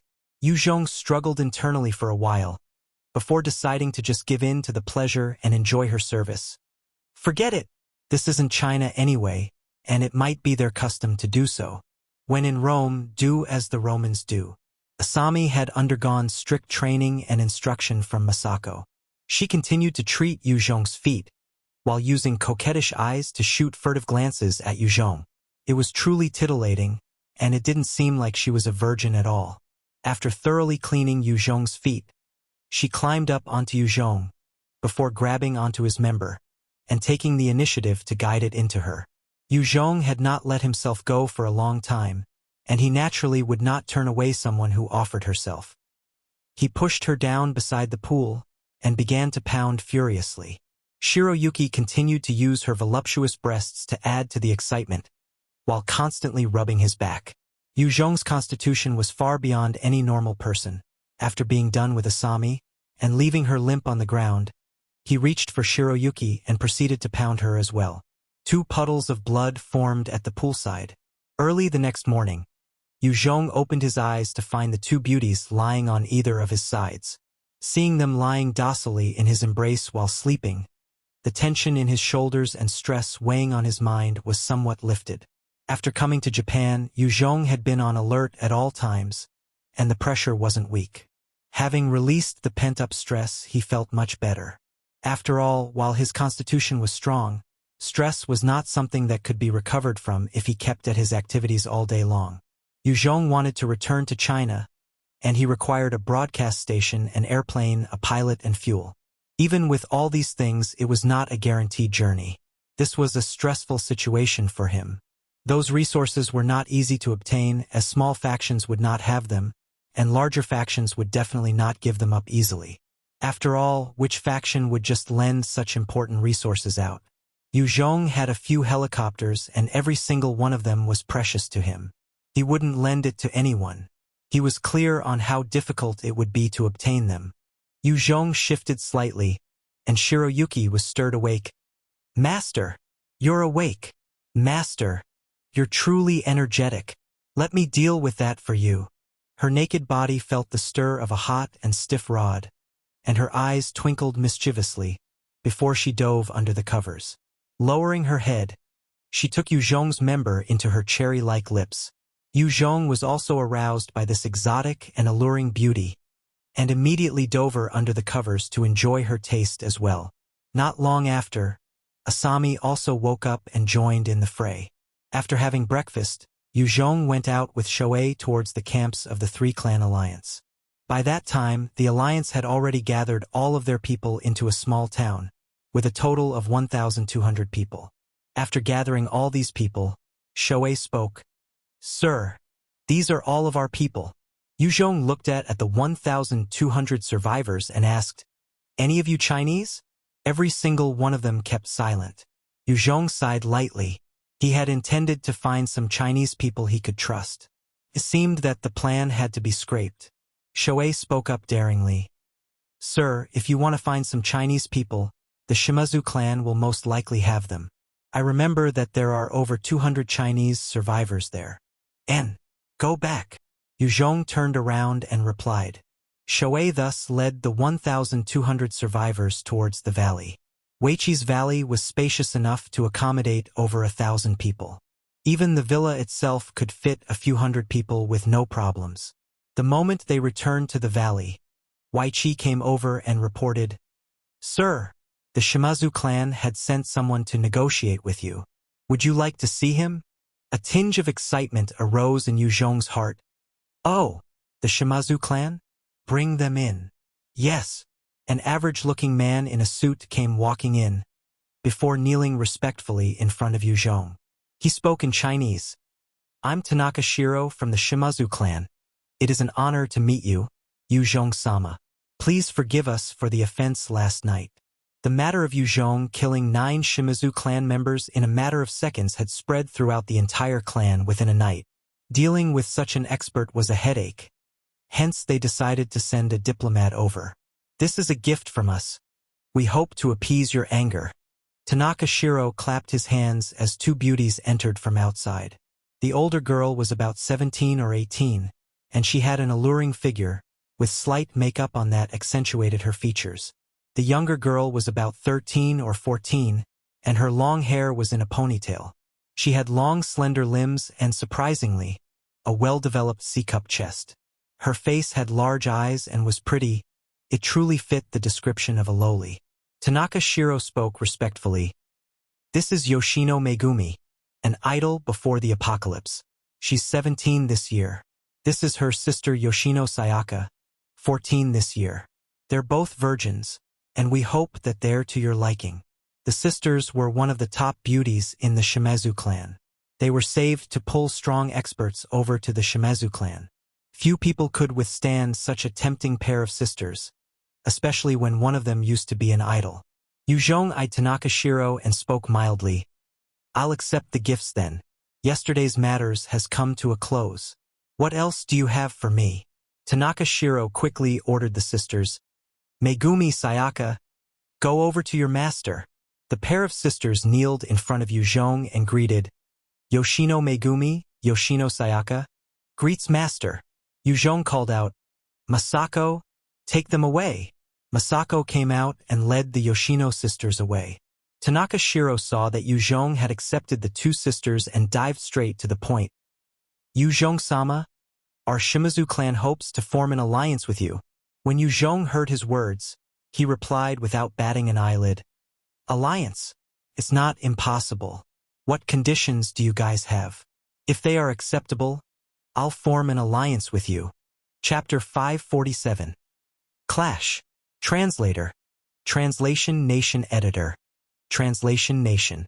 Tanaka Shiro handed over a photo album and a tablet to Yue Zhong and said, Yue Zhong-sama, we're willing to give you 1,000 tons of food, 10 beautiful virgins, 1 ton of fuel, 2 off-road vehicles. At the same time, as an expression of goodwill, our Shimazu clan leader would like to offer his daughter, Shimazu Mina's hand in marriage. This are her pictures and videos. Yue Zhong flipped the album casually and checked out the tablet, and saw what Shimazu Mina was like. She was a girl of about 14 to 15, and wore a faded yellow skirt and white cotton top. Although her figure was petite, she had explosive measurements, boasting a C-cup bust, fair skin, and an extraordinary aura. Her looks were graceful and refined, and when she smiled, it was truly charming. Yue Zhong did not skip a beat and continued. Add another 200 rifles and 20,000 rounds of ammunition. Tanaka Shiro replied. Sir, I can only promise an additional 10 rifles and 1,000 rounds. However, we can provide 20 more virgins. As long as you agree to the alliance, we can still send more virgins from today onwards. In this apocalyptic world, firearms were more important and precious compared to virgins. The Shimazu clan was willing to hand over virgins rather than firearms to prevent Yue Zhong's military might from increasing. Yue Zhong had no intentions of expanding in Japan anyway, and he directed the topic to his true aim. All right, I agree to those terms. However, I heard that you guys have a broadcast station. I would like to use it. There shouldn't be a problem, right? Tanaka Shiro celebrated silently. No problem. The details will have to be discussed at Yama County though, so we would like to invite you there. The broadcast station is there. Yue Zhong turned to Weiqi and Shoei, giving an order. All right, Weiqi, Shoei, I'll follow Tanaka Shiro to Yama County. I leave this place to you guys. Hi! Weiqi and Shoei were overjoyed and quickly bowed respectfully. After making his arrangements, Yue Zhong organized 40 enhancers of level 20 and above into 2 groups, handing command of each group to Mutoshin and Ida Kyoko respectively. He brought Shiroyuki and Asami with him on the journey to Yama County. Although the Shimazu clan was known to control Yama County, in actual fact, they had conquered a small town nearby as their base. There were over 500,000 zombies gathered within Yama County, and the Shimazu clan had no way of taking care of them. The town that was the Shimazu's base of operation was called Sakura Town. It used to hold over 30,000 people, hence it wasn't a problem for the 10,000-strong Shimazu clan. Prior to the apocalypse, Sakura Town was known for its hot springs, which had now turned to a huge giant spring. There were 6 tall walls constructed around the town, surrounded by long rivers as well. The entire place had become some sort of fortress. When Yue Zhong and the rest entered the town, they saw many survivors busy constructing defenses. Men, women, the old and young alike, they were all hard at work. In order to face against the impending horde, everyone was working hard. At this time, it was about lunch, and Yue Zhong could see the survivors lining up orderly to get their food. Out of curiosity, Yue Zhong walked over to take a look, and discovered that the survivors were having porridge and wild leaf. The Shimazu clan's resources should be thin as well. Yue Zhong eyed the food and the weak-looking survivors and came to a conclusion. The problem of food was a large one that all factions had to face since the start of the apocalypse. Yue Zhong had managed to fight battle after battle because the number of survivors he had was less by over 100 times. With enough resources from prior to the apocalypse, they were able to sustain themselves. "Let go of me! Let go of me!" Just as Yue Zhong was observing the survivors, he heard Shiroyuki's voice from the side. Yue Zhong frowned and turned, only to see a few youths with dyed hair and strange clothing surrounding Shiroyuki and Asami. The leader was a blonde-hair punk with piercings in his ears and nose. He was currently grabbing Shiroyuki's hands. Mudoshin looked at the youth and his eyes flashed with a hint of fear, leading his men to face off against the rest of the youths. Yue Zhong's eyes flashed with an icy look and he strided over.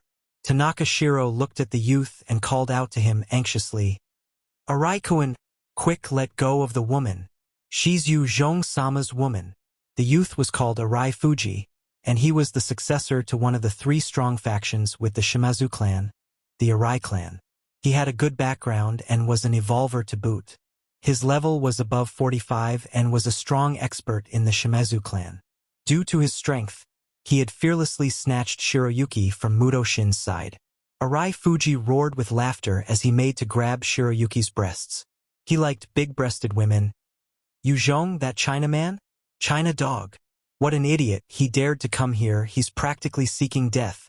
I will kill him later and take in all his women. Such a beauty. Only I have the qualifications to enjoy. Ha ha ha." Just as his hands were about to land on Shiroyuki's breasts, a flash of a blade swung by, and his right hand was removed cleanly from his arm, fresh blood splattering. "Ah!" Arai Fuji could not help but screamed out. "Go to hell. Your women will be mine." Yue Zhong's gaze was icy cold as he swung his black tooth blade, and Arai Fuji's head was immediately chopped off. Fresh blood splattered everywhere, dyeing the ground red. Yue Zhong then pointed to the dozen of youths who had followed Arai Fuji and barked, "You fuckers, get down on your knees. Serve me, or you can die." This was Japan. It was not in China where Yue Zhong was unwilling to kill. However, the moment he acted, nothing could stop him. Mudoshin immediately translated his words into Japanese. "Kill him. Avenge Arai-kun. Everybody, charge together. Kill him." 6 of the youths immediately shouted and charged at Yue Zhong, activating their abilities. They charged at Yue Zhong with a speed of about 6 to 7 times that of Yue Zhong. Yue Zhong's eyes narrowed, and he brought down the life-taking black tooth blade a few more times, instantly slicing the assaulters in two. Their body parts flopped to the ground in huge showers of blood. "Demon! He's a demon! Demon! He's a demon! Too scary! Don't kill me! Please! Please don't kill me!" The rest of the youths immediately got down on their knees and pleaded for their lives. "Take me to the Arai clan." Yue Zhong pointed at them with the black tooth blade and barked out an order. "Yes, sir. Please come this way."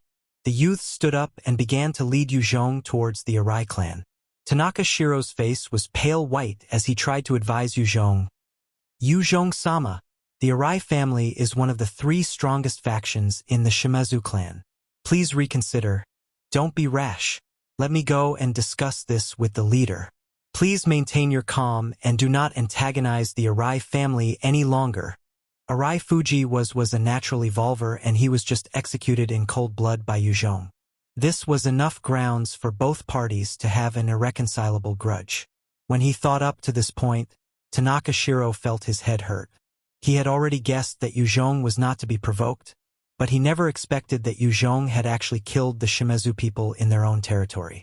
Yue Zhong's gaze was extremely icy as he walked over towards the Arai clan. "Is this the way the Shimazu clan welcomes its guests? I came here out of goodwill to be your ally, and there are people already intending to kill me and steal my women. Am I that easy to bully? Tanaka Shiro, save your breath. Today, I'll wipe out the Arai clan. Damn it! How did it come to this? I need to report this to Shimazu-sama." Tanaka Shiro's face fell, and he hurried towards the direction of the main Shimazu house. "It's this place." One of the youths that submitted pointed to a luxurious place and told Yue Zhong, "Charge in." Kill all those who don't kneel to surrender. Yue Zhong shot forward like an arrow and killed the 2 guards with a swing of his black tooth blade before shouting out the vicious order. Charge in. Kill all those who don't kneel to surrender. Muto Shin followed in with bloodshot eyes. He was extremely clear that he had allowed Shiroyuki to be snatched, which caused Yue Zhong to be extremely unhappy. If he didn't perform better, his position beside Yue Zhong would definitely plummet. Yue Zhong charged into the Arai house and immediately felt a sense of danger. He leaped towards the left. A sniper bullet fired at where Yue Zhong was.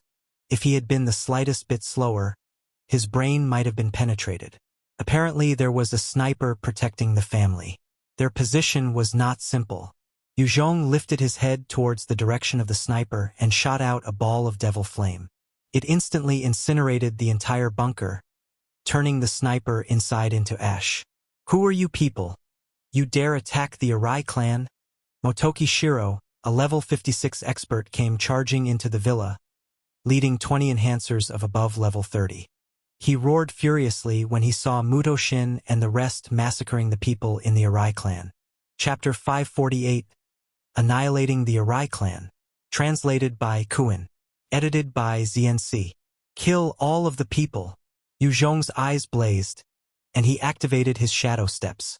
His speed instantly soared, exceeding a Type 2 lightning. He disappeared and appeared right in front of Motoki Shiro in a flash, slashing at him. Yue Zhong's speed had vastly surpassed that of a Type 2 lightning. Even some weaker Type 3 mutant beasts might not be able to contend with him. That single slash of his was as fast as lightning, and Motoki Shiro did not even have time to react nor cast his own ability. His head was separated from his body in a shower of blood. Who is this guy? Lord Motoki had been killed in just a second. Is he a demon? Seeing the strongest expert of the Arai clan taken out in one strike, the soldiers present felt a chill in their hearts and lost their will to fight in an instant. Initially, if these 20 level 30 enhancers were to give their all, even if they were ultimately disposed of by Yue Zhong, they would still be enough to create some trouble for him. However, in that display of strength, they immediately fell on their knees, without a single shred of their courage or confidence. Clan Lord Sama, things are bad. Yue Zhong is killing his way in. Lord Motoki Shiro has been killed by him in a single move. One servant ran into a bedroom and reported anxiously to a middle-aged man. This middle-aged man was precisely the patriarch of the Arai clan, Arai Onakiri. Arai Onakiri's face fell as he threw the 12-year-old girl in his embrace onto the floor, shouting, "What? Motoki Shiro is dead? How is that possible?" Motoki Shiro was the top expert of the Arai clan, and Arai Onakiri just couldn't believe that he would be killed by someone else. "He's dead, you're next." Yue Zhong stepped in at this moment. His gaze traveled from Arai Onakiri to the little girl beside him whose body was riddled with bite marks and eyes were devoid of emotions.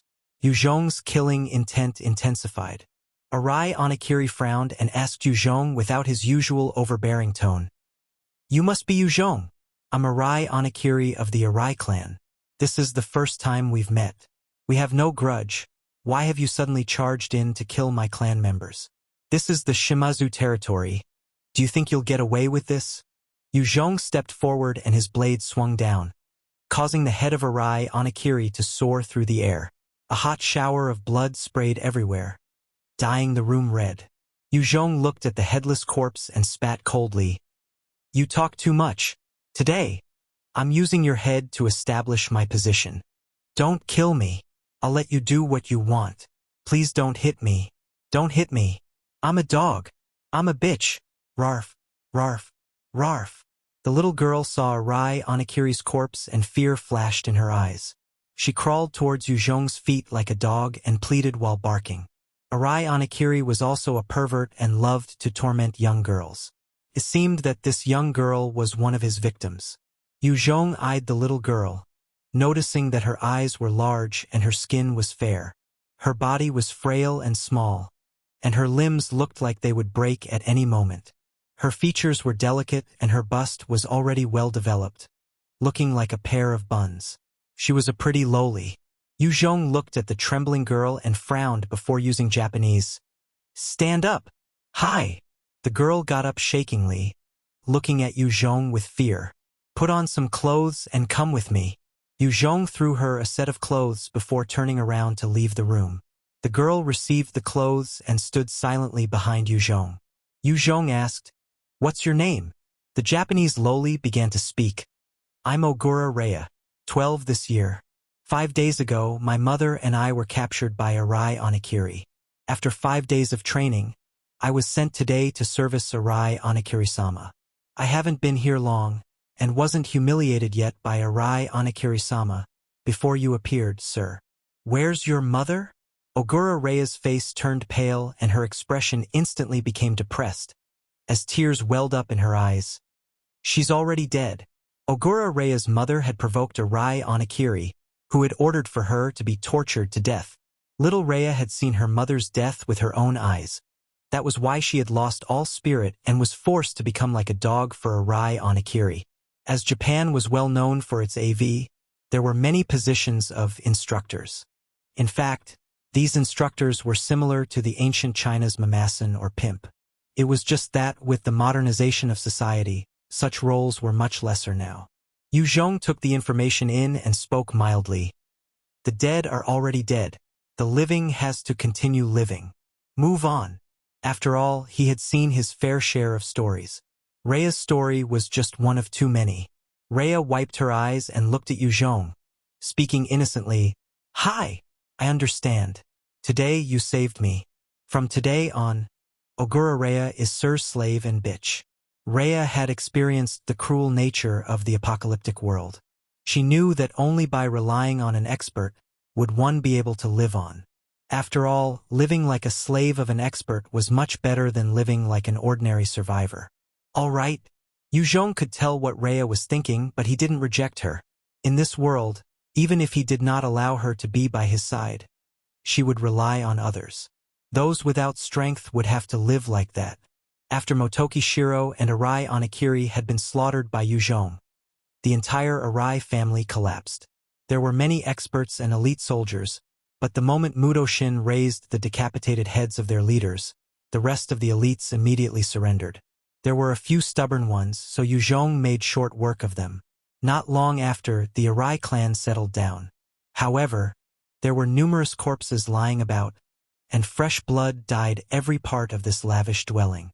Many of the Arai clan members had been tied up as captives and were kneeling on the ground.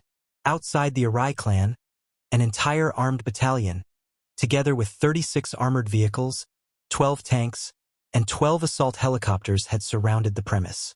This was the trump card of the Shimazu clan. It was a modern army. The Shimazu clan had managed to bring the town under its control and established itself as a major power because of their equipment. Just their elite battalion alone was enough to deal with many enhancers. Prior to the apocalypse, although Japan was not allowed to have aircraft carriers or nuclear weapons, their self-defense forces were pretty well equipped. The troops had surrounded the Arai clan's premises but did not charge in. Instead, they were facing off against Mudoshin's forces. Right at this time, Yue Zhong walked out of the villa, and his cold voice rang out, "What's the meaning of this? You want to start a war with me?" The moment the soldiers saw Yue Zhong, every one of them felt a chill. They could not help but raise their weapons against him. Their intuition told them that this man was dangerous. Yue Zhong's eyes narrowed and he leaped forward, his killing intent billowing towards the sky. "You guys dare to raise your weapons against me? Do you want to force me? Good. Let me show you what a massacre is." The dozen of elite soldiers closest to him was immediately affected by Yue Zhong's powerful killing intent and involuntarily stepped back. Their faces were pale. Right at this time, Tanaka Shiro came running out full of perspiration as he shouted, "Stop! Yue Zhong-sama, we don't mean that. Please calm down." He was extremely clear about Yue Zhong's terrifying temper. The experts in the Arai clan were numerous but had been easily controlled by him the moment he charged in. Even Motoki Shiro had been sliced in one move. Such an expert was sure to have numerous trump cards. Even if, in the unlikely scenario that the Shimazu clan brings him down, they would have to suffer incredible losses as well. If such a thing were to happen, Tanaka Shiro knew that the Shimazu head would not let him off. As for the deployment of the elite forces, It was to show their might. The Shimazu clan had no intention of actually attacking Yue Zhong. "Lower your weapons," Tanaka Shiro shouted out. The soldiers immediately lowered their weapons. "Humph!" Yue Zhong scoffed coldly and kept his black tooth blade back on his back. He had no intention of fighting to the death with the Shimazu clan anyway. After all, if both sides were to really fight, other than Yue Zhong, the rest would definitely die. Tanaka Shiro walked towards Yue Zhong and spoke respectfully.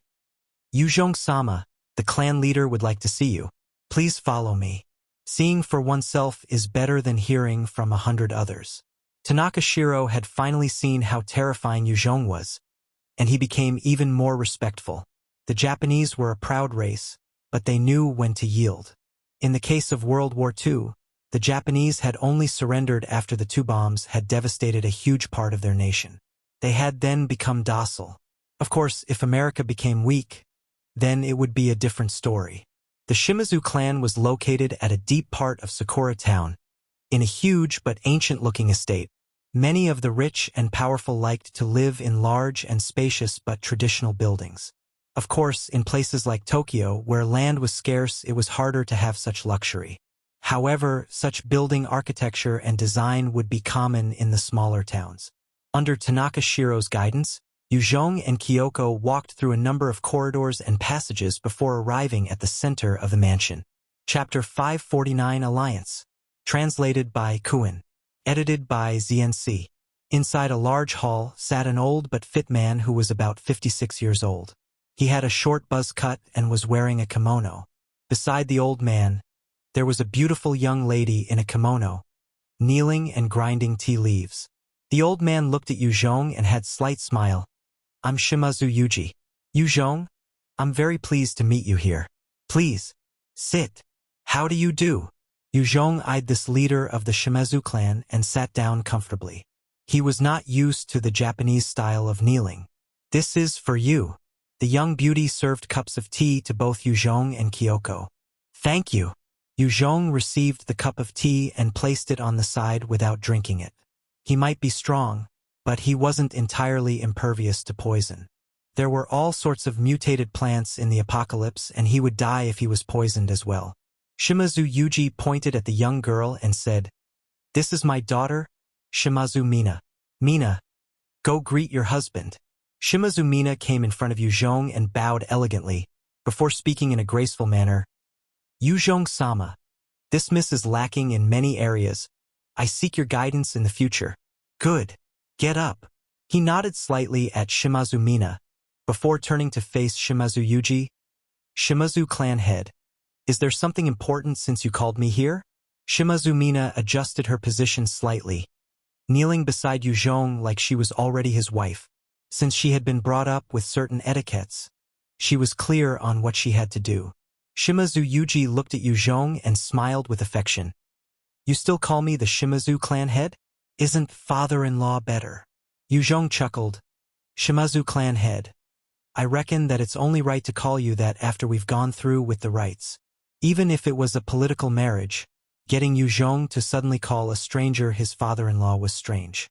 Shimazu Fuji looked at Yue Zhong and his smile slowly receded, only to be replaced by a serious look. "That is acceptable. However, even if there was a reason for your actions, wiping out the Arai clan was too much." Yue Zhong did not miss a beat and asked, "Well, things happen that way, Shimazu clan head. What do you intend to do?" Shimazu Fuji's face was full of smiles again as he suggested, "The Arai clan was an important strength in our Shimazu clan. The zombies in Yama County will invade soon. Having lost the Arai clan is equivalent to losing a huge part of our strength. Yue Zhong, I hope that you can bring your men to help protect this town. If you can promise me this, the past matters will be treated as a misunderstanding." Since the Arai clan was wiped out by Yue Zhong, Shimazu Fuji was naturally filled with anger. However, as the clan lord, he could not just allow his anger to cloud his judgment. If they could get the assistance of Yue Zhong, then their battle prowess would increase to a terrifying level. As long as they could deal with this threat, they would be able to expand further in the future. In the face of such a critical situation, Shimazu Fuji was unwilling to make an enemy out of Yue Zhong, whose strength was truly unfathomable. Yue Zhong's eyes narrowed and he stated his conditions. Sure, but I want all of the Chinese survivors in the Shimazu clan. After coming to Japan, although Yue Zhong had recruited Shin and Weiqi, they were not trustworthy yet. Yue Zhong had no means of seeing through the thoughts of a person, but he was extremely clear. The Japanese were only submissive to him because of his strength. If something were to go wrong, they would definitely betray him at the first moment. This was why he wanted to have the Chinese survivors in the Shimazu clan. There was a strange glint in Shimazu Fuji's eyes. As he spoke, the Chinese survivors? Sure, I can give them all to you. Mina, go lead him to the Chinese survivors. Shimazu Mina stood up and brought a whiff of fragrance as she revealed a beautiful smile to Yue Zhong. Yes, Ota-sama, Otto-sama, please come with me. Oto equals father. Otto equals husband. Yue Zhong returned Shimazu Mina's smile and followed the beautiful lady out. The moment they left the room, Shimazu Fuji's expression sunk, as the wrinkles on his face became even more pronounced. His eyes held a dangerous and grim look. After a while, he regained his composure and spoke to a shadow in the corner. Yamada, what do you think? From the corner, a person wrapped tightly in black stepped out. Only his eyes were visible. A ninja from the legends stepped out and appeared beside Shimazu Fuji. This ninja-like person was the trump card and the strongest assassin of the Shimazu clan, Yamada Ikkyuma. His level was above 58 and he was an agility-based evolver. Yamada Ikkyuma was the strongest expert of the Shimazu clan, and he had contributed greatly to them. He spoke in a cold and harsh tone. Sir, he's extremely strong. Furthermore, he was vigilant at all times. If we were to clash, I would only be able to last 5 minutes. If it were an assassination, I only have 30% confidence of succeeding. Only 30? Too little. Shimazu Fuji frowned. He disliked the fact that there was a foreigner with immense strength running amok. Yamada Ikkyuma's evaluation of Yue Zhong was extremely high. This is also under the assumption that he's at his least cautious state. Only then will there be a 30% chance. If he were to maintain his vigilance, I wouldn't even be able to get within 20 m of him. Yamada Ikkyuma had assassinated numerous experts. He had killed his fair share of mutant beasts and high-level zombies. That was how he was capable of comprehending the pressure Yue Zhong gave him. It was an intuition molded by experiencing countless battles. Shimazu Fuji waved his hands. Dismissed. Hi. Yamada Ikkyuma swiftly disappeared into the shadows again. Shimazu Fuji pressed a button by his side and a beautiful Japanese woman appeared, kneeling by his side. Shimazu Fuji eyed the beauty and ordered, Nariko, convey my orders. Tell everybody of the Shimazu clan to not offend this Yue Zhong. Try to become friends with him. This beautiful Japanese lady was called Iwa Nariko, and she was one of the beautiful women kept by Shimazu Fuji after the apocalypse. She was dignified and well-versed in customs, and was one of the overseeing members of the Shimazu clan. Hi! Iwa Nariko bowed respectfully and left. Since we can't afford to make him an enemy, we can only try to be friends. After Nariko left, Shimazu Fuji's sullen voice resounded softly in the room. Inside a warehouse that was converted into a prison, 30 Japanese were currently keeping guard over the prisoners. Crawl faster. Crawl faster. Fuck. Bitch number 1, you better fucking crawl faster. Otherwise, you can forget about eating. Amidst the cruel laughter of the Japanese, 6 women with scars all over their bodies were crawling on the ground, scrambling to reach a white line on the ground. All around the prison, there were over 200 Chinese survivors with wooden expressions. This was one of the program's horse run that pit the women survivors against one another in a race. The last 2 contestants would usually be fed dirty water and scarce dog food, and the front 4 would be fed normal water and scarce dog food. As the Japanese laughed, one of the naked women rushed past the finishing line and fell to the ground. As she gasped for air, she croaked out in Japanese, "Water!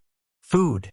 One of the Japanese kicked out at the woman with a savage glint, before taking off his pants and peeing on her face. "Stinking bitch! Why'd you crawl so fast? You caused me to lose a cigarette. Since you want water, this is for you. Open up. Drink it all. The Chinese woman whose looks were considered decent opened her mouth numbly, accepting the revolting pee. The Japanese man roared out in laughter. Ha ha ha! Look, everybody. This woman actually drinks pee. The Chinese are truly wretched. What a bunch of sluts. They're just like dogs. No, they're worse than dogs. Ha ha! The rest of the Japanese laughed out as well. Tormenting the women was their source of entertainment. After all, many would go insane from the apocalypse. There was a woman amongst the survivors who was listening to the surrounding laughter. Her name was Jean Li. She was a Shanghai student who was enamored with the Japanese culture. She always felt that the Japanese were better than the Chinese, and had intended to marry a Japanese. After she graduated, she moved over to Japan in the hopes of living her dreams. However, the Japanese man that Jean Li was seeing soon swindled her out of her money, selling her to the adult industry.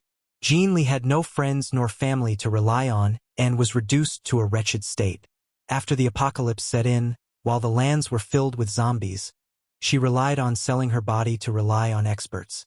She managed to survive like that before ending up in the Shimazu clan as a toy. 5 Japanese went into the cell and took off their clothes before proceeding to rape some of the women. Get the hell over here! One of the soldiers walked through the survivors and his eyes suddenly lit up, as he grabbed a young girl who was about 11 to 12 years old. The child's face was full of dirt and grime. Her hair was messy, and there was even a putrid smell on her. Let go of my child! A skinny male survivor screamed out as he shoved the soldier away. Chapter 550, Rascal. Translated by Qidian. Edited by ZNC. Baka!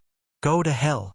The Japanese soldier was enraged and used the butt of his rifle to smash the stomach of the skinny survivor, causing him to kneel down, with his body bent over in pain. Baka equals idiot. Daddy! The child who was grabbed immediately shouted shrillingly. Go to hell! The Japanese soldier laughed cruelly and stabbed at the male survivor with his rifle, penetrating his abdomen and stabbing through the intestines. The little child immediately wailed with bloodshot eyes. Her voice was heart-wrenching. Daddy! Daddy! Daddy! No! The man whose intestines were slashed lifted his head to look at his child, reaching out as if he wanted to grab her. He loved his child very much and wanted to look at her once more before he died.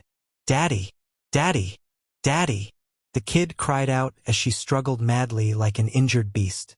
Her screams were pitiful and caused one's heart to clench in sorrow. The 200 Chinese survivors lowered their heads silently, not bearing to watch this scene. The soldiers were cruel, and if they were to speak up, they would definitely be killed. In this apocalypse, human lives were treated like ants. In Japan, the Chinese led lives that were wretched. There was a lot of right-wing movement prior to the apocalypse, and there were many anti-Chinese sentiments. Many wished that they could rid their nation of the Chinese.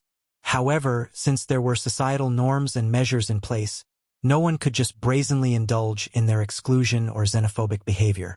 However, after the apocalypse happened, the Chinese in Japan became the lowest life forms. Many of the Japanese were already cruel enough to their own people, and it was needless to speak of the fate of the Chinese that they hated. Chinese dog, die! The Japanese soldier watched the struggling little kid and licked his lips somewhat excitedly, before pointing his rifle at the middle-aged Chinese man's head and pulling the trigger. Following the loud sound of gunfire, a bullet hole appeared in between the brows of the man. His eyes lost the light of life, and he crumpled to the floor. His vacant eyes were still staring in the direction of the child.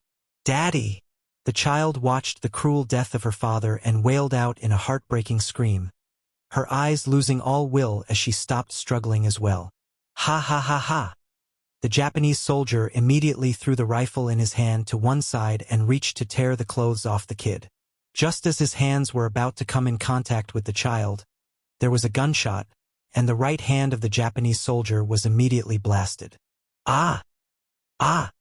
The soldier screamed at the sight of his missing right hand with immense agony. Right as the gunshot fired, the rest of the Japanese soldiers who were raping the other women immediately became alarmed and turned their heads towards the source of the gunshot. At the entrance, Yue Zhong walked in with a frosty expression. Yue Zhong looked at the soldiers who were pointing at him with their rifles, his eyes blazing with a strong killing intent. "Put down your weapons or die." Shimazu Mina walked out from behind Yue Zhong and swiftly barked out in Japanese. "I'm the Shimazu clan's princess, Shimazu Mina. I'm ordering you all to put down your weapons. This person here is my fiancé and your future leader.